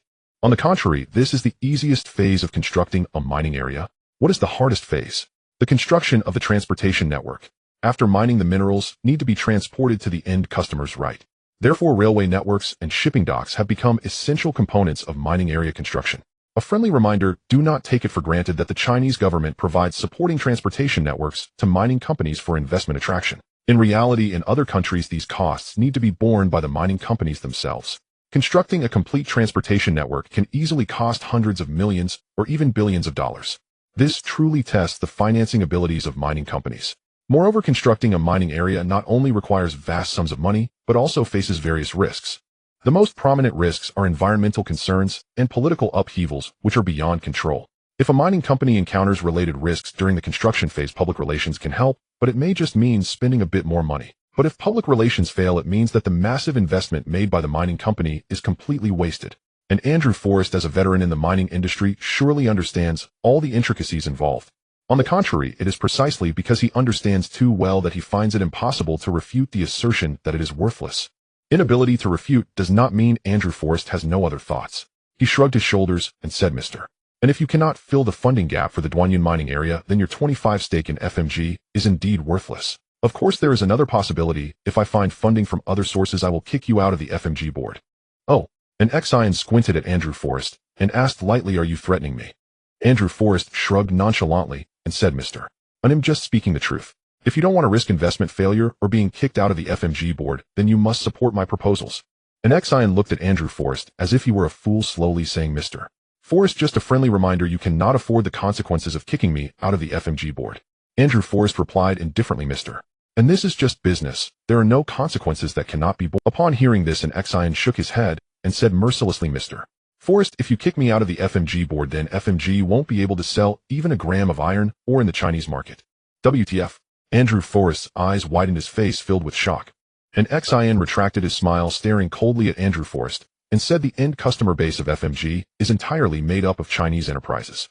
Do you know what that means? It means that the end customer base you spent 3 years painstakingly building can be discarded with just a phone call, and then you can die along with FMG. Oh wait, if that really happens, I believe other FMG shareholders would be more than happy to put a bullet in your head to secure my forgiveness. Mr. Forrest, do you want to give it a try? Does an Xian have this capability? To be honest, no. But Jingqing, if both parties were to fall out, an Xian would not mind spending some money to have Jingqing Zhao to organize a grand funeral for FMG. At this moment, Andrew Forrest finally realized that Nzin's identity was not simple. Being well-versed in capital manipulation, he certainly understood that if FMG were truly abandoned by its end customers, then the other shareholders of FMG would not hesitate to shoot him to gain Nzin's forgiveness. Ahem. Andrew Forrest cleared his throat, his face full of smiles as he said, Mr. And that was just a joke. How could I abandon my closest shareholder friend? Impossible, absolutely impossible. This Mr. Andrew Forrest may not yet be a top capitalist, but he already exudes the demeanor of one. An Xian shook his head slightly, then smiled at Andrew Forrest and said, it seems Mr. Forrest is a smart man. That's great, I love dealing with smart people. Andrew Forrest nodded vigorously, Mr. And is right, everyone loves dealing with smart people, and I am indeed, but Mr. And we ultimately need to solve the funding gap issue of FMG, don't we? Ultimately, we need to address FMG's funding gap. That's true, but what price is Mr. Forrest willing to pay? By the way, please don't mention that ridiculous $1 billion financing again. Hearing Nzin's teasing Andrew Forrest, after thinking for a moment, Andrew Forrest gritted his teeth and proposed his plan, Mr. And $500 million in a targeted stock issuance, $500 million in high-interest bonds. The price of the targeted issuance can be lowered by 10 based on the real-time stock price. For the $500 million bond issue, a 5-year term with an 8 bond interest rate per year. Of course, we need to sign an additional agreement that FMG must continue to operate under my leadership. To be honest, Andrew Forrest's proposal is quite good. If this plan is agreed upon, it would make him the largest shareholder and creditor of FMG. But don't forget, Andrew Forrest has an additional agreement. This additional agreement stipulates that even if he invests $1 billion, he would merely be a passive investor and cannot participate in the company's operations. If he can only be a major shareholder reaping profits without participating in the company's operations, what is the point of this investment? If he wants to make big money, there are countless other avenues. He doesn't need to invest in FMG at all. This goes completely against Nzin's goals. An Xian targeted FMG merely for the unparalleled influence it would have as it grew. Now Andrew Forrest is preparing to strip that influence away. Oh, what's the point of investing then? Understanding this, an Xian shook his head and said, Mr. Forrest, if it's just a financial investment, then we have no need to continue this discussion. Why? Seeing Andrew Forrest's bewildered expression, Anshin smiled reassuringly and said, Forrest, you can just call me Andrew. Andrew, mister. And called me Andrew, so that's fine. It doesn't matter, Andrew. My investment in FMG is not for the sake of profit returns. Even if FMG truly brings in billions in net profits in the future, so what? I don't lack money, no matter how much net profit there is. It's just a pile of colorful waste paper to me, without any special significance. WTF? Andrew Forrest's face turned red, and excitedly waving his hands, he said, Mister. And this is billions of dollars in revenue. This is dollars, not yen, not Zimbabwean dollars, but dollars, and it's billions of dollars. Anshin felt indifferent, shrugged, and replied, yes, dollars, even billions of dollars. But so what? Andrew Forrest was stunned. He really couldn't understand what Anshin meant. After all, this is money. Moreover, in the future, it could potentially be tens of billions of dollars a year. If you don't want this, then what do you want? Since he couldn't figure it out, he might as well ask. Andrew Forrest clearly understood this principle. Mister, and if you don't want the future huge profits, then what exactly do you want? Anshin immediately shook his head and countered, Andrew, let me remind you, if I don't agree to your plan, then the so-called future huge profits are merely a mirage, visible yet intangible. As for what I want, Anshin paused, gazing deeply at Andrew Forrest before slowly saying, I want the entire FMG. What? Andrew Forrest reacted very strongly, standing up and waving his arms, shouting, impossible. Absolutely impossible. FMG is my labor of love. I can make you a major shareholder for FMG's future development. But I will never allow you to intervene in the daily operations of FMG, nor will I let you take it from me. Watching the agitated Andrew Forrest, Anshin remained unfazed, smiling slightly, and said, Andrew, I give you two choices. Either I withdraw from FMG and cut off FMG's client base in China, allowing FMG to fend for itself, or you help me fully acquire FMG. Just like that, choose one, there is no other choice. Andrew Forrest fell silent. He quietly ended his previous exuberant performance, slowly sitting down, lost in thought. Seeing this, Anshin was not in a hurry, smiling patiently at Andrew Forrest, waiting for his decision. Anshin knew there were only two opportunities to control FMG. One is now, and the other is 2008. FMG only faces financial challenges at these 2 points in time. If he doesn't seize FMG now, then he will have to face competition from state-owned enterprises in 2008. Competing with state-owned enterprises. To be honest, Anshin was not afraid of competing with them. The question is, since there was a chance to acquire FMG now, why wait until 2008 to compete with state-owned enterprises? Not only would it require spending more money unnecessarily, but it would also offend people for no reason, which is really not worth it. After about 7 or 8 minutes, Andrew Forrest looked up at Anshin and hoarsely asked, if you get FMG, what can I gain? Don't talk about the intangible. Oh, I need to see actual benefits. Anshin's eyes lit up at his words. There's a chance. After quickly organizing his thoughts, Anshin slowly said, Andrew, I can acquire the 45 share of FMG that you hold for 400 million. Based on FMG's real-time valuation of 8.5 billion, that's a 16 premium. For a mining company that has yet to produce anything and is facing financial difficulties, a 16 premium is already considerable. Hearing Anshin's offer, Andrew Forrest showed little emotional reaction, simply nodding calmly, without saying a word. As the founder of FMG, Andrew Forrest knew how important the exclusive exploration rights FMG held in Australia were, not to mention the proven reserves in the Kowloon mining area. To be honest, if it weren't for the lack of development funds and being blocked by Anshin in the sales channel, how could Andrew Forrest be willing to sell his labor of love? Seeing Andrew Forrest's calm demeanor, Anshin immediately understood that this chip was not enough to move him. Moreover, Anshin vaguely guessed what Andrew Forrest truly wanted. Control. Clearly, Andrew Forrest was willing to sell FMG, but did not want to leave FMG. To be honest, if Andrew Forrest wanted something else like more money or to participate in the investment of the Kowloon mining area, Anshin could have easily met those demands. But when it comes to control, Anshin hesitated. There was no way around it. Control was too important, directly related to Anshin's future plans in the mining energy sector, and he couldn't take any risks. As for why Anshin was fixated on FMG, the reason was simple. There was no opportunity to get involved with other. Even during the financial crisis, even if Anshin held a huge amount of capital and wanted to enter the market, there was still no chance to negotiate. After all the considerations, FMG, an emerging mining giant, was the most suitable target. After pondering for a while, Anshin looked up at Andrew Forrest and said solemnly, how can I trust you? Andrew Forrest's heart stirred, and after thinking for a moment, he said, as long as you are willing to retain 10 of the shares for me, I can sell my life to you. What? What kind of joke is that? How much is your life worth? Anshin quickly shook his head and said, Andrew, come on, let's talk about something practical. This is really meaningless. Andrew Forrest shrugged and said, Mister, and I really can't think of what I can do to make you trust me. How about you tell me? Anshin didn't hesitate and smiled, saying, Andrew, I think Huaxia is a great place, quite suitable for your whole family. What? Andrew Forrest was taken aback. Money. After Andrew Forrest realized what was happening, he excitedly exclaimed, Mister, and your request is utterly inhumane. An Exine innocently shrugged and replied, Andrew, you could actually refuse. After all, I haven't forced you to accept this deal. Andrew Forrest was taken aback. Of course he could refuse. The question was what would happen if he did. He would either completely lose the Chinese client base and be made a scapegoat by other shareholders, or he could take the $400 million and leave FMG as a carefree wealthy man. But Andrew Forrest did not want to choose either path.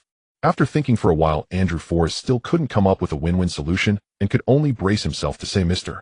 And I believe you can trust my character and professional ethics. I absolutely. An Exine interrupted directly saying, Andrew, this may involve direct interests of hundreds of billions of dollars. I cannot trust the ethereal concepts of character and professional ethics. Andrew Forrest was startled. Hundreds of billions of dollars. An Exine slightly nodded and after a moment of contemplation revealed a bit of information. Andrew, acquiring FMG is just the beginning. The Duanyun mine area is merely a trial run. As long as the Duanyun mine area model is successful, I plan to invest at least $10 billion in batches over the next 5 years to initiate several diversified mega mining projects. Of course, the premise is that I can successfully acquire FMG. If I cannot, then all of this has nothing to do with In 2006, $10 billion was still very valuable. In the entire mining industry, only supergiants like BHP and Rio Tinto could afford such large investments. Clearly, Andrew Forrest was already stunned at this point. He knew he couldn't even gather $1 billion from mining construction, no matter how much he begged. And what about an Exine? He opened his mouth with an investment of at least $10 billion. Truly, one person's wealth makes another person feel miserable. After calming his extremely unbalanced mindset, Andrew Forrest slowly spoke, Mr. And as business partners, we should have some level of trust between us. What a global joke. How much is trust worth? An Exine shook his head vigorously. Andrew, I already mentioned involving direct interests of hundreds of billions of dollars. Pure trust cannot solve the problem. There is no room for negotiation on this. Suddenly, Andrew Forrest seemed to think of something and directly asked, Mr. And are you an employee of the Chinese government? An Exine paused for a moment, understanding what Andrew Forrest meant. He immediately shook his head and denied. Andrew, I am not a government employee. I earn money for myself. Andrew Forrest spread his hands in confusion and said, if Mr. And is not a government employee, then where does the money come from? You know, I haven't seen your name on the Forbes China Rich list. Ha ha ha. An Exine laughed. Ha ha ha. Lucy beside an Exine also laughed. Andrew Forrest looked at the two, who were laughing heartily, his face filled with confusion. Lucy stopped laughing and asked lightly, Andrew, have you seen core members of top families like the Morgans, Rockefellers, and DuPonts on the Forbes Rich list? Andrew Forrest suddenly understood and cautiously asked, is Mr. and old money? An Exine immediately denied. Andrew, there is no such thing as old money in China. I'm just a lucky child of the times. Hearing in Zin's explanation, Andrew Forrest looked skeptical. Clearly, he did not believe in Zin's explanation. An Exine shook his head helplessly and remained silent. It is difficult to explain to a foreigner why there is no old money in China. This involves too many complexities that cannot be explained in a short time. In any case, there is indeed no old money in China. Seeing that an Exine and Lucy had no intention of further explaining the issue, Andrew Forrest shrugged indifferently and said, okay, how does Mr. and prove that he really has that much money to push related plans? Upon hearing this, an Exine turned to Lucy and nodded, remaining silent. Lucy instantly understood and quickly took out several documents from his bag and handed them to Andrew Forrest, smilingly saying, Andrew, you can take a look at these documents first. After reading them, you should no longer doubt our strength. Andrew Forrest reached out to take the documents and began to read them carefully. After about 3 to 5 minutes, he raised his head and asked in shock, a $5 billion bank credit line. The documents Andrew Forrest saw were actually the credit documents issued a month ago by Bank of China International, JP Morgan Chase's HK branch, and Farbank, with the pledged assets being related assets of Shinkong Capital. As for whether Shinkong Capital's pledged assets were involved in double pledging, who cares? In any case, in 2006, this was in a gray area where ordinary citizens could not sue officials. Yes. An Exine slightly nodded in confirmation, then added, in fact, this $5 billion bank credit is just one of many financing channels we have. If needed, we can easily raise hundreds of billions of dollars through relevant financing channels at any time. And Zin's words were believed by Andrew Forrest. As a veteran in capital, Andrew Forrest knew that the credit limits offered by banks were very conservative, so conservative that they didn't even reach 50 of the estimated value. If the funding problem were solved through other financing channels, he could at least obtain $15 billion in funding if he was a bit aggressive. After a long silence, Andrew Forrest asked in a deep voice, if my whole family were to live in China, what could I get? An Exine smiled slightly and replied, I have 2 options for you. First, your 45 FMG shares can be directly converted into 5 equity in the new company, and you will serve as the executive director and CEO of the new company responsible for daily operations. Second, I will directly acquire your 45 5 FMG shares for 400 million, and after the acquisition, you will serve as the CEO of the new company responsible for daily operations. If you perform well, you could receive a 10-year equity incentive involving 0.5 equity. Of course, if you don't perform well, you will be kicked out immediately. Andrew, what do you choose? After a moment of contemplation, Andrew Forrest asked with evident confusion, Mr.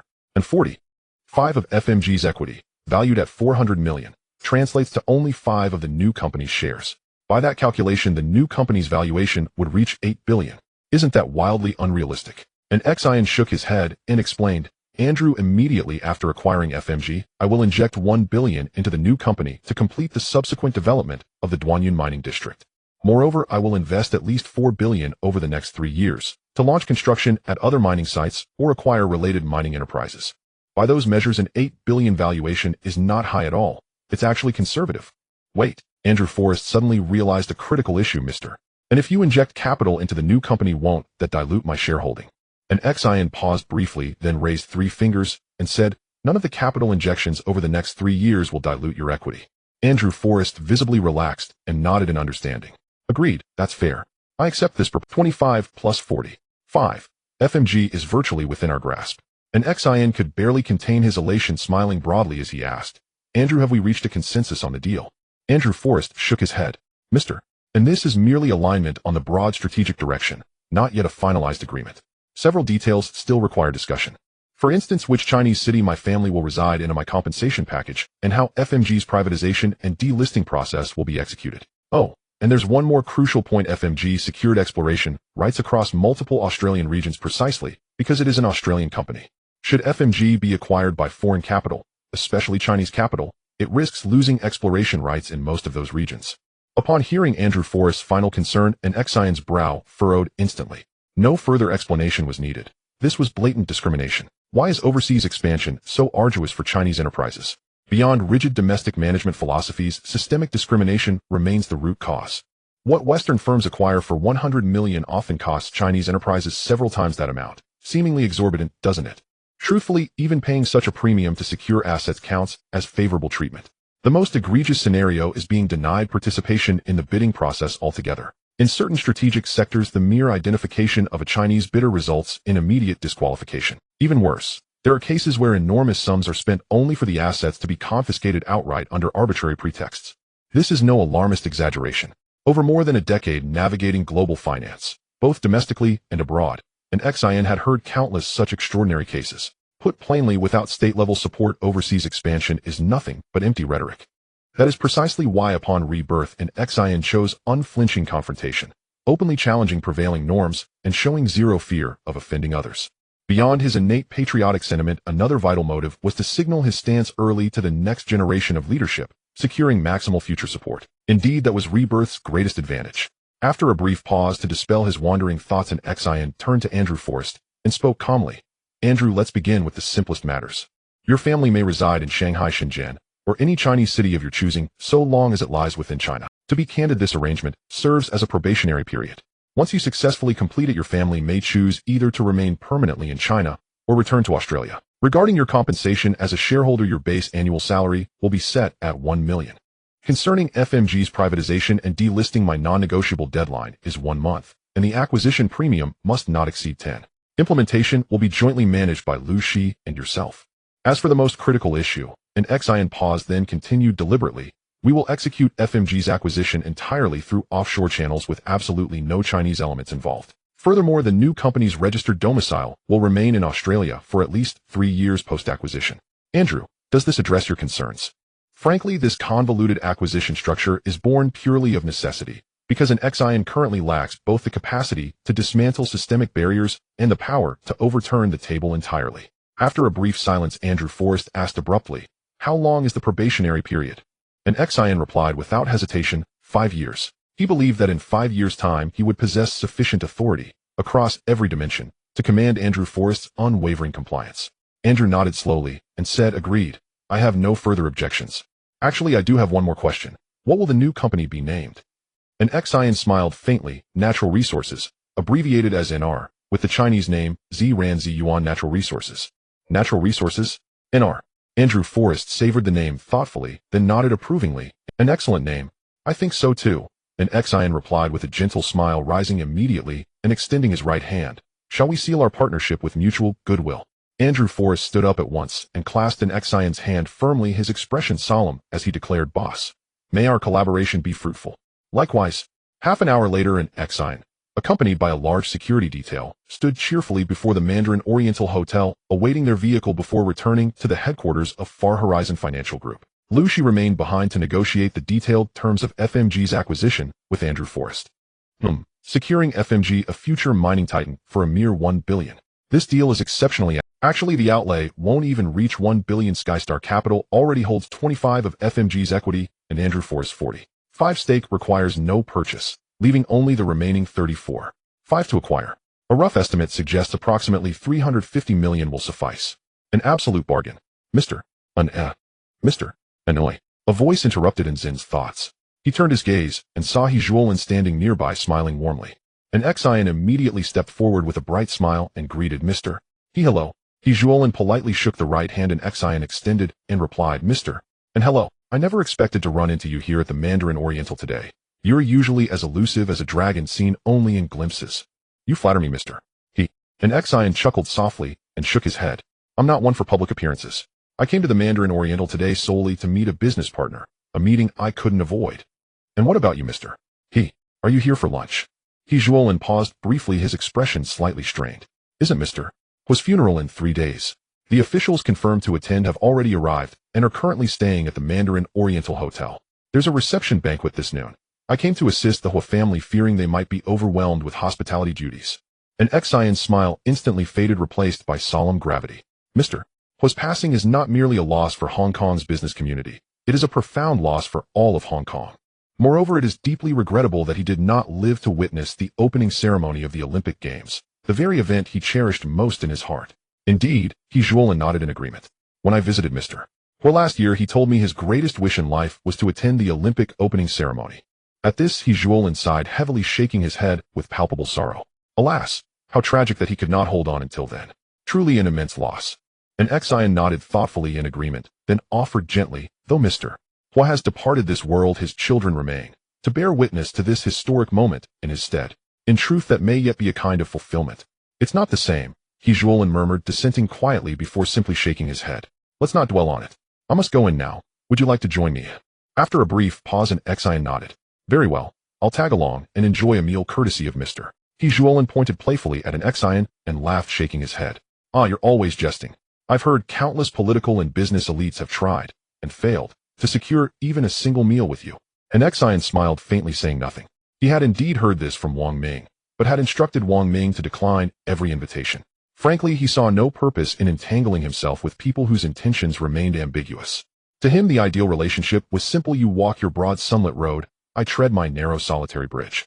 In essence, cooperate if possible, part ways if not. Having roughly surmised an Xian's stance, He Zhuolin sighed helplessly and shook his head. "Enough, we should." An Xian gave a slight nod, turned to instruct Yang Fan briefly, and then followed He Zhuolin back into the Mandarin Oriental Hotel. Mr. He Zhuolin, you've arrived." As He Zhuolin entered the private dining room, with an Xian, warm greetings flooded in from all sides. An Xian quickly surveyed the room. 3 large round tables occupied the center, seating just over 20 guests. Not many in number, yet each carried formidable influence. Besides several members of the Hu family, Li Jiaqing, Li Jiaoyi, Ho Hongseng, and Dong Hua were all present. Naturally, given this was a reception hosted by mainland dignitaries, numerous high-ranking figures had traveled specially to attend, and an Xian recognized many among the crowd. Most unexpectedly, he also spotted Jiang Zhan, a senior official whose presence surprised him. Smiling broadly, He Zhuolin raised his hands in a respectful salute. "Good day, everyone. I lingered briefly at the entrance speaking with a friend. Apologies for arriving late.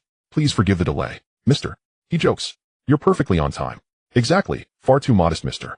He Zhuolin, please take your seat." He Zhuolin gave a gentle nod, but instead of sitting down, he gracefully stepped aside, allowing an Xian, who had been following closely behind, to step forward into full view of the room. With a warm, knowing smile, he announced, "Before taking our seats, allow me to introduce a rising young luminary. This is Mr. An Xian, Chief Executive Officer of Weisher Information Technology Company." Now, while the name Weisher Information Technology may not yet ring familiar, his other role is surely known to Executive Director of Fanyuan Financial Group. The moment these words left his lips, the expressions across the room shifted instantly, from polite smiles to something far more complex. Awe, disdain, bewilderment, curiosity, all flickered across their faces. Clearly, after the Su family affair, the name Fanyuan Financial Group had left an indelible impression upon every political and business figure in attendance. To dismantle a top-tier dynasty so utterly, to reduce it to ruin, was an act impossible to forget. Unfazed by their probing glances, an Xian calmly returned their regard with a composed bow. Good day, everyone. I am an Xian, minor shareholder and executive director of Fanyuan Financial Group.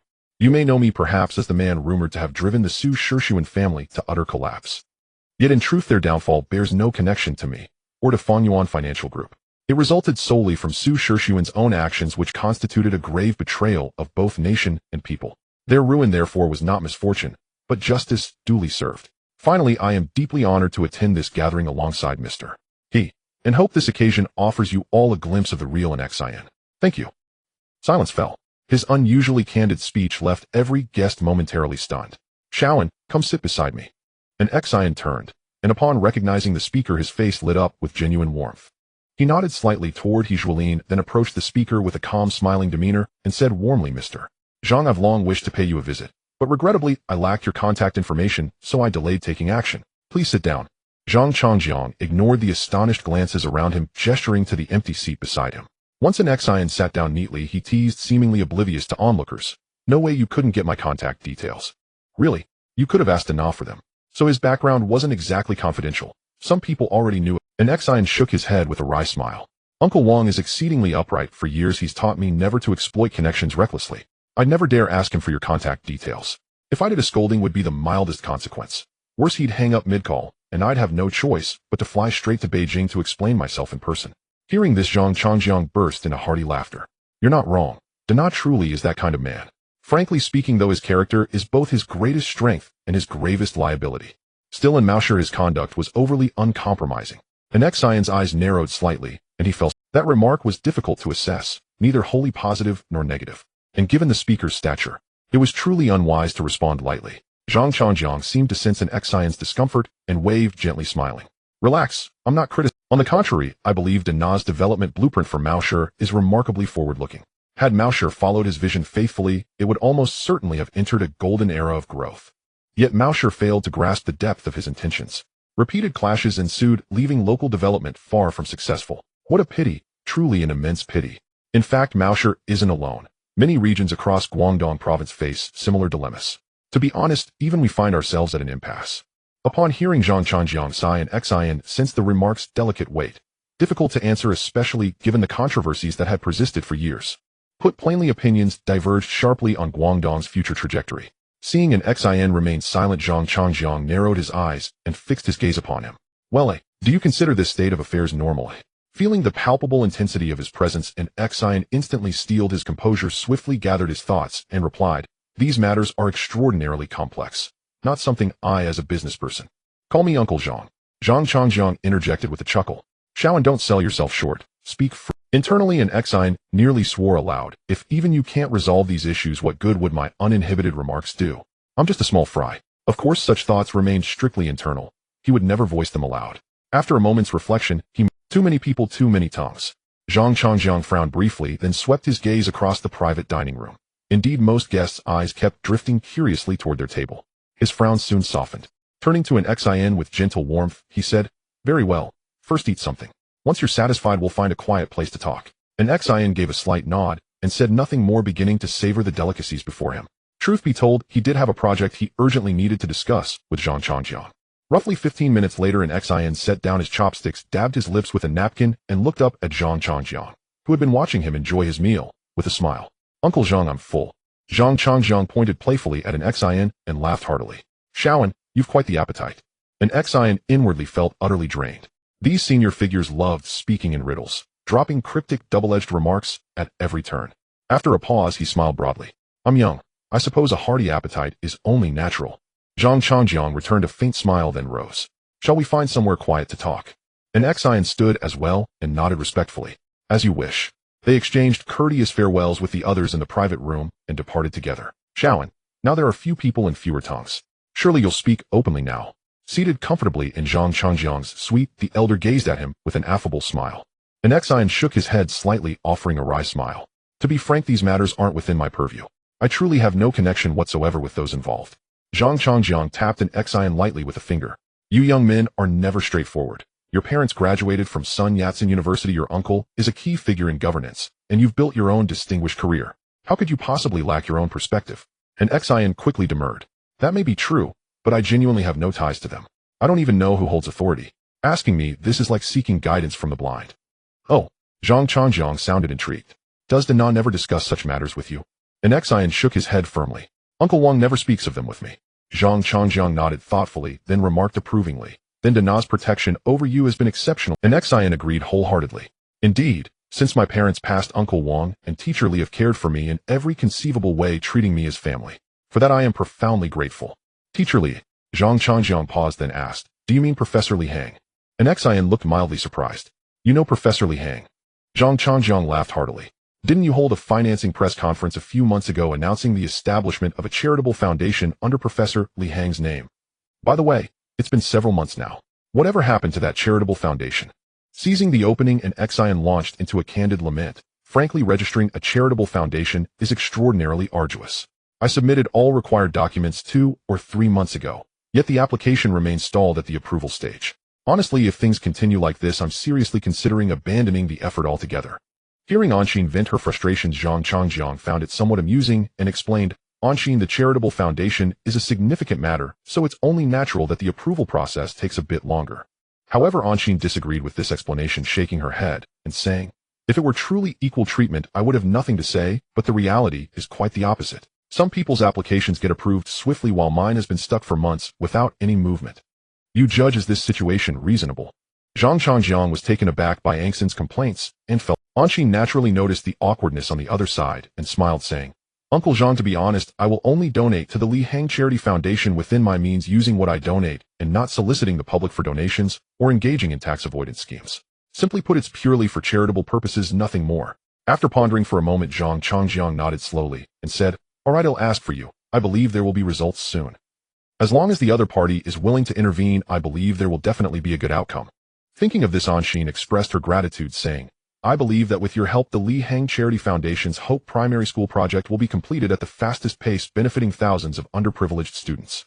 Compliments are always appreciated. Angxin's words made the other party quite pleased, and he chuckled, saying, you shouldn't say such flowery things. Then, as if suddenly remembering something, he looked at Anshin and asked, by the way, does the Li Hang Charity Foundation need honorary directors? Anshin was overjoyed at this, thinking it was a protective charm, and immediately replied, yes, we absolutely do. Do you have any candidates in mind? Zhang Changjiang nodded slightly and said, my wife, what do you think? Oh, Anshin was somewhat stunned. Originally thinking that the other party would recommend some esteemed friend to serve as an honorary director, she never expected him to suggest his own wife. However, thinking it over, Anshin felt that this was quite good. Seeing Anshin not responding, but rather looking dazed, Zhang Changjiang looked at her with a half smile and asked, what's wrong? Is it inappropriate? If it's not suitable, then let's forget it. No. Anshin quickly snapped back to reality, shaking her head vigorously. How could it possibly be inappropriate? It's suitable, extremely suitable, but the initial fund of the Li Hang Charity Foundation is only $12 million. Oh, won't that be a bit too little? Zhang Changjiang had a different viewpoint on this. 12 million USD is not a small amount converted to RMB, that's 96 million renminbi. If we build 2 teaching buildings at the standard of 2 million renminbi each, that could cover over 40 Hope primary schools, so it's not too little. Anshin shook her head slightly and said, my plan is to donate 10 fully equipped Hope primary schools at the 10 million renminbi level in Sichuan province. 10 fully equipped Hope primary schools at the 10 million renminbi level. Zhang Changjiang was quite surprised and immediately inquired why. Anshin explained somewhat helplessly, my team has conducted relevant research and the results show that if we only build 2 teaching buildings, there is a high possibility they will be abandoned for various reasons in a few years. However, if we have fully equipped primary schools with teaching buildings, dormitories, playgrounds, etc., their operational lifespan is significantly longer. Zhang Changjiang nodded in realization and agreed. That's indeed the case. That involves the issue of sunk costs, which is indeed quite difficult to resolve. However, even building a fully equipped Hope primary school shouldn't cost 10 million, right? Anshin immediately clarified. If it were in other places, a normal fully equipped primary school could indeed be established for 6 to 7 million, but Sichuan province is somewhat special, being in an earthquake-prone area. Therefore, I plan to spend a bit more on construction specifications and materials. This 10 million cannot be saved and might not even be enough. Oh, Zhang Changjiang asked curiously, there are many impoverished areas in the country. Why choose Sichuan province? Anshin was well prepared for this question. Teacher Li Hang is from Sichuan province, so this is my way of helping my teacher return to their roots. This explanation earned Zhang Changjiang's thumbs up, and he praised, so thoughtful and righteous. Rest assured I can help you handle the relevant matters in Sichuan. Anshin truly believed the promise given and immediately said cheerfully, then I would like to thank you on behalf of the Li Hang Charity Foundation for your great assistance. Zhang Changjiang shook his head and said, you are mistaken, actually, I should be the one thanking you for your donations to impoverished areas. Anshin said earnestly, I am not someone who is indifferent to the plight of the rich. Since I have the ability to help the people in relatively impoverished areas, I will definitely fulfill my social responsibility, helping the less fortunate regardless of whether others recognize it or not. I will adhere to this principle for life. Zhang Changjiang looked slightly taken aback, squinting his eyes as he carefully observed Anshin before slowly saying, it's been over a decade since anyone mentioned this notion in front of me. I must say it's quite moving. Anshin immediately reined in her smile and thought for a moment before saying, I believe that the relatively affluent class will gradually take on their social responsibilities in the future, allowing that saying to take root and flourish rather than remaining just on paper. Zhang Changjiang seemed to disagree with this and shook his head saying, Anshin, don't speak such nonsense in front of me in the future. Do you really believe what you are saying? Human nature cannot withstand any tests, and human greed knows no. The so-called social responsibility means nothing to them. Furthermore, to put it bluntly, if they are not bound by the news, discussing anything is useless. Anshin stared in shock at the increasingly agitated Zhang Changjiang, momentarily at a loss for words. At that moment, Zhang Changjiang seemed more like a real person rather than a lofty figure. Seeing Angxin's astonished expression, Zhang Changjiang furrowed his brow and asked in a deep voice, what's wrong? Did I say something incorrect? Anshin instantly snapped back to reality and quickly shook her head saying, you are right. Our wealthy class indeed lacks some subjective initiative in fulfilling our social responsibilities. Oh. Zhang Changjiang looked at Anshin with a half-smile and asked, is it only the wealthy class that is like this? What about other classes? Could it be that other classes have a strong sense of social responsibility? Anshin looked at him in shock, unable to regain her composure for a long time. Is this even a topic we can discuss? However, Zhang Changjiang seemed to have guessed Angxin's thoughts at that moment and continued to ask, what's wrong? Am I not allowed to say this? Or do you think I am wrong? Sensing the depth of the gaze directed at her, Anshin quickly decided to avoid the confrontation. You are right, but this topic is truly difficult for me to discuss. Upon hearing this, Zhang Changjiang shook his head slightly in disappointment and said, some time ago, when Wang Jing submitted the security plan, I consulted with Dana about you. Dana told me that you have a sense of justice and abhor evil, but it seems that this might not hold true now. Wang Shu has such a close relationship with him. That explains why he would speak up to smooth things over in the private room. After thinking for a moment, Anshin somewhat perfunctorily said, this topic of yours is really too vast. I truly find it difficult to discuss. Zhang Changjiang waved his hand nonchalantly and said, let's just chat. Feel free to say whatever you want. Speaking is better than remaining silent. Anshin shook her head slightly in resignation, quickly organizing her thoughts before slowly speaking. Uncle Zhang, to be honest, many places have already formed some special groups that are blatantly sucking blood from various interest chains. In such circumstances, what meaning is there in our discussion? Oh. Zhang Changjiang's eyes narrowed as he asked, are you feeling pessimistic? Yes. Anshin nodded, speaking very candidly. I am indeed quite pessimistic. I believe that as the economy continues to develop, this situation may become quite tricky and difficult to handle in the future. In fact, I even feel that this situation might become unmanageable in the future, or it may already be very hard to handle. After all, resisting human nature is truly difficult. Of course, we do not lack courageous and responsible individuals, and I believe these brave souls will undoubtedly press on towards the end. After listening to Angxin's elaboration, the other party fell into silence. After a while, Zhang Changjiang asked seriously, what about you? Do you think you are on this path? Anshin paused for a moment, but quickly shook her head and said, I have my own understanding and my own bottom line. I can't control how others act, but I will definitely fulfill my social responsibility. Of course, I also know that saying too much now is meaningless, so it's better to focus on actions since time reveals a person's heart. Zhang Changjiang stared deeply at Anshin for a while before shaking his head and sighing, I hope so. Anshin smiled slightly and did not continue the conversation. To be honest, for someone who has been reborn, money is truly not the most important thing. What matters most is the achievement of challenging oneself and the unknown. The reason Anshin is willing to discuss these topics with Zhang Changjiang today is not only to seek his support, but also because he is genuinely very clean, in the literal sense of the word clean. As the saying goes, a swan leaves traces, the wind leaves sounds. If he truly had relevant stakeholders, there would undoubtedly be traces. However, Anshin had thoroughly investigated both inside and out, and found no traces at all, which is quite unbelievable. Forget it, let's not discuss this anymore. Zhang Changjiang shook his head helplessly and said, let's talk about your Weibo platform. I heard you made a big move a few days ago. What do you mean by again? Anshin felt very speechless and immediately clarified. It's not that I made another big move, rather some people's actions were simply too unsightly. That's how the whole thing went down. Please judge for yourself, did I do anything wrong? After listening to Angson's account, Zhang Changjiang waved his hands firmly and said, You did nothing wrong. It is indeed necessary to give them a warning, or they will truly become lawless. By the way, during this time, has anyone pressured you with phone calls? Anshin slightly nodded and said, There have indeed been calls, but I can handle them, and with the help of teacher He Liangyan this matter is actually coming to an end. He Liangyan, Zhang Changjiang thought for a moment and asked, Is it teacher He from the Political Research Institute? Anshin nodded in response, Yes. He is quite a big expert. Zhang Changjiang nodded in understanding and jokingly said, I have actually attended teacher He's class. When it comes down to it, we are still fellow disciples. Anshin hurriedly waved her hand and said, Please don't tease me. You should know that when teacher He left the school, I hadn't even enrolled, so it doesn't count. Huh? Zhang Changjiang laughed heartily. That's fine, you can attend teacher He's class later, and then we can truly become fellow disciples, huh? Anshin shook her head slightly and pointedly said, Let's not talk about the capital in the short term except for Guangdong province and the Hong Kong-Macau region. I dare not go anywhere else. Oh, Zhang Changjiang quickly retracted his smile and asked with slight seriousness, Are you afraid of being taken away? Anshin smiled and softly replied, Actually, this isn't surprising, is it? Zhang Changjiang was slightly taken aback by these words and then stared at Anshin saying, Xiao and I can directly give you a guarantee, as long as you can truly do as you promised, absolutely no one can trample the law against you.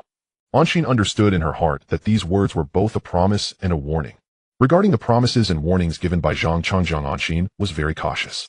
After careful consideration, he slowly spoke, saying, Uncle Zhang, I am not questioning your authority. Oh, I just feel that if the interests are too enormous, it's only natural that someone will eventually tear off the facade and target others. Zhang Changjiang naturally understood the core logic of Anshin, but still asked curiously, What kind of interest do you consider to be enormous? Anshin thought for a moment and replied, 8 billion or 10 billion is manageable, but what about 80 or 100 billion? What about several hundred billion? To be honest, I currently have a project involving several hundred billion yuan.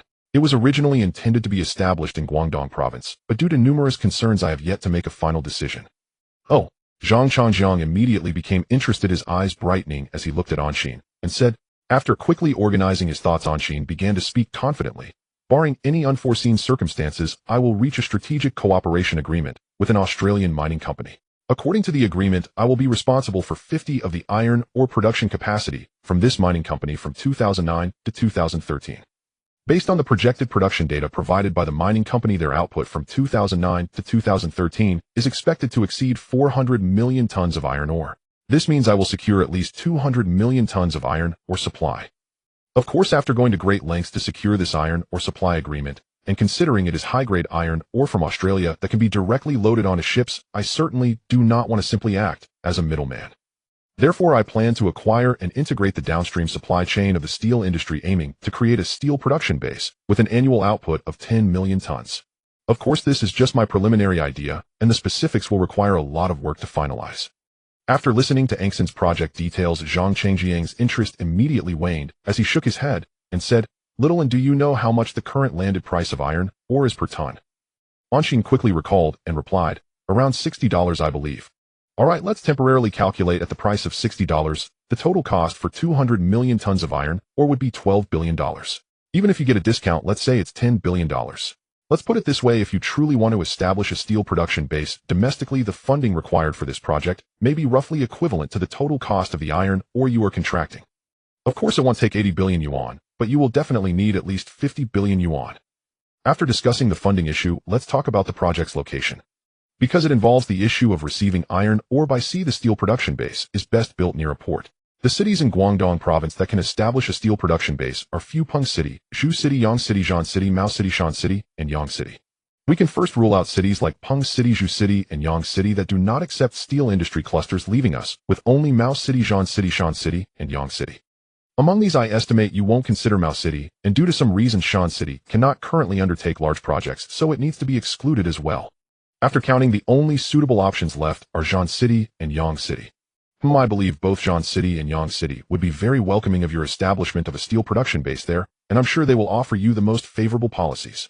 At this point, Zhang Changjiang spread his hands towards Anshin and said, But the problem is the localities only have policies, they do not have enough funds to support this project.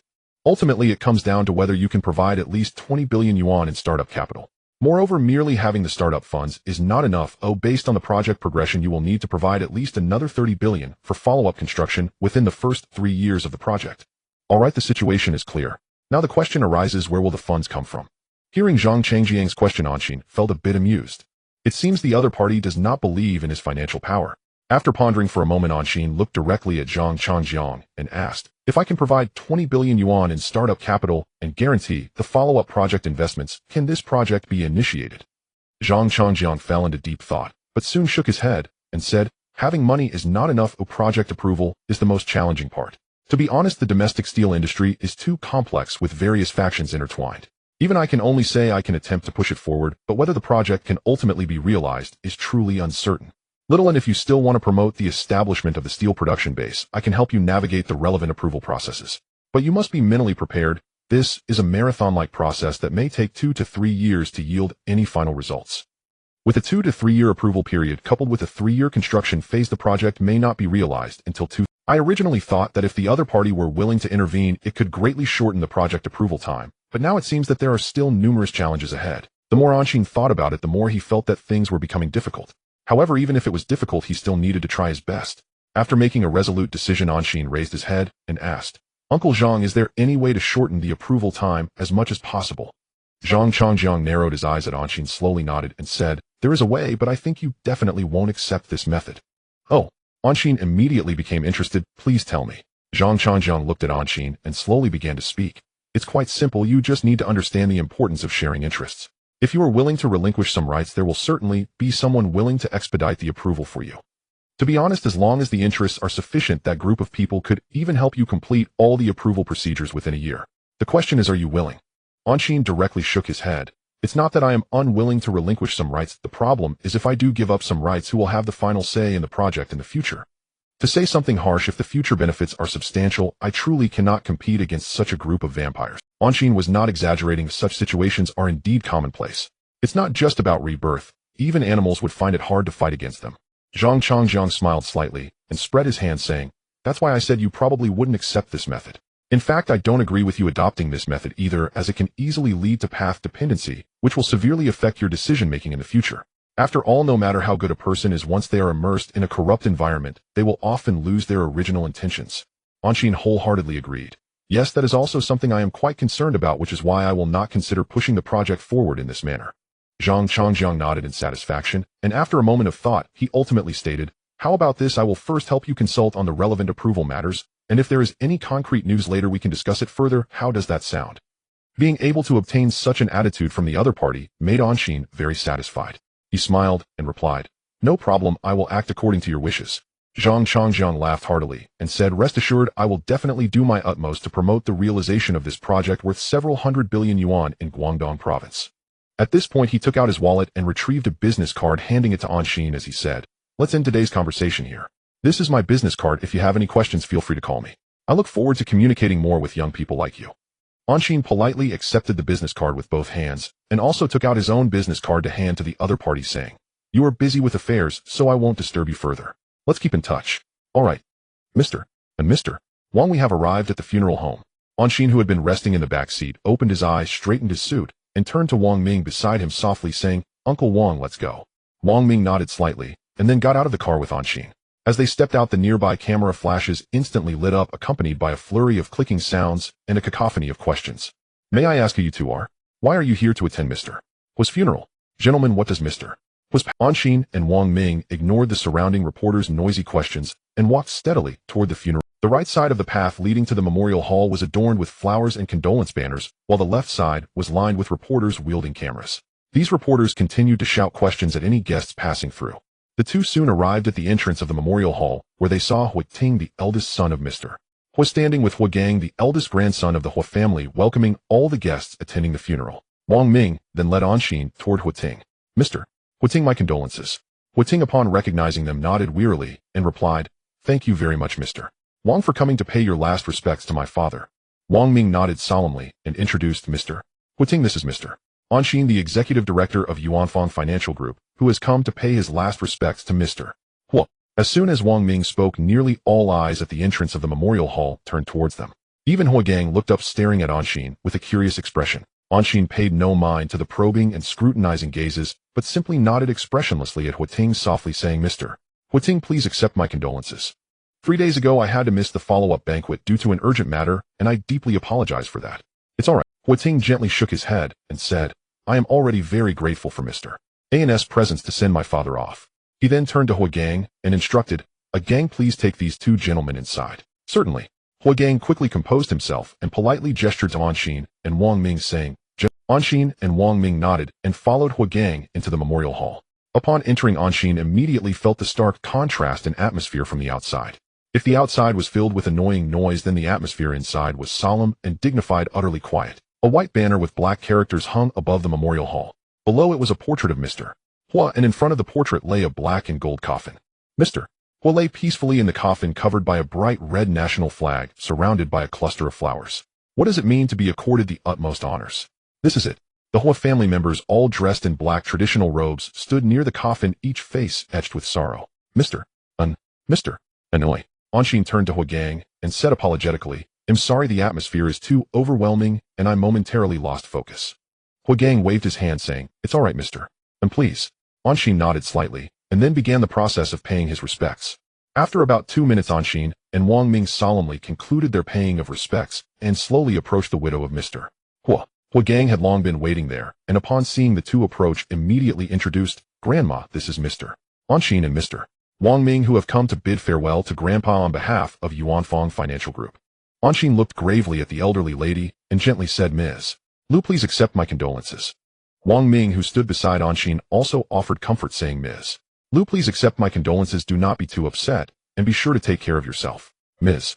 Lu appeared very haggard at this point, and upon hearing their comforting words, she mustered her spirit, clasped her hands in thanks, and said, Thank you very much, Mr. And Mr. Wang, for coming to bid farewell to Mr. Hua. Ms. Lu, take care. Please accept my condolences. After continuously comforting several family members, Anshin and Wang Ming left the family area and moved to the guest area below. At this moment, the guest area was filled with prominent figures from across the regions. Almost everyone of note was present. Why say almost? Because Mr. Hua had traversed the business world for decades. There would always be some adversaries. Moreover, these were adversaries with whom he had a long-standing feud. Anshin did not intend to integrate into this circle, so he and Wang Ming stood still and began to engage in small talk. Mr. Anshin looked up at the sound and saw He Zhuolin and Huang He waving at him from a short distance away. Anshin first nodded, exchanged a few words with Wang Ming, and then walked toward the area where He Zhuolin and Huang He. Due to the occasion, He Zhuolin and Huang He had altered their usual humorous demeanor, and their expressions were quite serious at this moment. Mr. And hello, Mr. And you are here too. Anshin nodded slightly and politely responded, Mr. Huang, hello. I have a special admiration for Mr. Hua's patriotism, so of course I had to come to pay my respects. Huang He nodded in agreement, saying, Indeed, Mr. Hua's decades-long dedication to his country deserves everyone's respect. He Zhuolin nodded slightly, but did not speak. To be honest, expecting someone like He Zhuolin, a native scion of Xiangjiang, to recognize Mr. Hua's patriotism was quite difficult and unrealistic. Anshin shook his head slightly, choosing not to say much more. The 3 then began discussing some capital stories. Gentlemen, Mr. Hua's farewell ceremony will officially commence in 10 minutes, so please return to your designated positions. Thank you for your cooperation. While Anshin and the others were chatting, a staff member related to the ceremony approached them politely to remind them. The 3 nodded politely, and then separated to return to their places. Anshin and Wang Ming's seats were in the second row on the left, surrounded by prominent figures on all sides. 10 minutes later, several representatives stepped into the memorial hall, and Mr. Hua's farewell ceremony officially began.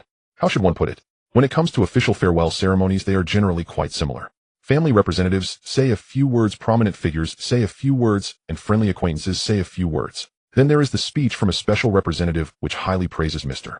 Hua's life, ultimately representing the official conclusion. Knock, knock, knock. Come in. In a suit, Lu Shi pushed the door open and softly asked, Boss, do you have any? Take a seat and speak. Upon seeing Lu Zai's new look, an Xian smiled and teased, Are you really planning to change your image? Lu Shi chuckled awkwardly and shook his head. Boss, what do you mean by that? Honestly, if I looked as handsome as you, I wouldn't care about personal image at all. But am I not just average looking? People rely on their appearance just like horses rely on saddles, so I can only take the clumsy route to tidy myself up. An Xian shrugged slightly, feeling a bit smug. Do you understand the value of being naturally handsome? Alright, let's get down to business. Have you and Liang Fan arranged all the funds? Lu Shi immediately composed himself and after organizing his thoughts replied readily. Boss, the funds from Yuanfang Private Equity and Shinkong Capital have all entered the market. Yuanfang Private Equity has a total of $9 billion, of which $2 billion was entrusted to John Paulson through 12 offshore companies. He set up a new fund specifically for managing this amount. 1. $5 billion was used to purchase CDS issued by HSBC's Household International. $500 million was used to purchase CDS issued by AIG American International Group.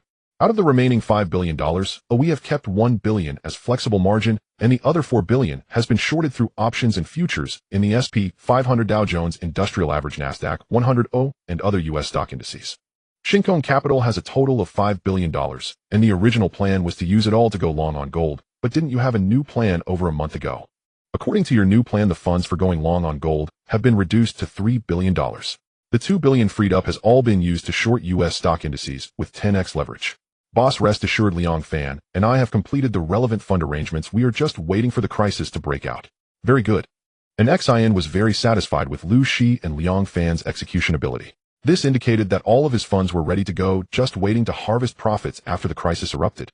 After a moment of thought, and XIN asked again, we used offshore companies to entrust $2 billion in large funds. Isn't John Paulson curious about who we are? Lu Shi smiled slightly and replied, of course he's curious. But John Paulson is a seasoned Wall Street veteran. After asking us twice without getting a clear answer, he wisely chose to keep quiet. A smart man. And XIN said with a smile, and then suddenly seemed to remember something and immediately asked, by the way, what are John Paulson's fees? Upon hearing Nzin's question, a strange smile appeared on Lu Zai's face. Boss's rate for others is 2 and 30, but for us it's 1 and 10. Oh, and XIN was a bit curious. Why? He seems to have guessed that we are just using him as insurance, so when we discussed the fee structure, he didn't insist on the original rate, but readily offered us a super low rate. And he guarantees that our subsequent returns will be in place absolutely, without any issues. What a clever man. And XIN shook his head again in admiration. And not just clever, he also has a lot of confidence in his investments.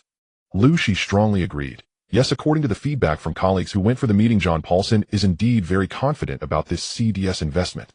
Moreover, John Paulson also indicated during the negotiations that if nothing unexpected happens, a new round of financial crisis will definitely break out within a year. And XIN raised the corners of his mouth, but remained silent. Even someone as strong as John Paulson only dared to give a conservative estimate of a year. Yet an XIN was fully aware of the causes and consequences of the subprime mortgage crisis. It seems that genius cannot compare with the reckless after all. However, as soon as he thought that the financial crisis might be a deliberate explosion orchestrated by the American financial consortium, Nzin's slight pride vanished instantly. His strength was still not strong enough.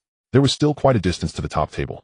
However, an XIN was not discouraged as the foundation was solid, and all he needed to do next was to proceed step by step.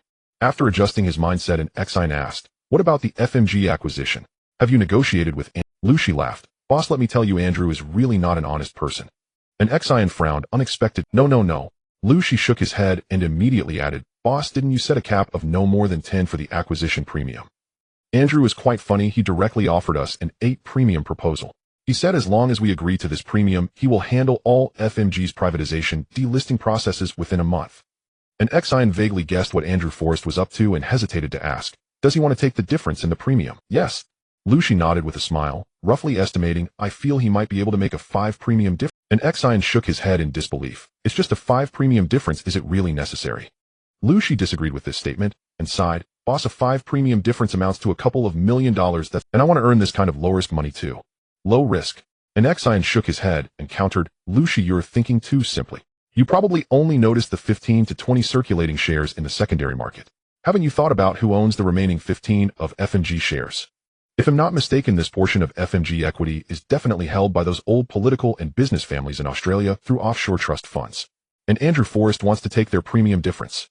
Haha, I just hope he doesn't stir up any trouble halfway, otherwise those Australian political and business families will definitely not let him off.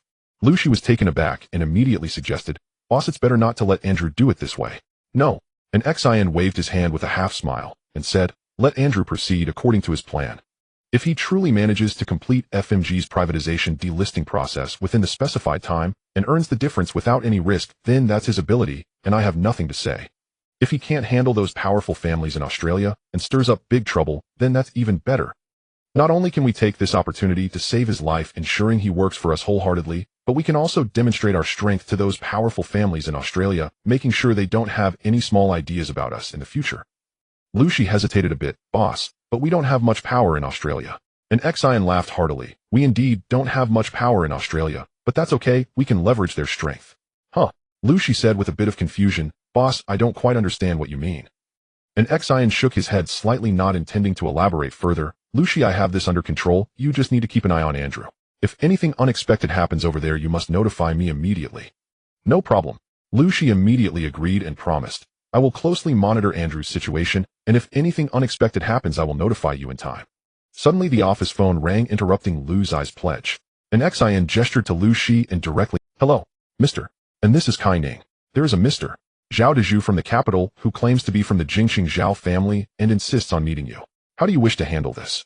Notice this book has been stopped from distribution. Currently only old readers can see it and new readers cannot access it. The next step is likely to be a book ban. I will try to modify the problematic chapters. If they pass the review, I will continue writing. If not, we will meet in the next book. Lastly, I hope everyone pays attention to prevent losing contact later. Zhao Dezuzu. How did he end up in Hong Kong Island? It's one thing to come here, but why did he come without even saying hello? What does he want? Anshin felt a bit confused for a moment, and after pondering for a while he instructed Kai Ning, I will be back at the company in about 10 minutes. Please bring Zhao Dezuzu to my office and wait for me. Understood, Director. Alright, let's leave it at that. After hanging up the phone, Anshin looked at Lu Shi and said, think about if there's anything else that needs reporting. If there isn't, he'll head over to the office of the distant group.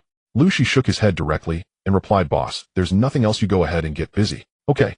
Anshin slightly nodded, then stood up and left the office of Shinkong Capital. About 10 minutes later, Anshin returned to the office of the distant group, just one floor away. As he stepped into his office, Anshin immediately spotted a man wearing sunglasses and a light blue Zhongshan suit leisurely sitting on the sofa with his legs crossed, occasionally mumbling something resembling a carefree young master. Director. Upon seeing Anshin enter, Kai Ning, who was standing nearby, immediately greeted him. Anshin nodded slightly, then walked straight to Zhao Dezuzu, who had stood up from the sofa, and cheerfully greeted Zhao Dezuzu, Mr. Zhao, right. Zhao Dezuzu then took off his sunglasses, extended his right hand to shake hands with Anshin politely, and smiled broadly, as he said, Hello, boss, and I am Zhao Dezuzu. After Zhao Dezuzu removed his sunglasses, Anshin finally saw his true appearance. He was in his 30s, had a square face, and very ordinary features lacking any distinctiveness, yet he exuded a certain carefree demeanor. Anshin, having lived 2 lives, was not unfamiliar with this carefree demeanor. The offspring of nobility were the most likely to exhibit such a trait. Having wealth, leisure, and the ability to enjoy life naturally breeds a carefree attitude. Anshin turned to Kai Ning and said, Kai Ning, you go ahead and do your thing. Kai Ning smiled and politely replied, Director, and then I will head out first. If there are any questions, just call for me. After seeing Anshin nod slightly, Kai Ning swayed her alluring figure and left the office. After watching the charming Kai Ning leave, Zhao Dezuzu looked at Anshin with a hint of envy and said, Boss, and is quite fortunate. I assume Secretary Kai is the type of beauty that charms both inside and out. I haven't enjoyed that yet, how would I know? Anshin frowned slightly and chose to skip the topic. Mr. Zhao Dezuzu, clearly skilled in reading the room, noticed Angxin's slight frown and wisely refrained from pursuing the topic of Kai Ning, instead sitting down obediently. Once Zhao Dezuzu was seated again, Anshin got straight to the point and said, Mr. Zhao, coming here directly without any greeting, is there something urgent? Zhao Dezuzu stared at Anshin with a strange look for a while before shrugging his shoulders helplessly and complaining, Boss, and have you forgotten about the Phoenix Satellite TV matter? Well, I almost forgot about Phoenix Satellite TV. Anshin felt a twinge of regret and then said apologetically, Mr. Zhao, I'm sorry, I've been so busy lately that I really forgot about the Phoenix Satellite TV matter. It's fine to boss, and the Phoenix Satellite TV matter is indeed just a minor issue. Zhao Dezuzu waved his hand, casually teasing, after all, boss, and has previously been pursuing over 10 media outlets, relentlessly forcing them to choose silence and defeat. Tisk, that's quite impressive. Anshin quickly composed himself, looked at Zhao Dezuzu with a slightly serious expression, and said in a deep voice, What? Does Mr. Zhao really agree with the values of those over 10 media outlets? Zhao Dezuzu shrugged nonchalantly and said to me, Boss, and right or wrong isn't really important as long as it doesn't block my path. A very typical profit-driven individual. Anshin immediately labeled Zhao Dezuzu in his mind. This type of person is only suitable for transactional relationships, not for deep connections. After pondering for a moment, Anshin looked at Zhao Dezuzu with profound eyes and slowly spoke, Mr. Zhao, my perspective is exactly the opposite of yours. I place great importance on right and wrong in my actions. If it's right, then I will support it to the end. If it's wrong, then I will resist it to the end. If I choose to resist it to the end, then it will be a matter of life and death with no exceptions whatsoever. Zhao Dezuzu's eyes narrowed, and after contemplating for a while, he finally understood the implication behind Angxin's words. You better not stand on the wrong side, or else you will bear the consequences. Indeed, this was the message Anshin intended to convey. When dealing with individuals like Zhao Dezuzu, if you appear too weak, you are undoubtedly on the path to ruin. However, if you present yourself as exceptionally strong, they will start to have doubts and concerns, thereby becoming more cautious in their actions, leaving themselves an escape route. They fear the strong and bully the weak, nothing more. Clearly, Angson's words had some effect. After Zhao Dezuzu realized this, he appropriately lowered his posture and said with a beaming smile, "Boss, and I still owe you a favor. Considering that I think we can call ourselves half allies, right?" Anshin shook his head, slightly glanced at Zhao Dezuzu meaningfully, and said, "Favors are such things, if you acknowledge them, they exist. If you don't, they are nothing." "Mr. Zhao, do you think I am right?" Hee. Zhao Dezuzu awkwardly chuckled twice, immediately thumping his chest and saying, "Boss, and you can rest assured, I, Zhao Dezuzu, will definitely acknowledge this favor." "Mr. Zhao speaks with integrity, that's quite good."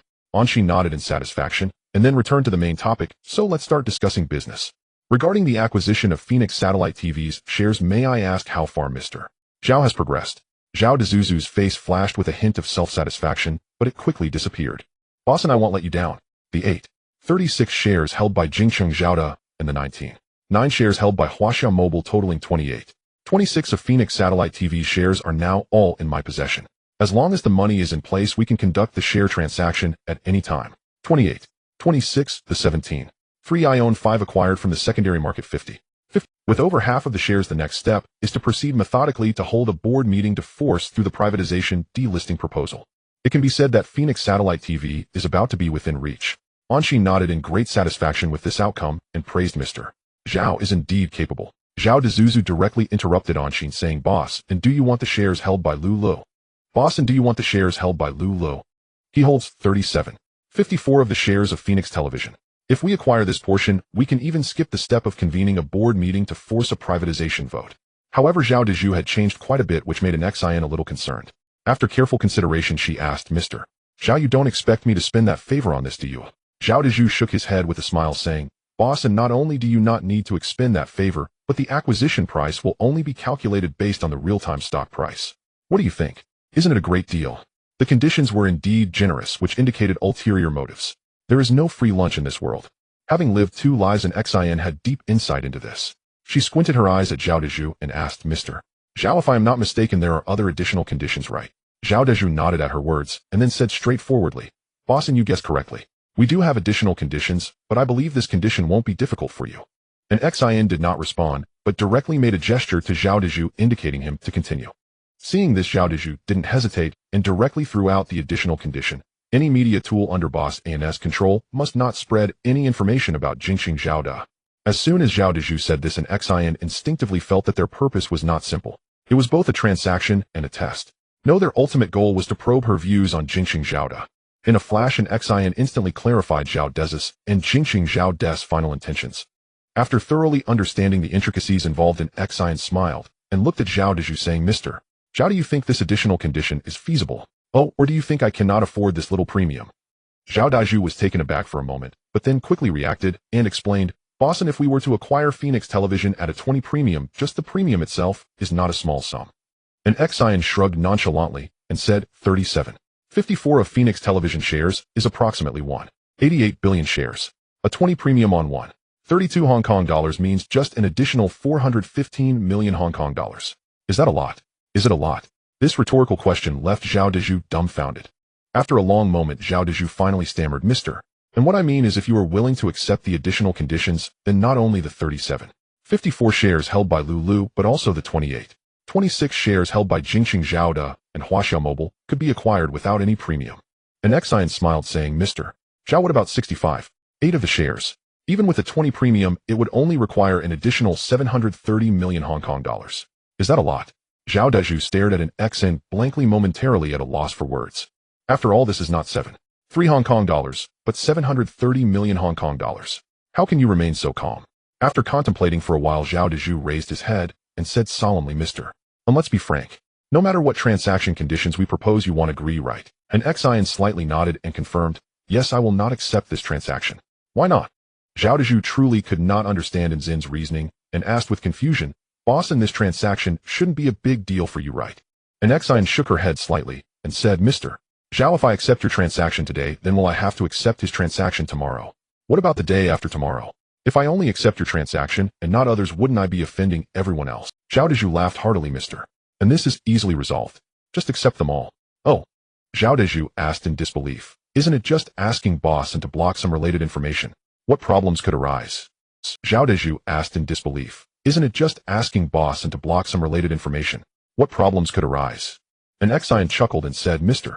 Zhao, with your reckless approach, how can you guarantee it won't backfire one day? Zhao Dezhu shrugged nonchalantly and asked lightly, Bossin in this country, even if Jingxing Zhao to backfire, to put it bluntly, even if we really cause a scandal, it would ultimately just be a slap on the wrist, wouldn't it? However, these people do behave wantonly on this land. Nevertheless, an Xian understood that Zhao Dezhu was in the year 2006. Even if these people really created a scandal, it would most likely just be a slap on the wrist at the end. An Xian shook her head helplessly, and after pondering for a moment, she slowly said, Mr. Zhao, how you play is none of my business. But I can make it clear here, I will not accept the transaction from Jingxing Zhao, and I will not accept transactions from any other parties either. In this world, things will unfold as they should. Zhao Dezhu was taken aback and immediately warned pointedly, Mr. And just one Wang Dana cannot protect you and the Yuanfang Financial Group. Oh. An Xian narrowed her eyes and said indifferently, If that's the case, then why don't you try to take action? Could it be that you are too kind-hearted? That can't be the case, right? Zhao Dezhu was choked by these words. To be honest, Yuanfang Financial Group's total assets exceed 1 trillion. It is impossible for those monsters to not be tempted. But since no one dared to reach out, it indicated that they had received a warning on some level. This shallow logic was understood by Zhao Dezhu, and even more so by an Xian. Moreover, an Xian could even guess who warned these people. She was not going to waste more time with Zhao Dezhu and directly asked, Enough nonsense, just tell me whether the shares of Phoenix Television are for sale or not. Realizing that an Xian was starting to lose patience, Zhao Dezhu immediately said, Yes, we will sell 65.8 of the shares of Phoenix Television to you, but at a 20 premium. An Xian had no objections to this premium and agreed, A 20 premium is fine. Let's calculate the total transaction price. Zhao Dezhu didn't hesitate and casually quoted the total price, 65.8 of the shares of Phoenix Television is 2,858 billion shares. At a 20 premium on the real-time stock price of 1.32 Hong Kong dollars, the total transaction price is 337 billion Hong Kong dollars. Deal. An Xian accepted Zhao Dezhu's offer without hesitation. Smiling benignly, he asked, Mr. Zhao, when shall we sign the contract? Zhao Dezhu was somewhat surprised. 4 Hong Kong dollars. 337 billion is no small sum. Can Yuanfang Financial Group produce that kind of money? If Yuanfang Financial Group had not engaged third-party channels, it would indeed be difficult to muster over 4 billion Hong Kong dollars in liquid capital at once to complete the deal. But never mind. Is there not Shinkong capital? Remember, the 30 billion Hong Kong dollars loan extended by BOC International has not yet been exhausted. At the auction, they spent only 23 Hong Kong dollars. 3 billion, leaving 6 Hong Kong dollars. 7 billion idle in the account.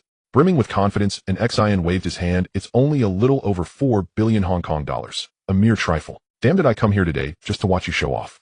Zhao Dezhu's mouth twitched, the composed mask on his face. After steadying himself, Zhao offered a hint of envy. Boss, in Yuanfang Financial Group, truly, something was amiss.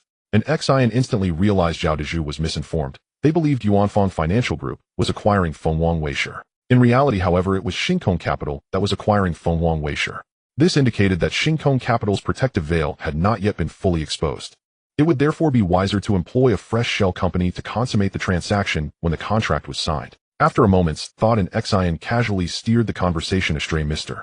Zhao, you are overestimating. Yuanfang Financial Group has not made money. On the contrary, it is laden with liabilities. If you tally it up carefully, it's tens of billions of HK and loans bearing down on them. The burden is truly... Zhao Dezhu did not buy Zen's story. Smiling, he said, Boss, and saying that is no fun. If you really find the pressure unbearable, fine. Jingxing Zhao is willing to offer 10 billion Hong Kong dollars to purchase 20 of Yuanfang Financial Group from you, so we can weather the storm together. How does that sound? In your dreams. Yuanfang Financial Group is the keystone of the future conglomerate. Don't even mention 20. An Xian would not sell even 2. An Xian lifted the corner of his mouth in a faint sardonic smile and said, Mr. Zhao, it's not that you cannot buy shares of Yuanfang Financial Group, but I accept only entirely clean capital. Do you have any? Zhao was once again left speechless. He understood an Xian was mocking the unclean origins of Jingxing Zhao funds. He knew better than anyone how tainted Jingxing Zhao funding truly was. After a while, Zhao slowly said, That's no fun. Everyone plays the same game. If we were to be scrupulous, our methods are far more civilized than others. An Xian retorted at once, Does that response refute the fact that your funds are unclean? Zhao fell silent. To be honest, an Xian knew Jingxing Zhao approach was indeed somewhat more restrained than other interest groups. Their methods were gentler and more attentive to rules. But no matter how tempered, no matter how observant of rules, it could not change the fact that Jingxing Zhao funding origins were impure. nor could it erase the black primordial sins that lurked behind Jingxing Zhaoda. After Zhao fell silent and Xian did not press the matter further. Instead, he moved past the topic and said calmly, Mr. Zhao, let us set a concrete time to sign the contract. They'll be on the island for the next month. Arrange it. As you please, boss. And Zhao raised his head and replied listlessly, seeing Zhao so chastened, nearly unseated in Zin's composure. Really? You have vested interest posed. Does he have the right to posture? And Xian shook his head in mingled disbelief. After considering his schedule, he said, then let's sign at 10 a.m. tomorrow. Oh. Zhao was stunned. Recovering, he said, boss, and isn't that too soon? And Xian laughed and threw up his hands. Weren't you the one who told me to set the time? Now I've set it, and you're unhappy. Fine.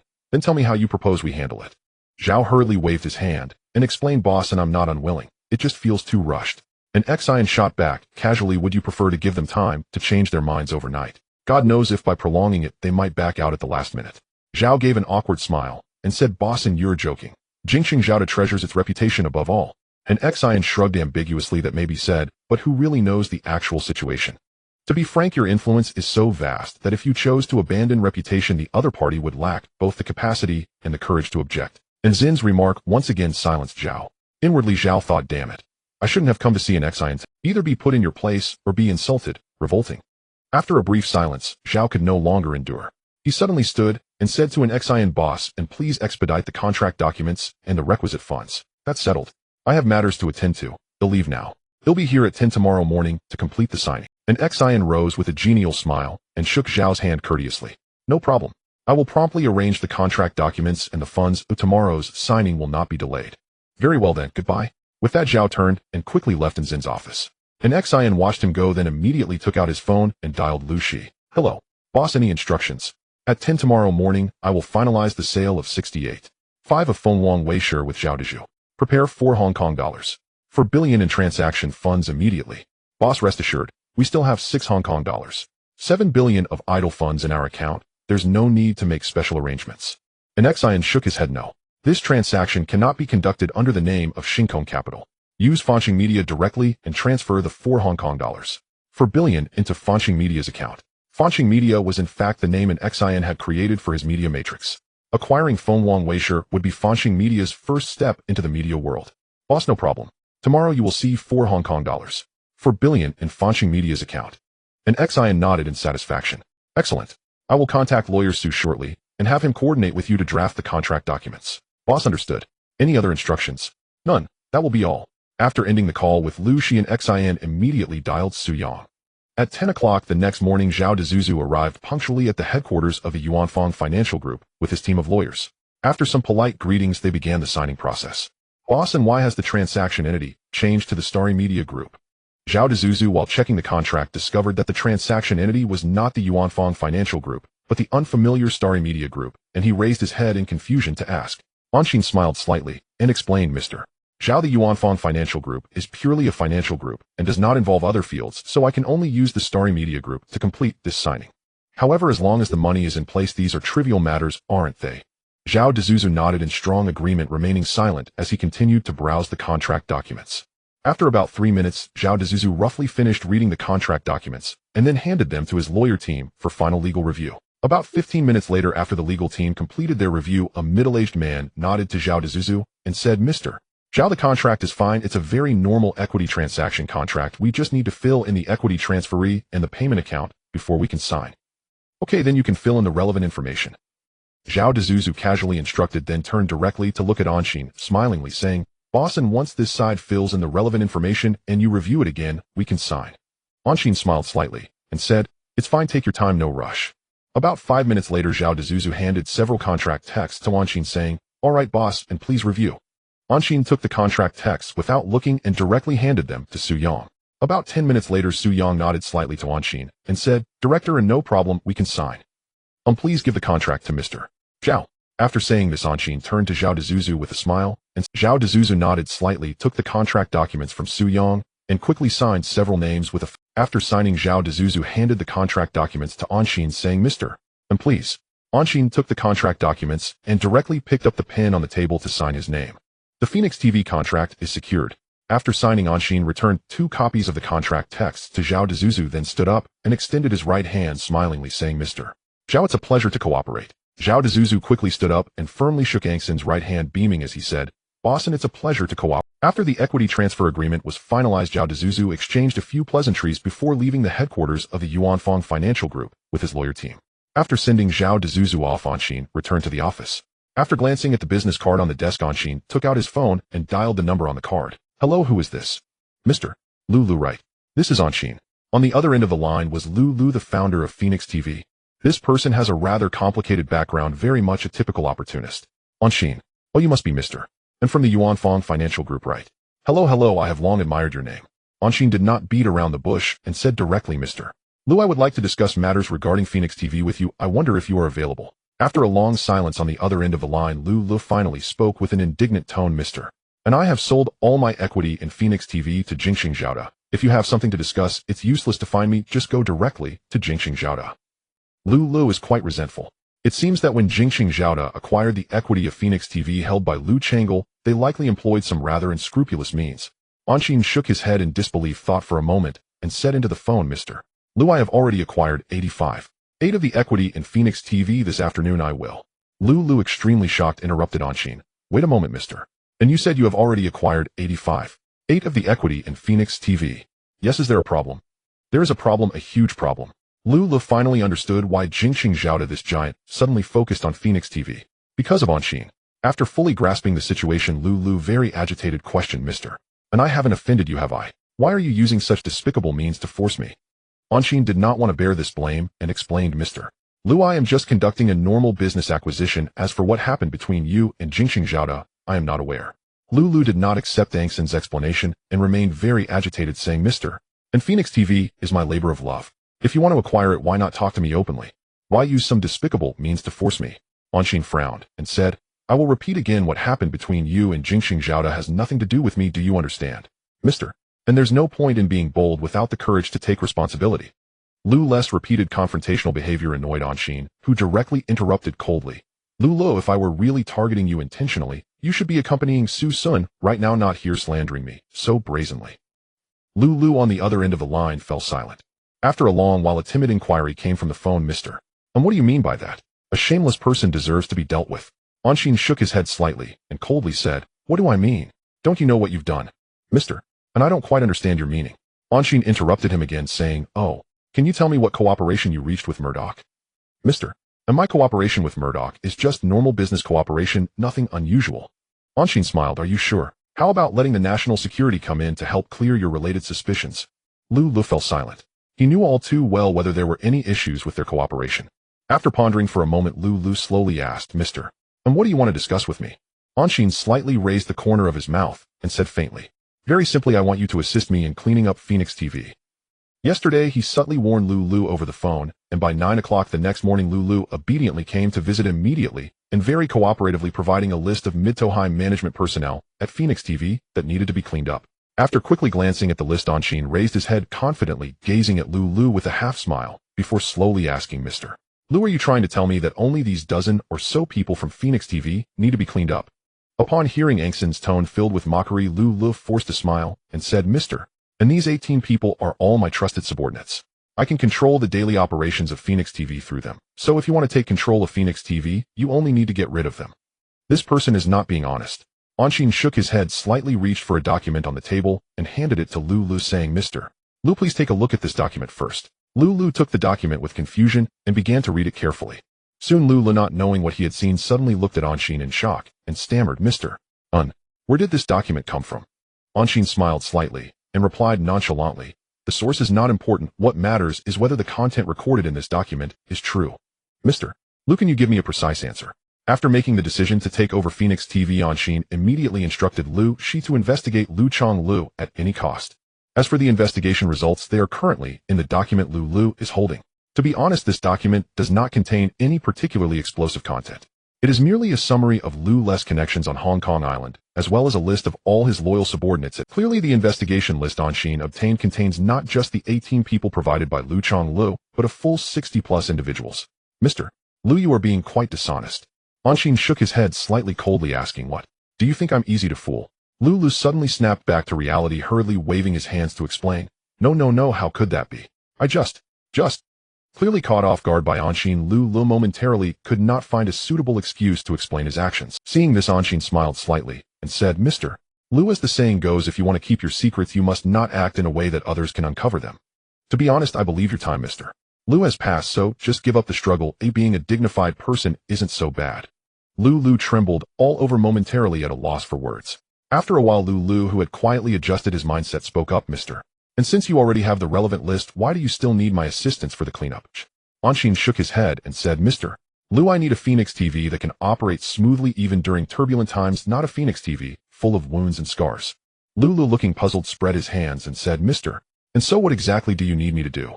Anshin didn't beat around the bush and laid out his plan directly. It's simple. I need you to return to Phoenix TV as the CEO for 3 months, and during that time assist my people in completing the cleanup work. Upon hearing this, Lu understood exactly what Anshin wanted to do and stood up excitedly to refuse, saying, Impossible. Mr. And I cannot be the knife you use to clean up Phoenix TV. If I do that, how would I have the face to continue in the media industry? Anshin found this amusing, smiling at Lu and asking, Mr. Lu, do you think that by refusing to cooperate you would have the face to continue in the media industry? As I said earlier, Mr. Lu, your era has already passed. If you cooperate obediently, at least you can take the funds from selling your shares and retire comfortably. If you do not cooperate, Tisk, I wouldn't mind letting you experience what it means to be disgraced and ruined. To be honest, as a pawn pushed to the forefront, you currently have no rights to choose. Lu paused, confused, and asked, Mr. And what do you mean by that? What pawn pushed to the forefront? I don't, pretending to be clueless, huh? Anshin shook his head slightly, took out another document from the table, and handed it to Lu, saying, Mr. Lu, after Jingxing Zhao got involved, they have already abandoned you, so I advise you not to struggle. Lu trembled nervously, taking the document to read. This is impossible. How could this happen? I've done so much for them. Why would they abandon me? After reading the document provided by Anshin, Lu murmured in disbelief. Seeing Lu in such a daze, Anshin shook his head slightly and said, Mr. Lu, your foundation lies in Phoenix TV. Once you lose Phoenix TV, you become a useless liability to them. Moreover, I suggest you run as far away as you can, or it's best not to come back. Otherwise, upon landing, what awaits you will be the judgment of the law. I believe you understand the reasons behind this, right? Lu dumbly nodded. Clearly, he understood Angson's meaning. Erasing traces of cooperation and cleaning up liabilities is a common tactic used globally. It's not surprising. Realizing the dangerous situation he was in, Lu felt extremely anxious. But suddenly Lu seemed to think of something and immediately looked at Anshin, as if he had grasped a lifeline, asking eagerly, Mr. And you have a way to help me, right? Anshin shook his head, directly shattering his fantasy, Mr. Lu, I am powerless. Lu fell into complete. As a collaborator, he was all too familiar with the power dynamics on the other side. Without external intervention, he knew that returning would definitely lead to disaster. Seeing Lu in such a hopeless state, Anshin felt the timing was right, and then smiled and said, Although I don't have that ability, others do.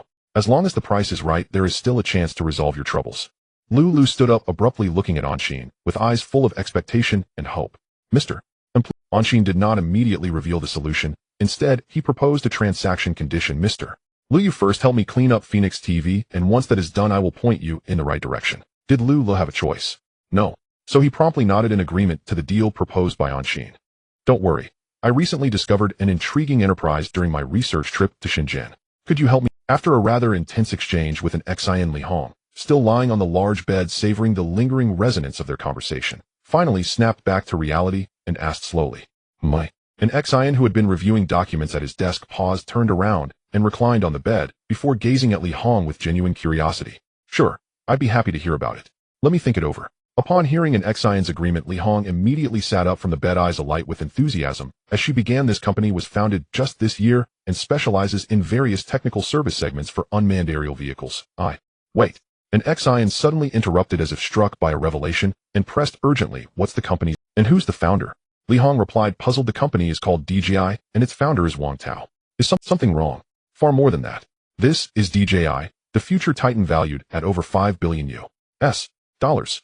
DJI would one day command over 80% of the global civilian drone market, a true colossus of the industry. Most astonishingly, DJI faced no credible rivals within the civilian drone sector, not a single worthy opponent. Do you grasp the sheer weight of absolute dominance? An Xian, why have you gone silent all of a sudden? Noticing his prolonged silence, Li Hong asked, her brow furrowed. Snapping out of his reverie, an Xian rubbed his face thoughtfully and asked, slightly puzzled, why would DJI seek financing right now? At this stage, DJI had not yet committed fully to the drone market. Financing should logically be unnecessary. Sensing something unusual in an Xian's string of odd reactions, Li Hong immediately asked an Xian, Do you already know this company? Ah, Li Hong's training at Yuanfang Financial Group was clearly bearing fruit. She was beginning to cultivate genuine investment intuition. An Exine nodded approvingly, paused briefly, then casually improvised, I heard about them while I was in Shenzhen, so the name rings a faint bell. Tell me, how did Yuanfang Private Equity first connect with DJI? And why has DJI suddenly decided to raise capital? Accepting his explanation without hesitation, Li Hong gathered her thoughts and began. On the day you attended Elder Ho's funeral, Yuanfang launched a new round of domestic market research, and Shenzhen was our very first stop.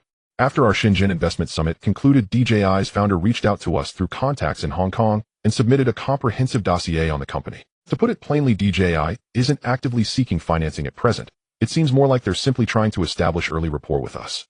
Oh, I see. An Exine nodded as if enlightened. That makes sense. I certainly don't recall DJI raising funds in 2006. After a moment's reflection, he turned to Li Hong and asked quietly, Hong, if you've met DJI's founder, do you think he'd consider a direct acquisition by us? A direct acquisition of DJI? Li Hong blinked momentarily, stunned, then quickly pressed an Exine. Why would you even consider acquiring DJI outright? Do you hold such strong conviction in the civilian drone sector? An Exine gave a slight nod, then shook his head. I am indeed deeply bullish on civilian drones, but I believe our vision shouldn't stop there. The defense industry is equally worth exploring. The defense industry? Li Hong recoiled slightly, then hesitated. If I'm not mistaken, China hasn't yet opened its defense sector to private participation, has it? An Exine shrugged indifferently. No access domestically. Then we'll build it in Africa. We'll design and develop in China and conduct trials and deployment on African soil. As it happens, the headquarters of Hongdun will also be established in Africa, creating seamless industrial integration.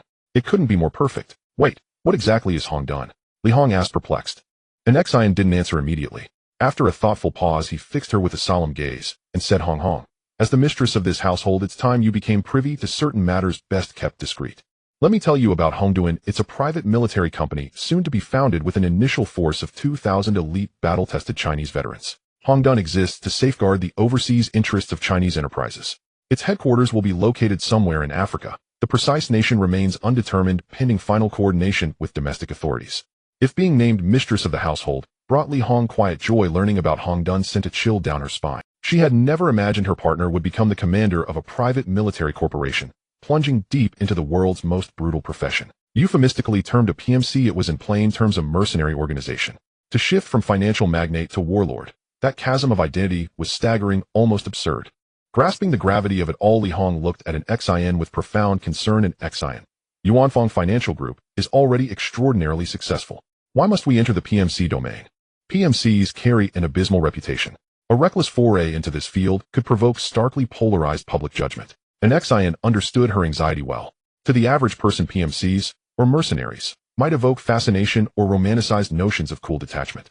But viewed through the lens of officialdom or mainstream society, the verdict would be unambiguous: disreputable, utterly beneath serious consideration. Such disdain stemmed from millennia of Eastern value systems. Frankly, an Exine dismissed it entirely. Public opinion held no currency in his ledger. To command one's own destiny mattered 10,000 times more than any societal appraisal. Shaking off his reverie, an Exine spoke earnestly, Hong. In today's world order, wealth without armed protection is little more than ephemeral mist. Hongdun is not ambition, it is necessity. Even if it were poison, we would swallow it without alternative. Sigh. Li Hong exhaled helplessly. Her sharp intellect instantly grasped the sober truth behind his work. After a pause, she said carefully, from my preliminary interactions with Wang Tao, I find him unusually compelling. Not quite a businessman, but more like a dedicated researcher. For him, discovery may outweigh commercialization. So, if your question is whether DJI is acquirable, yes, very much so. The total acquisition cost should be modest, roughly 10 million Hong Kong dollars. However, we may confront one challenge: post-acquisition DJI will require sustained substantial RD investment, substantial RD funding. An Exine smiled confidently. Hong, I lack many things, but capital, is that all? As long as Wang Tao adheres to my strategic roadmap for development, I will fund every dollar. Any problem solvable with money isn't a problem at all. Li Hong rolled her eyes dramatically at his cocky declaration and retorted, half exasperated, fine. I know your fortune is bottomless. In that case, I'll dedicate myself to closing the DJI acquisition. My wife is truly extraordinary. Beaming, an Exine leaned in and kissed her gently before saying 10 million HKD for acquisition, plus annual RD investment of no less than 50 million HKD.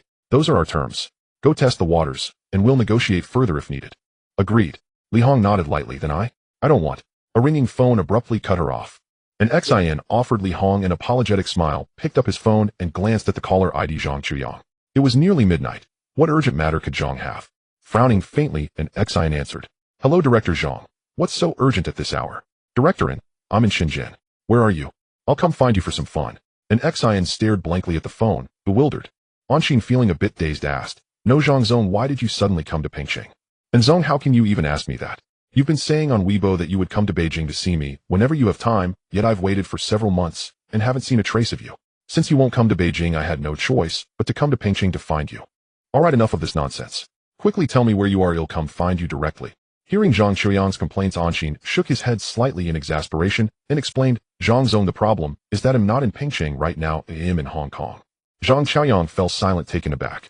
After a long while, he asked suspiciously, And Zong, you aren't intentionally avoiding me, are you?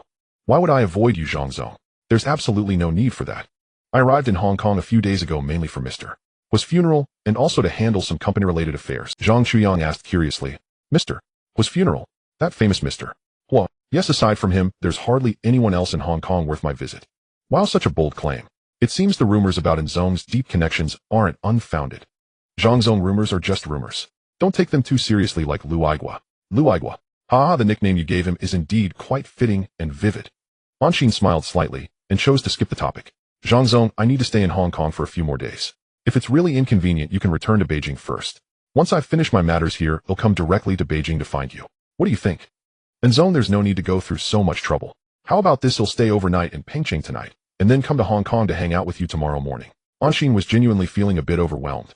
To be honest, it was becoming increasingly difficult for him to gauge Zhang Chuyang's current mindset. Perhaps he wanted to network, or maybe he was just looking to have fun. However, to Anshin, none of that mattered. He just thought Zhang Chuyang was quite an interesting person, perfectly suitable to be a friend. Moreover, Anshin indeed had a business matter he wanted to discuss with Zhang Chuyang. All right, then I'll wait for your grand arrival at the Lok Ma Chau border tomorrow. Ha ha ha, no problem. See you tomorrow. By the way, in Zong, since you are half a local in Hong Kong now, you need to make arrangements for the next few days.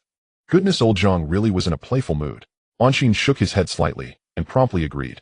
No problem, I guarantee to make proper arrangements for you, ensuring your trip is worthwhile. All right, let's settle it like that. See you tomorrow. See you tomorrow.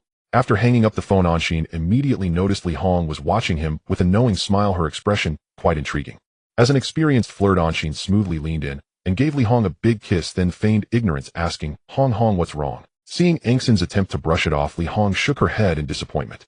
After thinking carefully for a while, Li Hong spoke in a serious tone, Anshin, you can play outside, but you must remember the way home, otherwise I will be very disappointed. Anshin looked at Li Hong in surprise, momentarily feeling a sense of temporal dislocation. This script isn't right.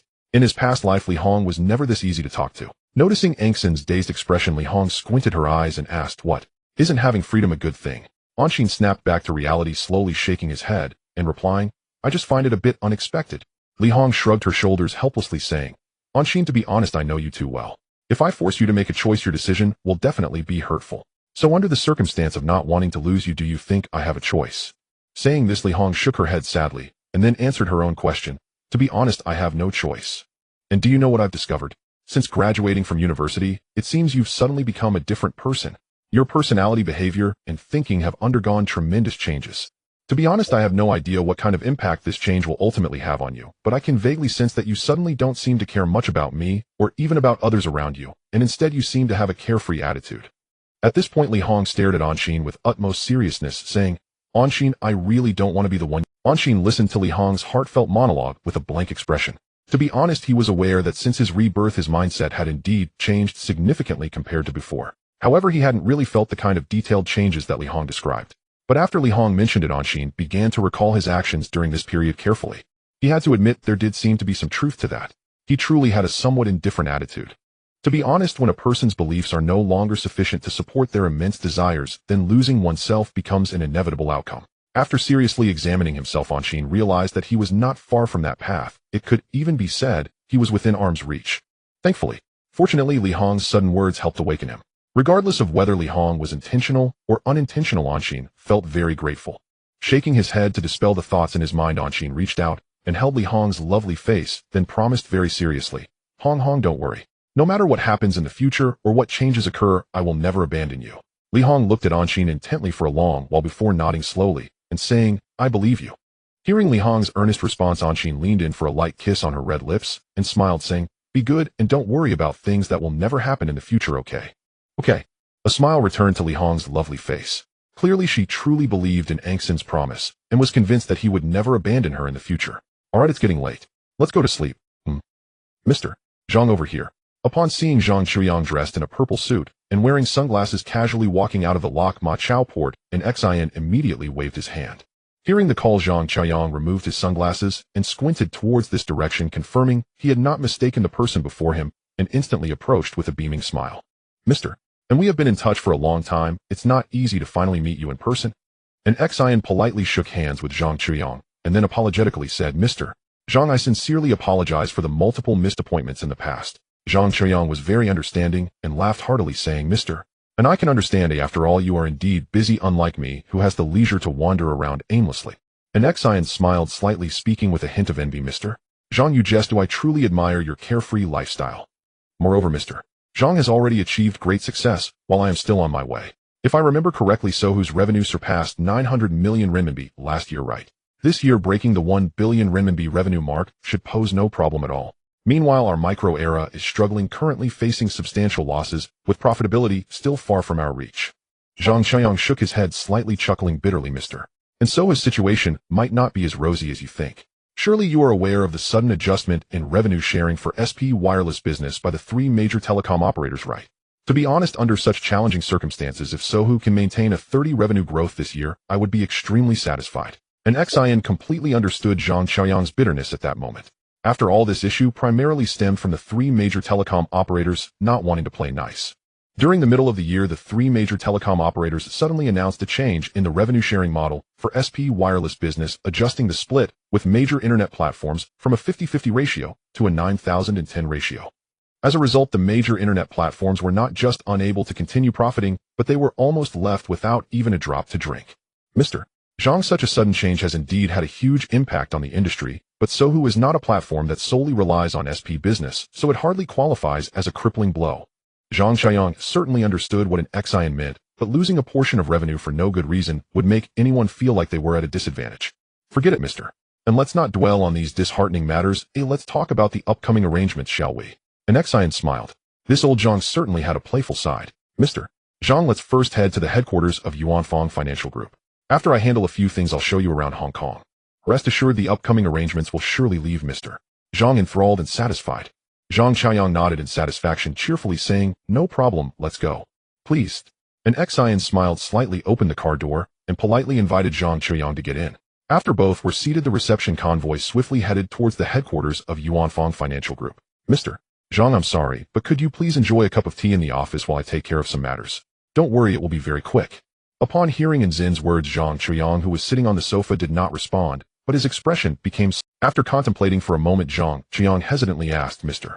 And please be honest with me, what is your relationship with Yuanfang Financial Group?"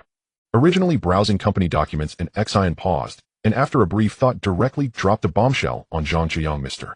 Zhang, to be honest, I am actually the largest single shareholder of Yuanfang Financial Group, holding about 20 of the shares." "What?" Zhang Chuyang could no longer contain himself, standing up in shock, and exclaimed, "Mr. And you..." An Xian shook his head slightly, smiling, "Mr. Zhang, there's absolutely no reason for me to joke about something like this." This was an Xian revealing a carefully considered truth. The main reason was that his ties with Yuanfang were too close to conceal. To put it bluntly, as Yuanfang grew and thrived amid the financial crisis, it would ultimately evolve into a... Rather than waiting for competitors or others to discover all the information about his relationship with Yuanfang and subsequently generate negative social commentary, it was better to gradually establish his role as the largest single shareholder through some information channels. Now, this role as the largest single shareholder is quite advantageous, offering ample room for maneuvering. After Zhang Chuyang received this confirmation from an Xian, he was completely dumbfounded. He stood there in a daze, staring at an Xian, momentarily speechless. As a super-rich individual, Zhang Chuyang had heard a bit about Yuanfang Financial Group, which was rapidly rising as a financial giant in HK. Honestly, when Micro Era initiated its round financing, he had already guessed that Nzin's relationship with this giant was not simple. After all, if their relationship wasn't very close, Yuanfang Financial Group would not directly invest $100 million in Micro Era, a company that had only been established for a few months. Even in the internet industry known for its miracles, such a move was still highly unlikely, because this behavior simply does not conform to the basic logic of the industry. But no matter how he thought about it, who would have imagined that an XIN was actually the largest single shareholder of this giant? After a while, Zhang Chaoyang finally came to his senses and said with a bitter smile, "Mister, and you're playing the pig to eat the tiger." An XIN smiled slightly and explained, "Mr. Zhang, this is not playing the pig to eat the tiger. You see, at Yuanfang, I'm just the largest single shareholder with some say, but I can't make all the decisions. At Micro Era, however, I am the boss and I can decide everything. The difference is substantial." Zhang Chaoyang waved his hand and said, "Mister, and even so the future of Micro Era is unimaginable. You see, funding is the most fundamental demand in the internet industry, and with Yuanfang's continuous financial backing, Micro Era could easily become a giant in the Chinese internet scene." An XIN had a different opinion and directly rebutted, "Mr. Zhang, I do not deny that financial support is incredibly important for internet companies, but the internet industry is quite unique. Financial support can only act as a boosting factor and cannot be the determining factor. The most crucial element ultimately boils down to innovation. Only through continuous innovation does the internet industry have any meaning to exist." Zhang Chaoyang disagreed even more with Zin's statement, shrugging his shoulders and saying, "Mr. And doesn't Yuanfang's total assets exceed 100 billion? With a giant of this scale backing it, who can compete with Micro Era in the Chinese internet sector?" An XIN, somewhat amused and exasperated, replied, "Mr. Zhang, one cannot speak like that. There are many giants in the country with total assets exceeding 100 billion. May I ask which of them has successfully ventured into the internet sector? Moreover, I'm just the largest single shareholder at Yuanfang, not the controlling shareholder. Under these circumstances, how could Yuanfang possibly provide Micro Era with unlimited financial support? That's unrealistic. To put it plainly, whether Micro Era can secure more funding depends ultimately on whether the project can succeed." After patiently listening to Zin's reassuring explanation, Zhang Chaoyang shook his head slightly and smiled bitterly, saying, "No matter what, your funding channels in the Micro Era are undoubtedly the top in the Huaxia internet industry." An XIN did not deny Zhang Chaoyang's statement. Moreover, to put it more bluntly, at this time the funding channels of the Micro Era have no competitors even in the global internet industry. Oh wait, perhaps we should first exclude Pandora Technologies, led by Lucy Elizabeth Morgan. Wait, what is going on with Pandora Technologies recently? Ever since they spent $5 million to acquire Twitter last month, why have there been no follow-up news? Could there be some problems? An XIN frowned slightly, and after pondering for a moment, she directly stood up and said to Zhang Chaoyang, "Mr. Zhang, I need to step out to make a call. Please wait a moment." "Sure, go ahead." And Zhang Chaoyang readily agreed, as he also needed some time to digest the shock an XIN had. An XIN took her phone and left the office, immediately dialing Lucy Elizabeth Morgan's number after arriving at the adjacent lounge. "Hey boy, what's up?" Upon hearing Lucy Elizabeth Morgan's voice, an XIN went straight to the point, asking, "Lucy, what is going on with Pandora Technologies recently? Why has there been no follow-up news?" "And we are currently addressing the relevant RD issues with Twitter based on the technical framework you provided." "Come on, you have been given the basic template. How can you not resolve the imitation issues in a month? Aren't you just slack?" An XIN asked, slightly speechless. "Lucy, it's been almost a month, and you still haven't resolved the development issues with Twitter. Isn't this a bit too absurd? And if we were to directly copy all of Weibo's features, it certainly wouldn't take this long." However, the technical department decided to make some localized improvements based on the Weibo framework, considering the differences in user habits between Eastern and Western netizens, so it will take a bit more time. But rest assured, the improvements by the technical department are going very smoothly, and we expect to launch the brand new Twitter platform by November 15th. Come on, with the inhumane user experience provided by your American internet companies, how can you even have the face to attempt localized improvements? And Zin's smile instantly vanished, and she asked very seriously, "Lucy, can you answer me one question?" "Of course, please ask." An XIN coldly inquired, "Who is the major shareholder of Pandora Technology?" Lucy Elizabeth Morgan sensed in Zin's anger, but was quite puzzled, replying, "And the major shareholder of Pandora Technologies is of course you. Is there a problem with that?" An XIN immediately pressed on, saying, "Since I am the major shareholder, why did you proceed with the so-called localized improvements without my permission?" Lucy Elizabeth Morgan fell silent on the other end of the line. After a while, she began to explain, "And the localized improvements for Twitter were proposed by the technical department." An XIN directly interrupted Lucy Elizabeth Morgan's explanation, saying, "Lucy, I don't know if you realize a very serious issue, but this behavior actually tramples on the rights of the major shareholder." Lucy Elizabeth Morgan clearly recognized her work mistake and promptly replied, "And sorry, this matter was indeed my work oversight, and I sincerely apologize." An XIN showed no reaction and continued to ask, "Did you just say that the localization improvements for Twitter were proposed by the technical department?" "Yes, this was strongly recommended by the CTO John Smith." An XIN said mercilessly, "Very well, you can notify him to pack his things and leave." "What?" Lucy Elizabeth Morgan was very surprised by Zin's decision and immediately asked why.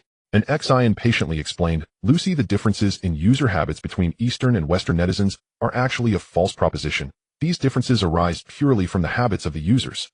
In fact, this is not important. The most crucial point is that Weibo is actually creating a brand new internet social model. This new model requires users to adapt and experience new features. We must make users feel that these features are cool, fresh, and fashionable. In short, these new features are the core competitive advantage that differentiates us from other social websites. Do you understand? So whatever features Weibo launches, Twitter can just follow suit without needing any functional improvements in the short term. Otherwise, how will Twitter differentiate itself from other social platforms? Moreover, even if Twitter really needs to make functional improvements, it should wait until Twitter officially launches and then make detailed adjustments based on user feedback. Do you understand? After a moment of silence, Lucy Elizabeth Morgan replied very seriously, and I understand your point. I will strictly implement all your directives for Pandora Technologies from now on. That's good to hear. And XIN smiled with satisfaction and said, very well. Lucy, after all, we have discussed the future development plans of Pandora Technologies multiple times. To be honest, as long as you carry out the relevant plans step by step, without fail, Pandora Technologies will undoubtedly shine brilliantly in your hands. And actually, I would prefer you to take the helm of Pandora Technologies in Silicon Valley country. What a ridiculous international joke. Having lived 2 lives, and XIN understood all too well the myriad tricks of American capital. To be honest, without enough safety cards, an XIN would never step foot into the territory of the Americans, or that otherwise being detained on the spot and drained of resources would be the least of her worries. In a more serious situation, an XIN might even have to consider her next reincarnation. An XIN shook her head helplessly, saying very tactfully, Lucy, compared to me, Pandora Technologies clearly needs you more. Lucy Elizabeth Morgan said blandly, perhaps do you have any other suggestions? If not, I need to deal with the mess from. After thinking for a moment, an XIN replied, not for now, you go ahead and handle things. If there are any new developments, please contact me. Okay, let's leave it at that. Goodbye. Goodbye. After hanging up the phone, an XIN stood in place, thinking for a while, before turning back to her office. What is Mr. Zhang thinking about?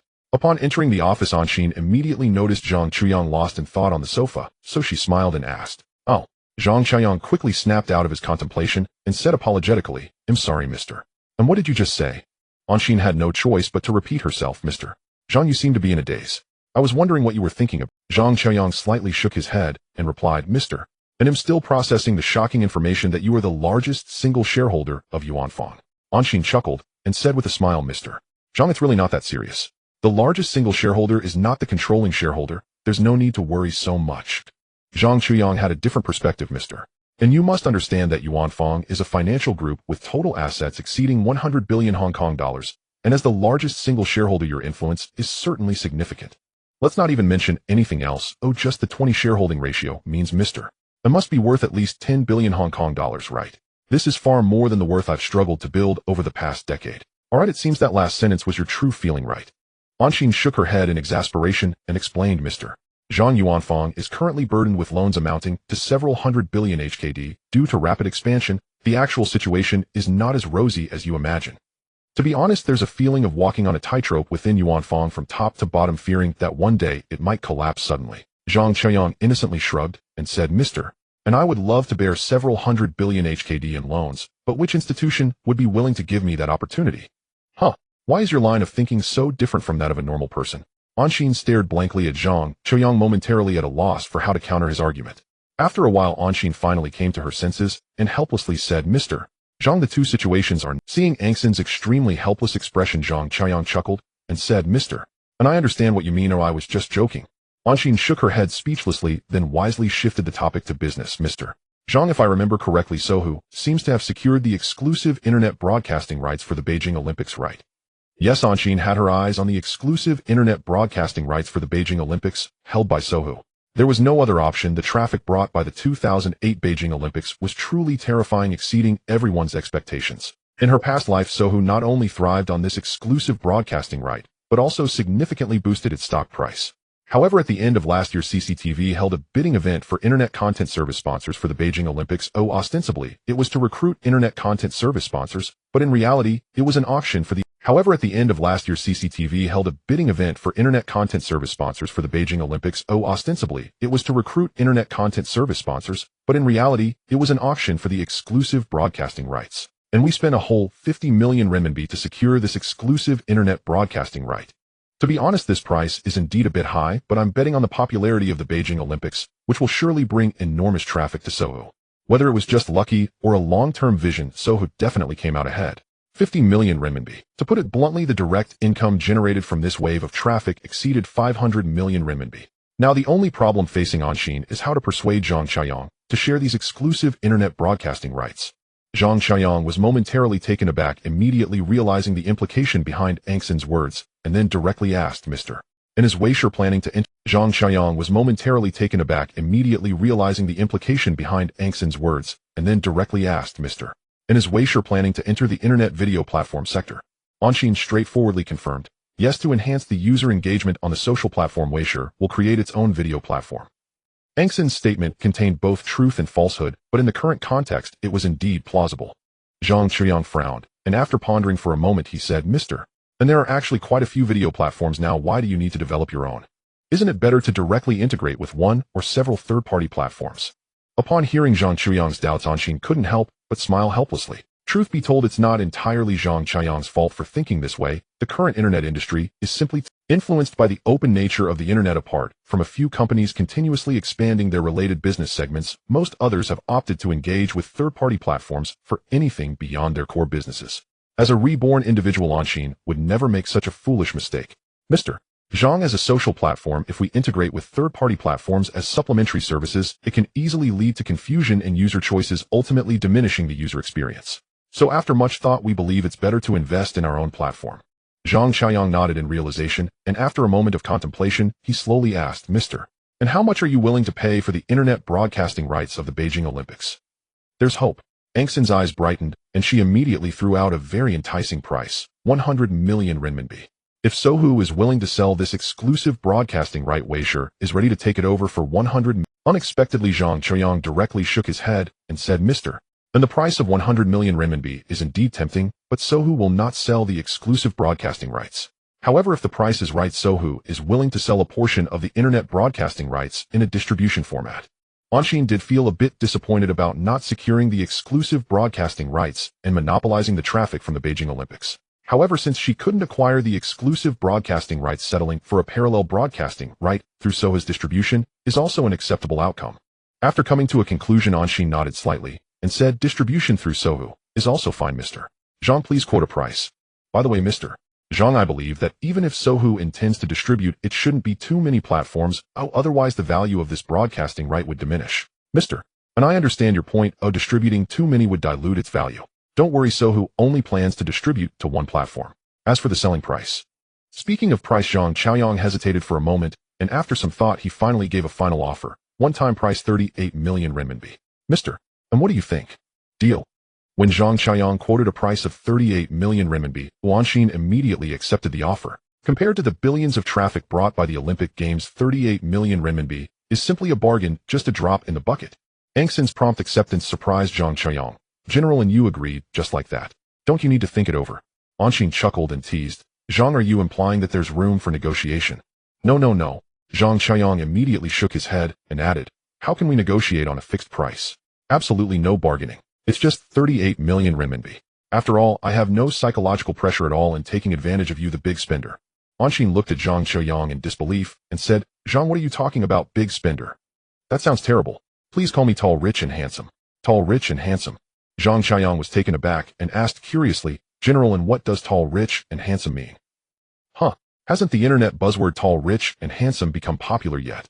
But as Anshin realized it was still 2006, he instantly understood. Many familiar internet buzzwords wouldn't start to become popular until 2008, and then they would peak in the mobile. Tall, rich, and handsome is quite literal, isn't it? Tall, rich, and handsome. General Zhang, isn't this term quite fitting? Tall, rich, and handsome. Zhang Qiayong nodded in agreement, saying, I must admit it is indeed quite fitting. Haha, right. Anshin smiled slightly, then stood up and waved his hand at Zhang Qiayong, saying, General Zhang, let's go. We should grab a meal to fill our bellies before embarking on today's joyful journey. Zhang Qiayong did not stand up, but instead gestured for Anshin to sit down, smilingly saying, General, and don't rush. Your matters are settled, but I still have things to discuss. Oh. Anshin sat down again, slightly curious, and said, General Zhang has matters to discuss too. No problem, go ahead. Zhang Qiayong wasted no time and got straight to the point, saying, General, and when we contacted TVB to acquire the internet rights for the film and television dramas, we discovered that all the internet rights had been sold to a company called Starry Media. After much persistence, we found out that Starry Media is actually your company, General. And speaking of which, I believe General and already knows what I want to discuss, right? I thought to myself, how could you be willing to sell the internet rights of the Beijing Olympic Games to me for 38 million renminbi? So you were waiting for me. It seems that Zhang Xiaoyang's visit was not just for fun, but specifically for the film and television internet rights. Oh wait, maybe it is also partly for fun, as one can play while discussing business, which doesn't hinder anything. In an instant, Anshin grasped Zhang Xiaoyang's intentions. After reaching an agreement with Xiao Yifu, Anshin obtained all the internet rights for TVB's film and television dramas. Moreover, with Xiao Yifu's help, Anshin, using Starry Media's name, acquired all the internet rights for movies, variety shows, and TV dramas produced by other HK film companies over the past 30 years. 5300 episodes of variety shows, 43000 episodes of TV dramas, 8300 films. What is the total output value of HK's film and television industry over the past 30 golden years? 6 billion Hong Kong dollars. Anshin only spent 600 million Hong Kong dollars to acquire this cash cow that will continuously produce milk. Selling this cash cow outright does not align with Angshan's interests, but if it's about distributing licenses, then that's definitely worth discussing. After pondering for a moment, Anshin smiled at Zhang Xiaoyang and directly stated, General Zhang, Starry Media is indeed my company, and I have fully acquired the internet rights for those films and dramas. I understand your intentions, but I do not plan to sell these internet rights directly. However, if it's about distributing licenses, I am willing to discuss that with you. Since Anshin revealed himself as the largest single shareholder of the Yuanfang Financial Group, Zhang Xiaoyang had already extinguished any thoughts of acquiring these film and television internet rights from him. There's nothing to be done, he doesn't lack money. However, since the route of direct acquisition is blocked, distributing licenses is the only way. Zhang Xiaoyang just agreed to share the internet broadcasting rights for the Beijing Olympic Games with Anshin, actually just to gain these film and television internet rights. Now that the goal has been achieved, Zhang Xiaoyang was very satisfied. General, and licensing is fine. Now, could you please explain how the licensing works? Anshin directly held up 3 fingers and said, General Zhang, I can give you a 3-year license. The price for the first year is 30 million renminbi, the second year rises to 40 million renminbi, and the third year goes up to 50 million renminbi. Upon hearing Angshan's offer, Zhang Xiaoyang frowned and asked, isn't a 3-year license a bit short? And isn't this licensing price too expensive? I do not intend to engage in long-term copyright licensing business. As for the licensing price being too high, at this point Anshin looked at Zhang Xiaoyang and laughed heartily, saying, General Zhang, this licensing package is not just for TVB's films and dramas, it encompasses a package of up to 530 variety shows, 430 TV dramas, and 8300 films. What? Zhang Xiaoyang was taken aback, but suddenly seemed to realize something, and then looked at Anshin in shock, asking, General, and you have managed to acquire all the film and television output from HK? Anshin smiled slightly, very humbly, saying, no, it's impossible to have all the past output, it's merely the output of the past 30 years. Zhang Xiaoyang stared at Anshin, who appeared calm and casual, dumbfounded, and asked, General, and is there? Anshin shrugged slightly and said casually, I am quite meticulous, 30 years is 30 years. Indeed, meticulous. Zhang Xiaoyang, somewhat speechless, gave Anshin a thumbs up and said happily, General, and if it's this kind of film and television licensing package, then 30 million renminbi is indeed not expensive. No problem, I agree. Anshin smiled slightly and said, General Zhang, congratulations on the great deal. To be honest, if someone else wanted to obtain this license from me, they would have to offer me at least 50 million renminbi per year. Hearing this, Zhang Xiaoyang was convinced and replied, General, and since you consider me a friend, then let's change the price of the internet broadcasting rights for the Beijing Olympic Games to 30 million renminbi, which just happens to cover your annual film and television copyright licensing fee. Anshin gave a thumbs up and praised, General Zhang, you are quite straightforward, it's a deal. Holy cow, mister. And this yacht is absolutely staggering. Standing at the yacht berth on Kellet Island in Hong Kong, Zhang Xiaoyang, despite his extensive worldly experience, was utterly awestruck by the vessel's sheer scale. It wasn't only Zhang Xiaoyang who stood spellbound. Even an Exine, who had already been briefed on the yacht's specifications, found herself profoundly stunned the moment she stood before it. There was no other explanation, it was simply colossal. Named the Dawn, this yacht measured 78 meters, 255 feet, in length and 14.5 meters in beam. Its gross tonnage exceeded 2,500 tons. Viewed from any angle, a vessel of this magnitude ranks indisputably among the world's elite superyachts. After a long moment, an Exine regained her composure, gently shook her head, and explained, Mr. Zhang, this yacht does not belong to me. It has been temporarily borrowed from a friend solely to host you. Indeed, the Dawn belonged to He Zhuolin's family. To ensure Zhang Xiaoyang, a legendary Hong Kong socialite, would depart with unforgettable memories, and Exine had specially arranged its temporary loan from He Zhuolin. Seeing the yacht firsthand, an Xian instantly grasped the profound gulf between herself and families rooted in generational wealth and heritage. It takes 3 generations to cultivate true nobility. Though not an absolute truth, the saying held undeniable resonance. Upon hearing an Xian's explanation, Zhang Qianyang subtly subdued his astonishment and asked, "Mr. And how much would one need to acquire such a yacht?" An Xian smiled faintly. "Have you taken a liking to it? If so, I'd be happy to inquire about its price." Zhang Qianyang shook his head, chuckling wryly, "Mr. And what is my net worth really?"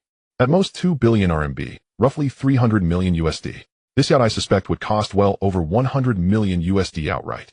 And that figure doesn't even include annual operating costs, crew salaries, maintenance, and upkeep, which easily exceed 10 million USD per year. Factoring in all expenses, my current fortune would barely sustain ownership for a few years before I'd be forced to sell, or risk bankruptcy." He paused briefly, then shook his head with a complex, almost melancholy expression, "Mr. And such grand diversions are simply beyond my reach." An Xian, fully aware that Zhang Qianyang could never afford such a vessel, wisely steered the conversation elsewhere, smiling warmly, "Mr. Zhang, while we may not own such luxuries, we can certainly enjoy them, for now. Let's board and explore. The entertainment awaits." "Oh." Zhang Qianyang's eyes lit up and he eagerly urged, "Let's go. Let's make today truly unforgettable." Without waiting for her reply, he strode briskly toward the dawn. Watching his eager haste, an Xian shook her head faintly and followed at a calm, unhurried pace. "Good heavens, this is a helipad. Incredible. The design of this salon space is extraordinary. A swimming pool. Really, that's utterly absurd. A private cinema and spa suite aboard a yacht. Can one even enjoy a sauna on board? Is that truly possible? That's simply beyond belief." From the moment he stepped aboard the Dawn, Zhang Qianyang resembled Granny Lu entering the Grandview Garden, bewildered and enchanted by every detail. Half an hour later, their tour concluded. A whirlwind of exclamations. Guided by the captain, they settled onto plush sofas in the open-air deck lounge, savoring the sea breeze. "Mr. And Zhang Qianyang mused, quietly reclining on the sofa. "I've realized something today. I'm still..." An Xian glanced sideways at him, feigning exasperation. "If ordinary people heard that, they'd drown you in scornful..." Zhang Qianyang shook his head slightly, "Mr. And you understand what I mean. Honestly, today has been revelatory, an entirely new dimension of experience." An Xian eyed him curiously. "If I recall correctly, your early circles in the United States were quite elevated. Surely you encountered superyachts there." Zhang Qianyang sighed, shaking his head ruefully. "My connections were indeed high-level, but they never invited me into their... Not even a standard yacht. Not until after Soho's successful U.S. IPO did Credit Suisse First Boston arrange my first authentic yacht party. Credit Suisse First Boston, the sole underwriter for Soho's U.S. listing, had profited handsomely from the deal, having reaped such immense returns. Hosting Zhang Qianyang, a man unacquainted with such opulence, with a lavish yacht party was merely a trivial indulgence." An Xian chuckled. "Truly that extreme." "Absolutely," Zhang Qianyang affirmed, nodding slowly. Then, bristling with indignation, he swore, "Damn it. Plain and simple, it was racial discrimination. Discrimination when I was penniless, that I expected. But even after attaining wealth, I remained excluded. Damn it. America is truly outrageous." It was unsurprising. The notion that those not of our kind harbor alien intent runs deeper in America than anywhere else, entrenched through deliberate political and economic maneuvering into the very marrow of society. Terminology may differ, but the core meaning and ultimate consequence remains identical. Shaking off those disquieting thoughts, an Xian turned to Zhang Qianyang with a warm smile. "Mr. Zhang, if that's the case, let's create our own joy. There's no need to force ourselves into their world." "Absolutely. We'll have our own fun, no need to acknowledge them at all." Zhang Qianyang nodded emphatically, then asked eagerly, "Mr. And when does the entertainment begin?" An Xian said nothing, merely pulled out her phone, placed a swift call, issued brief instructions, hung up, and smiled. "Mr. Zhang, just a moment longer. The show is about to begin." Curious, Zhang Qianyang asked, "What exactly is this entertainment?" An Xian smiled enigmatically. "Mr. Zhang, what is your strongest impression of Hong Kong?" "Strongest impression?" After a thoughtful pause, he replied slowly, "Hong Kong's financial sector is extraordinarily advanced, its wealthy class vast, its film industry globally renowned, and some of its actresses." Realizing where his words were headed, he halted abruptly and looked at an Xian, eyes alight. "Mr. And actresses from Hong Kong?" An Xian nodded decisively. "Yes." Zhang Qianyang grew visibly excited. "Which ones?" She smiled faintly and spread her hands. "Why assume only one? How could that possibly suffice? Moreover, I prefer exclusivity. So rest assured, too, for you, two for me. You'll depart thoroughly satisfied." "Holy cow." His excitement ignited instantly. "Which two are mine?" An Xian pointed casually toward the dock and smiled. "There they are. Your two lead the way, mine follow behind." Zhang Qianyang immediately turned toward the pier, where 4 radiant, captivating actresses were walking gracefully toward the dawn. After glancing at Li Jiasin and Lin Jilin both deeply asleep in the guest cabin, and Xian quietly left with his phone and returned to the master suite. Admittedly, the price was somewhat steep, but the experience and sense of triumph were utterly overwhelming, leaving a lingering aftertaste. A sudden urgent ringtone interrupted Xian's reverie. Irritated at having his recollection cut short, he impatiently answered, "Hello, who is this?" "Hello, mister. And I'm Huagang. Do you happen to remember me, and Huagang? And who on earth was that?" Truth be told, after an entire night of revelry and Xian's mind was still slightly fogged, he couldn't immediately recall who Huagang was. "I'm sorry, I don't wait, no?" As if struck by sudden realization, and Xian's thoughts snapped into clarity, and he quickly corrected himself. "Your elder Hua's grandson, Huagang." "Yes, mister. And that's exactly right. I am Huagang, grandson of Elder Hua." "Mister Hua, please forgive me. I was momentarily slow to recognize you." "Ha ha ha. It's not your fault at all, mister. It's mine for calling unannounced and disturbing your rest." What impeccable upbringing these scions of old-line aristocratic families possessed. Truly their grace could make one feel as though bathed in a gentle spring breeze. And Xian gave a slight wry shake of his head, then cut straight to the point. "Mister Hua, may I ask what brings you?" "It's nothing particularly urgent, mister. And I've recently organized a gathering for young entrepreneurs in Hong Kong, and I wondered whether you might have time to join us for some lighthearted fun." "A gathering for young entrepreneurs in Hong Kong? And hold on. Does Hong Kong even have young entrepreneurs?" Xian racked his brain and drew a complete blank. Frankly speaking, these so-called young entrepreneurs were little more than heirs and scions, playboys born into immense wealth. And Xian shook his head, faintly exasperated. Yet just as he prepared to decline, a thought occurred to him. With a warm, knowing smile, he asked in quick succession, "Mister Hua, when exactly will the gathering take place, and how many guests are expected? What is the demographic composition of the attendees? And may I bring an additional guest?" And Xian's rapid-fire questions momentarily flustered Huagang, who paused to gather his thoughts before replying calmly, "Mister. And this is an intimate affair, roughly 20 attendees. Don't underestimate its significance merely because of the modest number. Every guest hails from elite families across Hong Kong and Macau. In truth, the gathering carries exceptional prestige. The event begins precisely at 4 p.m. tomorrow and concludes at midnight. Exactly 8 hours, more than ample for a joyful, unhurried reunion. As for bringing an extra guest, while custom normally forbids it, we're delighted to make an exception for someone of your caliber. So please do bring your guest tomorrow. We'll welcome you both with open arms." And how eloquently put. And Xian nodded, satisfied. After a moment's quiet reflection, he gave his assent. "Very well. I'll attend. By the way, I nearly forgot the most crucial detail. Where exactly will the gathering be held?" Overjoyed that the elusive Mr. and had accepted, Huagang beamed, "Mister. And the venue is rather unique, a luxury superyacht. To ensure seamless timing, kindly arrive 30 minutes early at Kellet Island, the headquarters of the Hong Kong Yacht Club." Well now, what a curious coincidence. At exactly 2 o'clock in the afternoon, the spirited Anshin and the listless Zhang Qiuyang walked out of the Rising Sun yacht together, then leisurely made their way to the nearby designated meeting point. Due to the short distance, the two arrived at the gathering's designated meeting point after just a 5-minute walk. Huagang, who had originally been chatting happily with his girlfriend at this spot, was immediately taken aback when he caught sight of Anshin and Zhang Qiuyang approaching. "Hello, mister. And I didn't expect you to arrive so early. This is quite a surprise." After politely shaking hands with Huagang, Anshin smiled and said, "Hello, Mr. Hua. I happen to be hosting friends on Chili Island these days, so I came early to see if there's anything I could help with. By the way, let me introduce you." Anshin pointed to Zhang Qiuyang and introduced, "This is Mr. Zhang Qiuyang, the CEO of Soho." Mr. Zhang is not only a pioneer in the mainland internet sector, but also a friend I greatly admire. Zhang Gu, this is Mr. Huagang, the direct grandson of the esteemed Hua Ingdong. Upon hearing Angson's introduction, Zhang Qiuyang instantly became serious and extended his right hand, saying, "Hello, Mr. Hua. I deeply admire and respect Mr. Hua's character and patriotism. It's unfortunate that I couldn't be there to bid him farewell in person. Oh, it is truly regrettable." Seeing Zhang Qiuyang's serious demeanor, Huagang immediately subdued his smile and politely responded, "Thank you, Mr. Zhang. I believe if my grandfather knew that the business leaders of the mainland held him in such high regard, he would be very pleased. As for Mr. Zhang's inability to attend my grandfather's farewell, that is certainly a mistake on our part, and I sincerely apologize." Huagang's excessively courteous response caught Zhang Qiuyang somewhat off guard. He waved his hand in mild confusion and said, No, Mr. Hua, this isn't your mistake, oh, it's mine." Noticing that the atmosphere was becoming a bit off, Anshin interrupted Zhang Qiuyang's explanation, directly saying, "Gentlemen, you mustn't overlook this beautiful lady beside you." Recognizing Angson's sudden interruption, Huagang quickly nodded and said, Right, if it weren't for Mr. A&S reminder, I would have almost forgotten to introduce you. Gentlemen, this beautiful lady is my girlfriend Gua, the diving queen Gua Jing. With such a renowned name, how could we not have heard of her? Anshin interrupted Huagang's introduction, directly taking out 2 private business cards to hand to Guijing, smilingly saying, Ms. Guo, it's not easy for someone from the mainland to live in Hong Kong. Here are my and my girlfriend Li Hong's private cards.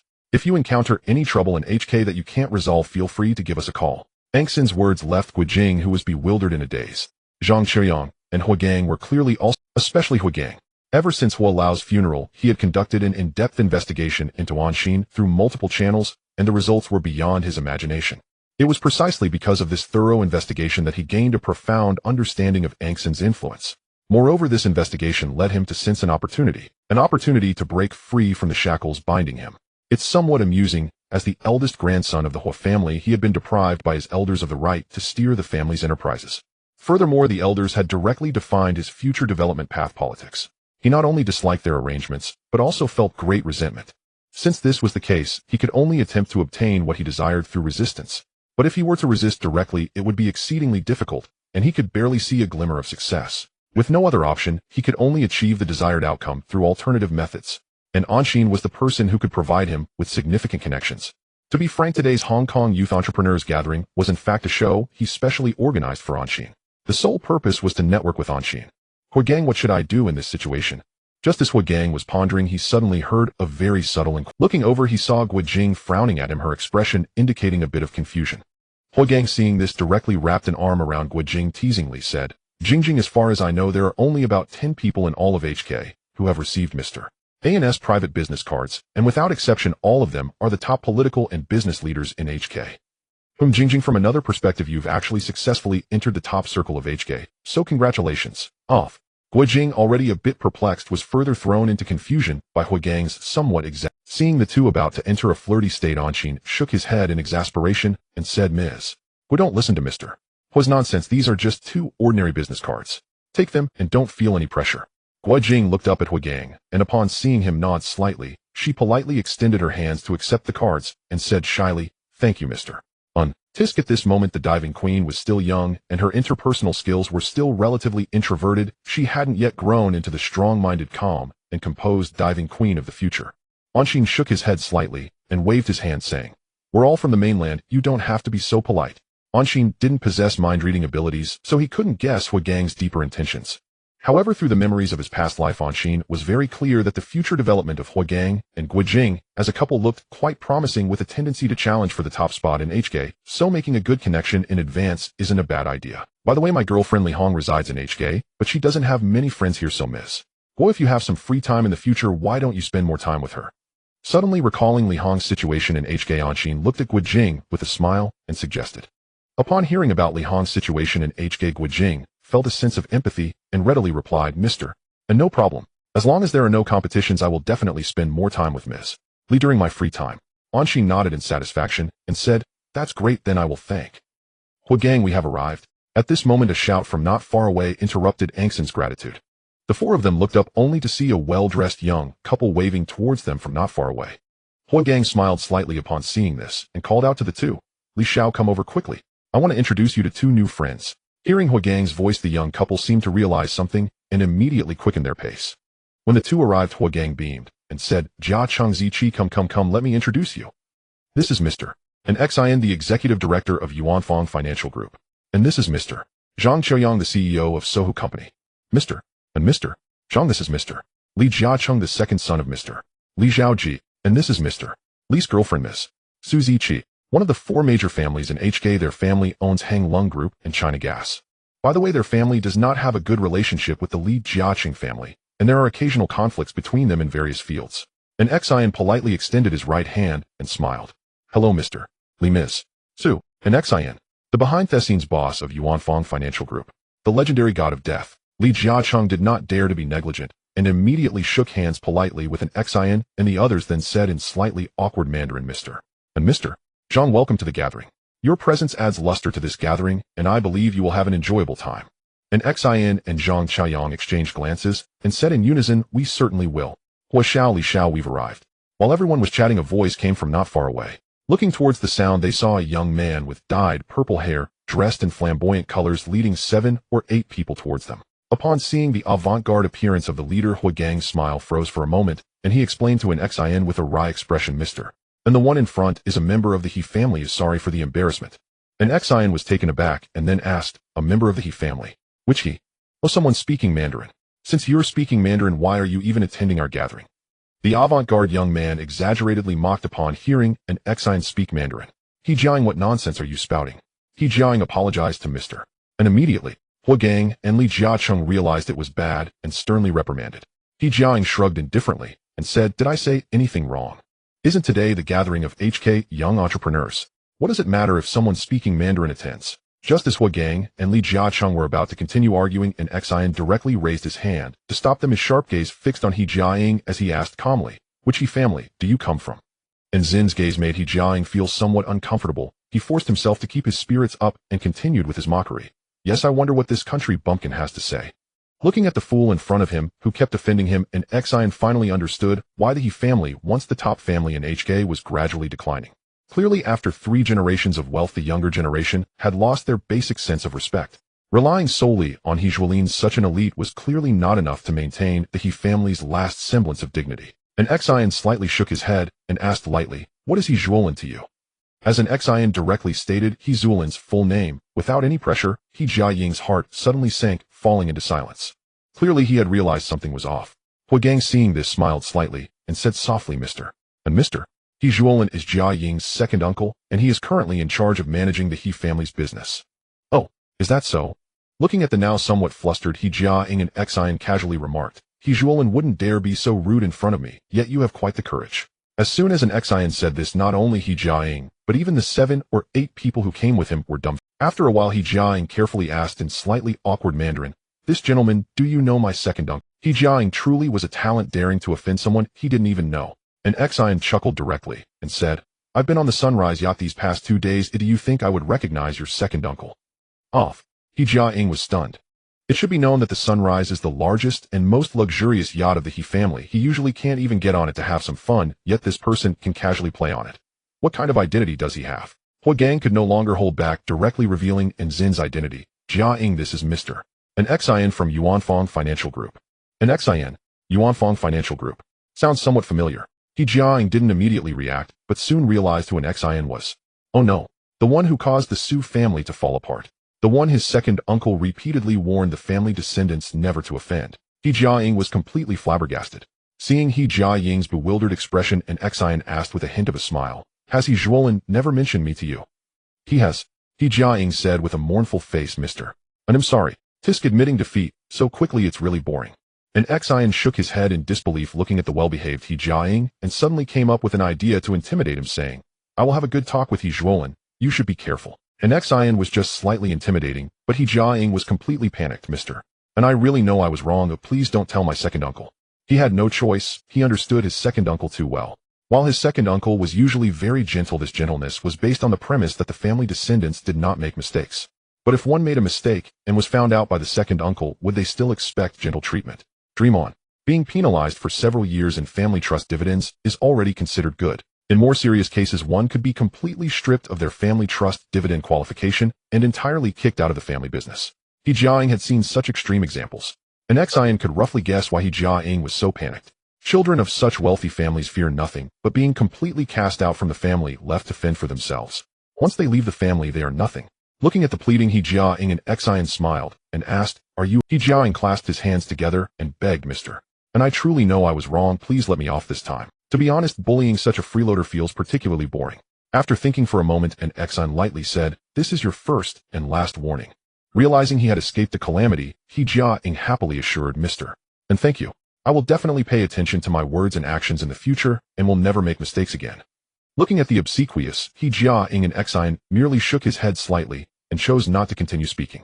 He Jiaying was too early to be happy.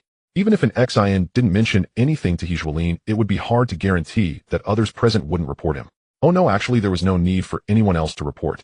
The elite circle in HK is simply too small. If there is any wind or grass movement, it will quickly spread and become known to everyone. In short, He Jiaying could not escape this beating. It was just a matter of whether the final result would be light or heavy. After this small episode, an Xian raised his head and carefully scanned the new 7 or 8 people. He noticed that everyone he looked at smiled back very politely. Clearly everyone was afraid of being targeted by this god of death. Wow, it can have such an effect. An Xian found it somewhat amusing and smiled, saying, Mr. Will please introduce me to the other young talents? Sure. Huagang, who had originally been watching the show, immediately nodded and said, Mr. And this is Lu Mingwei, the son of Mr. Lu Wanxiong. Hello, Mr. My father has mentioned you several times and has encouraged me to learn from you. Oh, I completely agree with that. Oh, the son of an old acquaintance. About half an hour later, after noticing that all the guests had arrived, Huagang immediately suggested, Friends, everyone who should be here is present. How about we continue our conversation on the yacht? Everyone remained silent, directing their gaze towards an Xian, seemingly waiting for her to make a decision. Clearly, the lingering effects of Hejian's arrival had not yet dissipated. Faced with the focus of more than 20 pairs of eyes, an Xian shrugged without any pressure and joked, Why are you all looking at me? Are you saying that if I refuse to go, none of you will? Hearing Nzin's teasing, everyone burst into laughter. We are all waiting for Mr.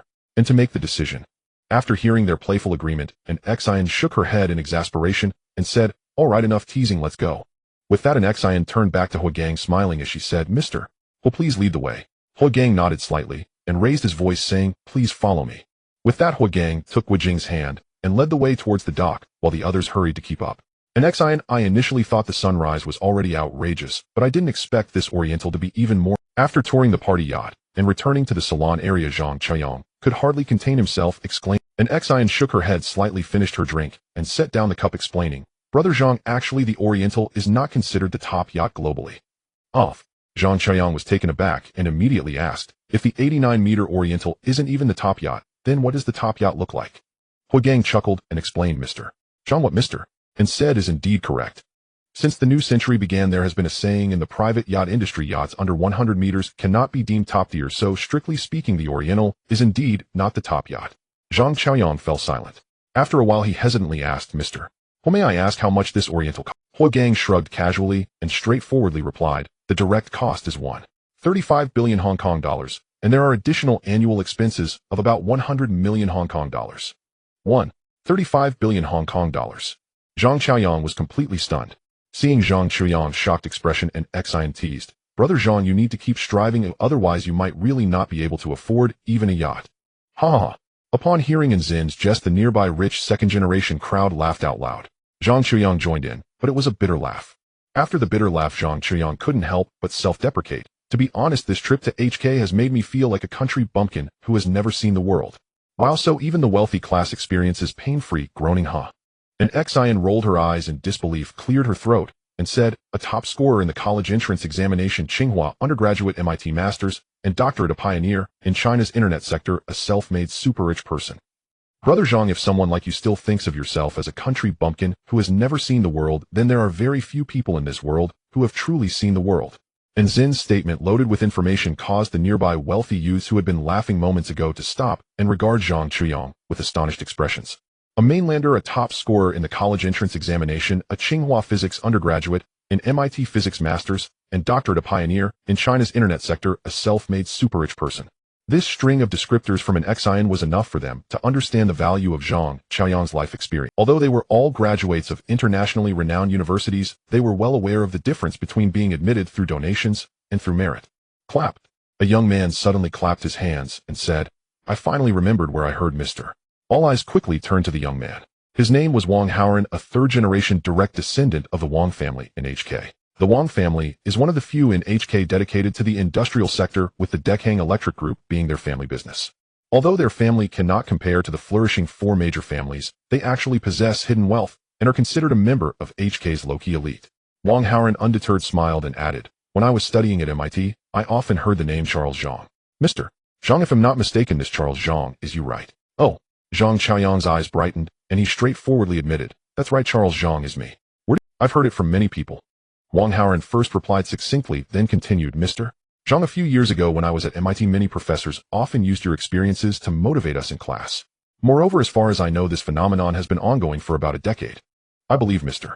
Zhang must have been a prominent figure in the MIT physics department back then, otherwise after so many years so many professors wouldn't still be remembering you. Oh, I see. Everyone listening to the storytelling nodded in realization. Huh. Zhang Chaoyang first laughed heartily, then proudly said, I can't say I was a prominent figure, but it's not an exaggeration to say that I was relatively well known in the MIT physics department, and I received recognition from all my teachers and classmates in both academics and character. At this point, the once proud Zhang Chaoyang paused and said somewhat dejectedly, It's a pity that I didn't continue my research in physics, but instead turned into a businessman. I think this outcome must have disappointed those teachers who once had high hopes for me. Oh, no, your words are too— And Xin was dumbfounded. Everyone in the vicinity was also left speechless. After a while, Xin, the first to react, said gloomily, "Brother Zhang, can you not sound so pretentious when you speak? After all, speaking like that makes us seem really foolish." "Exactly, mister, and is right." Everyone nodded in agreement. Zhang Qiang shook his head slightly and said seriously, "I can only say that you truly do not understand my thoughts. For me, I genuinely love the field of physics. Although you see that I have achieved considerable success in business, my wish is still to climb to the peak of physics. Let me say something that might sound funny to you. If I have the opportunity in the future, I might choose to leave the business world and return to the embrace of physics." As soon as these words were spoken, everyone exchanged glances, speechless. Only Xin believed in what Zhang Qiang said. After all, in his past life, Zhang Qiang had almost done just that. "Zhang, I believe what you said, and my thoughts are actually quite similar to yours. Rather than being a business elite, I aspire to be a teacher. To be honest, the sense of accomplishment that comes from teaching students might be greater than that of being a business elite." Feeling the atmosphere begin to grow silent, Xin quickly spoke up to break the silence. However, his words did not lighten the mood, but instead plunged it into silence. Almost everyone stared blankly at Xin, and for a moment no one was willing to speak. The reason was simple. Everyone felt that Zin's pretentious desire to become a teacher was just as ridiculous as Zhang Qiang's lofty aspiration to explore the peaks of physics. Oh no, that's not quite right. In fact, it's even more absurd. After all, Zin's achievements in business far surpass those of Zhang Qiang. Such a high-achieving person making such a drastically contrasting statement clearly indicates a higher level of pretentiousness. Ahem. Huagang cleared his throat, gathering everyone's attention before slowly speaking. I believe both Mr. and Mr. Zhang are speaking from the heart. After all, each person's inner self may harbor different pursuits, so it's quite normal to have different thoughts, isn't it? Right. Exactly. Agreed. Actually, I also quite want to be a teacher. Although Huagang's makeshift words were riddled with holes, and everyone was skeptical of Xin and Zhang Qiang's statements, they were all respectable individuals, so they tacitly agreed and expressed their support. Seeing this scene, Xin and Zhang Qiang exchanged a knowing glance and shook their heads without saying a word. Clearly both knew that these money slaves could never comprehend their lofty ideals.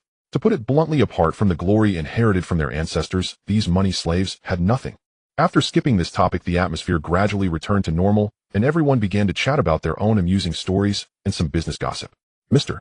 and I heard that the Yuanfang Financial Group's Yuanfang Private Equity is quite impressive with strong profitability. Can you tell us what the situation is?"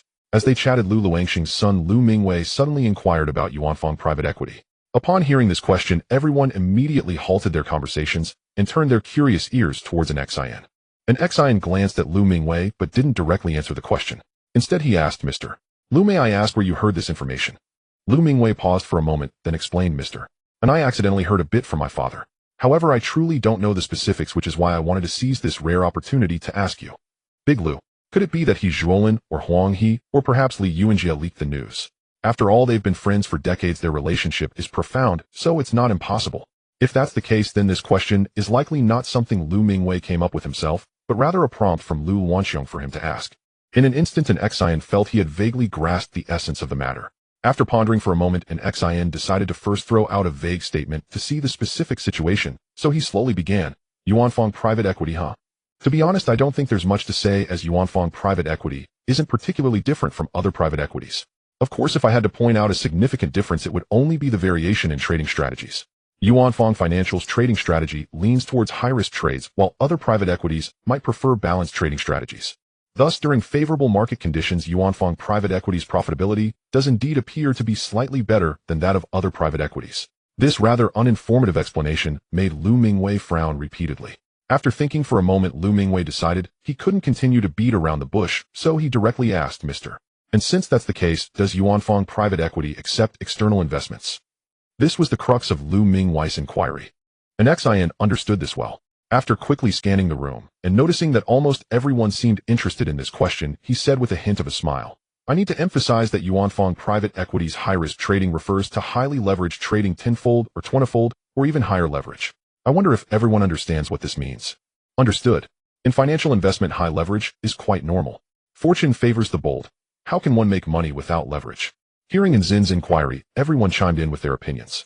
Xin patiently waited for them to finish before cheerfully teasing, "It sounds like everyone seems to be adventurers. What gains have you all made in the financial market? Why ask this instead of something else?" Most of the attendees rolled their eyes. Clearly most had not made any profits in the financial market and had indeed avoided losses. And XIN had been carefully observing everyone's expressions.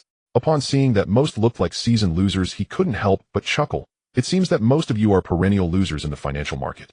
Perennial losers. Many nearly choked upon hearing Zin's description.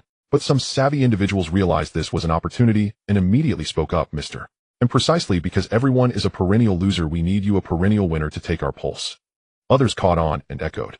Yes, A. Liang is right. We need you, a perennial winner, to take our pulse. That's right, although we may not be capable, you are.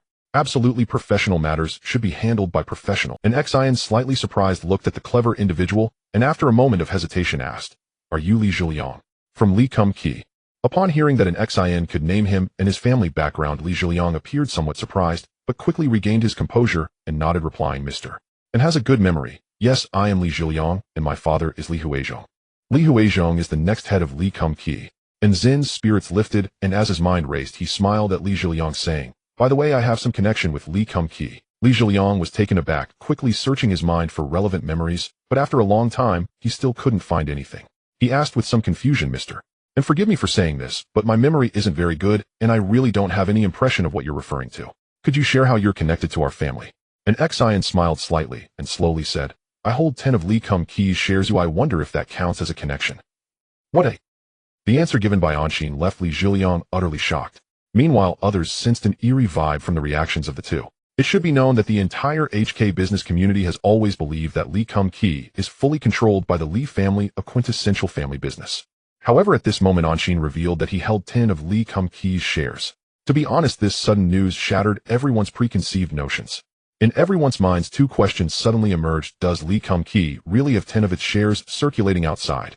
Does Anshin really hold 10 of Li Kum Ki's shares? For Li Zhiliang, a direct descendant of the Li family, these two questions didn't exist at all, because he knew that 10 of Li Kum Ki's shares had indeed been circulating outside for decades. However, in the past, the family holding this 10 stake was not weaker than the Li family, which made them hesitant to reclaim the shares, fearing to resort to any means outside of the rules. The Li family couldn't fight back nor dared to confront, so they could only watch helplessly as the other party consistently drew a large dividend from Li Kum Ki every year. Over the decades, the other party took away an astronomical sum in dividends, truly savoring the benefits. However, the entire Li family was plagued by inner demons because of this 10 stake. They initially thought that perhaps one day the other party would suddenly decline, which would present a possibility for the 10 stake to change hands. Well, now it seems that the 10 stake has indeed changed hands. But it changed hands to someone even more formidable than the previous holder. This is indeed worse than not changing hands. Such an outrageous change filled Li Zhiliang's heart with complex emotions. Yet despite the turmoil within, Li Zhiliang felt compelled to make an attempt. After taking a deep breath to adjust his mindset, Li Zhiliang looked at Anshin with bright eyes and straightforwardly said, Mr. And regardless of how you obtained this 10 stake, reclaiming it is the wish of 3 generations of our Li family. I wonder if you would be willing to be a good person and fulfill our wish. Li Zhiliang paused slightly and then gritted his teeth, saying, Of course, our Li family will not let you suffer any loss. The price for the share transfer can be whatever you propose. We will definitely not negotiate, but accept it as is. Upon hearing this, the onlookers finally resolved all their doubts. Li Kum Ki indeed has 10 of its shares floating outside. Anshin truly holds 10 of Li Kum Ki's shares. To be honest, the spectators who had figured out the situation did not hold much hope for the Li family to reclaim the 10 stake from the hands of this formidable figure. After all, the whole of HK knows that Li Kum Ki is a super cash cow that continuously produces wealth. As long as Anshin continues to hold 10 of the shares, he can extract at least 2 to 300 million Hong Kong dollars in dividends from this super cash cow each year. Notice at least. Although Li Kum Ki never discloses financial reports, everyone is in the same circle, so they've heard some revenue information about Li Kum Ki. From that information, analyzing Li Kum Ki's annual net profit is not too difficult. To be honest, this 2 to 300 million Hong Kong dollars in dividends is still a conservative estimate. Only Li Kum Ki shareholders know the exact figure.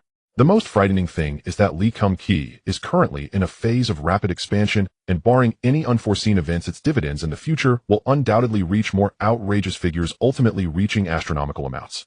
Upon careful consideration, this rate of return far exceeds any other investment. What the onlookers could think of, Anshin certainly understood even better. Selling is definitely out of the question unless the Li family can offer an astronomical price. Thinking of this, Anshin felt a slight stirring in his heart and smiled, asking, Can I really set the price? It seems there is hope. Li Zhiliang's eyes brightened, and he immediately confirmed, The price is entirely up to Mr. And as long as you set a price, we absolutely will not negotiate. Such a bold claim. Anshin found it amusing, then looked at Li Zhiliang with a half-smile, slowly saying, Mr.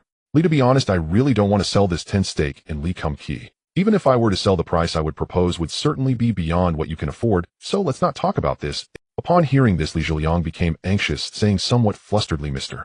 And how can you know we can't afford it if you haven't even mentioned a price? Anshin smiled slightly and casually threw out a staggering figure. All right, 50 billion Hong Kong dollars. If you can come up with this amount, then the 10 stake in Li Kum Ki will belong to you. Huh. Li Zhiliang was completely dumbfounded by the price of 50 billion Hong Kong dollars. Huh. The onlookers were also shocked into silence by this price. Looking at the stunned expressions all around, Anshin merely smiled faintly and said nothing more. The future value of Li Kum Ki is indeed worth this price. After a long while, Li Zhiliang snapped back to reality and forced himself to regain composure, excitedly saying, Mr. And were you joking with that price? That's 50 billion Hong Kong dollars. To put it bluntly, even if Li Kum Ki were to go public now, it might not even reach a total market value of 50 billion Hong Kong dollars. Anshin immediately restrained his expression and said seriously, Mr. Li, the price of 50 billion Hong Kong dollars reflects my extreme optimism about Li Kum Ki's future.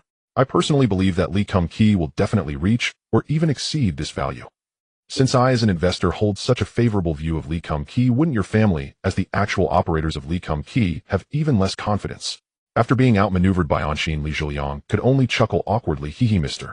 And our family certainly has confidence in managing Li Kum Ki, but the actual value and future value are two different things.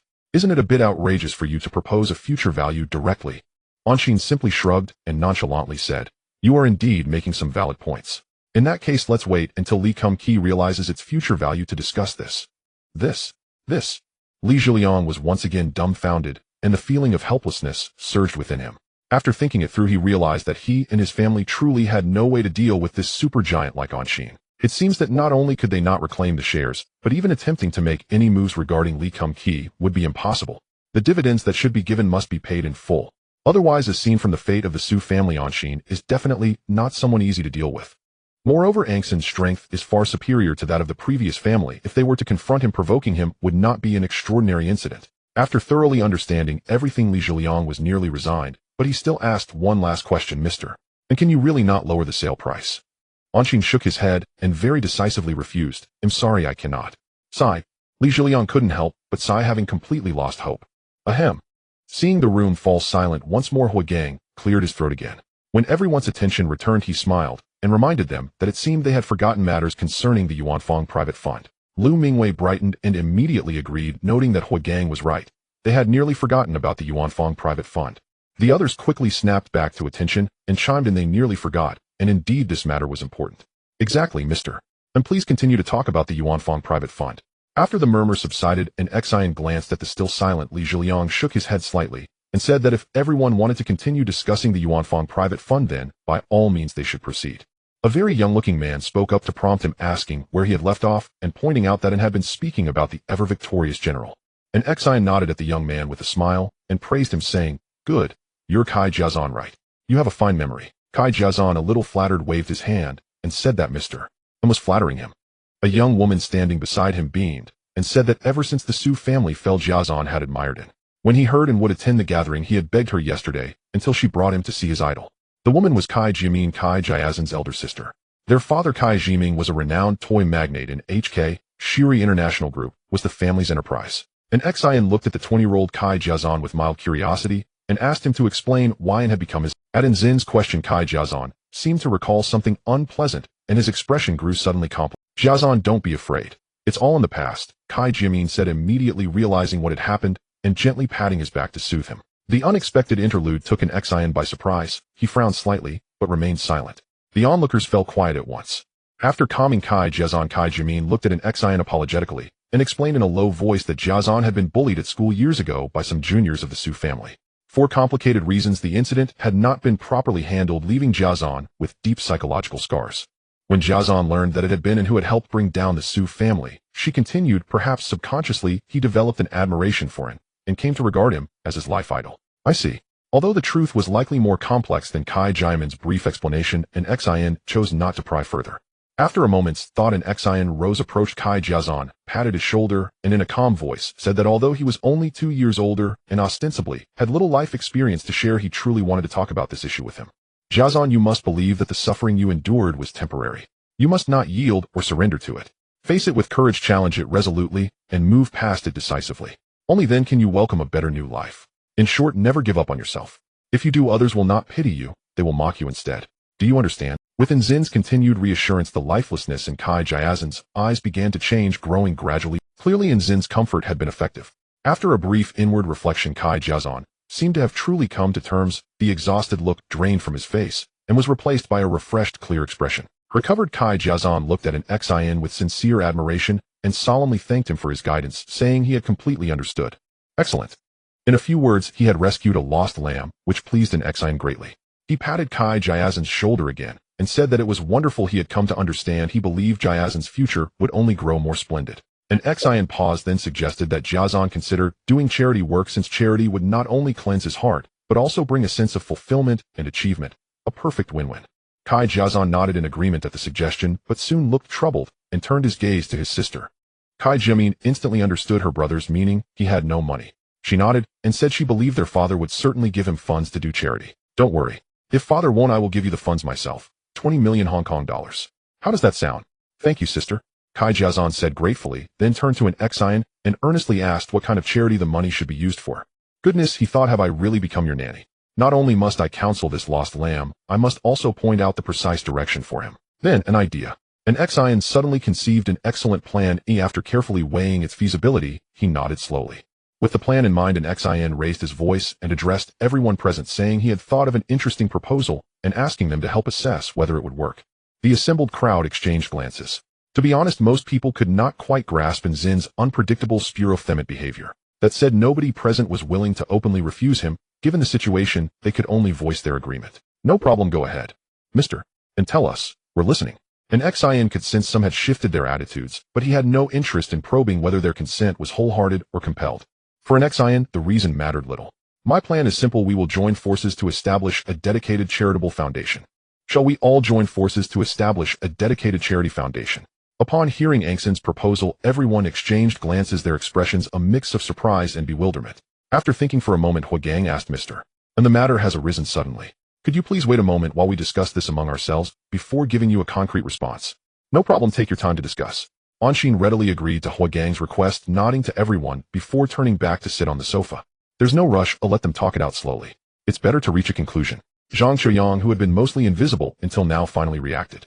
He leaned closer and whispered to Anshin, what's the situation with the Su family? And what about the faraway private equity? What's going on with the charity fund? To be honest, since the gathering began, I felt completely lost. I have no idea what you all are discussing, and I can't participate. I feel like an outsider. Looking at the bewildered Zhang Qiuyang, Anshin couldn't help but chuckle. After a moment of thought, she whispered, Brother Zhang, there has been a fierce conflict between the Su family and the faraway financial group over a particular business. During the conflict, Su Shixuan was suddenly investigated due to a spy case, which then led to the downfall of the Su family. The aristocratic families in Xiangjiang believe that the faraway financial group was behind it all. Therefore, ever since the Su family incident, they have developed a strange psychological burden towards me and the faraway financial group.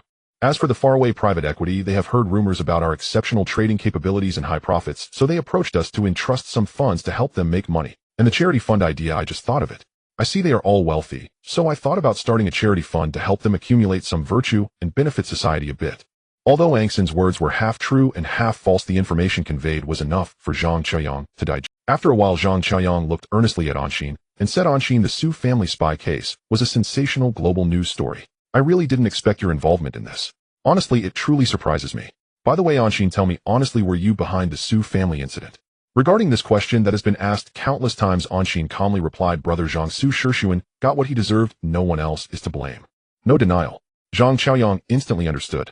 The clever man decided not to dig deeper into the matter and instead asked about something else. So was the profit from faraway private equity really substantial before? For this question, Anshin hesitated for a moment, but ultimately revealed a bit of the truth. Brother Zhang, since we are friends, I will speak frankly. I suggest you invest as much spare money as you can. Wow. Zhang Qiuyang was shocked. Since Anshin had the courage to say such a thing, it meant that the profits from faraway private equity must indeed be quite impressive. Is there a 15 annual return? Zhang Qiuyang weakly inquired about the profit data. Who does he look down on? Anshin smiled and shook her head, suggesting, Brother Zhang, how about this?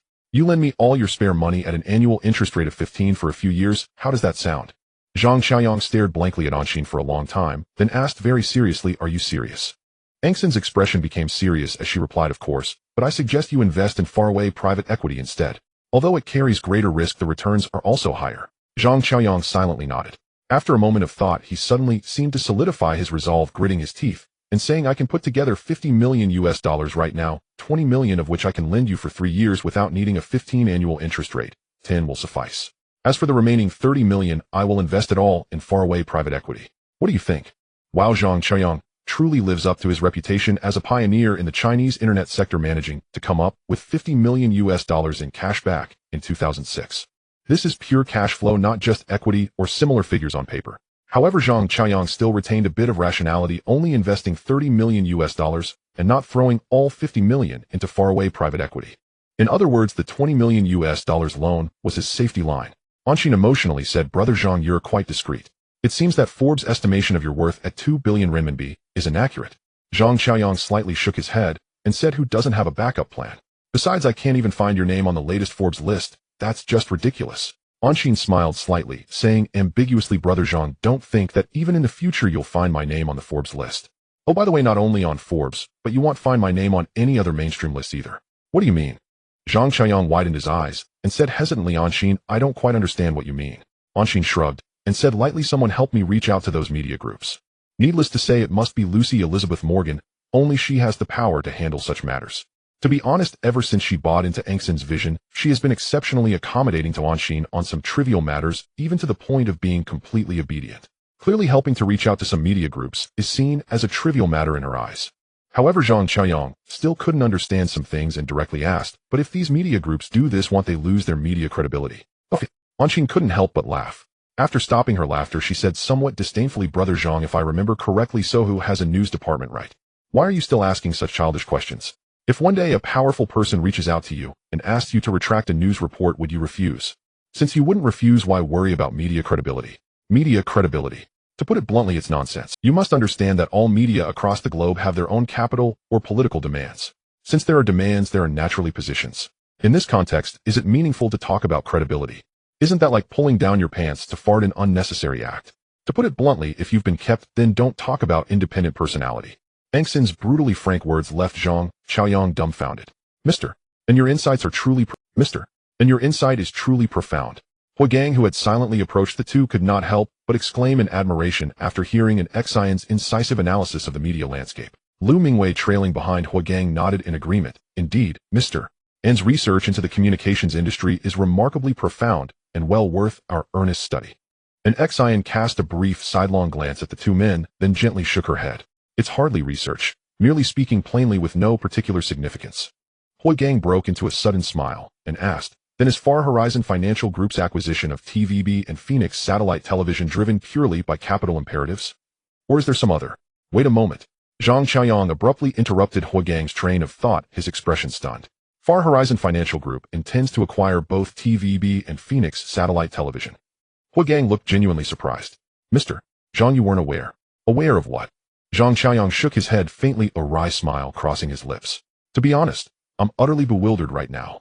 Upon hearing this, both Huigang and Lu Mingwei exchanged startled glances, then turned in unison toward an Xian, their eyes flickering with quiet, unspoken intrigue. An Xian read their silent implication instantly. With a slight shrug, she clarified, "Yes, Far Horizon Financial Group is acquiring TVB and Phoenix Satellite Television, but this is not a unilateral move. It is in fact a coordinated initiative involving multiple capital partners. So please, no need for astonishment." Zhang Xiaoyang paused, then spoke with palpable excitement. An Xian, that remark lacks sincerity. Whether it's a solo maneuver or a joint venture, such an acquisition would still demand hundreds of billions of Hong Kong dollars. And yet, you seem astonishingly unperturbed by an operation of this magnitude. Remarkably acute perception, Mr. Zhang. Still, an Xian's composure was surely rooted in something deeper. First, the acquisition of TVB had been nothing more than a feint from the outset. Once the coveted intellectual property rights were secured, all subsequent maneuvers were merely exercises in profit optimization, hardly worthy of emotional investment. As for Phoenix Satellite Television, the deal was already sealed. The organization was now undergoing internal restructuring. What then warranted excitement? An Xian gave a gentle wry shake of her head and teased, "Brother Zhang, what emotion would be appropriate for me? Excitement, anxiety, anticipation, or perhaps something else entirely?"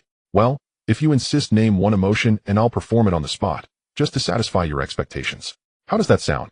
Zhang Qiang was momentarily speechless, his eyes rolling skyward in mock exasperation, before sighing deeply. Honestly, if I were steering an acquisition of this scale, hundreds of billions, I'd never maintain such calm. Truly, you possess a heart forged for grand stakes. I can only bow in awe. Lu Mingwei nodded emphatically. Precisely. I couldn't remain so composed either. Clearly, Mr. And possesses extraordinary fortitude. An Xian chuckled softly, almost ruefully. Gentlemen, please, no flattery. Fortitude. In truth, I am not the operational architect behind this acquisition. That is precisely why my composure remains unshaken. Having clarified that, she turned to Huagang, who stood deep in quiet contemplation, and asked calmly, Mr. Hua, has the charitable foundation proposal reached its final resolution? At once Huagang replied, yes, the proposal has been formally endorsed by all parties. However, we have appended one additional condition: should Mr. and consent to it, the foundation's launch may commit charity, subject to my approval of your terms. What kind of international farce is this? An Xian's expression hardened. Resolute and unwavering, Mr. Hua, I believe there's a fundamental misconception here. Though I propose the charitable foundation, I neither compel your participation nor depend upon it. Its implementation will proceed regardless, so I will not compromise my principles to accommodate any transactional demands. Frankly, your proposal strikes me as profoundly inequitable, reminiscent of an unequal treaty.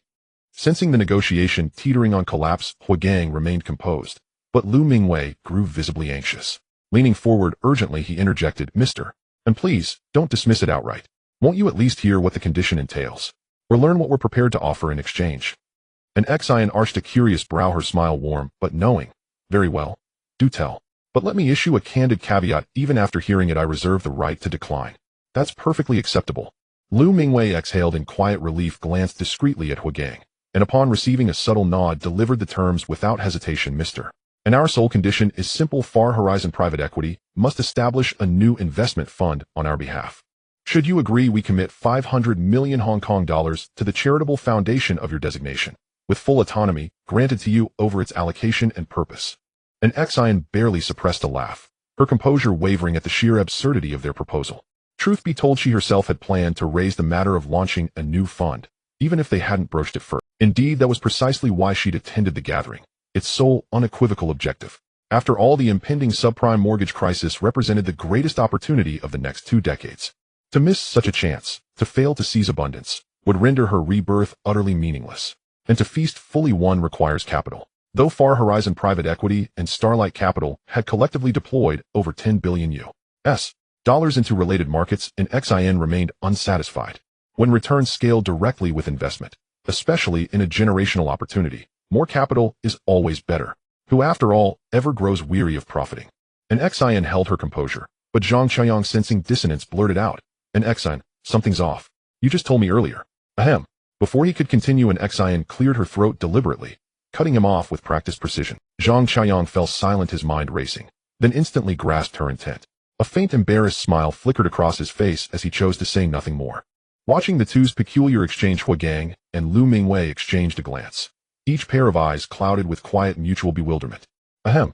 Anshin cleared his throat, and after everyone's gaze focused on him, he pretended to be troubled, and said, to be honest, Yuanfang Private Equity has no plans to set up new funds recently, so. Lu Mingwei interjected impatiently, Mr. And I believe that many things in this world can be negotiated. If something cannot be discussed, it is likely due to insufficient leverage. Once the leverage is adequate, even the previously unnegotiable can become negotiable. Don't you think? Anshin, far from being angry at the interruption, actually felt increasingly pleased. Lu Mingwei was just too considerate, actively setting the stage for him to continue his performance. A true good person. But Anshin suddenly realized a crucial issue and immediately spoke up. Before we delve deeper into other matters regarding Yuanfang Private Equity, I have 2 questions that need your answers. Please go ahead. Lu Mingwei and Huagang replied in unison. Anshin nodded, slightly smiling as he asked, where did you get the relevant information about Yuanfang Private Equity? And why are you so insistent on having Yuanfang Private Equity establish a new fund?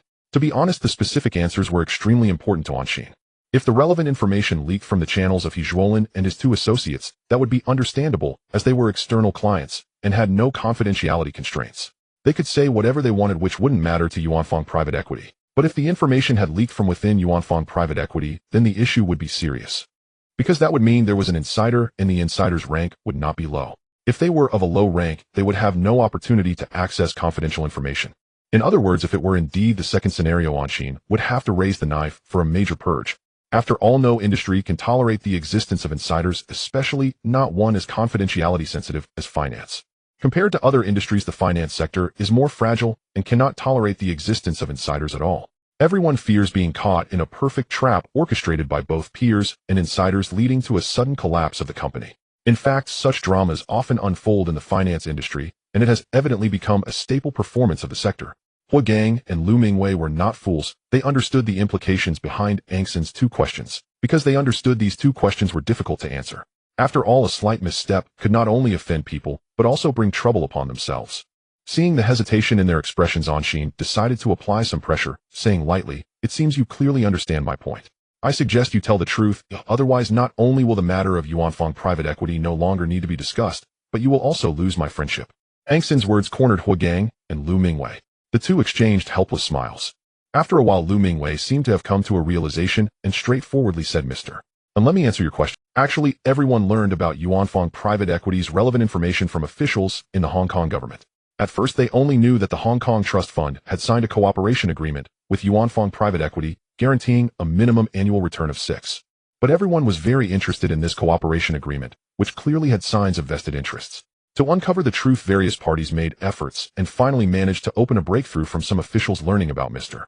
Li Yuanjia's participation in the first phase of the private equity's profit situation. At this point, Lu Mingwei paused quietly, then looked at Anshin with bright eyes, slightly excited as he said, "Mr. Li Yuanjia's returns from the first phase fund actually exceeded a profit of 100%. Moreover, this was after deducting a 60 profit sharing, which shows what?" He continued, "It indicates that Yuanfang private equity through relevant operations actually secured over 3 times the profit for the first phase fund." "How much?" Zhang Xiaoyang exclaimed, eyes wide in shock. "Over 3 times the profit." Lu Mingwei immediately confirmed this and continued, "And this terrifying profit was achieved within a month, which is enough to demonstrate the strength of Yuanfang private equity." "What the hell?" Zhang Xiaoyang was stunned. A minimum of tripling in a month. This profit was simply outrageous. This was not a small fund, but a large one. To be blunt, if you could manipulate a large fund to bring customers triple returns every month, no, even if it was just a 3 return every month, clients wanting to invest would be breaking down your door. Large funds find it terribly difficult to maintain appreciation. Forget about 3 returns every month. Even failing to achieve 3 returns annually is common for large funds. So it's no wonder Zhang Xiaoyang was so shocked, and it's also no surprise that these people at the gathering were so insistent on persuading Anshin to establish a new fund. This kind of money tree, anyone who encounters it would cling to its golden thigh and not let go. As Anshin learned that there were no insiders within Yuanfang private equity, he let out a sigh of relief. After a moment of contemplation, he said, "Very well, I am quite satisfied with this answer. Now we can continue discussing matters related to Yuanfang private equity." Anshin, I regret it. Before Hua Gang could speak, Zhang Qiuyang, coming back to his senses, said with a sigh. Anshin laughed aloud. He understood what Zhang Qiuyang meant. He simply felt that agreeing to the 20 million loan earlier was a loss. After stopping his laughter, Anshin graciously said, "No worries. If you feel regretful, you can simply change it all to an investment. It's a small matter." Zhang Qiuyang seemed tempted, but ultimately shook his head, saying, "No, let's stick to what we agreed upon before." Anshin looked at Zhang Qiuyang with slight surprise, nodding slightly. "That's fine too. After all, there are risks involved, and having some insurance is quite good." After saying this, Anshin turned to Hua Gang and the others, saying lightly, "Since you've already understood the relevant information about Yuanfang private equity thoroughly, let's not waste more words. I will now give you a clear answer. Yuanfang private equity can specifically set up a new fund for you, but the related cooperation terms for the new fund will need some modifications compared to the Hong Kong Trust Fund. After the modifications are completed, it will depend on whether you can accept them." Hua Gang and the others immediately straightened their expressions and said seriously, "Please clarify." Anshin nodded slightly and began to reveal the mystery. Most of the cooperation terms for the new fund do not need modification. It will still adopt the model of a 1 management fee plus tiered profit sharing. However, the clause guaranteeing a minimum annual return of 6 must be cancelled. As for the reason for cancellation, I believe you certainly understand. Understood, very understood. It's simply because Yuanfang Financial Group has an additional vested interest relationship with the Hong Kong Trust Fund, whereas with us, it's just a simple investment relationship. To be honest, being able to secure this cooperation condition, Hua Gang and Lu Mingwei were already very satisfied. At the very least, they could go home and confidently explain to their parents. After a brief exchange in hushed tones, Hua Gang extended his right hand towards Anshin with a broad smile, saying, "Mr. And no problem. Congratulations to us for finally reaching this win-win cooperation. Pleasure to cooperate." Anshin smiled and shook hands with both of them, celebrating the achievement of this win-win cooperation. However, for Anshin, a win-win actually meant he won twice. After both parties reached an agreement, Anshin could reap the maximum profit, first winning once, Then he would secure a charity foundation involving the top families in Hong Kong winning again. Especially the latter, the more participants in the charity foundation and the higher their status, the greater the potential impact it could have in the future. As long as Anshin firmly controls this charity foundation, the resources he could utilize and his future status in the community would be self-evident. It was a total win. At midnight, as the Dongfang yacht slowly docked, the gathering of young entrepreneurs officially came to an end.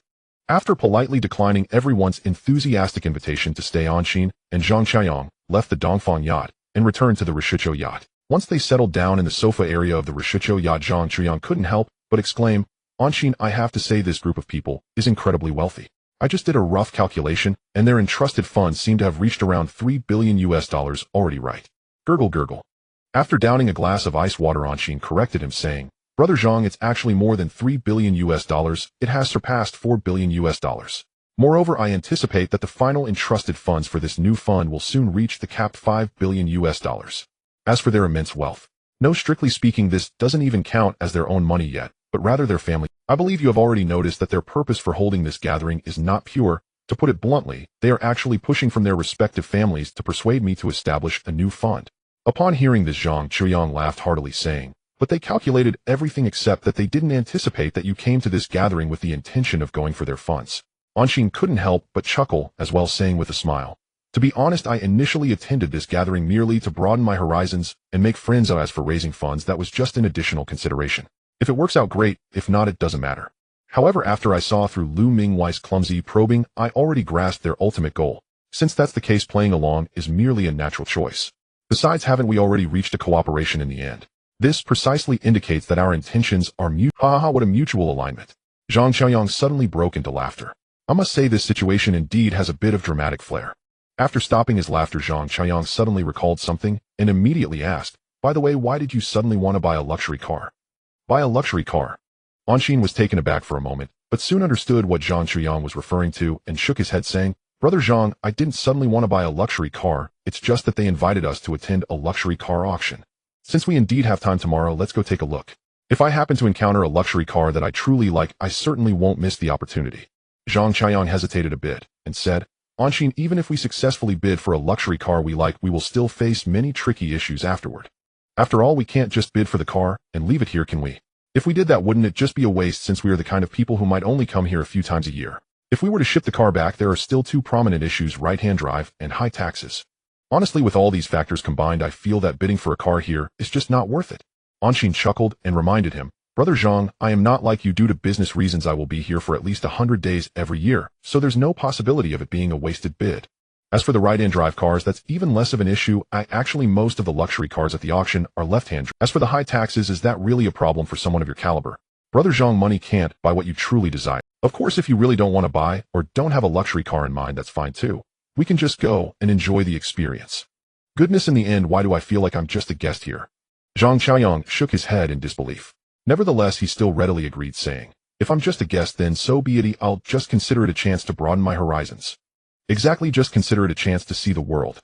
Anshin nodded slightly in agreement, then stood up smiling as he said, "Brother Zhang, it's time for nightlife. Let's head back to our respective rooms and start enjoying the beautiful night." However, Zhang Qiayong remained seated on the sofa, as steady as a mountain, seemingly having no intention of returning to his room to enjoy the nightlife. Noticing this, Anshin was taken aback and asked in confusion, "Brother Zhang, what's going on with you?" Zhang Qiayong shook his head with a complex expression, saying, "You go enjoy your nightlife. I'll stay here tonight." "Oh." Anshin frowned and asked in confusion, "Brother Zhang, you're not acting right. You should know that those two are still waiting in the bedroom. Are you not satisfied with them?" Upon hearing Anshin mention the two, an expression of trepidation suddenly crossed Zhang Qiayong's face, as if there was something he couldn't quite put into words. Seeing that Anshin still looked puzzled, Zhang Qiayong helplessly pointed to his waist and smiled bitterly, saying, "Anshin, to be honest, I'm getting older. I really can't handle their relentless teasing, so perhaps it's better to pass this time. I can't fight back, can I not run away?" Zhang Qiayong's self-revelation caused Anshin to burst into laughter without restraint. Who would have thought that this playboy Zhang Qiayong would actually be scared? It was somewhat absurd, to say the least. Zhang Qiayong opened his mouth wanting to explain something, but in the end, he couldn't find the words. Ahem.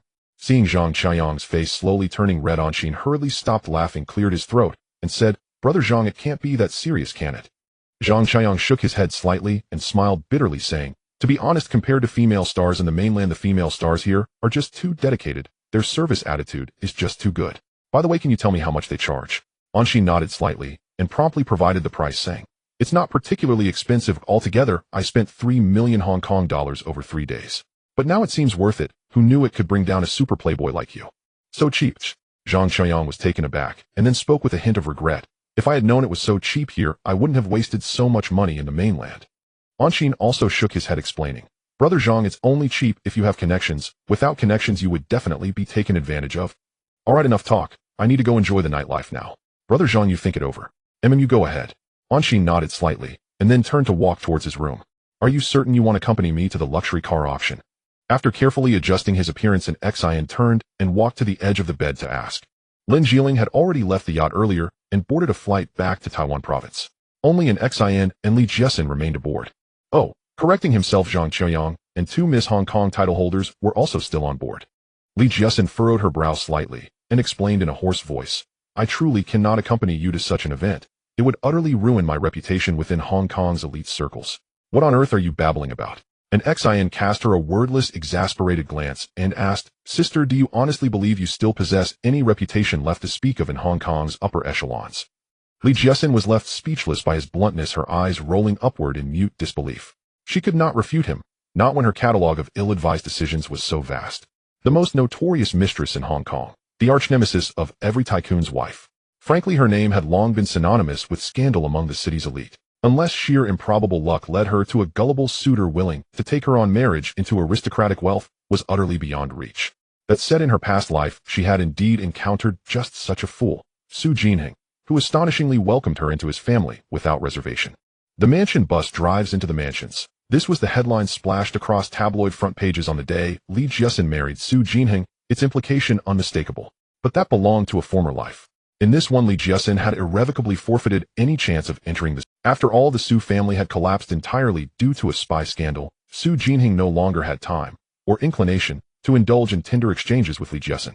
Following Su Shishuan's suicide, Su Jinheng dutifully honored his uncle's final wish. He swiftly liquidated the family assets, gathered the remaining Zus, and fled Hong Kong for Singapore. A sudden realization struck Li Jiesin, and her voice tightened with irritation. "Mr.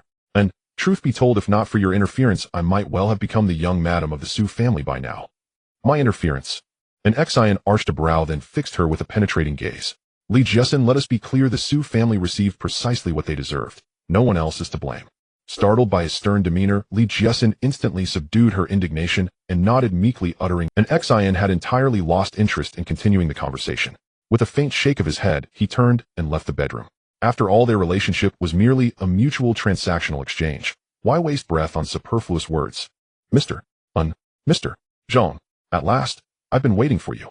At the entrance of the Hong Kong Convention and Exhibition Center, He Jiaying, having waited some time, spotted Xian and Zhang Qianyang stepping out of the car and rushed forward with warm enthusiasm. "Mr. He, greetings. Why haven't you gone inside yet?" After exchanging polite handshakes, Xian asked, He Jiaying paused, his expression oddly strained. "Mr. And this morning my second uncle summoned me home and scolded me severely. He issued an ultimatum: I must secure your forgiveness, or I am forbidden from returning home." So, he had indeed been reprimanded by He Zhuolin. And Xian offered a faint knowing smile. "Enough, you needn't perform such deference before me. I stated clearly I would pursue no further action, and I never renege on my word. Rest assured." He Jiaying exhaled deeply in relief and replied gratefully, "Thank you, Mr. Un. And to make amends, should you set your sights on any vehicle today, please say the word.